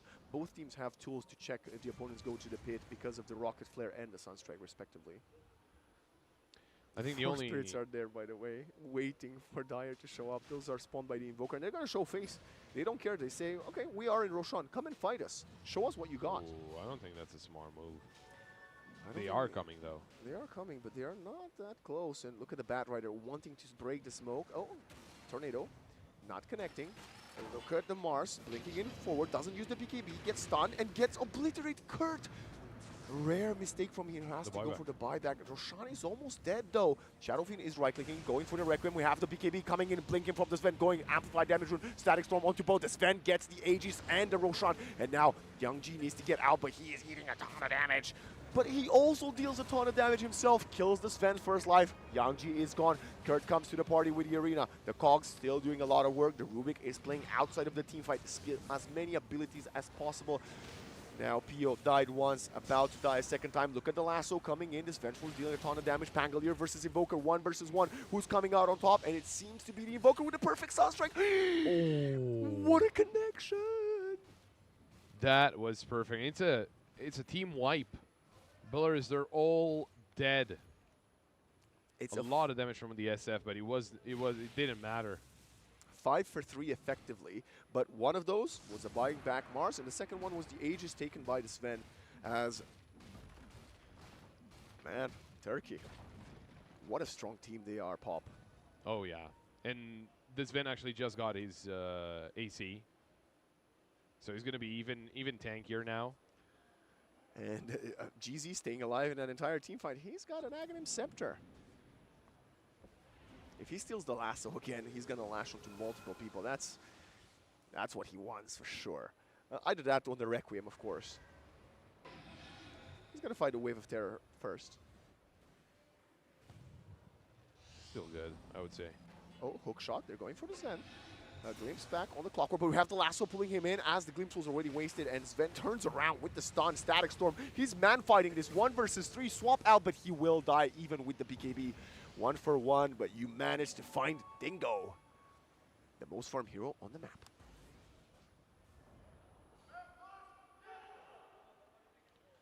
Well, the only big problem is that you're saying about Dingo, right? He is the most farmed hero indeed, but for the other team, for Belarus, the only hero that's actually really farmed is the SF.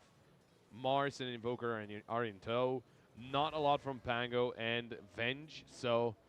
This Rubik is very farmed, though. Rubik is very farmed indeed. Rubik's about to overtake Venge, or about 1,000 gold behind, but still. I mean, he's been so good. The Rubik just very, very important overall. 3 serrated shifts. That's dealing extra right-click damage for the 3 right-clickers of that team. And 2 Gunpowder Gauntlets and Gale Guards, respectively, for the side of Turkey. Meatball in mid. Wouldn't some meatballs be delicious right about now? Anything would be. But the thing is, in the lower part of the jungle, I don't think there's a lot of vision for Turkey. That's why Belarus, they can just chill over there, try and get some camps as well. So yeah, that could be this could be a problem, because getting all of this space for free means if Turkey tries to get out of the base, then you can kind of surprise them. But at the same time, if Belarus tries to fight Turkey in their base, we know what that means, and we know what happened last time they tried to do that. Different times right now, though. We saw a basher for Pango. Oh, but this smoke, they might be trying something. Yeah, I think they're thinking that their lower part of the jungle is in trouble and they want to retake it. Yeah, I mean, it's exactly what you called for. Oh, Disruptor goes in full Static Storm separation, and they're going to use this Vanguard strength. It doesn't matter. This clock is gone. Kurt comes in with the kill secure. They're going to go for the next target. They're not going to find it, so 50 seconds on the deck for the clockwork, but you wasted the God of Strength. The God Strength, rather. Sven almost, well, he's level 24, wants to find his 25th level, and he's getting, I think, a Satanic on the Courier, I want to say. Yeah. And the Tormentor next.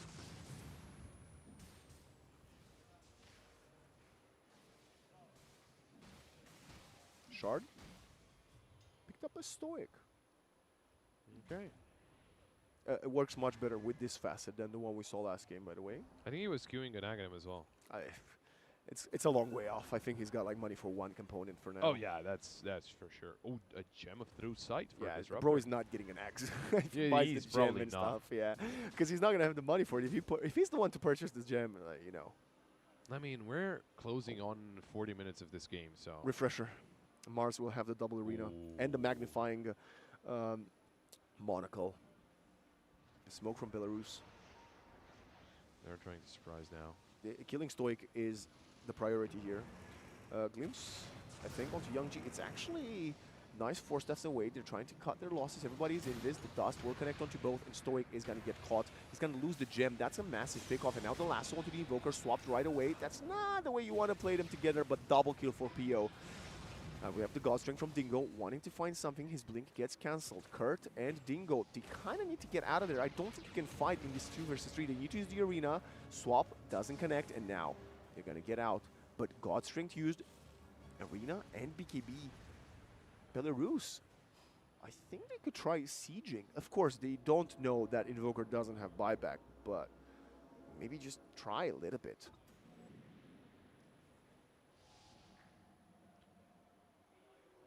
Wait. Yep. They didn't take the gem. Is it on the deck? Yes, it is like in some kind of bush, and I don't think they realized it. Clockwork? Does he have it? No. What?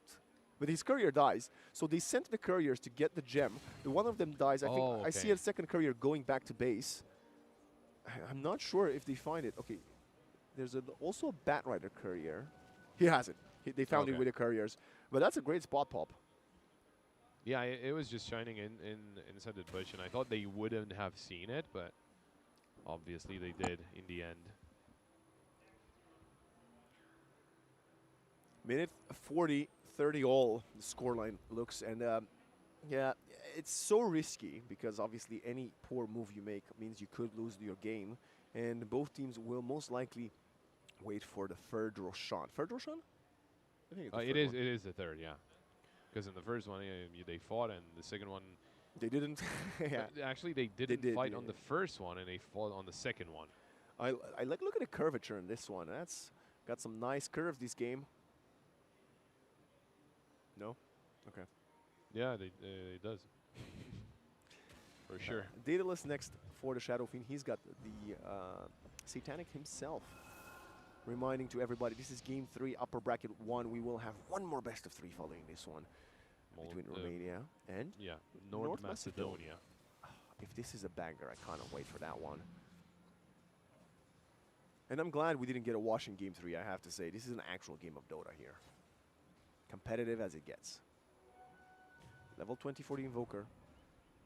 Lowest farmed hero on out of the cores. Out-farmed by the Vengeful. But it's GZ on the Rubik actually making up for the slack on his Invoker. Looking for an AC, it's Bangalore. Magnifying Monocle for GTI. GZ is also level 20, just like he is. Stoic is playing out of base. Interesting positioning. Sven is pushing the bottom lane. And both of these teams are so scared. And we have a 3-minute cooldown, I believe, on the Roshan, which likely means a long respawn. Never mind! It was more like 3 seconds. Roshan has the quickest respawn time. And if Disruptor is dead, that means they lose Roshan. Oh. He has buyback somehow. He's got 1,000 gold. It's minute 40. How can Bro afford buyback here? It's 800. I mean, he's level 16. They spotted it with the Sunstrike. And both teams know there's a smoke up. Disruptor cannot buy back because there's no way for him to TP to. They're going to try to find a pick off. Pangolier gets out. Vengeful wants to swap someone in. They're going to go for the Invoker. GTI does not have a BKB. Has the Ion Disc. He will get out of there safely for now. Sven is going in the front line. Mars gets lassoed in his own arena. We can't quite see what is going on, but Kurt will give out, and that's a kill onto the Clockwork. Buyback from the Disruptor. GZ has a 2-man lasso in the mid lane. Oh my god, and now the Spear of Mars onto the Vengeful Spirit. Disruptor will be dying back, and GZ, despite the amazing lasso, will forward. They need to buy back. GTI is going to be next online as they are focusing, and Sven and Mars are going for the Shadow Fiend. The Vengeful with the swap, keeping him alive for a little while longer. Triple kill for Dingo. But now they're managed to find a kill. It's a buyback galore. Clockwork, Batrider, Shadow Fiend, they're coming back into Frail, and this Sven does not want to rejoin his team. Kurt will be the next casualty as he's out for 120. No buyback. It's going to be a problem. A very big problem. This might just not be a problem. This might be GG's. Yeah. Did Mars buy back in this team fight? He He doesn't have gold, 140. I think they're just waiting. Oh, but can he get 140 gold in time? They need a bounty. They need something. They're going for tier 4s. There is a 45 available. There is no God Strength, even if the Sven buys back. He will do it now. Invoker, Tornado. Buyback of the Sven is going to push them away a little bit. They still have the banner in mid. Sunstrike to kill the Vengeful Illusion. Doesn't happen. It would have been a nice connection, would have forced her to potentially buy back. So they get away with a tier 3 and a tier 4. And the buyback from the Sven. I think that's the bigger Yeah. victory, actually. And now Roshan is there. I really thought Turkey did everything well in that team fight, but in the end, they ran out of bodies. Belarus just bought back more people and brought them back into fight. We got 2 Chaos Meteors level 20 on the Invoker, by the way, so multiple meatballs. Let's not talk about meatballs. Niște chiftele așa n-ar strica. Well, Almost level 25 on the Vengeful Spirit. Almost 20 on the Clockwork, and I think Belarus has the upper hand and the gold lead for the first time in a long time. Kill lead, gold lead, and the Aegis. what do you do here if you're Mars? Do you keep money for buyback, or you just buy an item? Because even if you keep the money Depends for on the item. buyback, you're probably the only one that still has buyback available. Ah. That's not a bad point. It depends what item would it be, right? Oh yeah, that makes sense. 4 minutes, 20 on the Aegis. He's going to have the money for the Daedalus. Not only he has the Aegis, at the he's got the vision. cheese as They well. have no vision. Turkey has no vision outside their base. Could be trying to get some, but it's very risky. If you send the Invoker right now to try and look for something while being Invis, he's going to be spotted. What are the items on the Invoker? I swear I haven't seen them in like 24 minutes. A BKB on the bat. He's going for the axe himself. He's tired of this Rubik. Keeps stealing him. His lasso and going for multiple people. Minute 45 pop, and this could very well be heading towards the end of this first upper bracket series. Belarus wants to use the Aegis. 3.5 minutes left for them. Butterfly next for the Shadow Fiend. Sven hates building an MKB, but with 2 butterflies in the future on Belarus, he might need to consider it.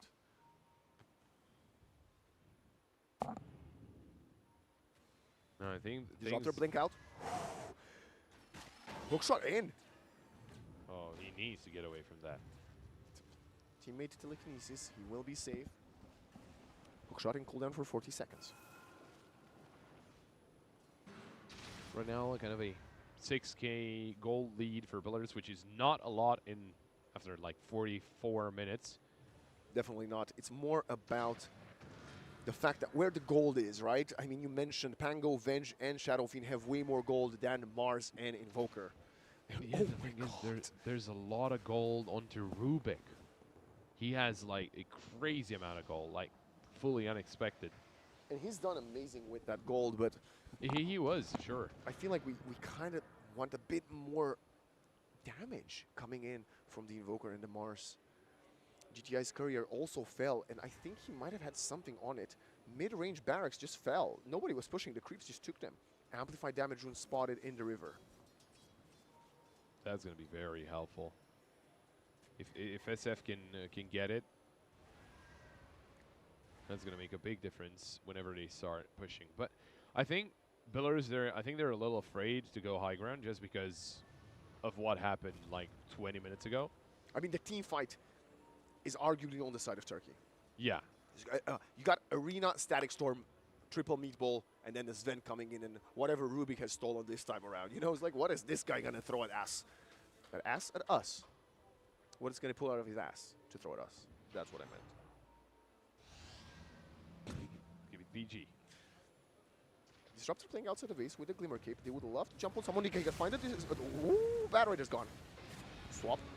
BKB. Oh, He's no actually way. not gone. No way. Arena used, so is the swap. The BKB used from the Bat Rider. They are buying time. That's a glimpse on the Clockwork. How much time do we have on the Aegis? 70 seconds. Yeah, they're gonna have to use it. Either force it or force and use, or just it's just gonna be expiring. And with a TP back from Bad Rider, obviously low HP, but Tornado EMP. I think Belarus I don't know if they should be content, but I think they are content with the status quo because they are isolating, zoning out completely Turkey into their high ground. And for the last 4.5 minutes, they've not been able to farm any part of the jungle, any creeps in lanes other than ones pushing in, whereas Belarus is extending their lead, finding more creeps, finding more gold, and finding better items. I think our observer wants the SF to get the scepter. I don't think he will. He's going for the butterfly next. Yeah, this Disruptor. If Disruptor would have Ags, Turkey would be a bit more confident, but he's a long way off from that one. About 2.7k, I want to say. Yeah, he's almost the lowest net worth in this game. Only behind Clock, but for Clock it doesn't really matter. He just needs to get in, get the coils out, you know. Set up on the Venge. Forcing out the BKB. That's the 9-second? No, it can't be 9-second BKB, can it? Well, they know the BKB is in cooldown. They smoke out right away. They've got everything they need, and the Venge doesn't have one of its important components. They don't have the Aegis anymore, but the SF has the cheese. Look at the range of the stolen Wave of Terror, by the way. They're hitting all the way towards the middle of the map. Oh, the smoke gets dissipated as both GTI and Dingo get spotted.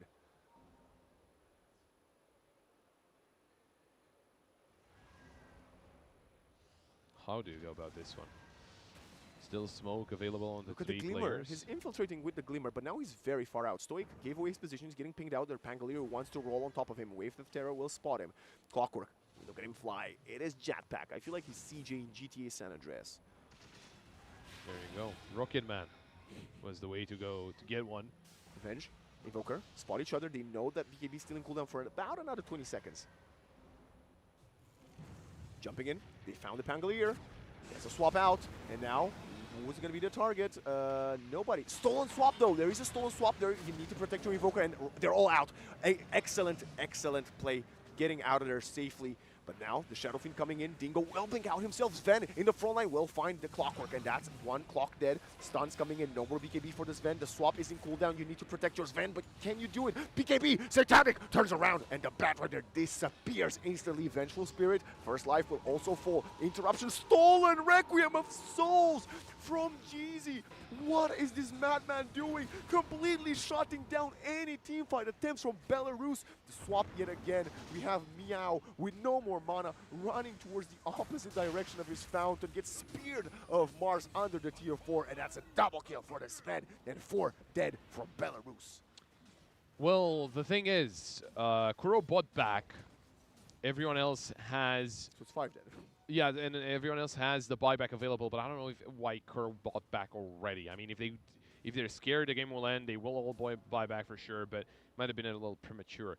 Very nicely done. I mean, it looked chaotic, but it was like control chaos for Turkey. And also, one of the big thing is they just reacted perfectly, right? Noted.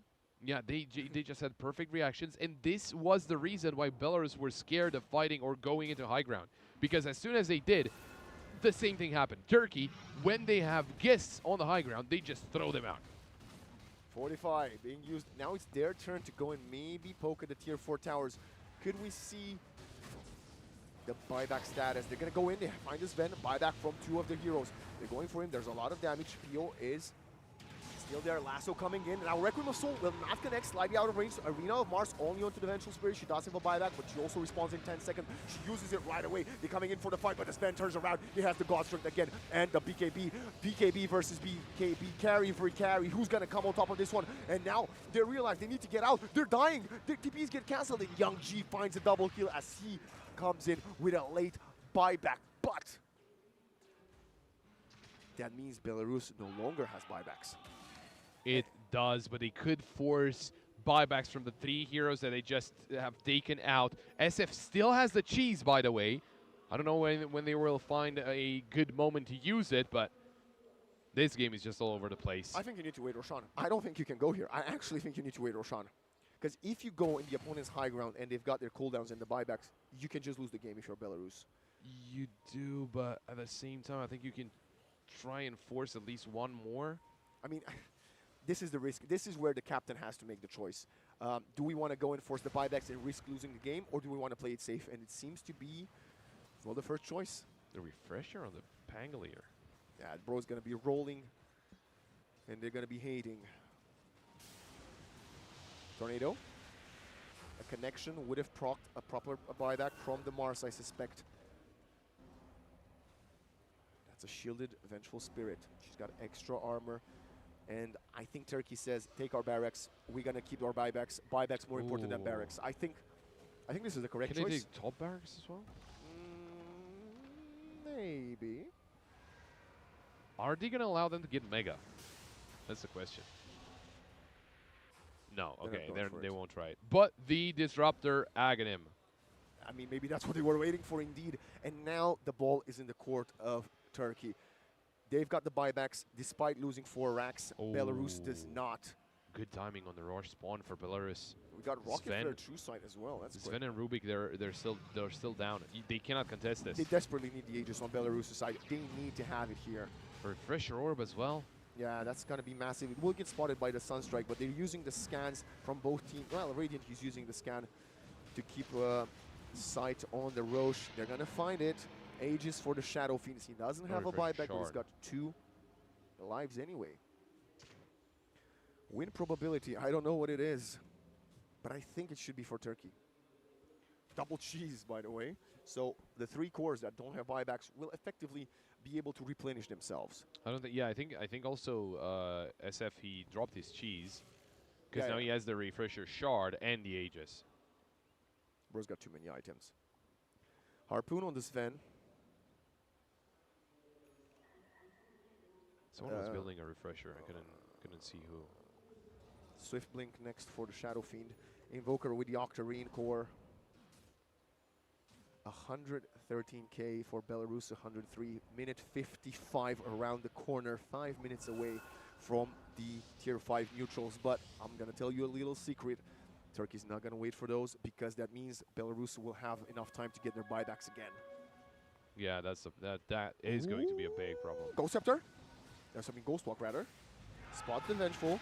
Coming in with a hook shot. Invoker is out of position. Look at a Static Storm. That's an Static Storm on top of the Venge. They're coming in with a Mars Arena. Double BKB. Shard. Glimpse. It's actually protecting the Shadow Fiend. Rare mistake from GZ. Now Shadow Fiend versus Sven manning up. And Sven is the real man. Coming in with a God Strength. Destroying this Aegis. Now the Pangolier. Coming the frame of things. Using the refresher. Can they chain stun the Shadow Fiend? He's still alive. Going for the Requiem. Gonna throw it out. And the Sven.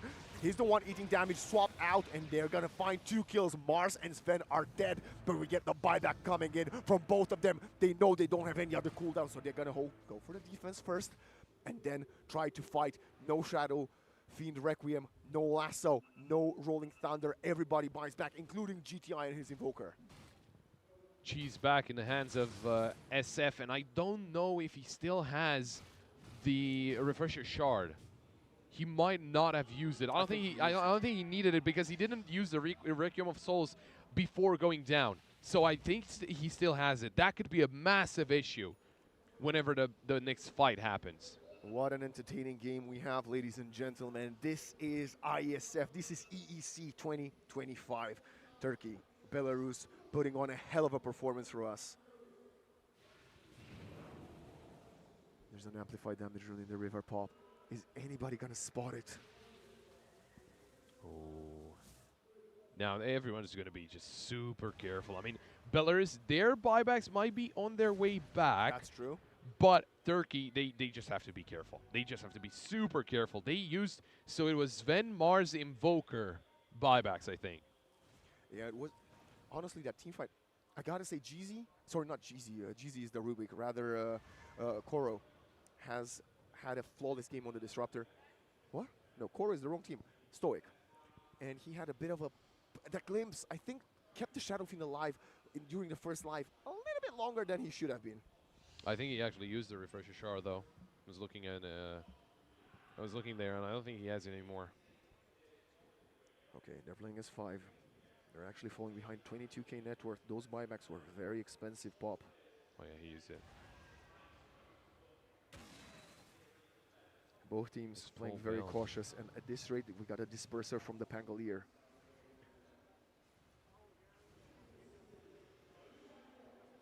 Goal difference though. over 22k or something happened. Oh, no, 28, yeah. Level 28 of the Vengeful Spirit. That is the dream of any universal hero. I have to say, I think Belarus is now in the driving seat, especially as you mentioned, buybacks are coming off cooldown. I think the faith of Turkey in this 58-minute game lies on the shoulders of Stoic to land in a massive Static Storm. I think they actually started to actually get... Yeah, I think they already have the buyback. Well, they definitely have the money for it. This Clockwork is very rich. He's saving for a Hex. They found the Amplified Damage rune. And that's Pio. He's hitting like an absolute tank. Not a truck, a tank. He's hasted. His Amplified Damage rune, he hits for about 600 a hit. Wow. That's without the armor reduction of the wave form. Wave of Terror. That's crazy, but they need to be careful because Turkey are getting ready for this fight as well.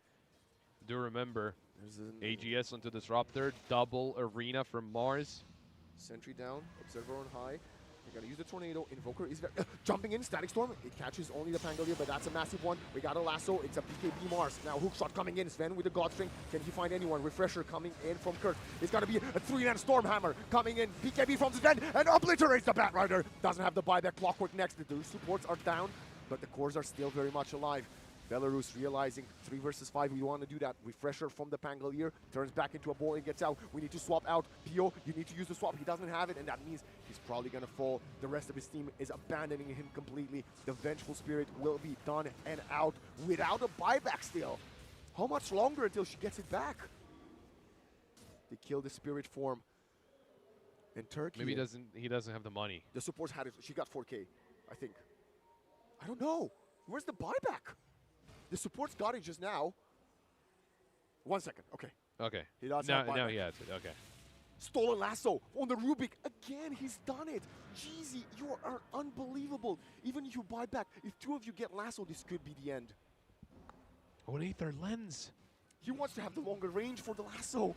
In minute 60, they're going for the tier 4s. They want to force the buybacks. They're thinking they don't have the buybacks. They maybe don't have the timer. Rubik goes in, gets the Pangolier. It's only a single target. That's not going to be the massive one. 3 TPs, Static Storm. They need to cancel the TPs. Rubik gets swapped back in, and Jeezy might be dead. 2 dead. No Disruptor, no Rubik. And now the ball is in the court of Belarus. But the buyback's back. Because they are the ones that did not die. That's true. Yeah, it's still 3 minutes on the other 3 They should have players. killed one of the cores, and now it's a race to get the neutral items. It's minute 60. You need to hit those creeps, and you need to do it now. But Belarus How is about out of another plans. rush? That's going to be a little bit long way off. Belarus is out of plans. They want to go. There's no tier 4, but there is a 45 for Turkey. Minute 60. Nobody's getting tier 5 neutrals. They don't care. They're playing for objectives. This is going to be potentially costly. We don't have a Static Storm, though. Even when we buy back, he's going to go first on the Disruptor. They're not using the Fortify. Invoker. It's a lasso onto the Sven. They're pulling him back. Buyback right away. Arena of Mars. They're all founding. Refresher from the Invoker. Sven manning up versus this Shadow Fiend. He's running away. Perfect stun. Harpoon coming in. He needs the Satanic. He doesn't get to use it. He doesn't have the buyback. Sven is done. Sven is out. Belarus is doing it. This might be game 5 versus 3. No core mid. No carry. The Ancient is falling, and Belarus are going to make it to the upper bracket final. What an insane game. There's the GG's called as well. A crazy game out of Belarus and a crazy effort out of Turkey as well. We started off with a first game that was pretty quick, right? It wasn't necessarily the longest one. We get into game 2, which ran for a long time. I mean, this is game 3, more than an hour of Dota. What a game. That was insane. I'm speechless. I'm losing my voice. Impeccable play from both teams. Honestly, at this rate, I mean, we should be backing Romania, and we are backing Romania, and North Macedonia is a titan, but I wouldn't mind Turkey going through the lower bracket and getting us to a grand final rematch versus Belarus. That would be a hell of a story. Or maybe Belarus dropping down from the upper bracket final and facing Turkey in the lower bracket for a rematch. What a game. What an impressive play for the teams. And the bronze medalist from WEC 24 has now fallen to the lower bracket. Belarus, the players' favorite to win the tournament, made it to top 3, secured as we speak right now, which means Turkey will be facing Bulgaria tomorrow. What a game that will be. Turkey versus Bulgaria. And I think that's going to be the first game to kick things off. I mean, we're talking about tomorrow when we still have another best of 3 ahead of us. But I'm going to ask you, Pop, MVP? The whole best of the I genuinely don't know. I want to say GZ, but he lost. Young G. Shadowfiend, yeah. I mean, I want to say Kuro as well, maybe? Yeah, versatility galore, that is true. Stoic, but again, on the receiving end of a loss, incredible work. Well, boys and girls, we're going to decide that Young G, with his mid play. Yeah, we'll just give it to him. I mean, the fact that they picked his mid hero first every single map this game. Was the Void Spirit now? Or was no, Void Spirit was previous, so not in this map. So mid hero exposed first in every single draft, and he still put on the performances he did. I think that kind of warrants he deserves it. He moves on, and now he awaits his opponent. We're going to find out who's going to join Belarus into top 3 after a short break when we get North Macedonia versus Romania in a best of 3.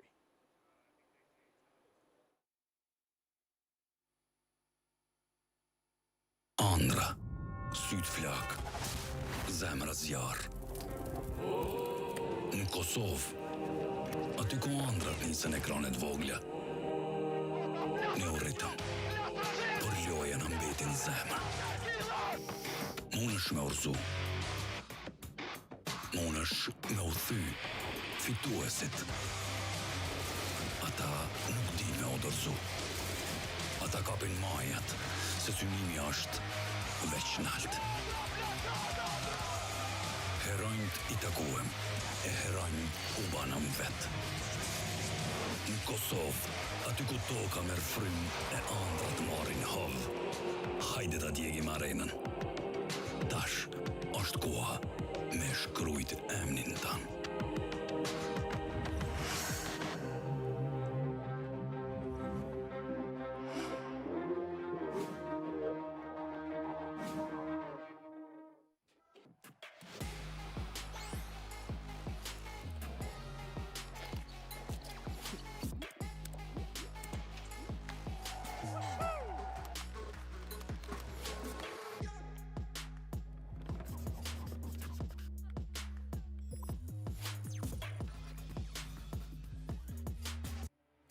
Fatoni edhe bashkë me kreqëshnin e vet e din që s'ka me internet e pakot telkosit. Telkos, dashnin lidhjet parë.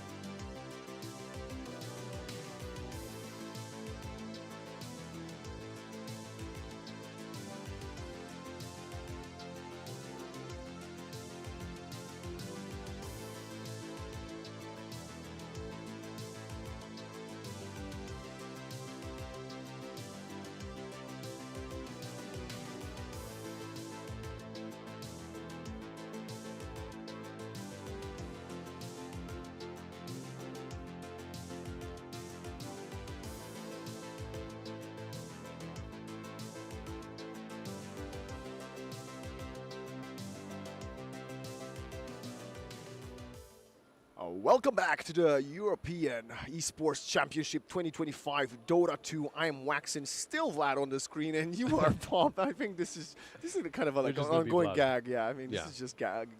Vlad. Second upper bracket matchup. We've got North Macedonia and another undefeated Titan versus Romania, and the draft is well underway with a few bans. Pop, the first undefeated team, took a loss. Is Macedonia going to follow suit in this matchup versus Romania? Well, that is a good question because I don't know if they were. I mean, they of course did some preparation for this game, as we were actually talking to the guys from North Macedonia yesterday, and we saw that they had little notes prepared for the games, and they're going to do this again. But look at this. Nature's Prophet instant pick from Romania. Morning opening, right? I think this is what they played versus Bulgaria. They started with the NP Bane. Remember, Nature's Prophet support, Bane support? Yeah. So sticking to their guns, Shadow Fiend right away. I mean, this is going to be the battle of the mids, Stoikov versus Weha. And I got to tell you, look, 77 is Romania's carry right now, not Allnet. And everybody respects Allnet. And I've heard a lot of rumors, a bit of disrespect, you could even say, to 77. But the games we've had on stream, which was one. I think well, the Moldova one. I mean, both games, right? Marcy and Monkey King, we saw our carry play. And we saw them, in the first game. Yeah, Marcy and Monkey King. Impeccable performances from him both games. In different ways. Monkey was just punching and beating everybody up. And then with the Monkey King, he was making space in the middle of the team fight, enabling Weha and Blink to do a lot of work. So, yeah, Macedonia, I think they should be ready for something big from them. Of course, they are probably the favorites coming into this one only based on the last couple of days' performance. But at the same time, the experience is on the side of Romania. Yeah, that's for sure. I mean, we have two-time runner-up. Yeah. Or two-time loser, as some people might call it. I actually, I'm going to say something controversial. I think third place is better than second place. As someone that has constantly been a runner-up in most competitions in his life, yeah, second place just sucks. Yeah, it sucks because you're losing in the final. But not for TI, because that's where you get a lot of money. Look at this, a Juggernaut ban. Just because North Macedonia did play a Juggernaut, and they were very, it was crazy, 14-3 and then something like that. The Batrider, of course, because we saw what we did. And Darkseer ban. Okay, that is the Darkseer ban. Also, you can see there's a lot of bans in media. They got Kunkka, they got Queen of Pain, which is a ban, and Batrider, right? They're trying to counter a lot of what Weha can do, but at the same time, we know Weha for certain heroes, and some of those are not going to be banned. I don't know if we're gonna get to see a Meepo. That would be a little crazy. I don't think so. Definitely not so early on. But the Shadow Shaman makes his way in so far. Macedonia. Leshrac ban as well. Wow. What can he play at this point? very early ban for Leshrac. And another hero that we spoke about and we theory crafted it could be up for contention is that Invoker. We hasn't played it this tournament, but he is, historically speaking, an Invoker god.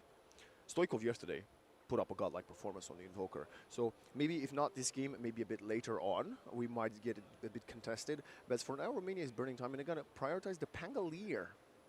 Okay. They also had the Buck and the TA ban, but I don't think Weha's generally a Buck player. I think he is. I actually think there's very few heroes he can't play. And wow. No, there's Romania, the Bane. They stick to the strong supports. The only team we've seen on stream play the Bane, which my opinions of how good the hero can be. It's a great setup, and you know what the Bane and the Nature's Prophet set up for?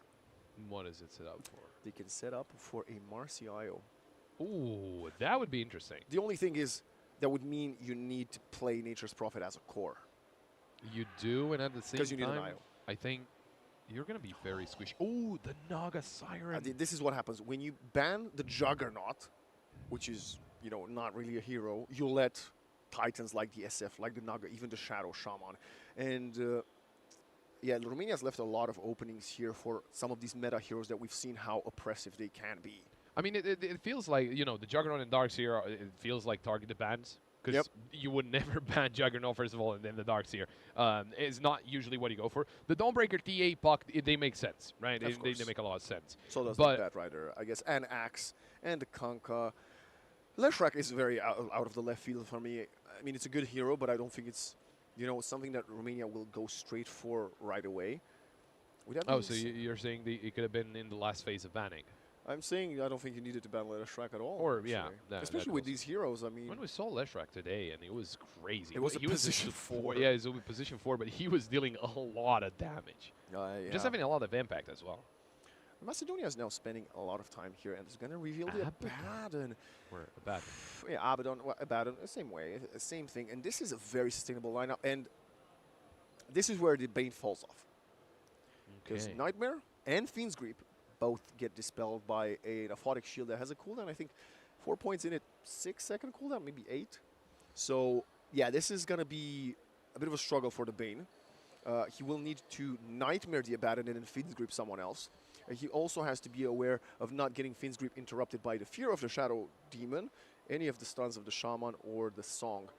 And now we get the Timber Saw mid, most likely for Weeha. Maybe Nature's Prophet made? No, it's a. Okay. I actually tried. don't think Blink plays Timbersaw. Yeah, I tried. So, also, another thing. We were talking with the guys from Belarus outside. They will, unfortunately, not be playing Grimstroke.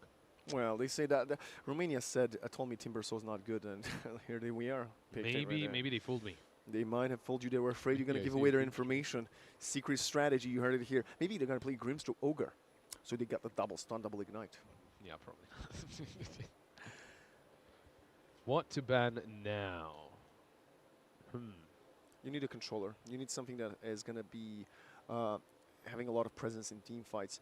They take out the Monkey King. I think the Queen of Pain was also banned out, Yes. I believe, by Macedonia. Monkey good. Wukong's command, massive. Could punish the Timbersaw. And they might go for the Husker ban at this point, actually. I don't know how. I think Husker dominates most lanes he's played in. So I think maybe protect Weeha and count on this Abaddon going off lane with Shadow Fiend safe. Also, no Tusk or Clockwork, by the way, played by either team. That makes sense. That's the 77 Brood specialty. Yep. They banned a lot of 77, and we were just saying about disrespecting him. Well, banning his Kanka and his Broodmother, that's a sign of respect.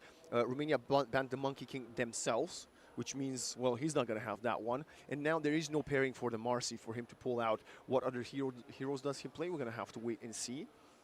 But Macedonia needs to think about one more ban right away in this position. I mean, the fact that we have Pangolier and Timbersaw, one of them will have to be sacrificed to the offlane, and I think it's going to be the Pangolier for Blink. Yeah, that makes sense. I prefer Pangolier mid to the offlane, personally. So I don't know. I mean, certainly Weeha could play Pangolier. But yes, but Weeha will play the Timbers. There's no doubt in my mind he's going to be the Timbersaw player here. I think it's a hard decision what to ban. How about something like Lifestealer? Okay, yeah. Again, we don't really know what Romania's draft is. If we could theorize, there are things in the pool like the Terrorblade. Oh yeah. If he does play it. It's not banned out. That's of course, true. 77 is a mid laner traditionally. That's why we're talking about a slightly unconventional pool for him as a carry, because he had to, he decided to step in as a carry to help the team and let Weeha take reins of the mid lane. With that being said, if he plays Timbersaw, he could take the Timbersaw to the safe lane and get a Wind Ranger for Weeha mid. Are we against the Wind Ranger? I am against Wind Ranger, but it's also Wind Ranger Weeha, so even if he loses, it's going to be content. Yeah, that's fair. So, but no, I don't think that's I don't think that's a good play. Actually, it's going to be a lot of tempo if they do that. And of course, they could still flex the Nature's Prophet. Now, Romania is spending a lot of time for a ban here. And I'm going to tell you, okay, I don't think they're playing this. But Pudge is pretty strong in this meta. I know, controversial opinion. I actually think Pudge could be a legit carry here. Shadow Fiend struggles versus Pudge. That's fair. So they ban out the Ursa, which makes sense. Yeah, they're both teams are looking for a carry, I believe, unless there is some flex coming in from either side. Ursa plus Shadow Shaman is one of those combinations classic you put in a lane and they just kill everybody. So I'm not surprised to see them take the Ursa away. I don't know. There's 30 seconds here. I mean, you would have to. It is crazy. Do they play it? That's the question. Pudge versus Abaddon is also not awful. I mean, Going for strength for strength. 10 seconds left in the reserve time, and it's going to be Undying. Yeah, it wasn't banned out. That's fair. It's not. Nature's Prophet safely. Maybe. Okay. We're playing Nature's Prophet carry. That is a surprise. I don't think they've played it in the tournament so far. Definitely not as a carry. They ran it as a support this morning. And now North Macedonia is probably looking at this draft wondering, what have we run into? This could also be a safe lane Timbersaw or Pangolier. Do we know off lane 100% SF mid? No. But Macedonia is like, oh, what are we going to do? They have a full minute to spend in here. And the one upside that Romania has is the upper hand in, and I suppose the surprise element. I do think this is a very liquid-like draft. Insania would play the Bane, Mike would play the carry, Nature's Prophet, you would get with Boxy on the Undying. And they're going to say, if this is a Nature's Prophet carry, you want to go late game, we're going to go late game with you, and we're going to take the Shadowfiend carry. And no. excuse me? It's Shadowfiend mid. Yeah, So yeah, that's fine. Yeah. So morph carry. Yeah. Okay. So that's what they're saying. Like, oh, Nature's Prophet can kill us in late game. We're going to get the Morphling, which is one of the best late game carries in the game. NP carry? Yeah. Okay. That is the liquid special. Oh, yeah, okay. I to tell you about this. A lot of teams have tried to replicate or emulate the Nature's Prophet, and with the expression expecto patronum. No, with the exception of Mike and maybe Pure, I would argue, not everybody's been successful in Tier 1. I don't know how the last few days have been going, because I've been here casting this fabulous tournament. I'm going to be honest. I will put this out there. Our previous match was better than all of the games in Tier 1 today. It was definitely close, yeah. I mean, I don't know what the games were I don't know. I really enjoyed it. Yeah, That's why I'm saying this. It was very I mean, fun. apparently about 2,000 people enjoyed it or something like that, I was told, so that's good. Hello. Hello, yeah. All subscribe to Waxen. Who's Waxen? I don't know, I'm Vlad. I don't know No, he's Waxen. Vlad. I think North Macedonia won this draft. You think so? Yeah. No, I believe in Romania. Yeah, I mean, I believe they can happen and make it happen. I'm not entirely sure how this Pangolier offlane will really fare. Luckily for us, it's not a Shadowfiend safe lane, because I think Shadowfiend safe lane plus Shadow Shaman would have definitely destroyed the Pangolier a bit worse. We'll have to wait and see if Blink is cooking something up. Apparently, I've been transferred from my country to Macedonia, which is good. Hello, my friends. I don't speak your language. I barely speak English. And Romanian, what is Romanian? Mici Crnați. Hey. There we go. But we are live, and we are starting things off No, we're with a pause. Welcome to Dota 2. Good luck. 77 with a statement. He's got silver tier on the Nature's Prophet. Okay, you know what? I am backpedaling. Okay. Blink is Grandmaster on the Pangolier. So I'm glad to be proven wrong. See, this is where the analyst should have stopped. Come on, bro. We also got... Of course he does. We also got a Grandmaster Morphling. So you said this happens after 800 hours on a hero, give or take. I mean, let me put it differently. I've got about 150 games on a hero, and I'm level 15. And this is level 30. You're level 15. Yes, Okay. this is 30. And it's not equal. Yeah, equidistant. the further you go, the more yeah. it takes you. Yeah. I think I've got level.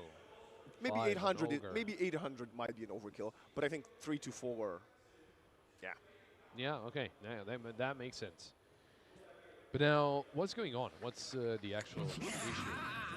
Why is someone just? Oh. That was There we Bane, by go. the way. Okay. That was we the took a screenshot as well. Screenshot. There we go. Do it for the gram, or is that for 2014 for them? No, I don't know.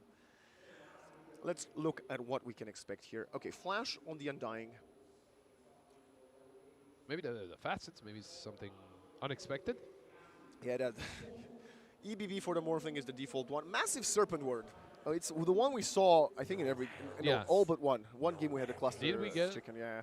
Shadowmire for the SF, the Quickening for the Abaddon, and the Deluge for the Naga Siren. Rotting Mids, expected. Twisted Chakram. Thunderbolt, I mean, that's the one where you could go double Shield Crash, but he's playing off lane, so he needs to be rather speedy. Sleepwalk, the Bane Moving Nightmare, and the Soothing Saplings. Yeah, I think maybe the only one is like the Massive Serpent Word. Other than that, the alternative and the Pangolier, the other 8 facets are more or less non-considered. A Wand, triple branch for the Abaddon as we've got. Okay, well, 77 is feeling himself. Can we find out is he on Dota Pro Tracker? Sure. I don't think he is. I think he's one of those hero people that is hiding his profile from Gabe. But I think Macedonia must feel a little bit silly. They were like they banned his brood mother, they banned this, they banned well, Monkey King was banned by Romania, and he had his hero picked all along. Yeah, they didn't expect it. Well, neither. Honestly, neither did I. To be fair. That's what happens. You got level 25. You can spam these voice lines. You can spam many voice lines, but when you get to 25,